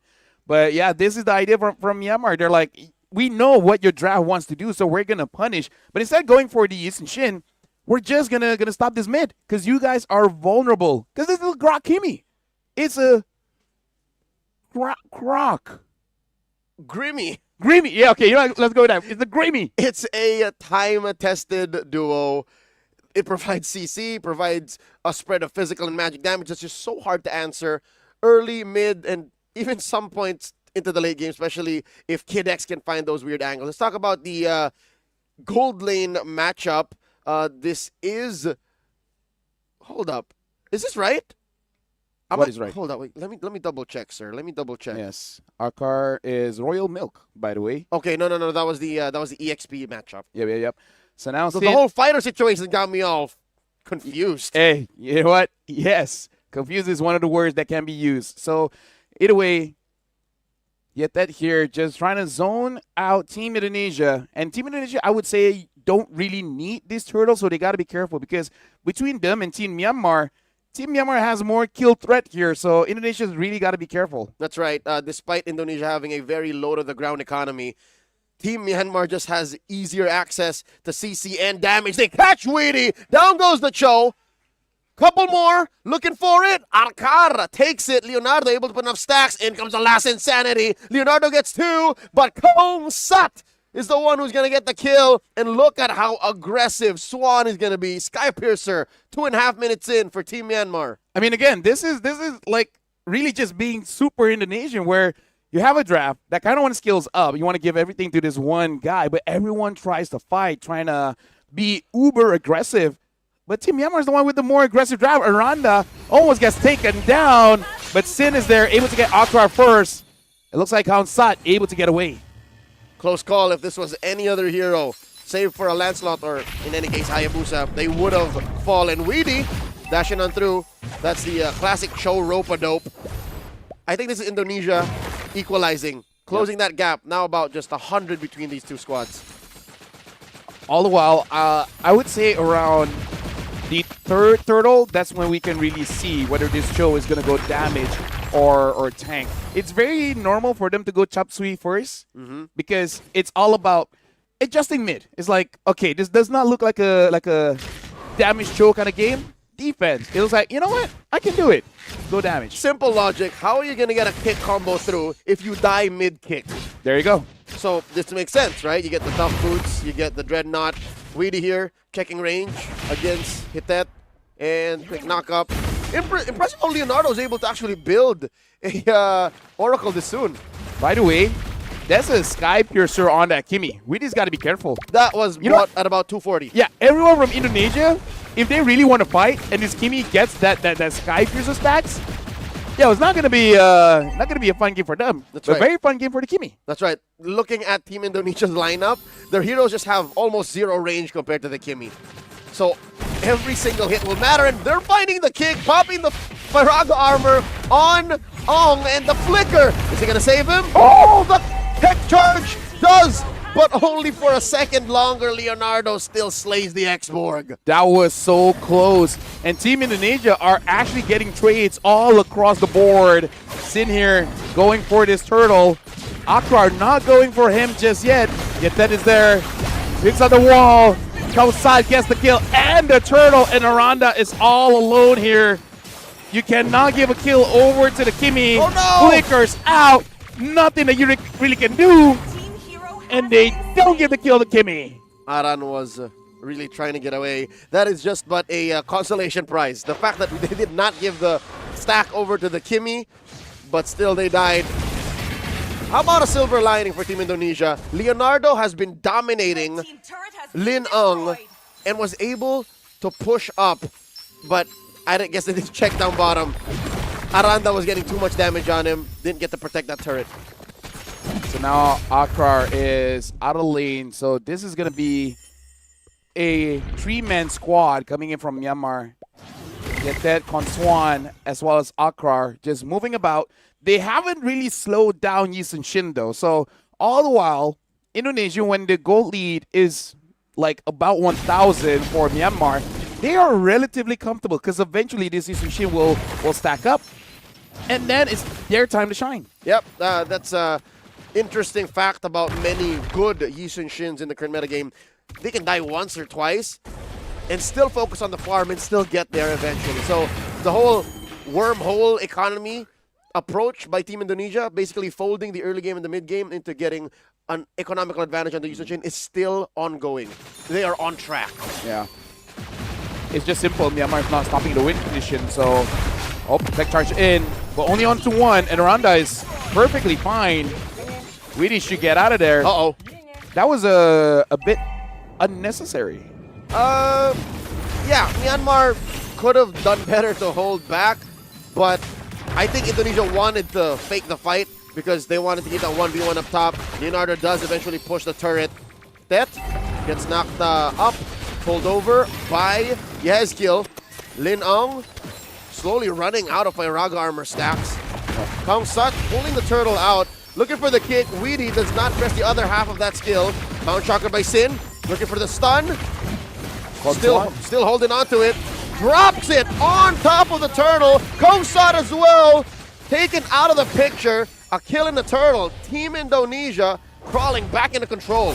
Team Indonesia, what they did was they split Team Myanmar, forcing Kong Sut to 1v2. 1v2 against Aranda as well as Sin, and that was not a favorable trade because Team Myanmar really should have backed up the Lancelot, and now Akrar gets pulled back. Might even get taken down here. Aranda gets another kill. Aranda tries to get away. The tech charge used the disengage. Ezekiel going forward with the Crimson Beacon, and Sin is there, but the kill goes over to Ezekiel. Sin gets a double, and now Crown Side trying to get a kill, but Sin was able to dodge all of that. Team Myanmar, they got to utilize this draft because they're not. Cloud Prince moment on Konswan. Did you see what he did? He overshot, landed in point blank range, right in the middle of Team Indonesia's forward push, and just died within 2 seconds. Kimmies aren't built to do that. Yeah. I mean, like, they're supposed to fly, but not like that. Yeah, not too deep. Not straight into your opponent's formation. Team Indonesia now reaping the benefits of Myanmar's odd early game. Aranda gets knocked up via tech charge. Aranda's gonna fall. Aranda was just trying to give Vision space for Sin to continue to farm up. He would prefer not to die there, but he'll take it. You know what? As long as my jungler gets to farm up, he can do that. Leonardo is doing the same. And this is why I think Team Indonesia's lineup will eventually work better. Yep. Into the late game, and why Myanmar is slowly losing their window. They need to find a way to... It's not even on the Kimmy anymore. It's really just use the whole lineup to stop Team Indonesia from hard funneling into Sin. I can't believe there's 6 kills for Team Myanmar and only 1 for Konswan that does have that Sky Piercer. I can't believe they're out damaging the Sky Piercer. I think it's a matter of Konswan not being able to put the damage in reliably. Yeah. Because again, Team Indonesia, they also kind of want to be in your face. Kind of. The Lord is up now. It's already 9 minutes in the game. Leonardo is there, just pushing Team Myanmar out, making sure they're nowhere close to the vicinity. Yet Ted here so far hasn't really had any good tech charges for Team Myanmar. Ezekiel might get caught here. That is a traction pulse thrown out. One big resource down. Leonardo dashes through. The last insanity takes him out. Kill for Arkar on Leonardo. It might be another here to trade. The Tet falls. Weedy flickers in. Finds the kick. That's one, but there's enough heals on Arkar. Dashes through. Gets a double for Sin. And they're not done. Gets another. Yes, kill. Shine Linong down as well. The wipeout. The maniac for Chin. The Burmese are off the map. A free lord for Team Indonesia incoming. I'm pretty sure that's not Tin, but hey, maniac still. Shout outs to Shell. And right now, Sin will be able to get this lord here. And this is the danger of Team Indonesia's draft. They want to scale up, and if you give that time, this is what happens. A Yi Sun Shin can 1v5, but the 4 around him is just there to protect, just there to set up, just to make sure that he doesn't get touched. A Yi Sun Shin? A Yi Sin Shin. No, Yi Sun Shin. Shin. There you go. There you go. You don't have to overthink that. Dude, I'm tired, all right? Are we all? But that's the beauty of MOBB. The fact that despite any physical limitations and bodily fatigue, we're still here. Thank you very much, ladies and gentlemen, for joining us all around the world. Lord marching in mid. Bottom lane, heavy presence by Team Indonesia. Top lane getting taken care of by the duo of Chin and Witty. Myanmar, they're what? Or Shell. No, this is Chin. Shell just got a maniac, you know, just let you know. Okay. Still, Team Indonesia are taking control. Myanmar, they've lost the window. They're going to start popping these big jumps coming from the Lord. Leonardo dashing on in and out. Reedy still holding on to that way of the dragon. Lord gets taken out. Rampart plus tech charge. Taking Aranda down. Indonesia want to cancel this.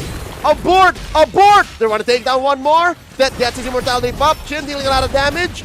Chin throws out the turtle boat. Takes too much damage from Konswan and Arkar. Here comes Xborg. Looking for it. Fire missiles and stakes drop. They can't save the inhibitor. This is where, all right, the Clouds are helping out quite a bit. Able to get onto the backline. Team Indonesia could not end that just yet. And it's good that Sin was able to get away because, again, that Sky Piercer could have gotten that execute kill on this Yi Sun Shin. And you can imagine when Sin does have that 7-kill score, that's going to be quite the shutdown goal that Team Myanmar can get for themselves. Speaking of, look at that goal. 10,000 gold for Sin, only 8,000 for the Lancelot. Lancelot only has 3 items. Sin is almost full build, only waiting for that BOD. That's what I'm saying. A Yi Sun Shin can die maybe once or twice in the early to mid, but as long as the farm is there, they're eventually going to make it either way. Leonardo going up against Kaungsat 1v1. It's not enough. The kick onto the Grok. They find the death. They pop him. Arkar unable to stop the assault. Arkar got 3 on him. Leonardo and Witty enough to stop the rest of Team Myanmar from saving the Hilda. Down goes Arkar. 2 free heroes. The pickoff. Crimson Beacon used. Moving forward. Yehezkiel looking for it. Plus the flicker. Last Insanity. Use the dash out. Indonesia. LaFell, I think they smell it. They want to end it right now. It's not going to be that easy. Arana jumps forward. Didn't get the Lancelot because this is what happened to Team Malaysia before. Myanmar was in the base, but they defended for more than 10 minutes. All right. We're just at 14 minutes approaching. There's a Lord here. I think that's what Indonesia wants to avoid. Yes, they do. That's why they wanted to just try it. Oh, my Lord, Leonardo in the orange. He's fine. They wanted to end it when they could, because if they gave Myanmar past 20 minutes, it will be too much. Speaking of, look at this Aranda taking way too much damage, still healing up. And the last Insanity gets onto Aranda. All the while, Leonardo is waiting at the back. Tech charge! Here's the rest of Indonesia gets in! Yeah, head gets in there. And now Indonesia, they're in trouble. The main damage dealer is out. Cross one, shoot to the back, don't know what's going on. And now Myanmar retreats. That's what I'm saying. Team Indonesia wants it to end right here, right now. And instead they get punished. Myanmar knows this. Myanmar has played through the situation. Myanmar welcomes these kinds of trials and tribulations. Now, this Lord is looking like it might be wearing their flag. There's a traction pulse thrown out. Leonardo doing his best. I think he might die here. All right. Pops a consecration. Holds on to the purify. Leonardo's alive. Team Myanmar still able to wait things out because Sin is basically at max potential. All the items are built level 15, so this is as strong as Indonesia can get. Myanmar may be able to get just a bit stronger now. The Holy Crystal has been built by Konswan. Aranda Gets hit by a lot and now gets taken down by Yetet. Sin to the side. Wants to kill onto that Grok. And all the while, Witty has been taken down. Sin coming in from the flanks and now gets Yonkwa and Cox one! Double kill for Jin! Yonkwa has to get away. Ezekiel uses the Crimson Beacon, gives the kill over. Never mind. Sin focuses on the Lord. And all this while, Witty actually survived. Witty walks away. Witty takes care of the top lane, the long lane. Leonardo double timing it to the bottom lane, pushing in with a big fat wave. Leonardo in trouble. Leonardo just relying on stacks. And the consecration actually saves him. Yezkiel flickers back. A messy sequence of events, all still leading to Team Indonesia securing a Lord. So, okay. Team Myanmar, what they gotta do is as they defend, either Lin Ang or Kong Sat gets onto Sin, and then Kong Swan kills everyone else, right? Just pew, pew, pew, pew, pew, shoot, and eventually you get it. Because Myanmar, they can defend. They just, it's hard for them to get the right targets to kill the one who's killing them. You see the Mount Shocker used by Chin, compromising the defense by Ong down bottom. They penetrate through that lower lane inhibitor. That uses the tech charge and the flicker. No one home. The passive pushes back the rest of Team Indonesia. Lord still standing. Witty looking to get one.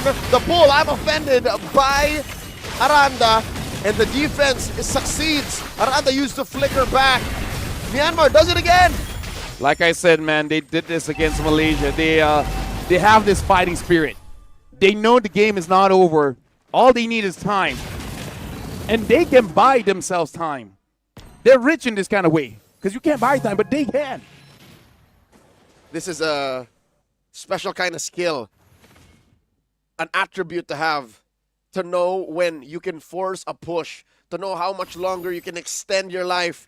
Despite being down about 6,000, 7,000 gold, having 2 of your 3 inhibitors pierce through. And this is going to be difficult for Myanmar. Their long lane is actually out. This is a dance they cannot participate in. Oh, look at that. Actually quite a bit of damage coming in from the Kimi.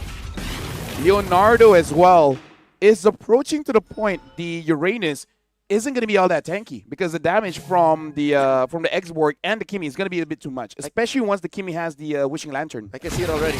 About 3 minutes ago, I felt like Leonardo was already counting the seconds that he can get consecration again. He really needs his ult to be able to do what he's been doing for the past 15 minutes. Yeah. 18 minutes in, and about 24 minutes, 26 minutes is where the team fight is going to be very important. If Team Indonesia, not lacking, dies at around 24 or 25 minute mark, even with all this turret still alive, Team Myanmar could end the game. All the Burmese need is a singular punish. A beneficial trade. I'm looking at a 1 for 3, 2 for 4 even, and that could end the game in favor of Team Myanmar. Lord spawns upper quarter. This is an evolved Lord, ladies and gentlemen. A Lord that will help in team fights. A Lord that will amplify the damage that either team could bring to the table. Aranda clearing this lane. Bottom lane slowly should be checked in by one of the members of Team Indonesia to possibly feign a split push as Indonesia pull the Lord over to their side. And it looks like Witty is going for a tank show because no real flanks here. Leonardo is just staying inside the base of Myanmar, forcing Kimi to stay there. And I guess someone's got to protect the base, but this is not entirely great for Myanmar. Ezekiel has to get away with the Crimson Beacon. Myanmar has to play around X-Borg here, because X-Borg's the main bane for Indonesia, but he's not able to get the fires onto Team Indonesia. And all the while, Aqua gets caught, and now Tekchar hits onto Tree. Aranda tries to get away. Downside goes to the back, finds Sin. Sin half HP. And Myanmar has the favorable trade. Even Leonardo taking way too much damage from this Lancelot. That's what I'm saying. Even a Uranus cannot stand their ground to what Myanmar is putting to the table. Now suddenly, it's Myanmar who's in control of the dance floor. The Lord Dance favors the Burmese. Save for the long lane. Oh, Leonardo pulling them away. Leonardo, where are you going? He already used a Purify. Pops immortality. Could be a man down. He's alive, but just barely the kick to deny the finish. Lord, secured by Chin. Leonardo's sacrifice pays off. They know they gotta end this soon. Aranda uses the flicker, and flicker used by the X-Borg as well, but not gonna be in trouble there. Indonesia, they made the call. Someone's gotta go down. Leonardo raises his hands like, let it be me. Let it be me. Yep, that's veteran wisdom.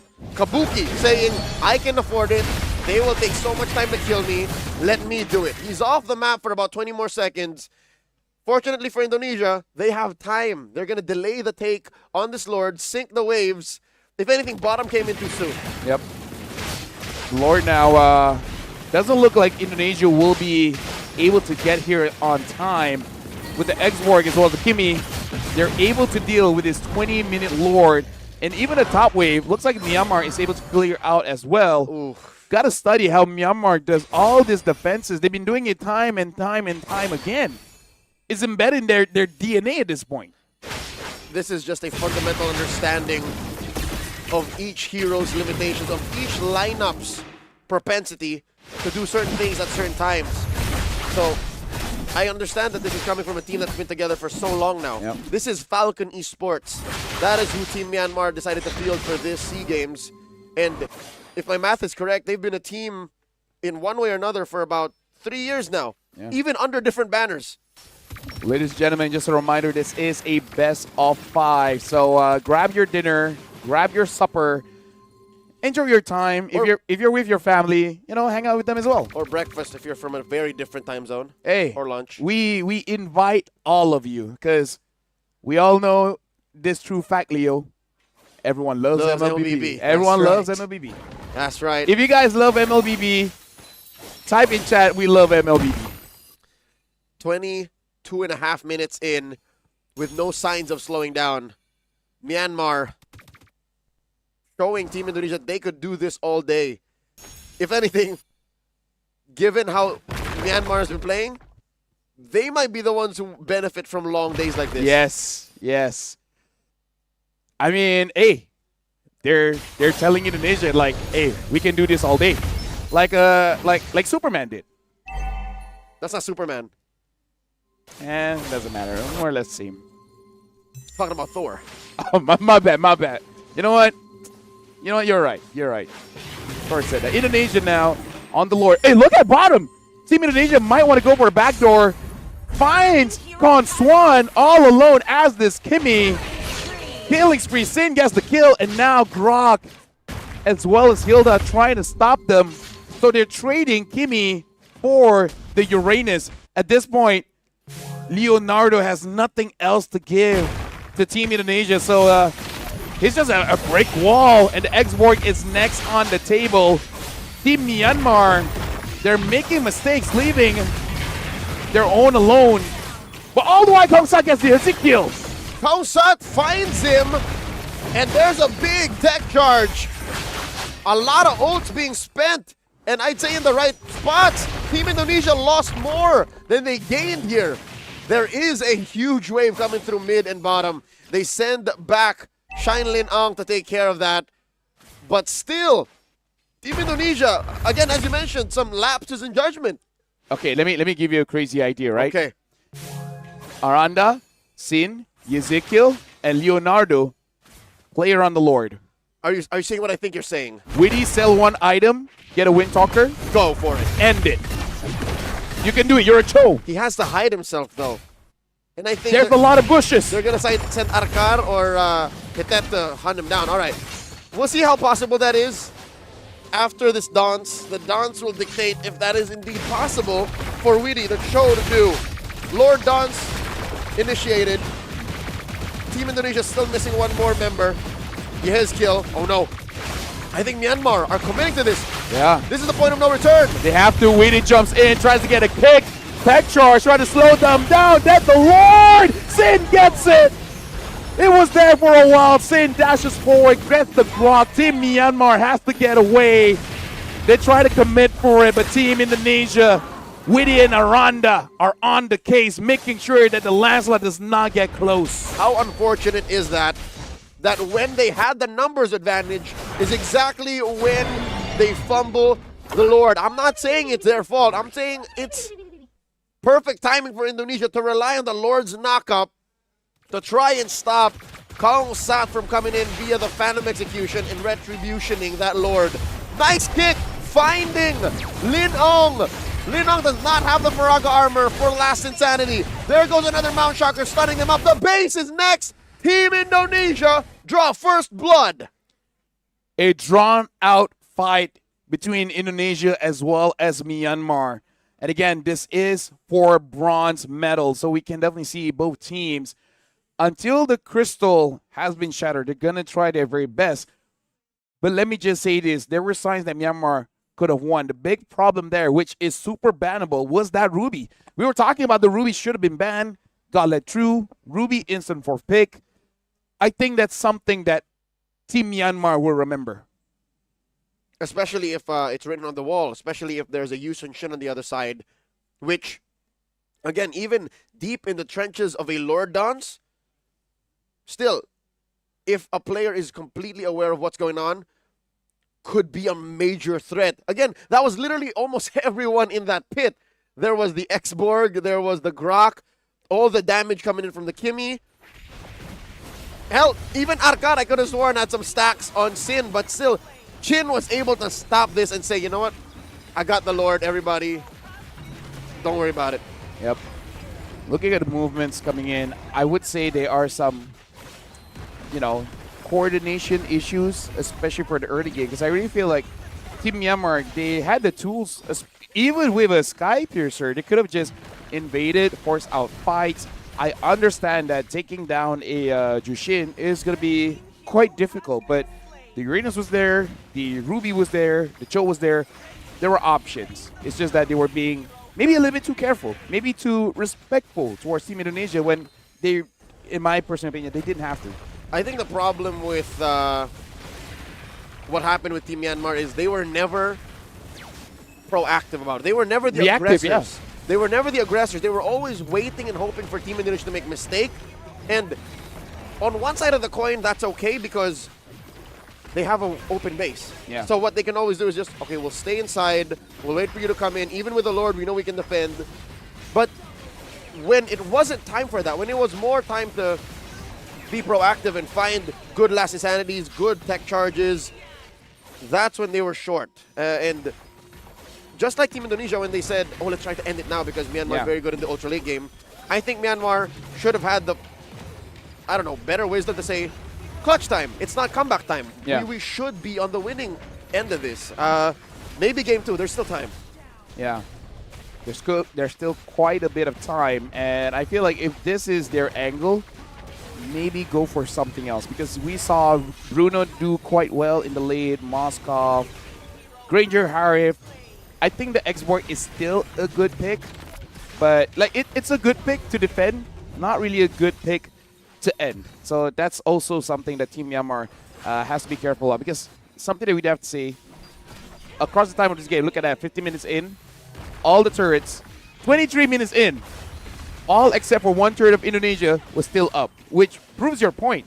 They were never proactive. They were reactive. They were waiting for Indonesia to come and then try to do something about it instead of, look at all the standing turrets that Team Indonesia still had. With all the rotations coming in from the Uranus as well as the Ruby, you would have thought at least a Lancelot could take a few turns, no? And I think that might be the problem. The draft also does not present any free roles. You know what I mean? This always is a 5v5 kind of lineup when it comes down to the late game. And this is that one time they couldn't defend because they just were scrambling. The Lord was overloading them. They were down a man immediately. Team Myanmar, I think there's more to fix than usually how much we want to point out from game to game. Because especially for me, a Grok, Kimi, Hilda, it's kind of good at holding basically 5 people down. Yep. And I really feel like Lancelot should have just gone to the side lane, get those objectives, and then make Indonesia panic a bit, because Indonesia never panicked at all. Or, since there's no chance to stop our MVP, again, that's Chin on this Yisun Shin, 13-2-6, therefore about 90% of the kills for Team Indonesia. What if it was the Hilda? Yeah. No, either or, right? Right. I think it's safer to do for the Hilda. Arcar could have just ran over to the opposite lane, wailed away at the wave, wailed away at the turret, and then said, "Are you guys gonna come here or not?" And then just as quickly run away. He was on a flicker too. Yeah. Looking at the items here as well, everyone's basically full build. Kimi eventually did sell off that Sky Piercer. Great. Picks up the Demon Hunter, making sure that Leonardo gets taken down, same as Aranda. But, yeah, I really feel like it's more macro. It is more macro because the draft is sound. Yeah. The team fight is okay. The defending is good.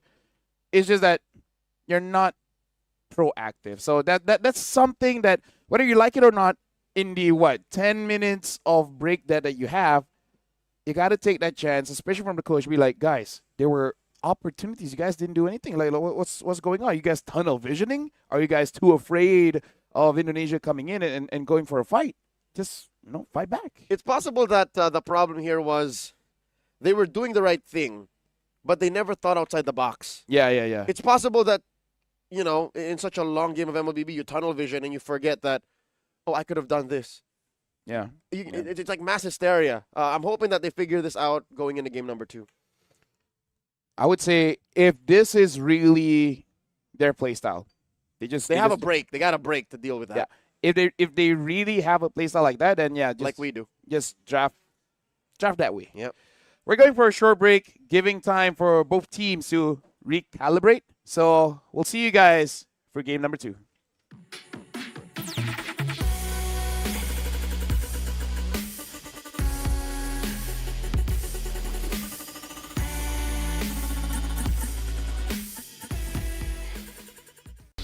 The shape, the speed, the precision. Built with pros, made for esports.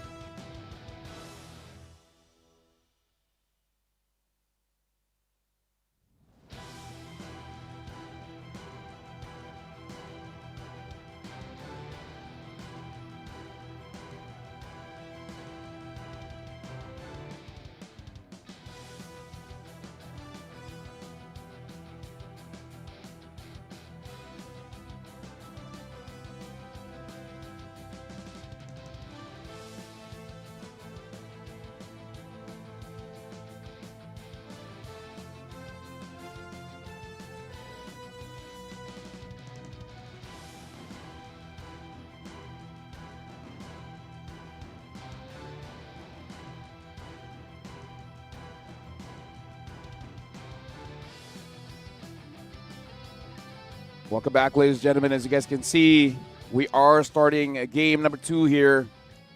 Indonesia against Myanmar in the bronze match. Flying Clouds will be the map. Vanessa fell alongside with Leo. Looks like the draft should be starting now, in Here fact. it is. And Myanmar is still first pick in terms of the bans. Hasn't changed just yet. In game number 1, Myanmar did ban out that Hayabusa. Will the trend continue? It looks like the Lancelot was enough of a problem in the hands of Kaung Sat, so they take that out of the equation. But in game 1, it was actually Team Myanmar that took out the Hayabusa, so maybe this will change. Maybe pick 3. Yeah. Ban 3 for Myanmar should be something that they adjust as well. You know my concern here, Leo? Yeah. Is that they got the Grok, but I kind of feel like it's not his hero. Again, maybe just nerves because they have not played on stage. This is the first time. So it is kind of weird, but your first time playing on stage is the bronze match, fight. So maybe that causes some jitters. I feel like at this point, maybe it's better to go for a Gato Kacha. It's easier to execute, and even though Grok is a problem, just deal with it. But instead, Myanmar does go for that Jushin, and I feel like it's an amazing pick, considering Ezekiel kind of made it very difficult for the front lines of Team Myanmar to do anything against Indonesia. Lefel, help me remember, are we on Flying Clouds again? Yes, we're on Flying Clouds, good sir. Again. Oh my God. I would say why not? Yeah, why not? But it could help because that means Myanmar's lessons from game 1 carry over much sooner. But they might actually be changing. It is Zushin instead of a Kimian mid. Team Indonesia, they're just gonna try to draft the same way, I think. Without the mid Zushin, if anything, I think they can afford a Kimi too. Yeah. Still. I feel like, honestly, I want to see a jungler here because the Yushin is not there. Lance, Haya, and Fanny are out. So is it going to be a Joy? But instead, they do pick up the Esme first.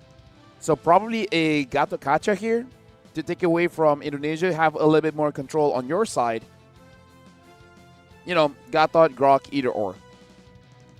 Interesting how Grok... Or Hylos later on. How Grok has not shown himself. Usually it should be by now, right here. But it's not. It's a Joy.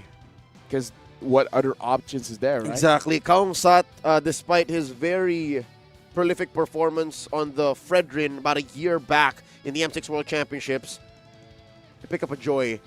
So that's one of the few remaining assassins left in the game after these bans. That'll be flanked by the Zushin and the Esmeralda. Team Indonesia close up the draft.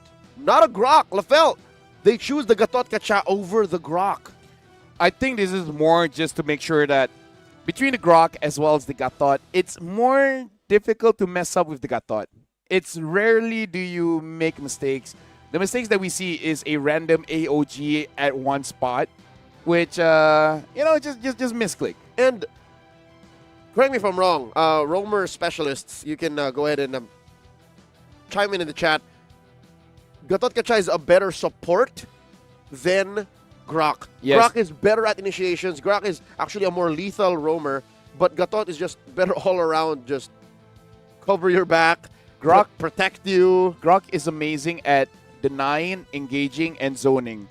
The Gatot has that revitalize, and that really helps out, especially if you go for like a main carry, like a Yusen Shin. Yep. So that when the Yusen Shin gets out, you can heal him up, goes for those jungle creeps, get some HP back, and then go back in. And that's something that the Grok can do, unless we want to try Grok Revitalize. But I don't want to live in that world just yet. Not worth it. You need that flicker to be able to position the tech charge where you need it to be. Closing up the bans is the Ruby and the Harris for Team Myanmar, while the Hilda goes for Team Indonesia. Then they swing back with a Lunox. This is a mid lane Lunox. Oh, 1-1. Dude, 1-1. Speaking of 1-1, is this a debut 1-1? No, we saw. We've seen a 1-1 earlier this week. Yeah, we saw one, and now with the Guinevere in Rome. So if Team Myanmar does not get aggressive with this lineup, I don't know what will. It's a lineup that can really only be aggressive. there is no way that this lineup defends You only move well. forward. Yeah, there's no way that this lineup defends well in the base. You're wasting so much of what you invested in if you are put on your back foot. And that's up to you, I think, in the early game especially, since a Guinevere can really be lethal at as early as level 2. So in this kind of situation, if Indonesia is unable to end, it's kind of their fault. Well, kind of. Because, again, like you said, the wave clear isn't that great. Jushin-ish and the Joy electrifying beats-ish. Yeah. Oh, in that sense, yes. Yeah. And in a way, you can say that this is kind of their style because they want to delay and then eventually pop off. With the 1-1, you can potentially pop off, but I haven't seen... Okay, I have this one experience. I don't know if it's what I think it is. The Chastise Pauldron, when the 1-1 jumps up, yep, I don't see her attack speed being reduced for some reason. I don't know if it's like, you know, they didn't code that in when she's jumping up. I think it's part of the kit. I think it's it might be in the tooltip of the crossbow tang. It's kind of like you're in iframe of that item, so it doesn't count. You're not affected by it. Yeah, like when I saw that interaction, I felt like, wait, I fought against a few attack speed heroes. This does not feel like your attack speed is reduced. And in that sense, if you're a really good 1-1 player, then 1-1 might be the only real legit attack speed hero just because the item doesn't affect her. But again, that's kind of like when I play kind of feel, I don't know about coding, so I don't know if I'm correct. I think there's a possibility that what you were feeling was legit. Yeah. Because she's literally off the map. Yeah. It makes sense for the item not to... Yeah, for that interaction to have been there. Ladies and gentlemen, one more look at the lineup between Team Myanmar and Team Indonesia.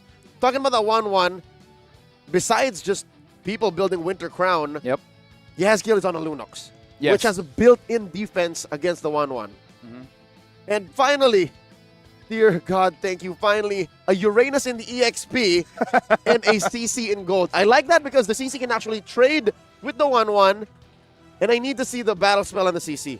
I Yeah. want to know what Leonardo's rocking. It should be a Vengeance, considering there's a 1-1 and a Joy there. Uh-huh. But I can see a world you pick up a Purify just to make sure that you don't get caught by a random Guinevere jumping in. But either or, looks like we are taking a bit of time going into the game here. Aranda does have to be careful, as well as Weedy, not to give free weakness stacks over to the 1-1. Because, again, this is one of the situations as the roamer and an EXP laner, you kind of have to be careful of your positioning where you might accidentally, you know, let her jump up and survive when your jungler tries to get a kill. Yep. We have a pause, as you can see, on our players' screens, in addition to what we have on overlay. I do hope that our lobby is intact. I hope the integrity of the lobby is intact so that we can begin the match shortly. Yep. Ladies and gentlemen, just to remind everyone that the right now is the bronze match. The gold medal match will be happening on 17 December. And for tomorrow, it will be the female division semifinals, where, just like today, we'll have knockout stages, semifinals, and the bronze match for the female division for tomorrow. So looking forward to that one. Personally for me, seeing Malaysia doing quite well, I want to see if they're able to get to the gold medal match tomorrow. But for now, it is going to be the men's Indonesian team going up against Myanmar. Ezekiel just staying still, make sure he doesn't lose his focus. He's pensive. He's pensive? Yes. What's that mean?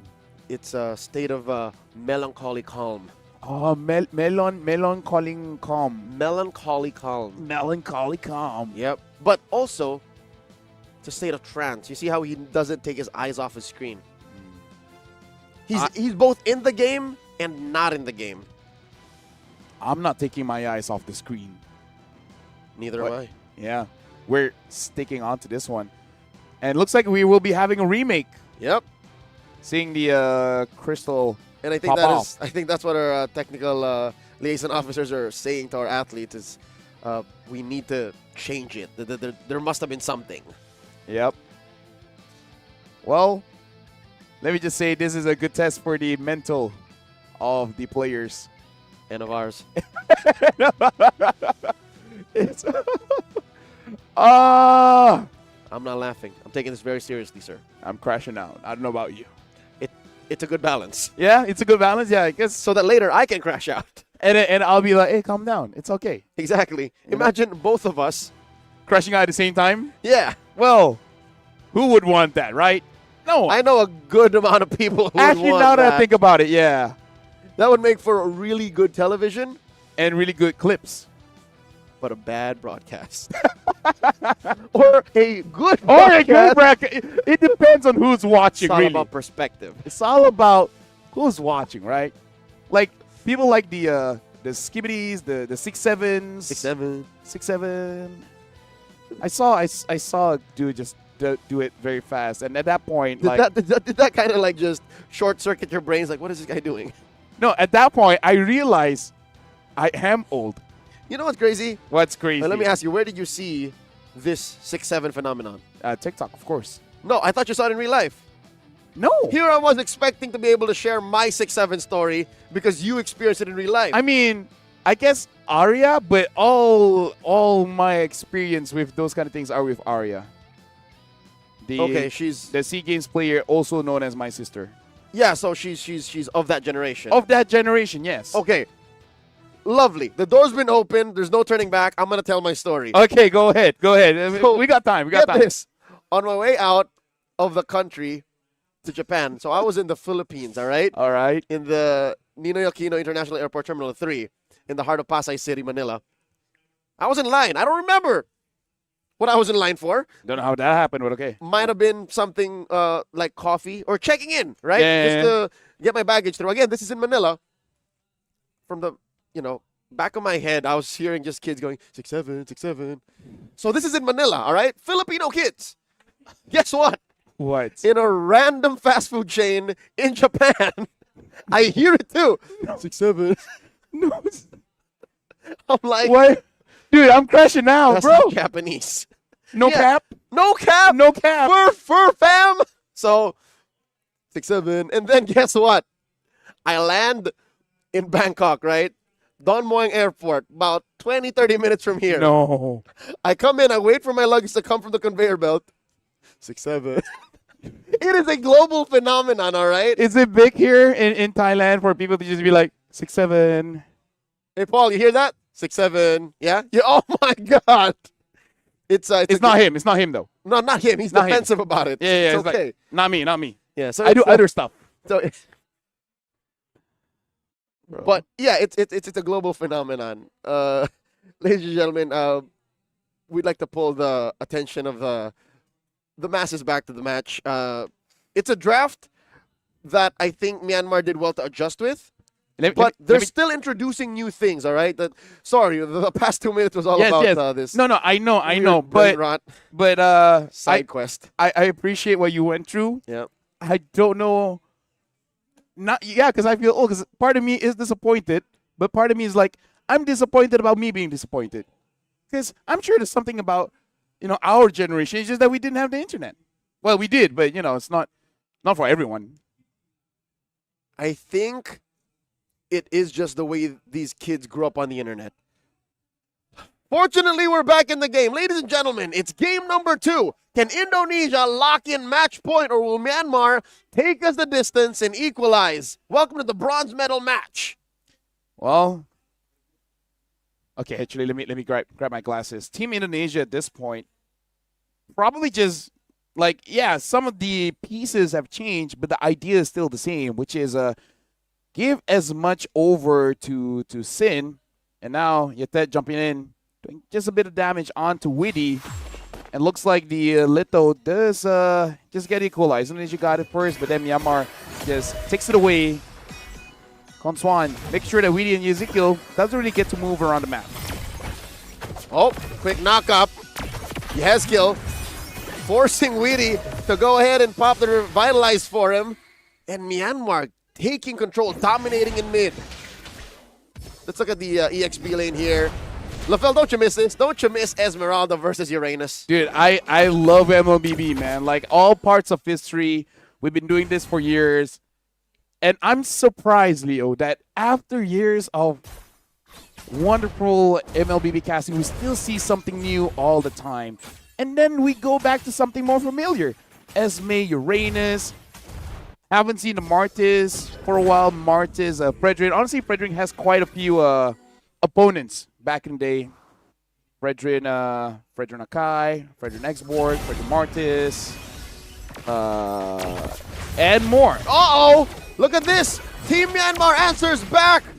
Big knock-up, forcing Chin to pop the Mountain Shocker without any chance of contesting. Myanmar scores the first hurdle. At least right now we can see Myanmar be more proactive here because look at Yetet, always jumping in. Look, I don't know how to pronounce his name. Yetet. Yetet? Yeah. Yetet. Perfect. Leonardo though. Oh, crossbow Tang plus the rest of Team Myanmar coming in. No way Leonardo survives, even with a vengeance. First blood drawn by Dax. Yeah, this time Team Myanmar, they're like, okay, you know what, coach, you're right. We got to be a bit more proactive. Yetet jumps in, finds Witty. Kaunsat gets more gold here. They're too proactive now. Hey, it's good. I prefer that. They are literally making up for lost time in game number 1, saying in the first 3 minutes, we are going to roll you. Yeah. I mean, like at one point in this best of 5, even Team Myanmar is like, you know what, enough's enough. We've been here for quite a long time. We got to end this. And we cannot end this with Indonesia beating us. Okay. Despite the stellar start for Myanmar, there's still a lingering feeling. And that is the fact that Chin and his farm is just barely delayed. Sure, he was denied the turtle, but he's still been running around camps, taking them. And now the AOG knocking him up. Katet able to dash on through. Spatial migration. He survives. You can hear from the crowd the, ooh, even they're like, oh, you escaped that? That was amazing. Kaunsat though. I'm pretty sure that's what you heard. Tries to go in. Michael Punish Sin is there, gets a kill. Like you say, maybe a little bit too proactive. You're not hearing the crowd, LaFell. You're hearing the sticker from Oh, Aaron really? Yeager. Oh, my bad.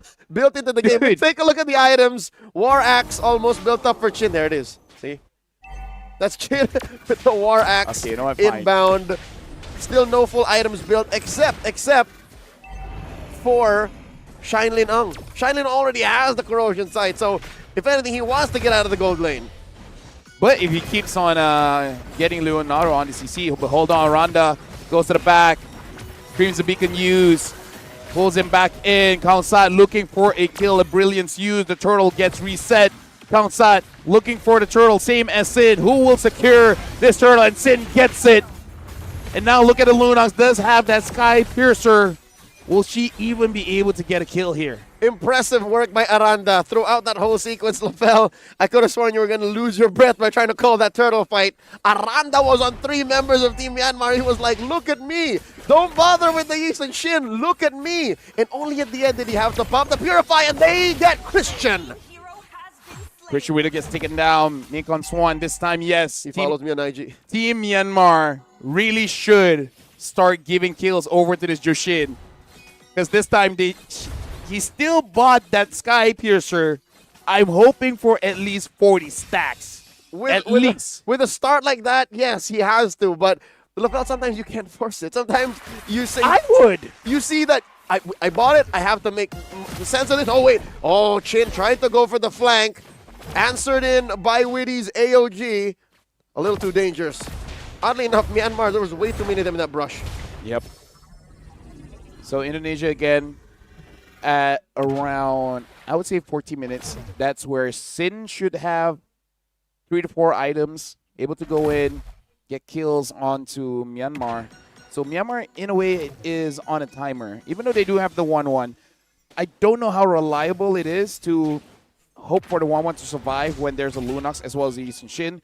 If she jumps up immediately, she's fine. But any kind of delay, the burst might be a little bit too much for the 1-1 to handle. So even though you do have a late game hero, this late game hero is easier to kill compared to most. I'd like to think she's not a full late game hero. Off camera, Chin slays Arkar. Back to my thought. I don't think 1-1 is a full-on late game hero. I think she's like a mid-game power spike hero. No, I agree. Yeah. With a strong late game payoff, but she can't win a game alone. Massive combo hits on to one, but the Vengeance was able enough to save Leonardo. And Shailin Ang, as you were talking about it, Lafel, falls even before the full breadth of the crossbow goes in.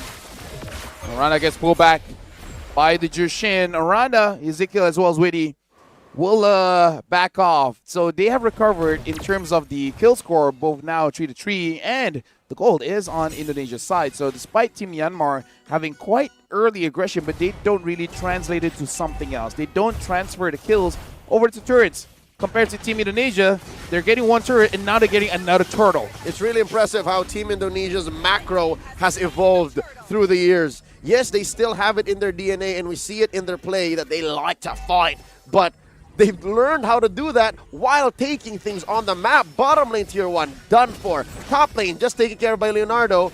And there's very little clapback except for that one wave that they forgot to take care of just now. Akrar got caught by Sim, but look at that jump straight onto the Yisun Shin. The damage is not there just yet. Crimson Beacon gets on over there with the Sky Piercer, gets a kill, gets taken down. Double kill for Leonardo. And now comes the 1-1. Can she get the weakness tag? Yes, she can. But looks like she's not going to be jumping up into the air just yet. Lafel, I think I see what'll make Shailin Ang's life a living hell. Oh no, not this! The Vengeance plus the crossbow tank go underneath the turret. It's not gonna do much. Witty looking to catch him with the Unbreakable. In comes Aranda, as I was gonna say. Yeah. There's two sources of Purify from Indonesia. Imagine if the weakness stacks get put onto the Uranus or the Lunox. Poop Purify. Poop. It's over. Just do it again. Poop, poop. Aranda is there to clear the minions, and yeah. Now with the Oracle as well as the Radiant Armor, I think Aranda's set. After this, maybe just a Chassis Pauldron, and then gonna be pretty tanky for a while until the penetration items are in. But you'll think about that later, like 6 minutes later. Yep. Team Myanmar able to equalize the map. That is Lin Ong taking care of that tier 1 up top. About 10 seconds until the Lord spawns. The farm is very, very good for both squads. Crimson Beacon used defensively. In comes Leonardo and Chin. No Mount Shocker just yet. Lin Ong gets hit, cleanses it, and he's fine. Yeah, and that was a clutch cleanse. If not, might have been taken down even by the passive damage from the boat. Oh, yeah. Indonesia now probably looking at the Lord. And I feel like for Team Myanmar, don't even try to contest for this Lord, because I kind of feel like it is quite difficult to deal with the heavy front line of Team Indonesia. So try to get a pick off, get a kill, rinse and repeat. And then eventually Counside can go for the Lord, because I don't know, I just feel like Indonesia does have that advantage. Yeah. Say what you will about a relatively honest Uranus, but sometimes it's all you need. They did it with the turtle. In comes Witty with a concealed play. AOG does not knock up anyone. Arkar trying to find people to put shields on and take him away. Swan looking to choke up. Finds Aranda. One hell of a dance, this one. Yeah, look at this. Arkar jumps in. Witty now having the Chassis Pauldron Vengeance used, hoping Leonardo to survive, but can't knock on. Swan gets the kill, pulls someone back in, and it's Witty. Crimson Beacon used to prolong the fight, but Team Indonesia, they're hiding in the bush to make sure that they don't get caught by Team Myanmar. Whoa, whoa, whoa. Yet that didn't catch anyone. Randa tries to go back in. Witty might get caught, and he will, jumping in. Swan gets the other kill. Sin gets onto 3. It looks like Team Myanmar will back off. Unfortunate that Indonesia had to sacrifice 2 heroes to be able to get a winning position. Now Chin, he's got Kongsat on him. Dax zeroes in. I guess when I say Team Myanmar is dropping back, Indonesia believed it, but all the while Kongsat used that confusion to find back onto that Yisun Shin. And now Myanmar, now they're on the Lord after getting some crucial pickoffs. There's no way Sin can contest this. Team Myanmar is on the board here with them getting 2 turrets from Team Indonesia. I feel like if they can get tier 2s, that'd be great. They do find one. Another knock-up and some stacks put onto Witty. I think Witty's done for. AOG out. That's what saves him. Yep. Team Myanmar, the sieging power is actually pretty good when they do have the this Jushin.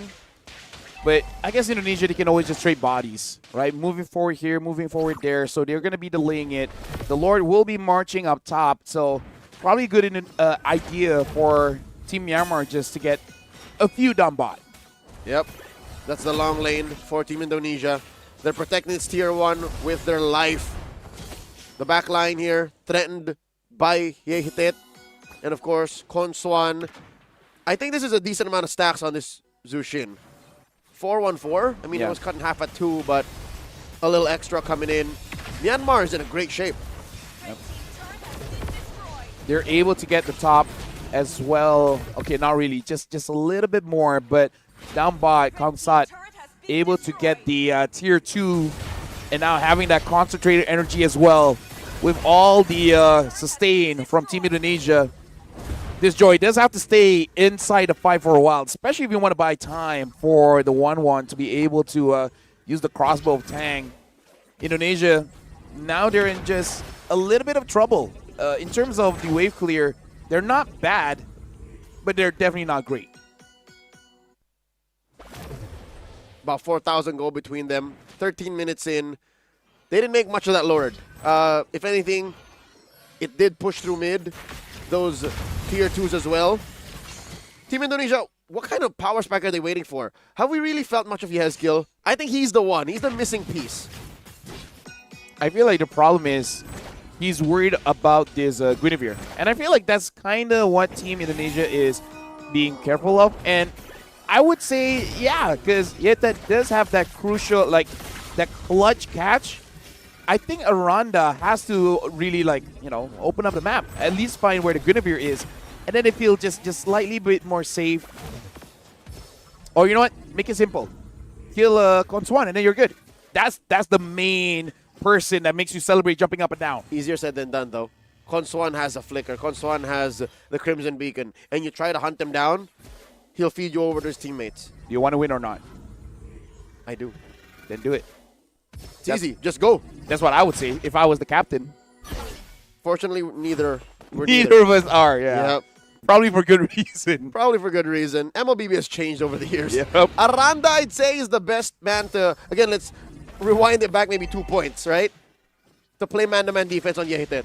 Yeah. Hunt down the Guinevere so that Yehezkiel isn't as scared. And I kind of feel like it should be Aranda because I feel like Weedy is a pretty good counter-engage for Team Indonesia. And Leonardo as well. Aranda kind of has to do what Leonardo did in game number 1 and just be the sacrifice. Yep. Lord here at about half health, gets that soft reset. Mount Shocker used by Chin already. Holding on to the stun portion. Traceless out. Yehitet gets the jump in. Arkar in the flank. And I think we're approaching the point of no return. Lord gets thrown. That Mount Shocker. In comes Dax. Chin still secures. But look at that. Kausa almost got a kill on this Yisun Shin. Indonesia, they still want to fight back. And Team Myanmar, they move forward 1-1. Has to be careful, though. Speaking of which, that was pretty brave coming in from Sin because a Yisun Shin against a Joy, that is Joy favorite. The fact that he's able to get that Lord and able to get out, that was good because I thought he would have died. I believe you. We saw it about 7-8 minutes ago. We're in Dax. Kamsat found Chin right about here in this spot near the river and killed him. So I think Chin does not let old ghosts haunt him. He literally went and said to Kamsat in his face, "This is my Lord." I don't feel he has the rose gold, but maybe eventually he might have to invest in that just in case if Kamsat is able to get onto him, which honestly Kamsat hasn't been able to that much. Uh-oh. AOG by Witty, helping this Lord secure the push, crashing into that tier 2 up top. You were saying? I was. Indonesia is getting that mid lane, and basically at this point just trying to get any easy objectives on the board because it looks like it's quite difficult for Indonesia to jump in when the Jushin is there. We might see a Jushin ban in game number 3. Like even if Indonesia wins, they're like, okay, you know what? That Jushin is too much. This is not worth it. Yep. It's 7:30. This is not what I want to go through right now. That's right. Lafell, you called it. Chin picks up the Rose Gold Meteor now rather than later. Yehitet playing with the range here. Aranda down to about half health. Now to a fourth. The backline gets compromised. Kunsuan falls. Aranda traded out for though. But that's already Lin Ang using the crossbow of Tang on the Uranus alone. Yeah. Rarely do I see Uranus guarding from behind from the 1-1.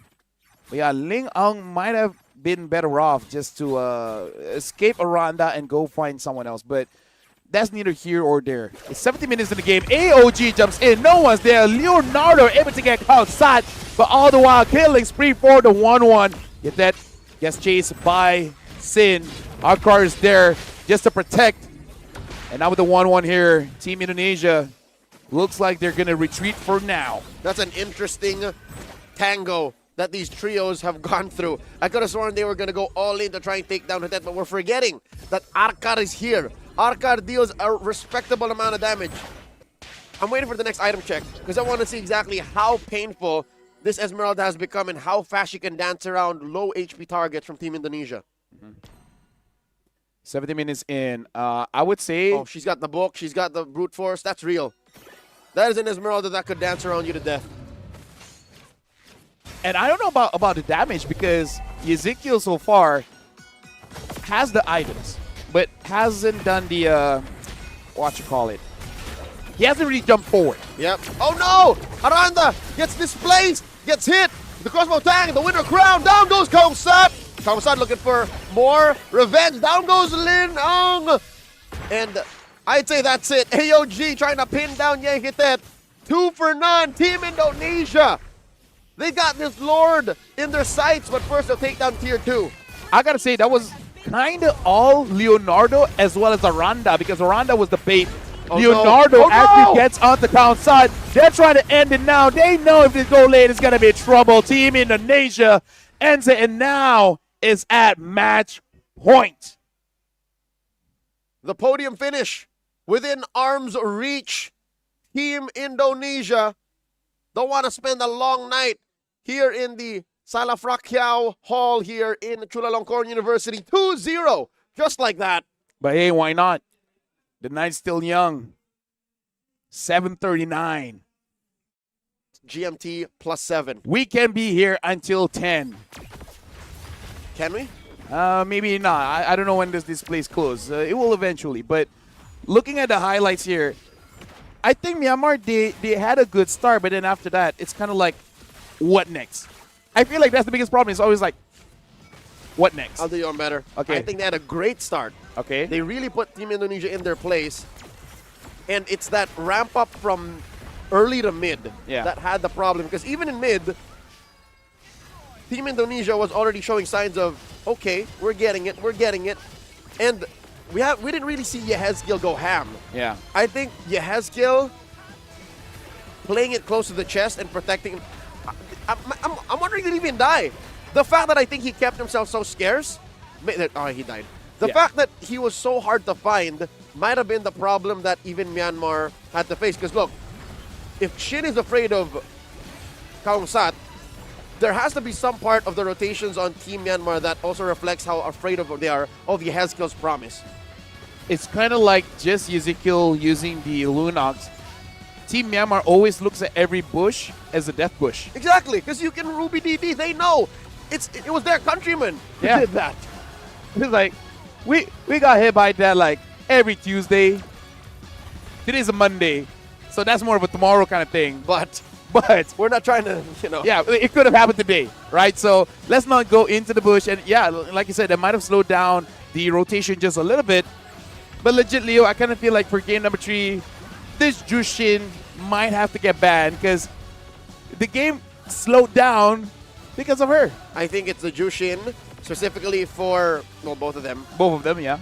And the Gatot Kacha in the hands of Witty. Yeah. This man just knows how to play the Gatot, and you're right. And they were right in deciding to prioritize this over the Grok. So going into game number 2, Myanmar, I don't know, assume that Indonesia would like to ban the Jushin. Given that opening, you ban the Gatot. Yeah, I feel like it really is like, who's going to be the first pick, right? Because that's also going to be pretty crucial because Jushin is a very first pickable hero.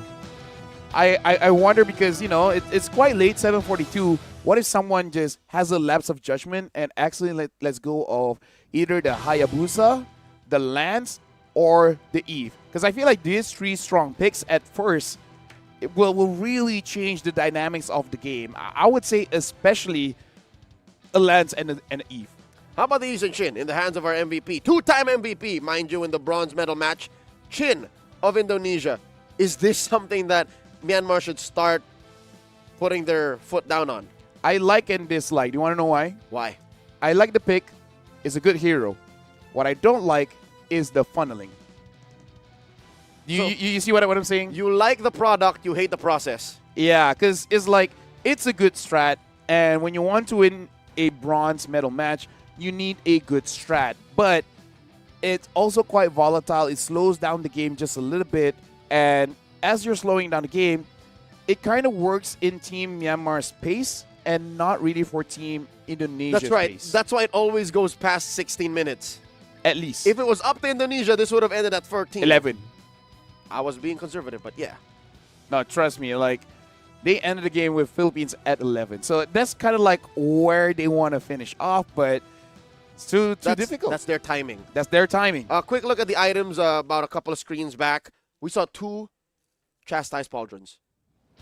From Indonesia? Yep. One on Witty and another on Aranda. Yep. So, again, this is the bronze medal match. This is match point for Team Indonesia. One more, and they will get the medal. The podium finish for the pride of Indonesia. Myanmar is sweating bullets, I would assume. Yeah. Started off at the semifinals, topping the groups back in Group A. And yeah, it's getting pretty tough for them going up against Indonesia, despite basically playing Myanmar's pace. Indonesia just accepts that. It's like, you wanna go this route, you wanna tango, we'll pick up the Yisun Chin. At 7:44 p.m., I think they're gonna need a quick break to be able to, gather their marbles and maybe try and extend the series. Well, all right. Looks like we will go for a short break. Hopefully, the players can recover.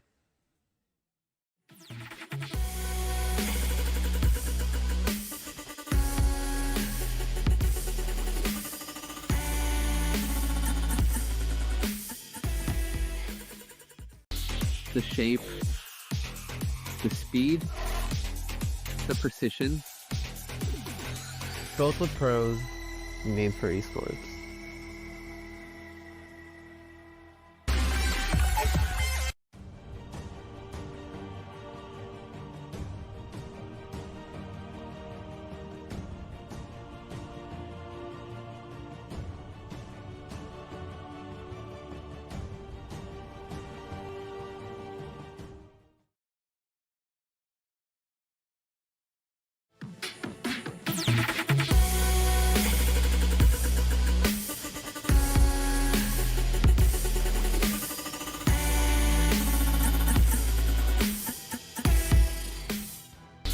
The shape, the speed, the precision.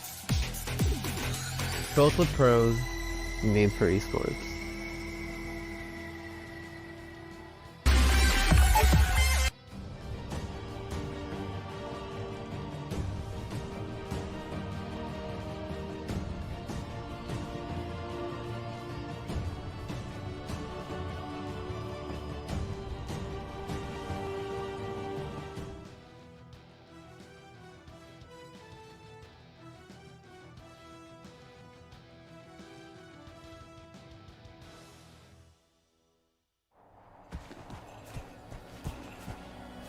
Shifting clouds flow through, gallant youth pursue.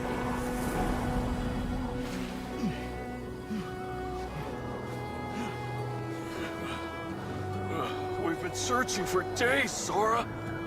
The shifting cloud is just ahead! Look!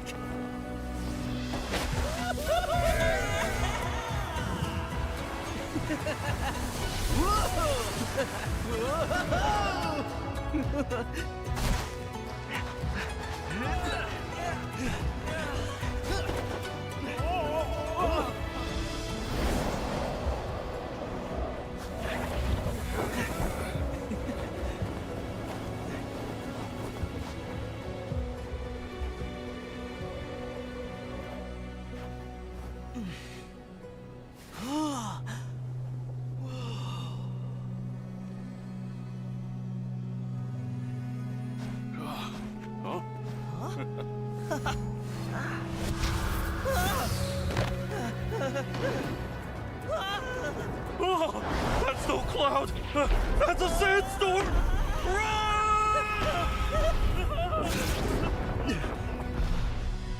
Thunder. I hear thunder.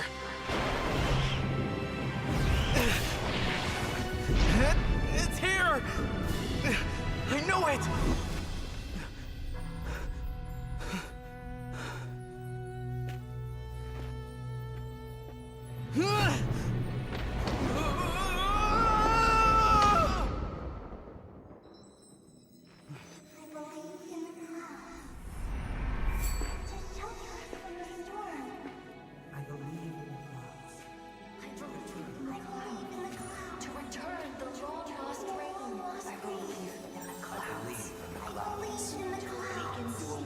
To awaken the sleeping desert. I believe in the clouds. I believe in the clouds.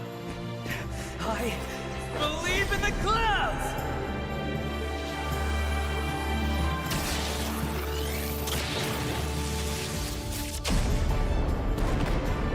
Whoa! Hey! Whoa!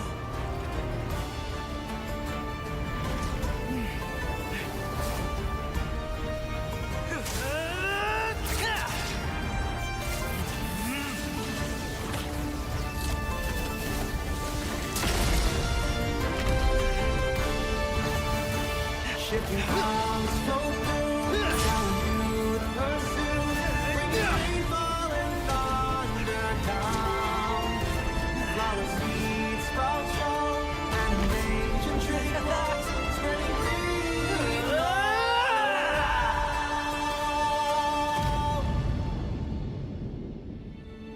See? There's our shifting cloud.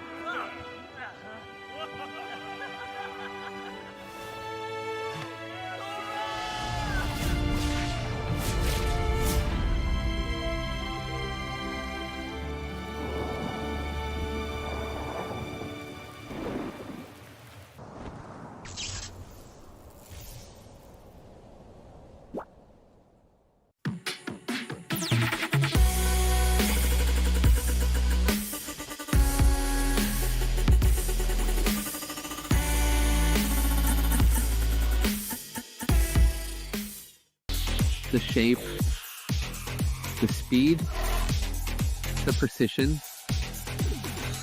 Built with pros, made for esports.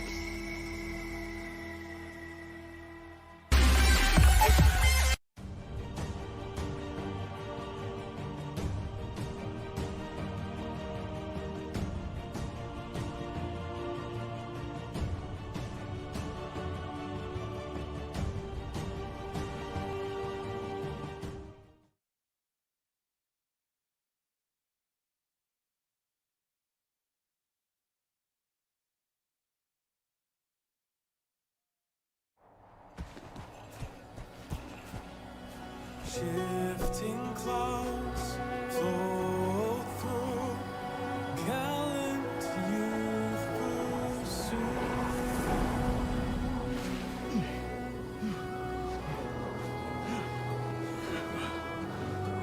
We've been searching for days, Sora. The shifting cloud is just ahead! Look!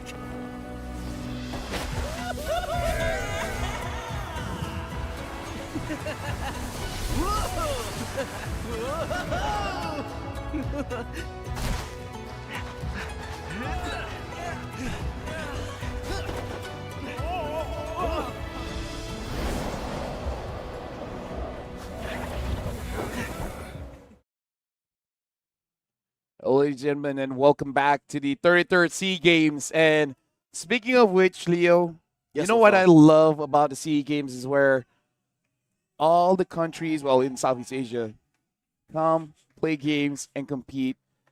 This is where That's what the SEA Games is. that is what the SEA Games is. It's all about uniting. Forget about our differences. We're all here kind of the same.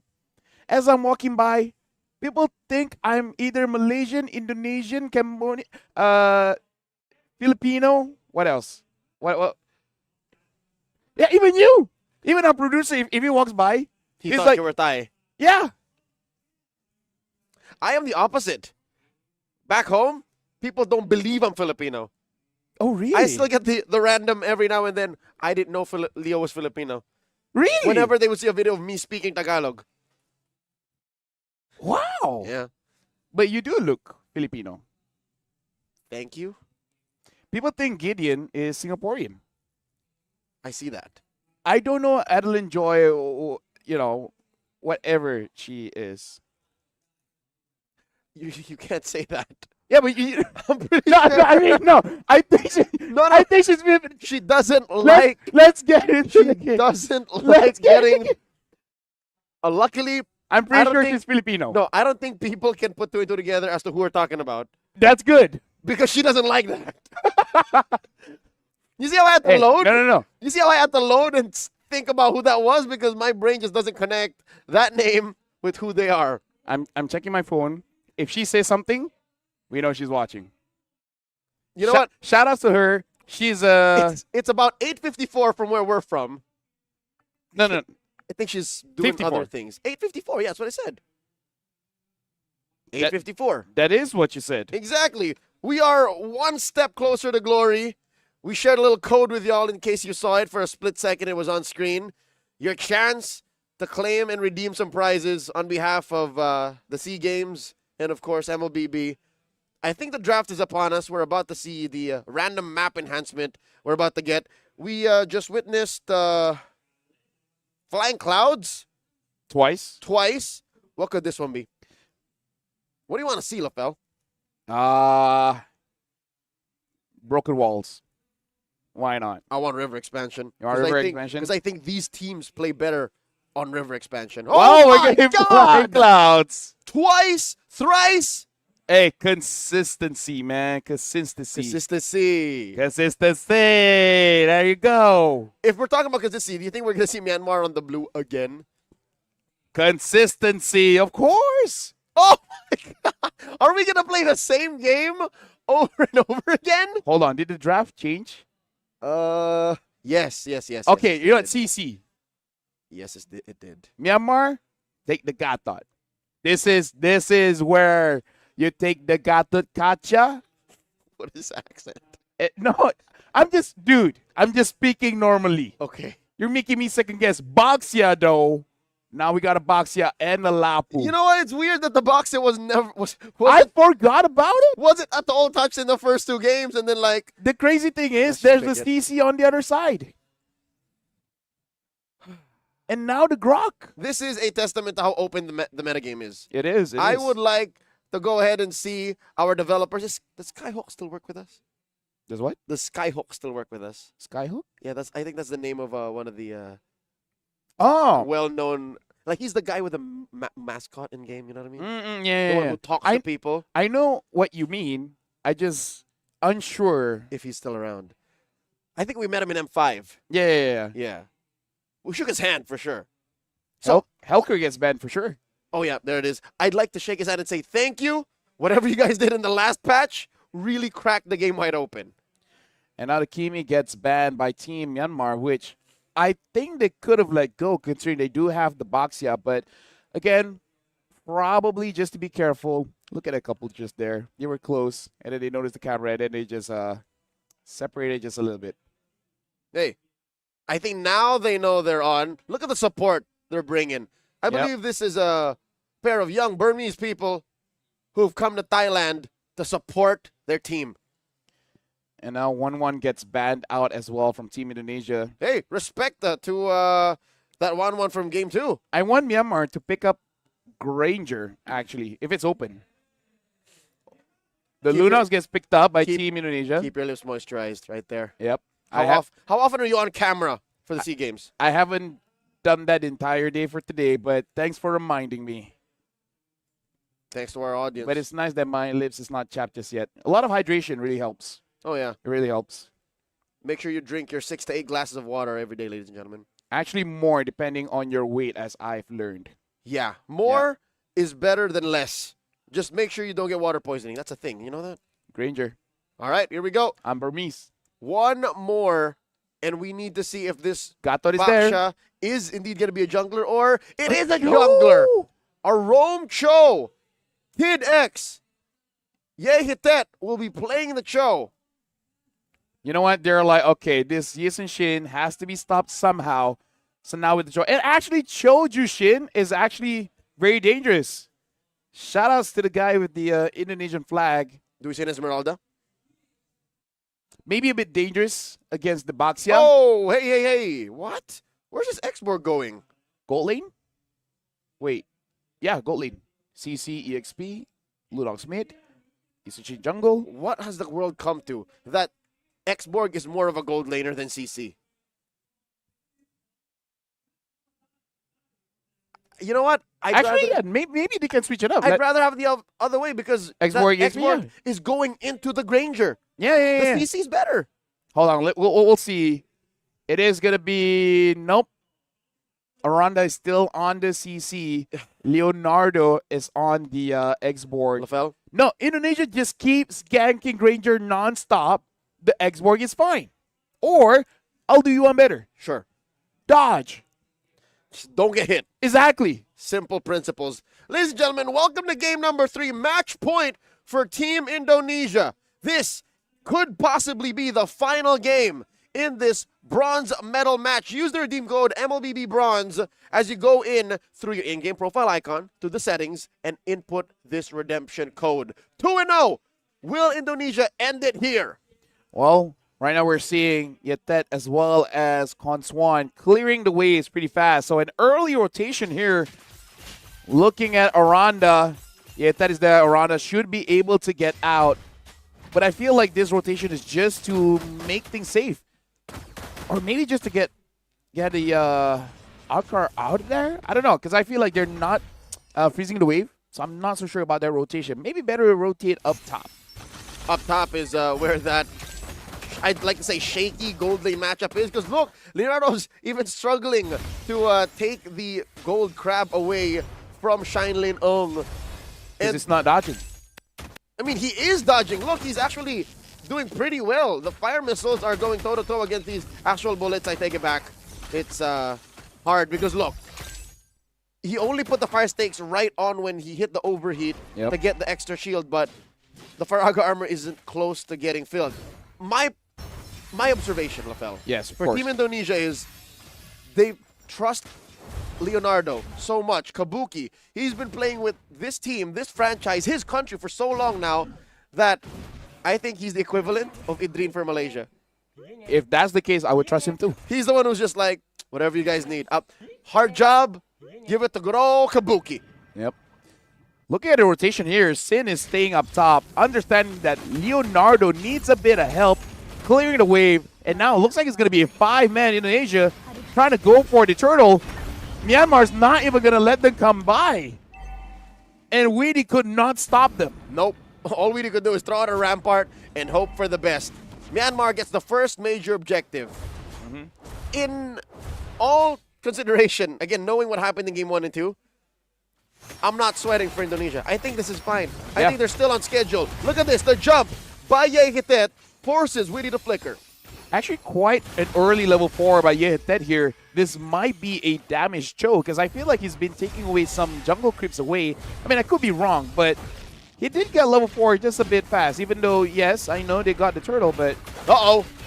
Gets the kick onto Leonardo, forcing him to use the last sanity. Only about a second on it. Here's a Mount Shocker. The flicker from Lin Ong. The Mount Shocker thrown out. Turtle boat stuns him. Not enough of closure to finish the job. In comes Conswan, disincentivizing any further movements from Indonesia. Good swing by Witty, just to make sure that Kongsat doesn't get close, because if not, that Baxia could have been trouble for Team Indonesia. As of right now, Team Myanmar is about 500 goal difference. It's nice that we have that now. Now we don't actually have to do quick maths. The evolution of broadcast. There you go, man. Technology here in 2025. The advancements is astonishing. Team Indonesia, like I said, they are comfortable with this kind of pace. Because, again, the idea going out against Myanmar, never changed because the Yusun Shin was never taken away. That's right. So they've been solving the same problem since game 1. It looks like Team Myanmar, they're just playing at a pace like, yes, we know. It's like fighting a final boss, right? You can't change the final boss, but you can change your own approach. Go again. Go again. They literally said, I'm going to go back to my campfire. A rematch. I'm going to go again. Again. Again. I'm going to go back to my campfire, set it all up, and try again. To be fair, Indonesia's not actually showing any tells. It's not like there's an attack pattern for Indonesia that you memorize. Yeah. Which just shows the depth of their strategy. Nice kick on the Yaz kill. Answers with a brilliance. Team Myanmar still on him. Kun Swan finds him. That's a kill, plus a turtle off camera, and they might crush Witty. They break down the rock. Yay hit that, compromising Chin's farm. Chin holding on. Gets the retribution. Orange secured. Does it though? It looks like Sin does not get it. Leonardo, wait, all the way back. No. Con Swan moving forward. Crimson Beacon gets it. Paul. Sin though, does still got a kill, but Yetet gets a kill onto Sin. All the while, this is what Myanmar want. Akrar has to get out of there. You cannot give a little bit more to Ananda and able to. And yes, I believe Myanmar was actually the one that got the orange. You believe and you are right. To be honest, there was like, what, 5-6 different bodies in that little pit. I'm colorblind, so I'm never really sure. It's not even a matter of color. I am fully capable of seeing the full spectrum of the RGB, and I did not see that it was on. Kongsat, retribution the hell out of that orange. And I'll say now, Chin's farm is compromised. He's just 100 away from the Baksha. Really gets cracked one more time. Last insanity, not enough damage. Leonardo's gonna fall here. Flickers back. He's fine. Yeah, Yuzukil though has to get away. Yet that on this show is really showing up, which always makes you think, where was this? When your show is this good, this proactive, really providing quite a lot of support for your team. This is amazing. Aranda now looks like able to protect his turret and is eventually going to be a threat, but this time, Team Myanmar, you can say that, okay, Sin is going to carry, but same can be said by an Aung. We saw earlier from Team Philippines how dangerous a Granger can be. Chin will be carrying, sure, but you don't even know that. You're not sure. You can say the sun will rise tomorrow, but that's not till tomorrow. Yeah. That is the same situation that Team Indonesia is in now. They have to work for that future. Exactly. You can pull a horse to a river, but the horse doesn't have to drink from the river.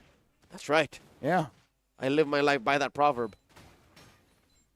Never let fate decide. Always. I can see the production dying a bit, but I don't know what they're dying for. Always do what you can. And what Indonesia can do is just to protect what's left on the map. It's already a painful truth that their real estate is shrinking. There's less space for Chin to farm, and yay, hit that. I'll say now, Lafell is an MVP in compromising the Yusun Shin's movements. 3,000 gold up, Team Myanmar. They need to translate a little bit more. Once this mid tower gets taken down, all the more difficult for Sin to really get that farm. But look at this. He's already on the side lanes, getting some minions over. Kongsat, can he get there? Not in time. Sin gets back, uses the cloud to get back into the purple buff pit. Team Myanmar, they are playing catch-up here. Wherever Sin is, trying to get there, but just a little bit too fast on this season Shin. And maybe that's why Indonesia is able to do it, because of that flying clouds. Right? And that's what we've been playing over and over again. They're not wrong to do that. Witty here might be in too deep. Goes for the reverse tech charge. Just to survive. A little too tricksy for my taste. Yeah. So Team Indonesia at this point, not the kind of pace I thought that they would have, but at the same time, they chose the X-Borg. I mean, like, yes, for the Baxia, but it's not a Granger. Okay, you know what? All things considered, if the Granger's the only natural predator to the X-Borg, I think they're fine.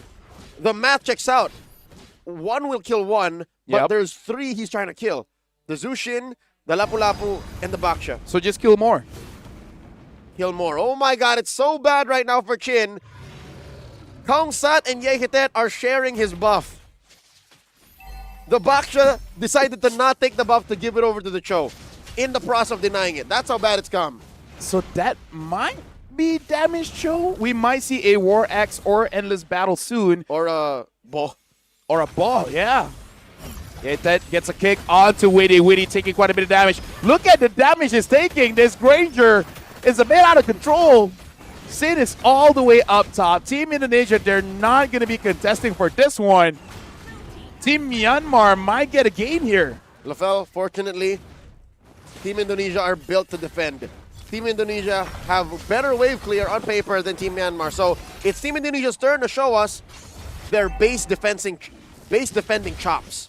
Well, Indonesia, they're going to be seeing at least the tier 2s from the side lanes. Gets taken down. And yeah, look at this. The Cho is taking the farm away from Sin. So yeah, he has to share with everyone. I don't think he wants to. I think it's like, excuse me, that's mine. And then they're like, cool story. Taking it over. Now I do want to look at the items. Because I'm convinced there's some kind of damage that Cho is building up. Items, please. Thank you very much. At least one damage item now. Given the massive lead that they have. Leonardo here. This is still a bad position. I don't need to know where the rest of Team Myanmar are. If I was the X-Borg, I know that it's bad.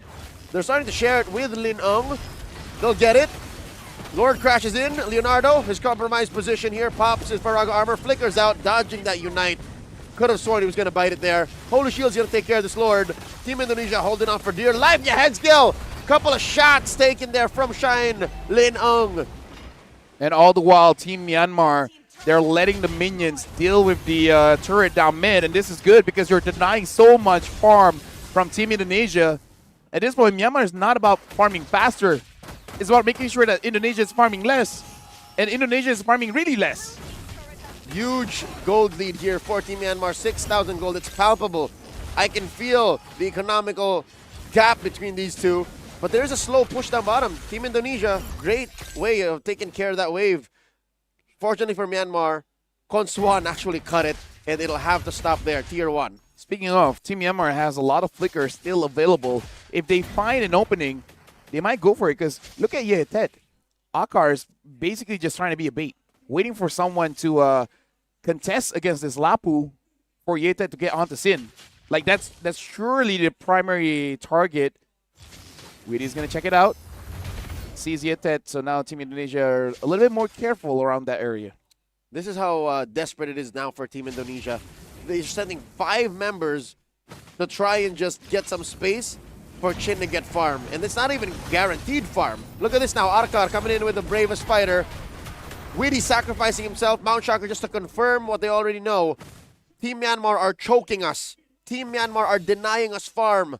Chin is way behind. He hasn't died as much, but it's not looking good. Yeah, hit that. Look at that. Oh, Aura farming. His dominance, looks maxing, mugging the whole squad of Team Indonesia. 6-7. 6-7. Although this is more like 6-2. 6 kills to 2. Oh, yeah. Just jumping forward and then standing still. LaFell, there is a casual axe and hammer. It looks like he's building up to the endless battle. Nope, he's building up to the bow. The bow. He's got the bow. So he's like, I don't know who I'm going to kick, but I know I'm going to get a kill. Yeah, whoever it is has like an 80% chance of dying. Yeah. Honestly, even Witty 0-4-0. And I got to say, I've not seen a tech charge. I've seen a tech charge. He's used it to like retreat from mid, from the river. It was always defensive. Well, he's got to use it to defend his base right now because Team Myanmar, they're charging in, doing quite a bit of damage. And look at that. Even the last insanity is already used. Leonardo using it to clear that wave in mid. Lord already inside. Team Myanmar cracking open that top lane inhibitor. Team Indonesia, they have to tend to this turret. Permanent damage done to their base. Myanmar's not done. Another last insanity here for Leonardo. Helping clear that wave. Down goes Faraga armor. They succeed. They're okay. Yeah, down bottom is next. And up top as well. Tech charge comes in. Downside taking a bit of damage from the CEC. Ezekiel secures the kill. Crimson Beacon just to zone away Team Indonesia. Myanmar got what they wanted. They got the inhibitors. This game has come to a full-on halt. A snail's pace as Myanmar slowly dissect and disassemble Team Indonesia's base. Top lane first to go, bottom up next. Could have sworn Arcaro was going to try to slow roll a push because, again, that's a lapu-lapu you're talking about. Yeah. He has, like, half a dozen minions with him. If Indonesia did not prioritize and defend the way that they did, they could have been looking at a base either broken down or with about just a quarter of its health left. This is easily the biggest lead Team Myanmar has against Indonesia, hovering around 8,000. Akar jumps in, finds Leonardo, forcing out that last Insanity minions coming in. And all the while, Yetet tries to find someone, finds Witty, not going to commit to the second part of the K, but you can see that Witty having to use the tech charge just to get away. Outside is just with 4 kills, maybe about 40 stacks of the Sky Piercer. And already Indonesia is suffering. At some point, this is going to hit critical mass. Indonesia might have to give up this inhibitor in mid to try and fight for another day. Leonardo flickers back. Arcar at half health. Witty pulled over closer. Team Myanmar, they keep their inhibitor in mid. Indonesia right now, they're trying their very best because they understand they are at match point. And the longer the series goes, the more opportunities for Myanmar to really figure out how to take down Indonesia, which, by the way, at game number 3 here, looks like they have, which is basically having 2 people. Ted misses in. With the Kutsil able to get away. Close, yeah, hit that at 1 HP. He's just typing all chat saying unpunished. All chat NT. NT. Although that is forbidden in our professional rules. But you know, like mentally, that is what's going on, and that's gotta deal some psych damage to Indonesia, saying we almost got him, Lord. Dons, start it up. Can you do that, like mentally say ente? Like just hoping your opponents know what you're thinking. Unless your opponents are psychics. Well, Indonesia now, they are starting up the lore. Look at that positioning from Sin as well as Witty. Trying to come in from the flanks. Downside is there. Myanmar, they can just block this Yisun Shin from coming in. Downside gets the Lord. Leonardo is taken down, unstoppable for the Granger. Yasuko having to use the Brilliance, but now Downside gets hit. Sin gets pulled back. Damage in. Double kill for the Granger. Witty, triple. This is it. Myanmar able to get a game. Gets a Maniac. Aranda is not going to give over the Savage. Myanmar extend the series. Trying to get a Savage, but not going to be done. 10,000 gold lead. This bronze match is not over. The Burmese contingency get what they wanted. An extended series. Their trip long from home made all the more worth it by their team. Team Myanmar extends, still alive, 2-1. LaFell, I knew at some point it was over because Team Indonesia just, there was nothing on the board for them. I think the X-Borg on paper mathematically made sense, but point. Yeah, it looks like for Myanmar, they understood they need to deny farm from Sin on the Yisun Shin. And then they're like, how about 2 people try to do that, right? Let the Cho as well as the Boxia. So they're kind of like divide and conquer in that sense. You know, like you handle top, I handle bottom, and then switch. And this would be okay if the side lanes were winning. There would be some clapback from Indonesia if the side lanes were winning. I think, in all fairness, Aranda was doing fine. Aranda was at least a 50-50 neutral lane, but to expect to recover economically for Chin and to assist Leonardo in the losing lane was just too much. I think that's the camel that broke the straw's back. And I gotta say, at this point, you can start to sense the mental fatigue coming in from everyone, right? Because there are some moments where you think Indonesia will make a play. Witty now with the Grok doesn't have that sense to set things up. I think, yeah, like the Grok is a good hero. I love Grok, but at this point of the day, maybe it is better to go for that Gatot, especially considering he just had an MVP game and the Gatot was open. So it was snubbed. It was snubbed. Totally untouched. The Gatot Kacha should be revisited by Team Indonesia, but our MVP in Game 1, not a single death. You're looking at Myanmar's own Shine Lin Ung, also known as Sanji from where he's from. It's a different Sanji. Yeah, and that's why I asked for the Granger, because looking at draft, it was very Grangerable, and he made it work. 8-0-0, 80% kill participation. Would it be just a bit nicer if it's like 800 GPM, just to make everything? No, but this is impressive. Again, 909 gold. This is the upper echelons. Again, it's too much to ask for 1,000 per minute, but 909, very good. This young man, he's Granger's. I'll take that. You know what? I was ready to be disappointed, but I'll give that a 7. That was pretty solid. Thanks. 16 minutes in, Team Indonesia, I wonder if they will change up the plan a little bit. Because, again, it's like, this is a very solid idea. It's a very solid idea, but, you know. What? Look at Yehit's build. How about both? Like I said, a man. bow and a bond. Yeah, it's like, hey. 2 blades. You beat Tang Cho for a while, and then at one point of the game, you're like, you know what would be great? If I can kill someone. So just switch up. I'm going to sell this, buy that, sell this, buy that. He probably plays MCGG. He knows how to do all that rotation. The little shuffle. Ladies and gentlemen, we've got more in the tank. 2-1. Myanmar does not want to go home just yet. Hey, this might be a reverse sweep, but for now, we are going for a break. When we return, we'll see.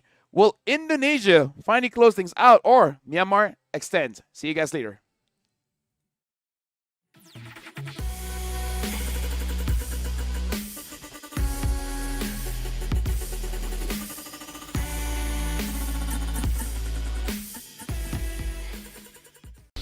The shape, the speed, the precision.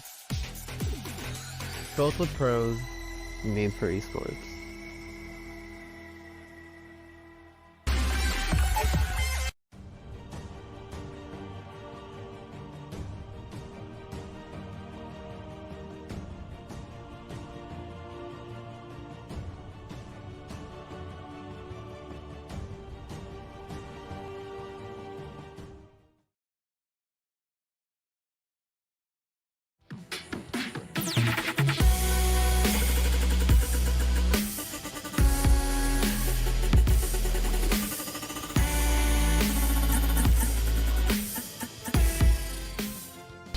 The shape, the speed, the precision.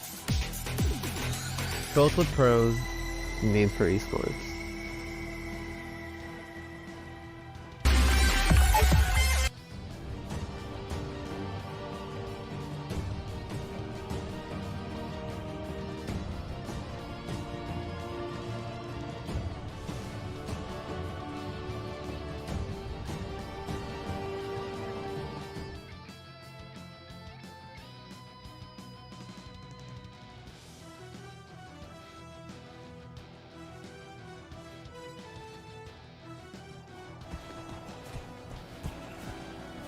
Shifting clouds flow through, gallant youth pursue.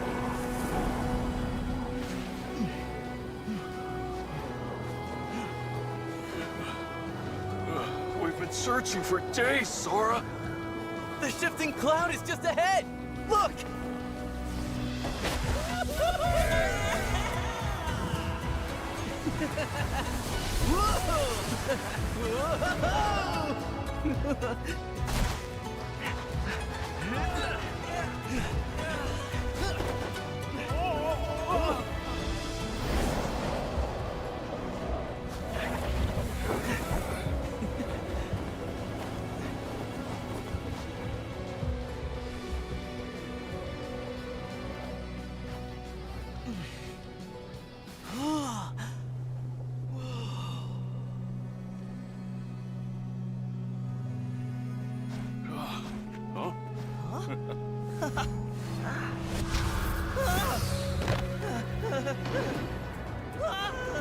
Oh, that's no cloud!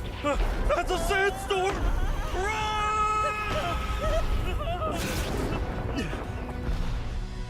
Thunder. I hear thunder.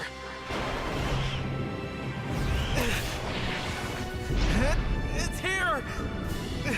I know it!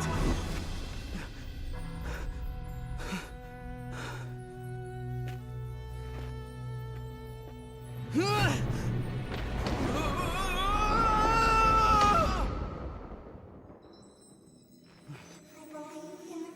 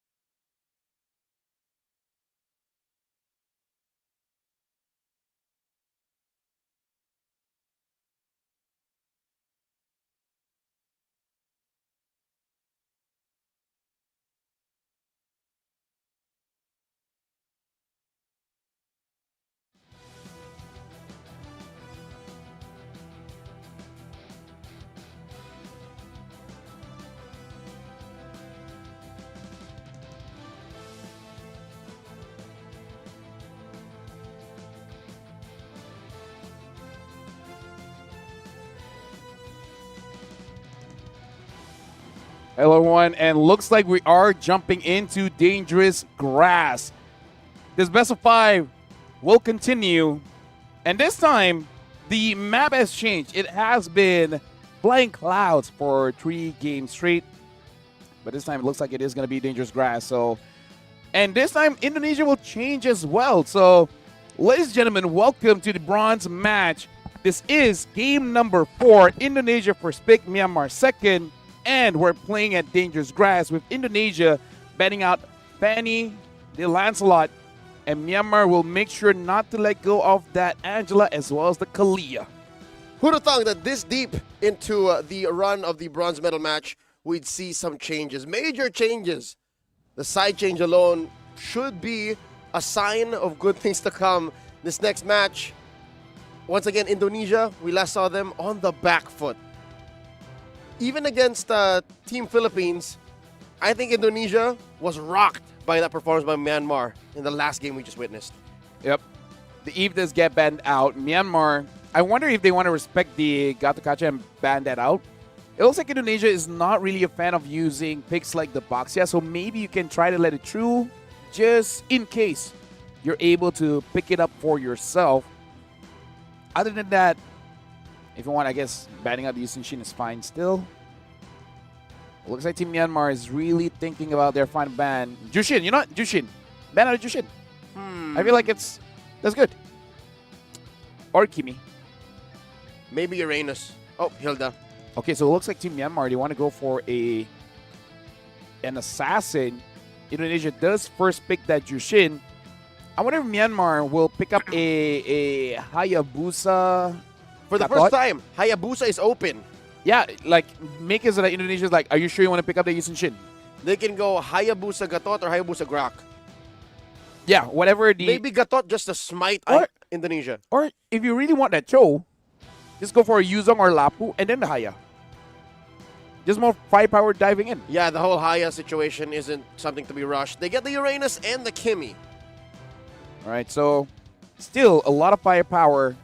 And no, it looks like Indonesia, they are fine with using a Boxia. So they pick up the Boxia as well as the Granger. Ooh. Kind of cast a curse myself on that one. That's right. Our MVP from Game 2, the Grangerous. The point is getting down now. It was a 7. 6.9. No, 6.7.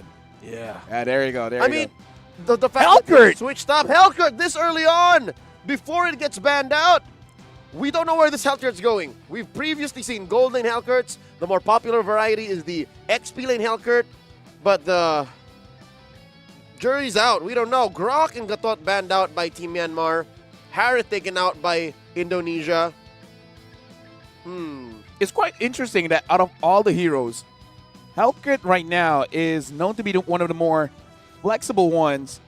Legit, basically being played at every role, because I've seen it mid by Stormy, Beloyski bringing it in Rome. Jungle we've seen a few times. Oh yeah, that was the original play for him. EXP by Idrin, and we did see a gold Hellkurt. Forgive me, don't remember who piloted that one, but yeah, Hellkurt has been everywhere. The Cloud Prince. Oh yeah, Nets. That was him. It didn't work, but there was one more recently in the past couple of days. I'm struggling to remember, but Hayabusa banned out here by Team Indonesia back into the draft. Myanmar, I mean, on paper still does not have a jungler, so they want to take that out of the equation. But why, though? Is this a sign that maybe Indonesia isn't fixated on a Baksha jungle just yet? Are they playing with the possibility of Yusun Shin still rearing its head around the corner? Well, looks like it might not be an... Is this a jungle Hellkurt? Because they pick up the Lapu and the Uranus. Or a jungle Uranus. You know what? You're right. It could be a jungle Uranus. Indonesia at this point... Look at this madman smile on Coach Nyo Chow's face. He's like... Yeah, they don't know. They'll never see this coming, boys. Kimi jungle. Whoa. I will not see that coming. Whoa, hey. Hey. Too loco? Too loco, sir. All right. That would be a cultural movement if it wins. Well, the Cho gets picked up by Indonesia this time. Which is like, I saw what he did. Let me try it out. And now the Ruby as well. So quite a lot of defenses here for the Rangers. So it's kind of like Indonesia funneling, but instead of going for the jungle funnel, is the gold lane funnel. Lafelion. Lafelion Moxwan. Yes. Lafelion Moxwan. This is a jungle. No, wait. No. No way. A jungle Uranus with a Roam Hellcurt. Is that it? A good friend of mine once said, "Never say never." He's a pretty good singer. Haven't seen him in a while. But yeah, it looks like it is. You grew up in Canada. I almost forgot. Yeah, that's why my name is Lafel Max One, or something. It's a real old Ontario, Canada name. Yeah. I shouldn't have shown you my passport. Did we see? It was a jungle Uranus, yes. Oh man, this is their gambit. Their one last hope to extend the series to go all the way. The Burmese once again bring out the jungle Uranus with the third flavor of Hellcurt to be seen on this broadcast, a Roam Hellcurt. Well, yeah, that had an amazing game as the Cho, so it's like, I'm going to do the same on the Hellcurt. We got to be careful, though, because he's taking quite a bit of damage from Yetet. It looks like he was the one that has to get away, but, able to heal up. Right now for Team Myanmar, they have clear vision of what Witty wants to do, which is trying to delay. But let me ask you this. Yes, sir. Do you really want to do that against the Uranus? Is it worth it? No. I think this is more for Chin to open up to be able to do this two-man invasion duo. And that's what Myanmar did, right? So, in any place you can do that, why not try? Yay, Hitet, forced to use the flicker. I think that's a small win for Team Indonesia. Hey, you'll take it. Hitet jumps in, tries to get a burst onto the Cho, and as you can see, he is basically no HP left. And that's just a sign of what this Roam Hellcurt can do. Ezekiel, though, forced out that flicker. So, hey, a win now for Myanmar. So, hey, how about tradesies? Good read. Almost anime-like sequences. If that jump by Yeye that landed on Ezekiel before he pressed the flicker this early on, could have been first blood. Yeah, for sure. Akar doing quite well here. Yeah, that has to get away. Gets pulled back in. First blood onto Witty. And now the Kimmy has to get away. And now with that one kill, Witty might be thinking in his head, maybe a ball. Maybe a ball. You know what? Let's not get greedy. Christian, first build the Chop Suey. Yep. And then the Fury Hammer. And then we can talk. Turtle spawns, lower quarter. Myanmar recovering quite quickly. Setting a three-man coalition. 4 members of Team Indonesia already in the pit. Quick knock-up. And quick kill. Down goes Ungsat. Arkar falls as well. The Turtle going to be up next on the docket. Team Indonesia not wasting any time. Yep, 0-3 on Sin. Finds Yetet, has to get away. And Indonesia, they're taking everything. They're taking the Turtle. They're taking the Purple. Oh, no. Really choking down this Uranus, making sure the Uranus has no way to get back into the game. In fact, look at the level. Level 4. Sin is level 5. And they're going to slowly choke him out. Because look at the position of Witty. A little dirty there, Lafel. You see how Chin and the rest of Team Indonesia just beat up that Purple. Retribution left the baby. Yep, let the baby. Disrespect. Making sure that the Purple buff responds much, much later. Taking everything here. Now, this is the pace that I'm more comfortable with from Team Indonesia. This is them being proactive. This is them being themselves. Exactly. Fully understanding the breadth of what Team Myanmar brings to the table. And you ask, this is a jungle Uranus. Is it worth it to choke him out the way they're doing it? I'll tell you now it is. Because it opens up the rest of the map for Team Indonesia. Because his job is basically to be in the front, absorb all the damage. But if he's not absorbing all the damage, he's not doing his job. Exactly. And the guy who's not doing his job will get fired. Let's hope that doesn't happen. Yeah, I mean, you know what? That's a great Love career it. athlete. Love Yes. it. Good kid, but nope. Witty forces another dash out from Yehitet. This lineup, it was built to be proactive. I don't think anyone drafts a Hellcurt to try and be on the back foot and defend. Yet still, I don't know if Konswan's reading the room. He still builds the Sky Piercer. It's probably a KPI kind of thing, maybe written in his contract. No matter what mid-hero you use, you got to do it. Or a product of scrims. Leonardo, now he has the Sky Piercer as well. That makes sense. Aranda with the War Axe also makes sense. Gets away from Akar. Yet that Tries to go in. But yeah, as a roamer, you can noticeably see the damage is not the same as a side lane. Nope. Farm is all the more abundant and continuous and consistent for side laners, while Yehitet is doing his darndest to spot out stragglers hiding in bushes. You know, there you go. See, you got a little bit of gold there. Him and Weedy, that's painful. Weedy deals more damage reliably than the Helker. Yeah, this is basically a 1v1 between both roamers. It's like, my team don't need me because I got a Boxia. It's basically a tsundere man-to-man defense. Oh my god! I'm offended! Quick knock-up and a kick and a KO on Konsuan.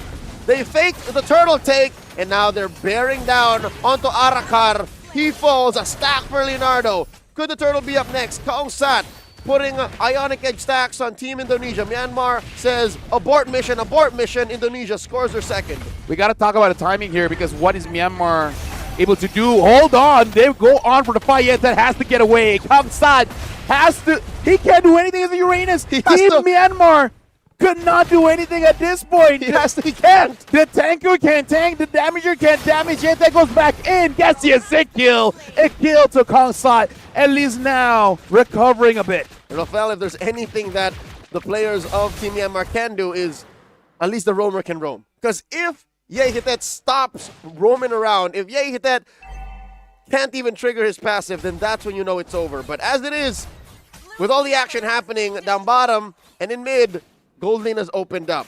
That is the first turret push to the game. Still breathing, still shining is Lin Ung. And Yehitet able to build his first item, the ball. Yeah, the ball now has to get away. Sin is there. Dark Knight falls. Makes his Indonesia have to retreat. But look at mid as well. Oh, God. Hold on, flicker in, gets a kick. Yenset is the first to go down, followed by Arkrar, and all the kill is funneled to Leonardo. 3-0-1, 6-minute mark. Christian Widdy, also known as the Wise, able to knock up two and get the kick, the full combo. This is how you play Cho, says the Indonesian roamer, team captain of Team Indonesia. I am so impressed as to how Indonesia reset. I mean, Myanmar, they won game 3, and I heard the pre-game conversation outside the halls, right? I don't understand Burmese, but this might be another reset needed. Can they do that? They can't do it in game. Right now, Myanmar, they're losing by 3,000 gold. The mid is vulnerable. Indonesia will try to get it. A kick from Widdy. Gets onto Konswan. Yes, that could not do anything. And now even the Uranus, Team Myanmar, this is a draft that they want some kind of momentum, but they're losing everything. Does Konswan now regret not using a Purify? I think the Kimi needed a Purify, especially with this kind of lineup on Team Indonesia. Multiple ways that she could get crowd controlled. The Baksha Unite, the choke on the Zushin, the I'm offended, we're just talking about it. Aranda, Yetet goes the opposite direction. The Crimson Beacon, the choke, the takedown. Team Indonesia, 5,000 goal lead. Myanmar only having 1 kill. This is, again, a match point for Indonesia. They just need this 1 win to close out the bronze medal match to bring back the medal to Indonesia. Winnie gets a kick onto Akrar. And now, Distraction Pulse trying to slow them down. Unstoppable for Leonardo, 5-0-1. Team Myanmar, they're losing everything. The turrets, the jungle, the minions, the pressure. This man is non-stop. Leonardo with another stack for his Sky Piercer. Widdy threads another kick, forcing a flicker out of Min Konswan. And they take him down one more time. Leonardo, I mean, he commits the flicker, but I mean, that was necessary. This man feels the momentum. He's in a state of flow. It took Yehetet to use the Cho to make Weedy awaken himself. It's like, you know what? I see you. I understand it. Now let me do it. This Cho? Let's see how you feel about it. This Cho is Weedy's Bankai. There you go. I don't know how to follow up on that. I gotta be real. You didn't watch Bleach? I do, but Bankai something. I don't know. Because in my language, a lot of bad words goes with Cho. Well, I would also be saying, you know, the ball is there. There you go. That's what I'm going to say. My vocabulary would also be very colorful if I was dealing with Widdy. Just like, yeah, hit that now. He's trying to dodge. He's trying to Get out of here. Ooh. Hides in. Oh! He's joking. He's joking. Oh, he didn't see it. And pray. Yeah, get that running away. Oh! Dark Knight falls. Chin and win. The dodge. Yeah, get that gets away with it. Now that's a TikTok clip. Like if any TikTok clips will come up, that's one of them. Following in the footsteps of one of the all-time great roamers, players with one of the highest IQs, Greed, a.k.a. Baloyski. He jukes him, but the action continues. Leonardo takes down Arkar in the Lord. Just waiting to be claimed by Team Indonesia. Indonesia secures the Lord. Beliziete can say like, I got what I wanted. That was my moment. That was my moment. What was it? In Singapore, in M3, Baloyski pulled the same thing, but with a Natalia. We call it the Greed Ghost Step. His name was Greed back then. He would juke multiple players with that hero. And now Team Indonesia, they are almost at the base of Team Myanmar. Even the Holy Shields might get taken down pretty soon. The Lord is down bot. This is an action-packed game. The problem is I don't know Myanmar with this draft. I don't think they can defend. They can't defend, but they can punish hard. You're still looking at Shine Lin Ong waiting for his moment. He can. I don't know if he can wipe him out, but I'm pretty sure he can like take 3 down at best. Yeah. So now the traction pulse used. The Lord is still marching down bot, and with no Holy Shields, this Lord is going to be pretty healthy jumping in. And now all the way in the back, Leonardo shooting everyone from Team Myanmar. Now with the War Axe as well, should be able to sustain. And all the while, Yetet is proxying the wave, make sure that there's no push coming in. Leonardo can not have enough penetration. He invested in the War Axe, usually an item that most Grangers these days skip. But he said, yep, these fights are happening way too often. Team Indonesia, my squad is just way too sturdy. I'm wasting the amount of stacks I can get just by standing there and shooting out. Almost 10k up. Team Indonesia, they're just biding their time. I think what they're trying to do is still push in, not freeze, because they want these Holy Shields pop. One more up top. The question is, Myanmar wants to play the timing of like 20-ish minutes. Even if they get, oh, hold on, a good hook coming in. And looks like Count Sat gets taken down. Aranda was the one that started off that fight. And now without the Uranus, it is going to be quite difficult for Myanmar to have someone. Oh, hold on, Winnie jumps in. Gets Akrar. Legendary for Leonardo. Yete coming in from behind. Dark Knight falls. The minion has just spawned for Team Myanmar. Indonesia could not close it out, but look at his 10,000 gold. It doesn't even really matter. It's not over just yet. Myanmar's still in it, but oh no, I may have spoken too soon. I'm offended. Takes down Shine Lin Ung. Yeah, hit that falls. Leonardo pops him. And here is the moment that Indonesia's been waiting for. The bronze medal goes home with them. 3-1. After a long day, Indonesia, they came here, they played 3 best of 5s, and every single one actually goes to 4 games. Talk about consistency. 3-1 against Vietnam, losing out to Philippines 3-1, and now winning in the bronze medal match against Myanmar 3-1. Team Indonesia, their spirit never died down. They made sure every single opponent that they face, they bring their very best. And with that, they're rewarded with the bronze medal. GG well played at the Team Myanmar. They played with heart, they played with soul, and they'll be coming back with their heads held high, still making all of the Burmese proud. I was proud. Again, they introduced so many unique things and gave us so many memories in just the span of a single best of 5. Yeah. Team Myanmar, I would say this is quite a risk going for this kind of draft. But this is just one of those things. When it works, it looks amazing. But there's quite a big loose condition. It was just unfortunate that Indonesia was able to find that. Because again, this is a draft that Indonesia used before.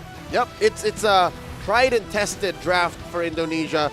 Coach Saint De Lucas and these 5 very talented athletes can play this with their hands tied behind their back and their eyes closed. But they prefer not to. Of course. Kind of with the eyes closed with the Hellcare being there. Kind of. That part, almost literally, but comfort is the name of the game, and I think, yeah, despite this being very entertaining, extremely hair-raising, This is the one. It's memorable. Let's put it at that. And the mind and games. the flicker. I'm sure at that point, Evil Weedie's like, fine, you got me. I like how Chin was like, even before the whole sequence ended, he's like, dude, this is not worth it. He just walked away. No, I think he told that to Weedy, and then Weedy's like, nah, man. You know, if I was Weedy, you know what would be in my head? What? I hope the observer is not on me. Too late. Too late. The entire sequence was there. But again, congratulations to Indonesia. MVP goes over to Leonardo, 12-0-2. How is it not him? Indonesia's most dangerous, 12:02, 995. LaFell, is this not the closest we've ever come to breaking the 1,000 gold mark? Gold per minute. Here in this Eagle, just 5 more. 5 more, Kabuki. One more kill, one more minion wave. It could have done it. Like, that would be a legendary way to end your journey here at SEA Games. Kabuki's seen it all. Kabuki's been around the world. It's definitely a memorable performance, but that aside, he deserves the nod, and I'm pretty sure folks back home in Indonesia are proud of them. These athletes, again, they're taking home a podium finish. Because their journey was not easy. Start off in the group of death, and honestly, going into the knockout stage, the semifinals, like, they had to go up against the very best that each country has to bring out, and they deserved it. They got the victory because I see the growth. I see the growth because I just saw them play 1-2 weeks ago, and they were not like this. They had a lot. They needed a lot of work, and they worked on it, and this is the result. Was it not just last week in that major international tournament that they were in the same position? It was a battle for third, a bronze medal match in its own way that they lost. And at game 5 too. Yeah. Here I think that same ghost haunted them and saying, not today. Not again. I feel like at game 3, because that was the same time they did lose. At that point, you're like, guys. It was the pivot on game 3. Yeah. So you're like, guys. It was too real. It was too soon. Do you guys remember? We've been here before. I'm not talking about Thailand. I'm talking about the bronze match. Talking about Malaysia. Let's lock in. And I gotta say, especially Weedy, he locked in. This is the lock-in of all lock-ins. If not, Leonardo would have been Weedy getting the MVP nod. You know what I say in this situation? Okay, Team Indonesia, they went from this to this. Oh yeah. They leaned in. They're like, okay, you know what? All right, let's just. That's the kind of lock. That's the toughest of all lock-ins. In player ranked game scrims, they took off their headphones. They took off the music. It's just no more. Yeah. Full comms. At this point, I'm playing with heart and emotions. Everybody play with heart. Everybody play with emotions. Sometimes I don't. That's why we're not here. And there you go. Indonesia has officially won the bronze medal match. I believe we will celebrate this on the 17th once we know who our gold medalists as well as silver medalists are. Which, by the way, to remind everyone, this is the last game of today. That's right. We will continue the gold medal match on the 17th of December. Decided via best of 7. Also known as Wednesday. I don't know why I say that weird, but you know what day that was. It's the 17th of December. Wednesday. That's, are you saying Wednesday or Winner's Day? Wednesday. There's a show with that name. And now. I don't know what show you're talking about, LaFell. You don't? Are you just, do you really not know? I don't. Hey, now we have the time for you to culture me, for you to teach me where this is from, because basically, show's done, and I would not have it any other way. This is quite the day for broadcast. Well, chat, you can help him out. And it's all over Netflix, man, and TikTok. Either ways, for tomorrow, let me just let everyone know. For tomorrow, we do have the females division knockout stage into semifinals, into the bronze match. So a lot more MLBB action for us, Leo. That's right. That's tomorrow, and Wednesday is the gold medal match. So I think we're done. Hey, you know what? Shout outs to everyone watching. Shout out to Mirko. He has been a good sport. That is it for today. We'll see you guys for tomorrow for more MLBB action here at the SEA Games.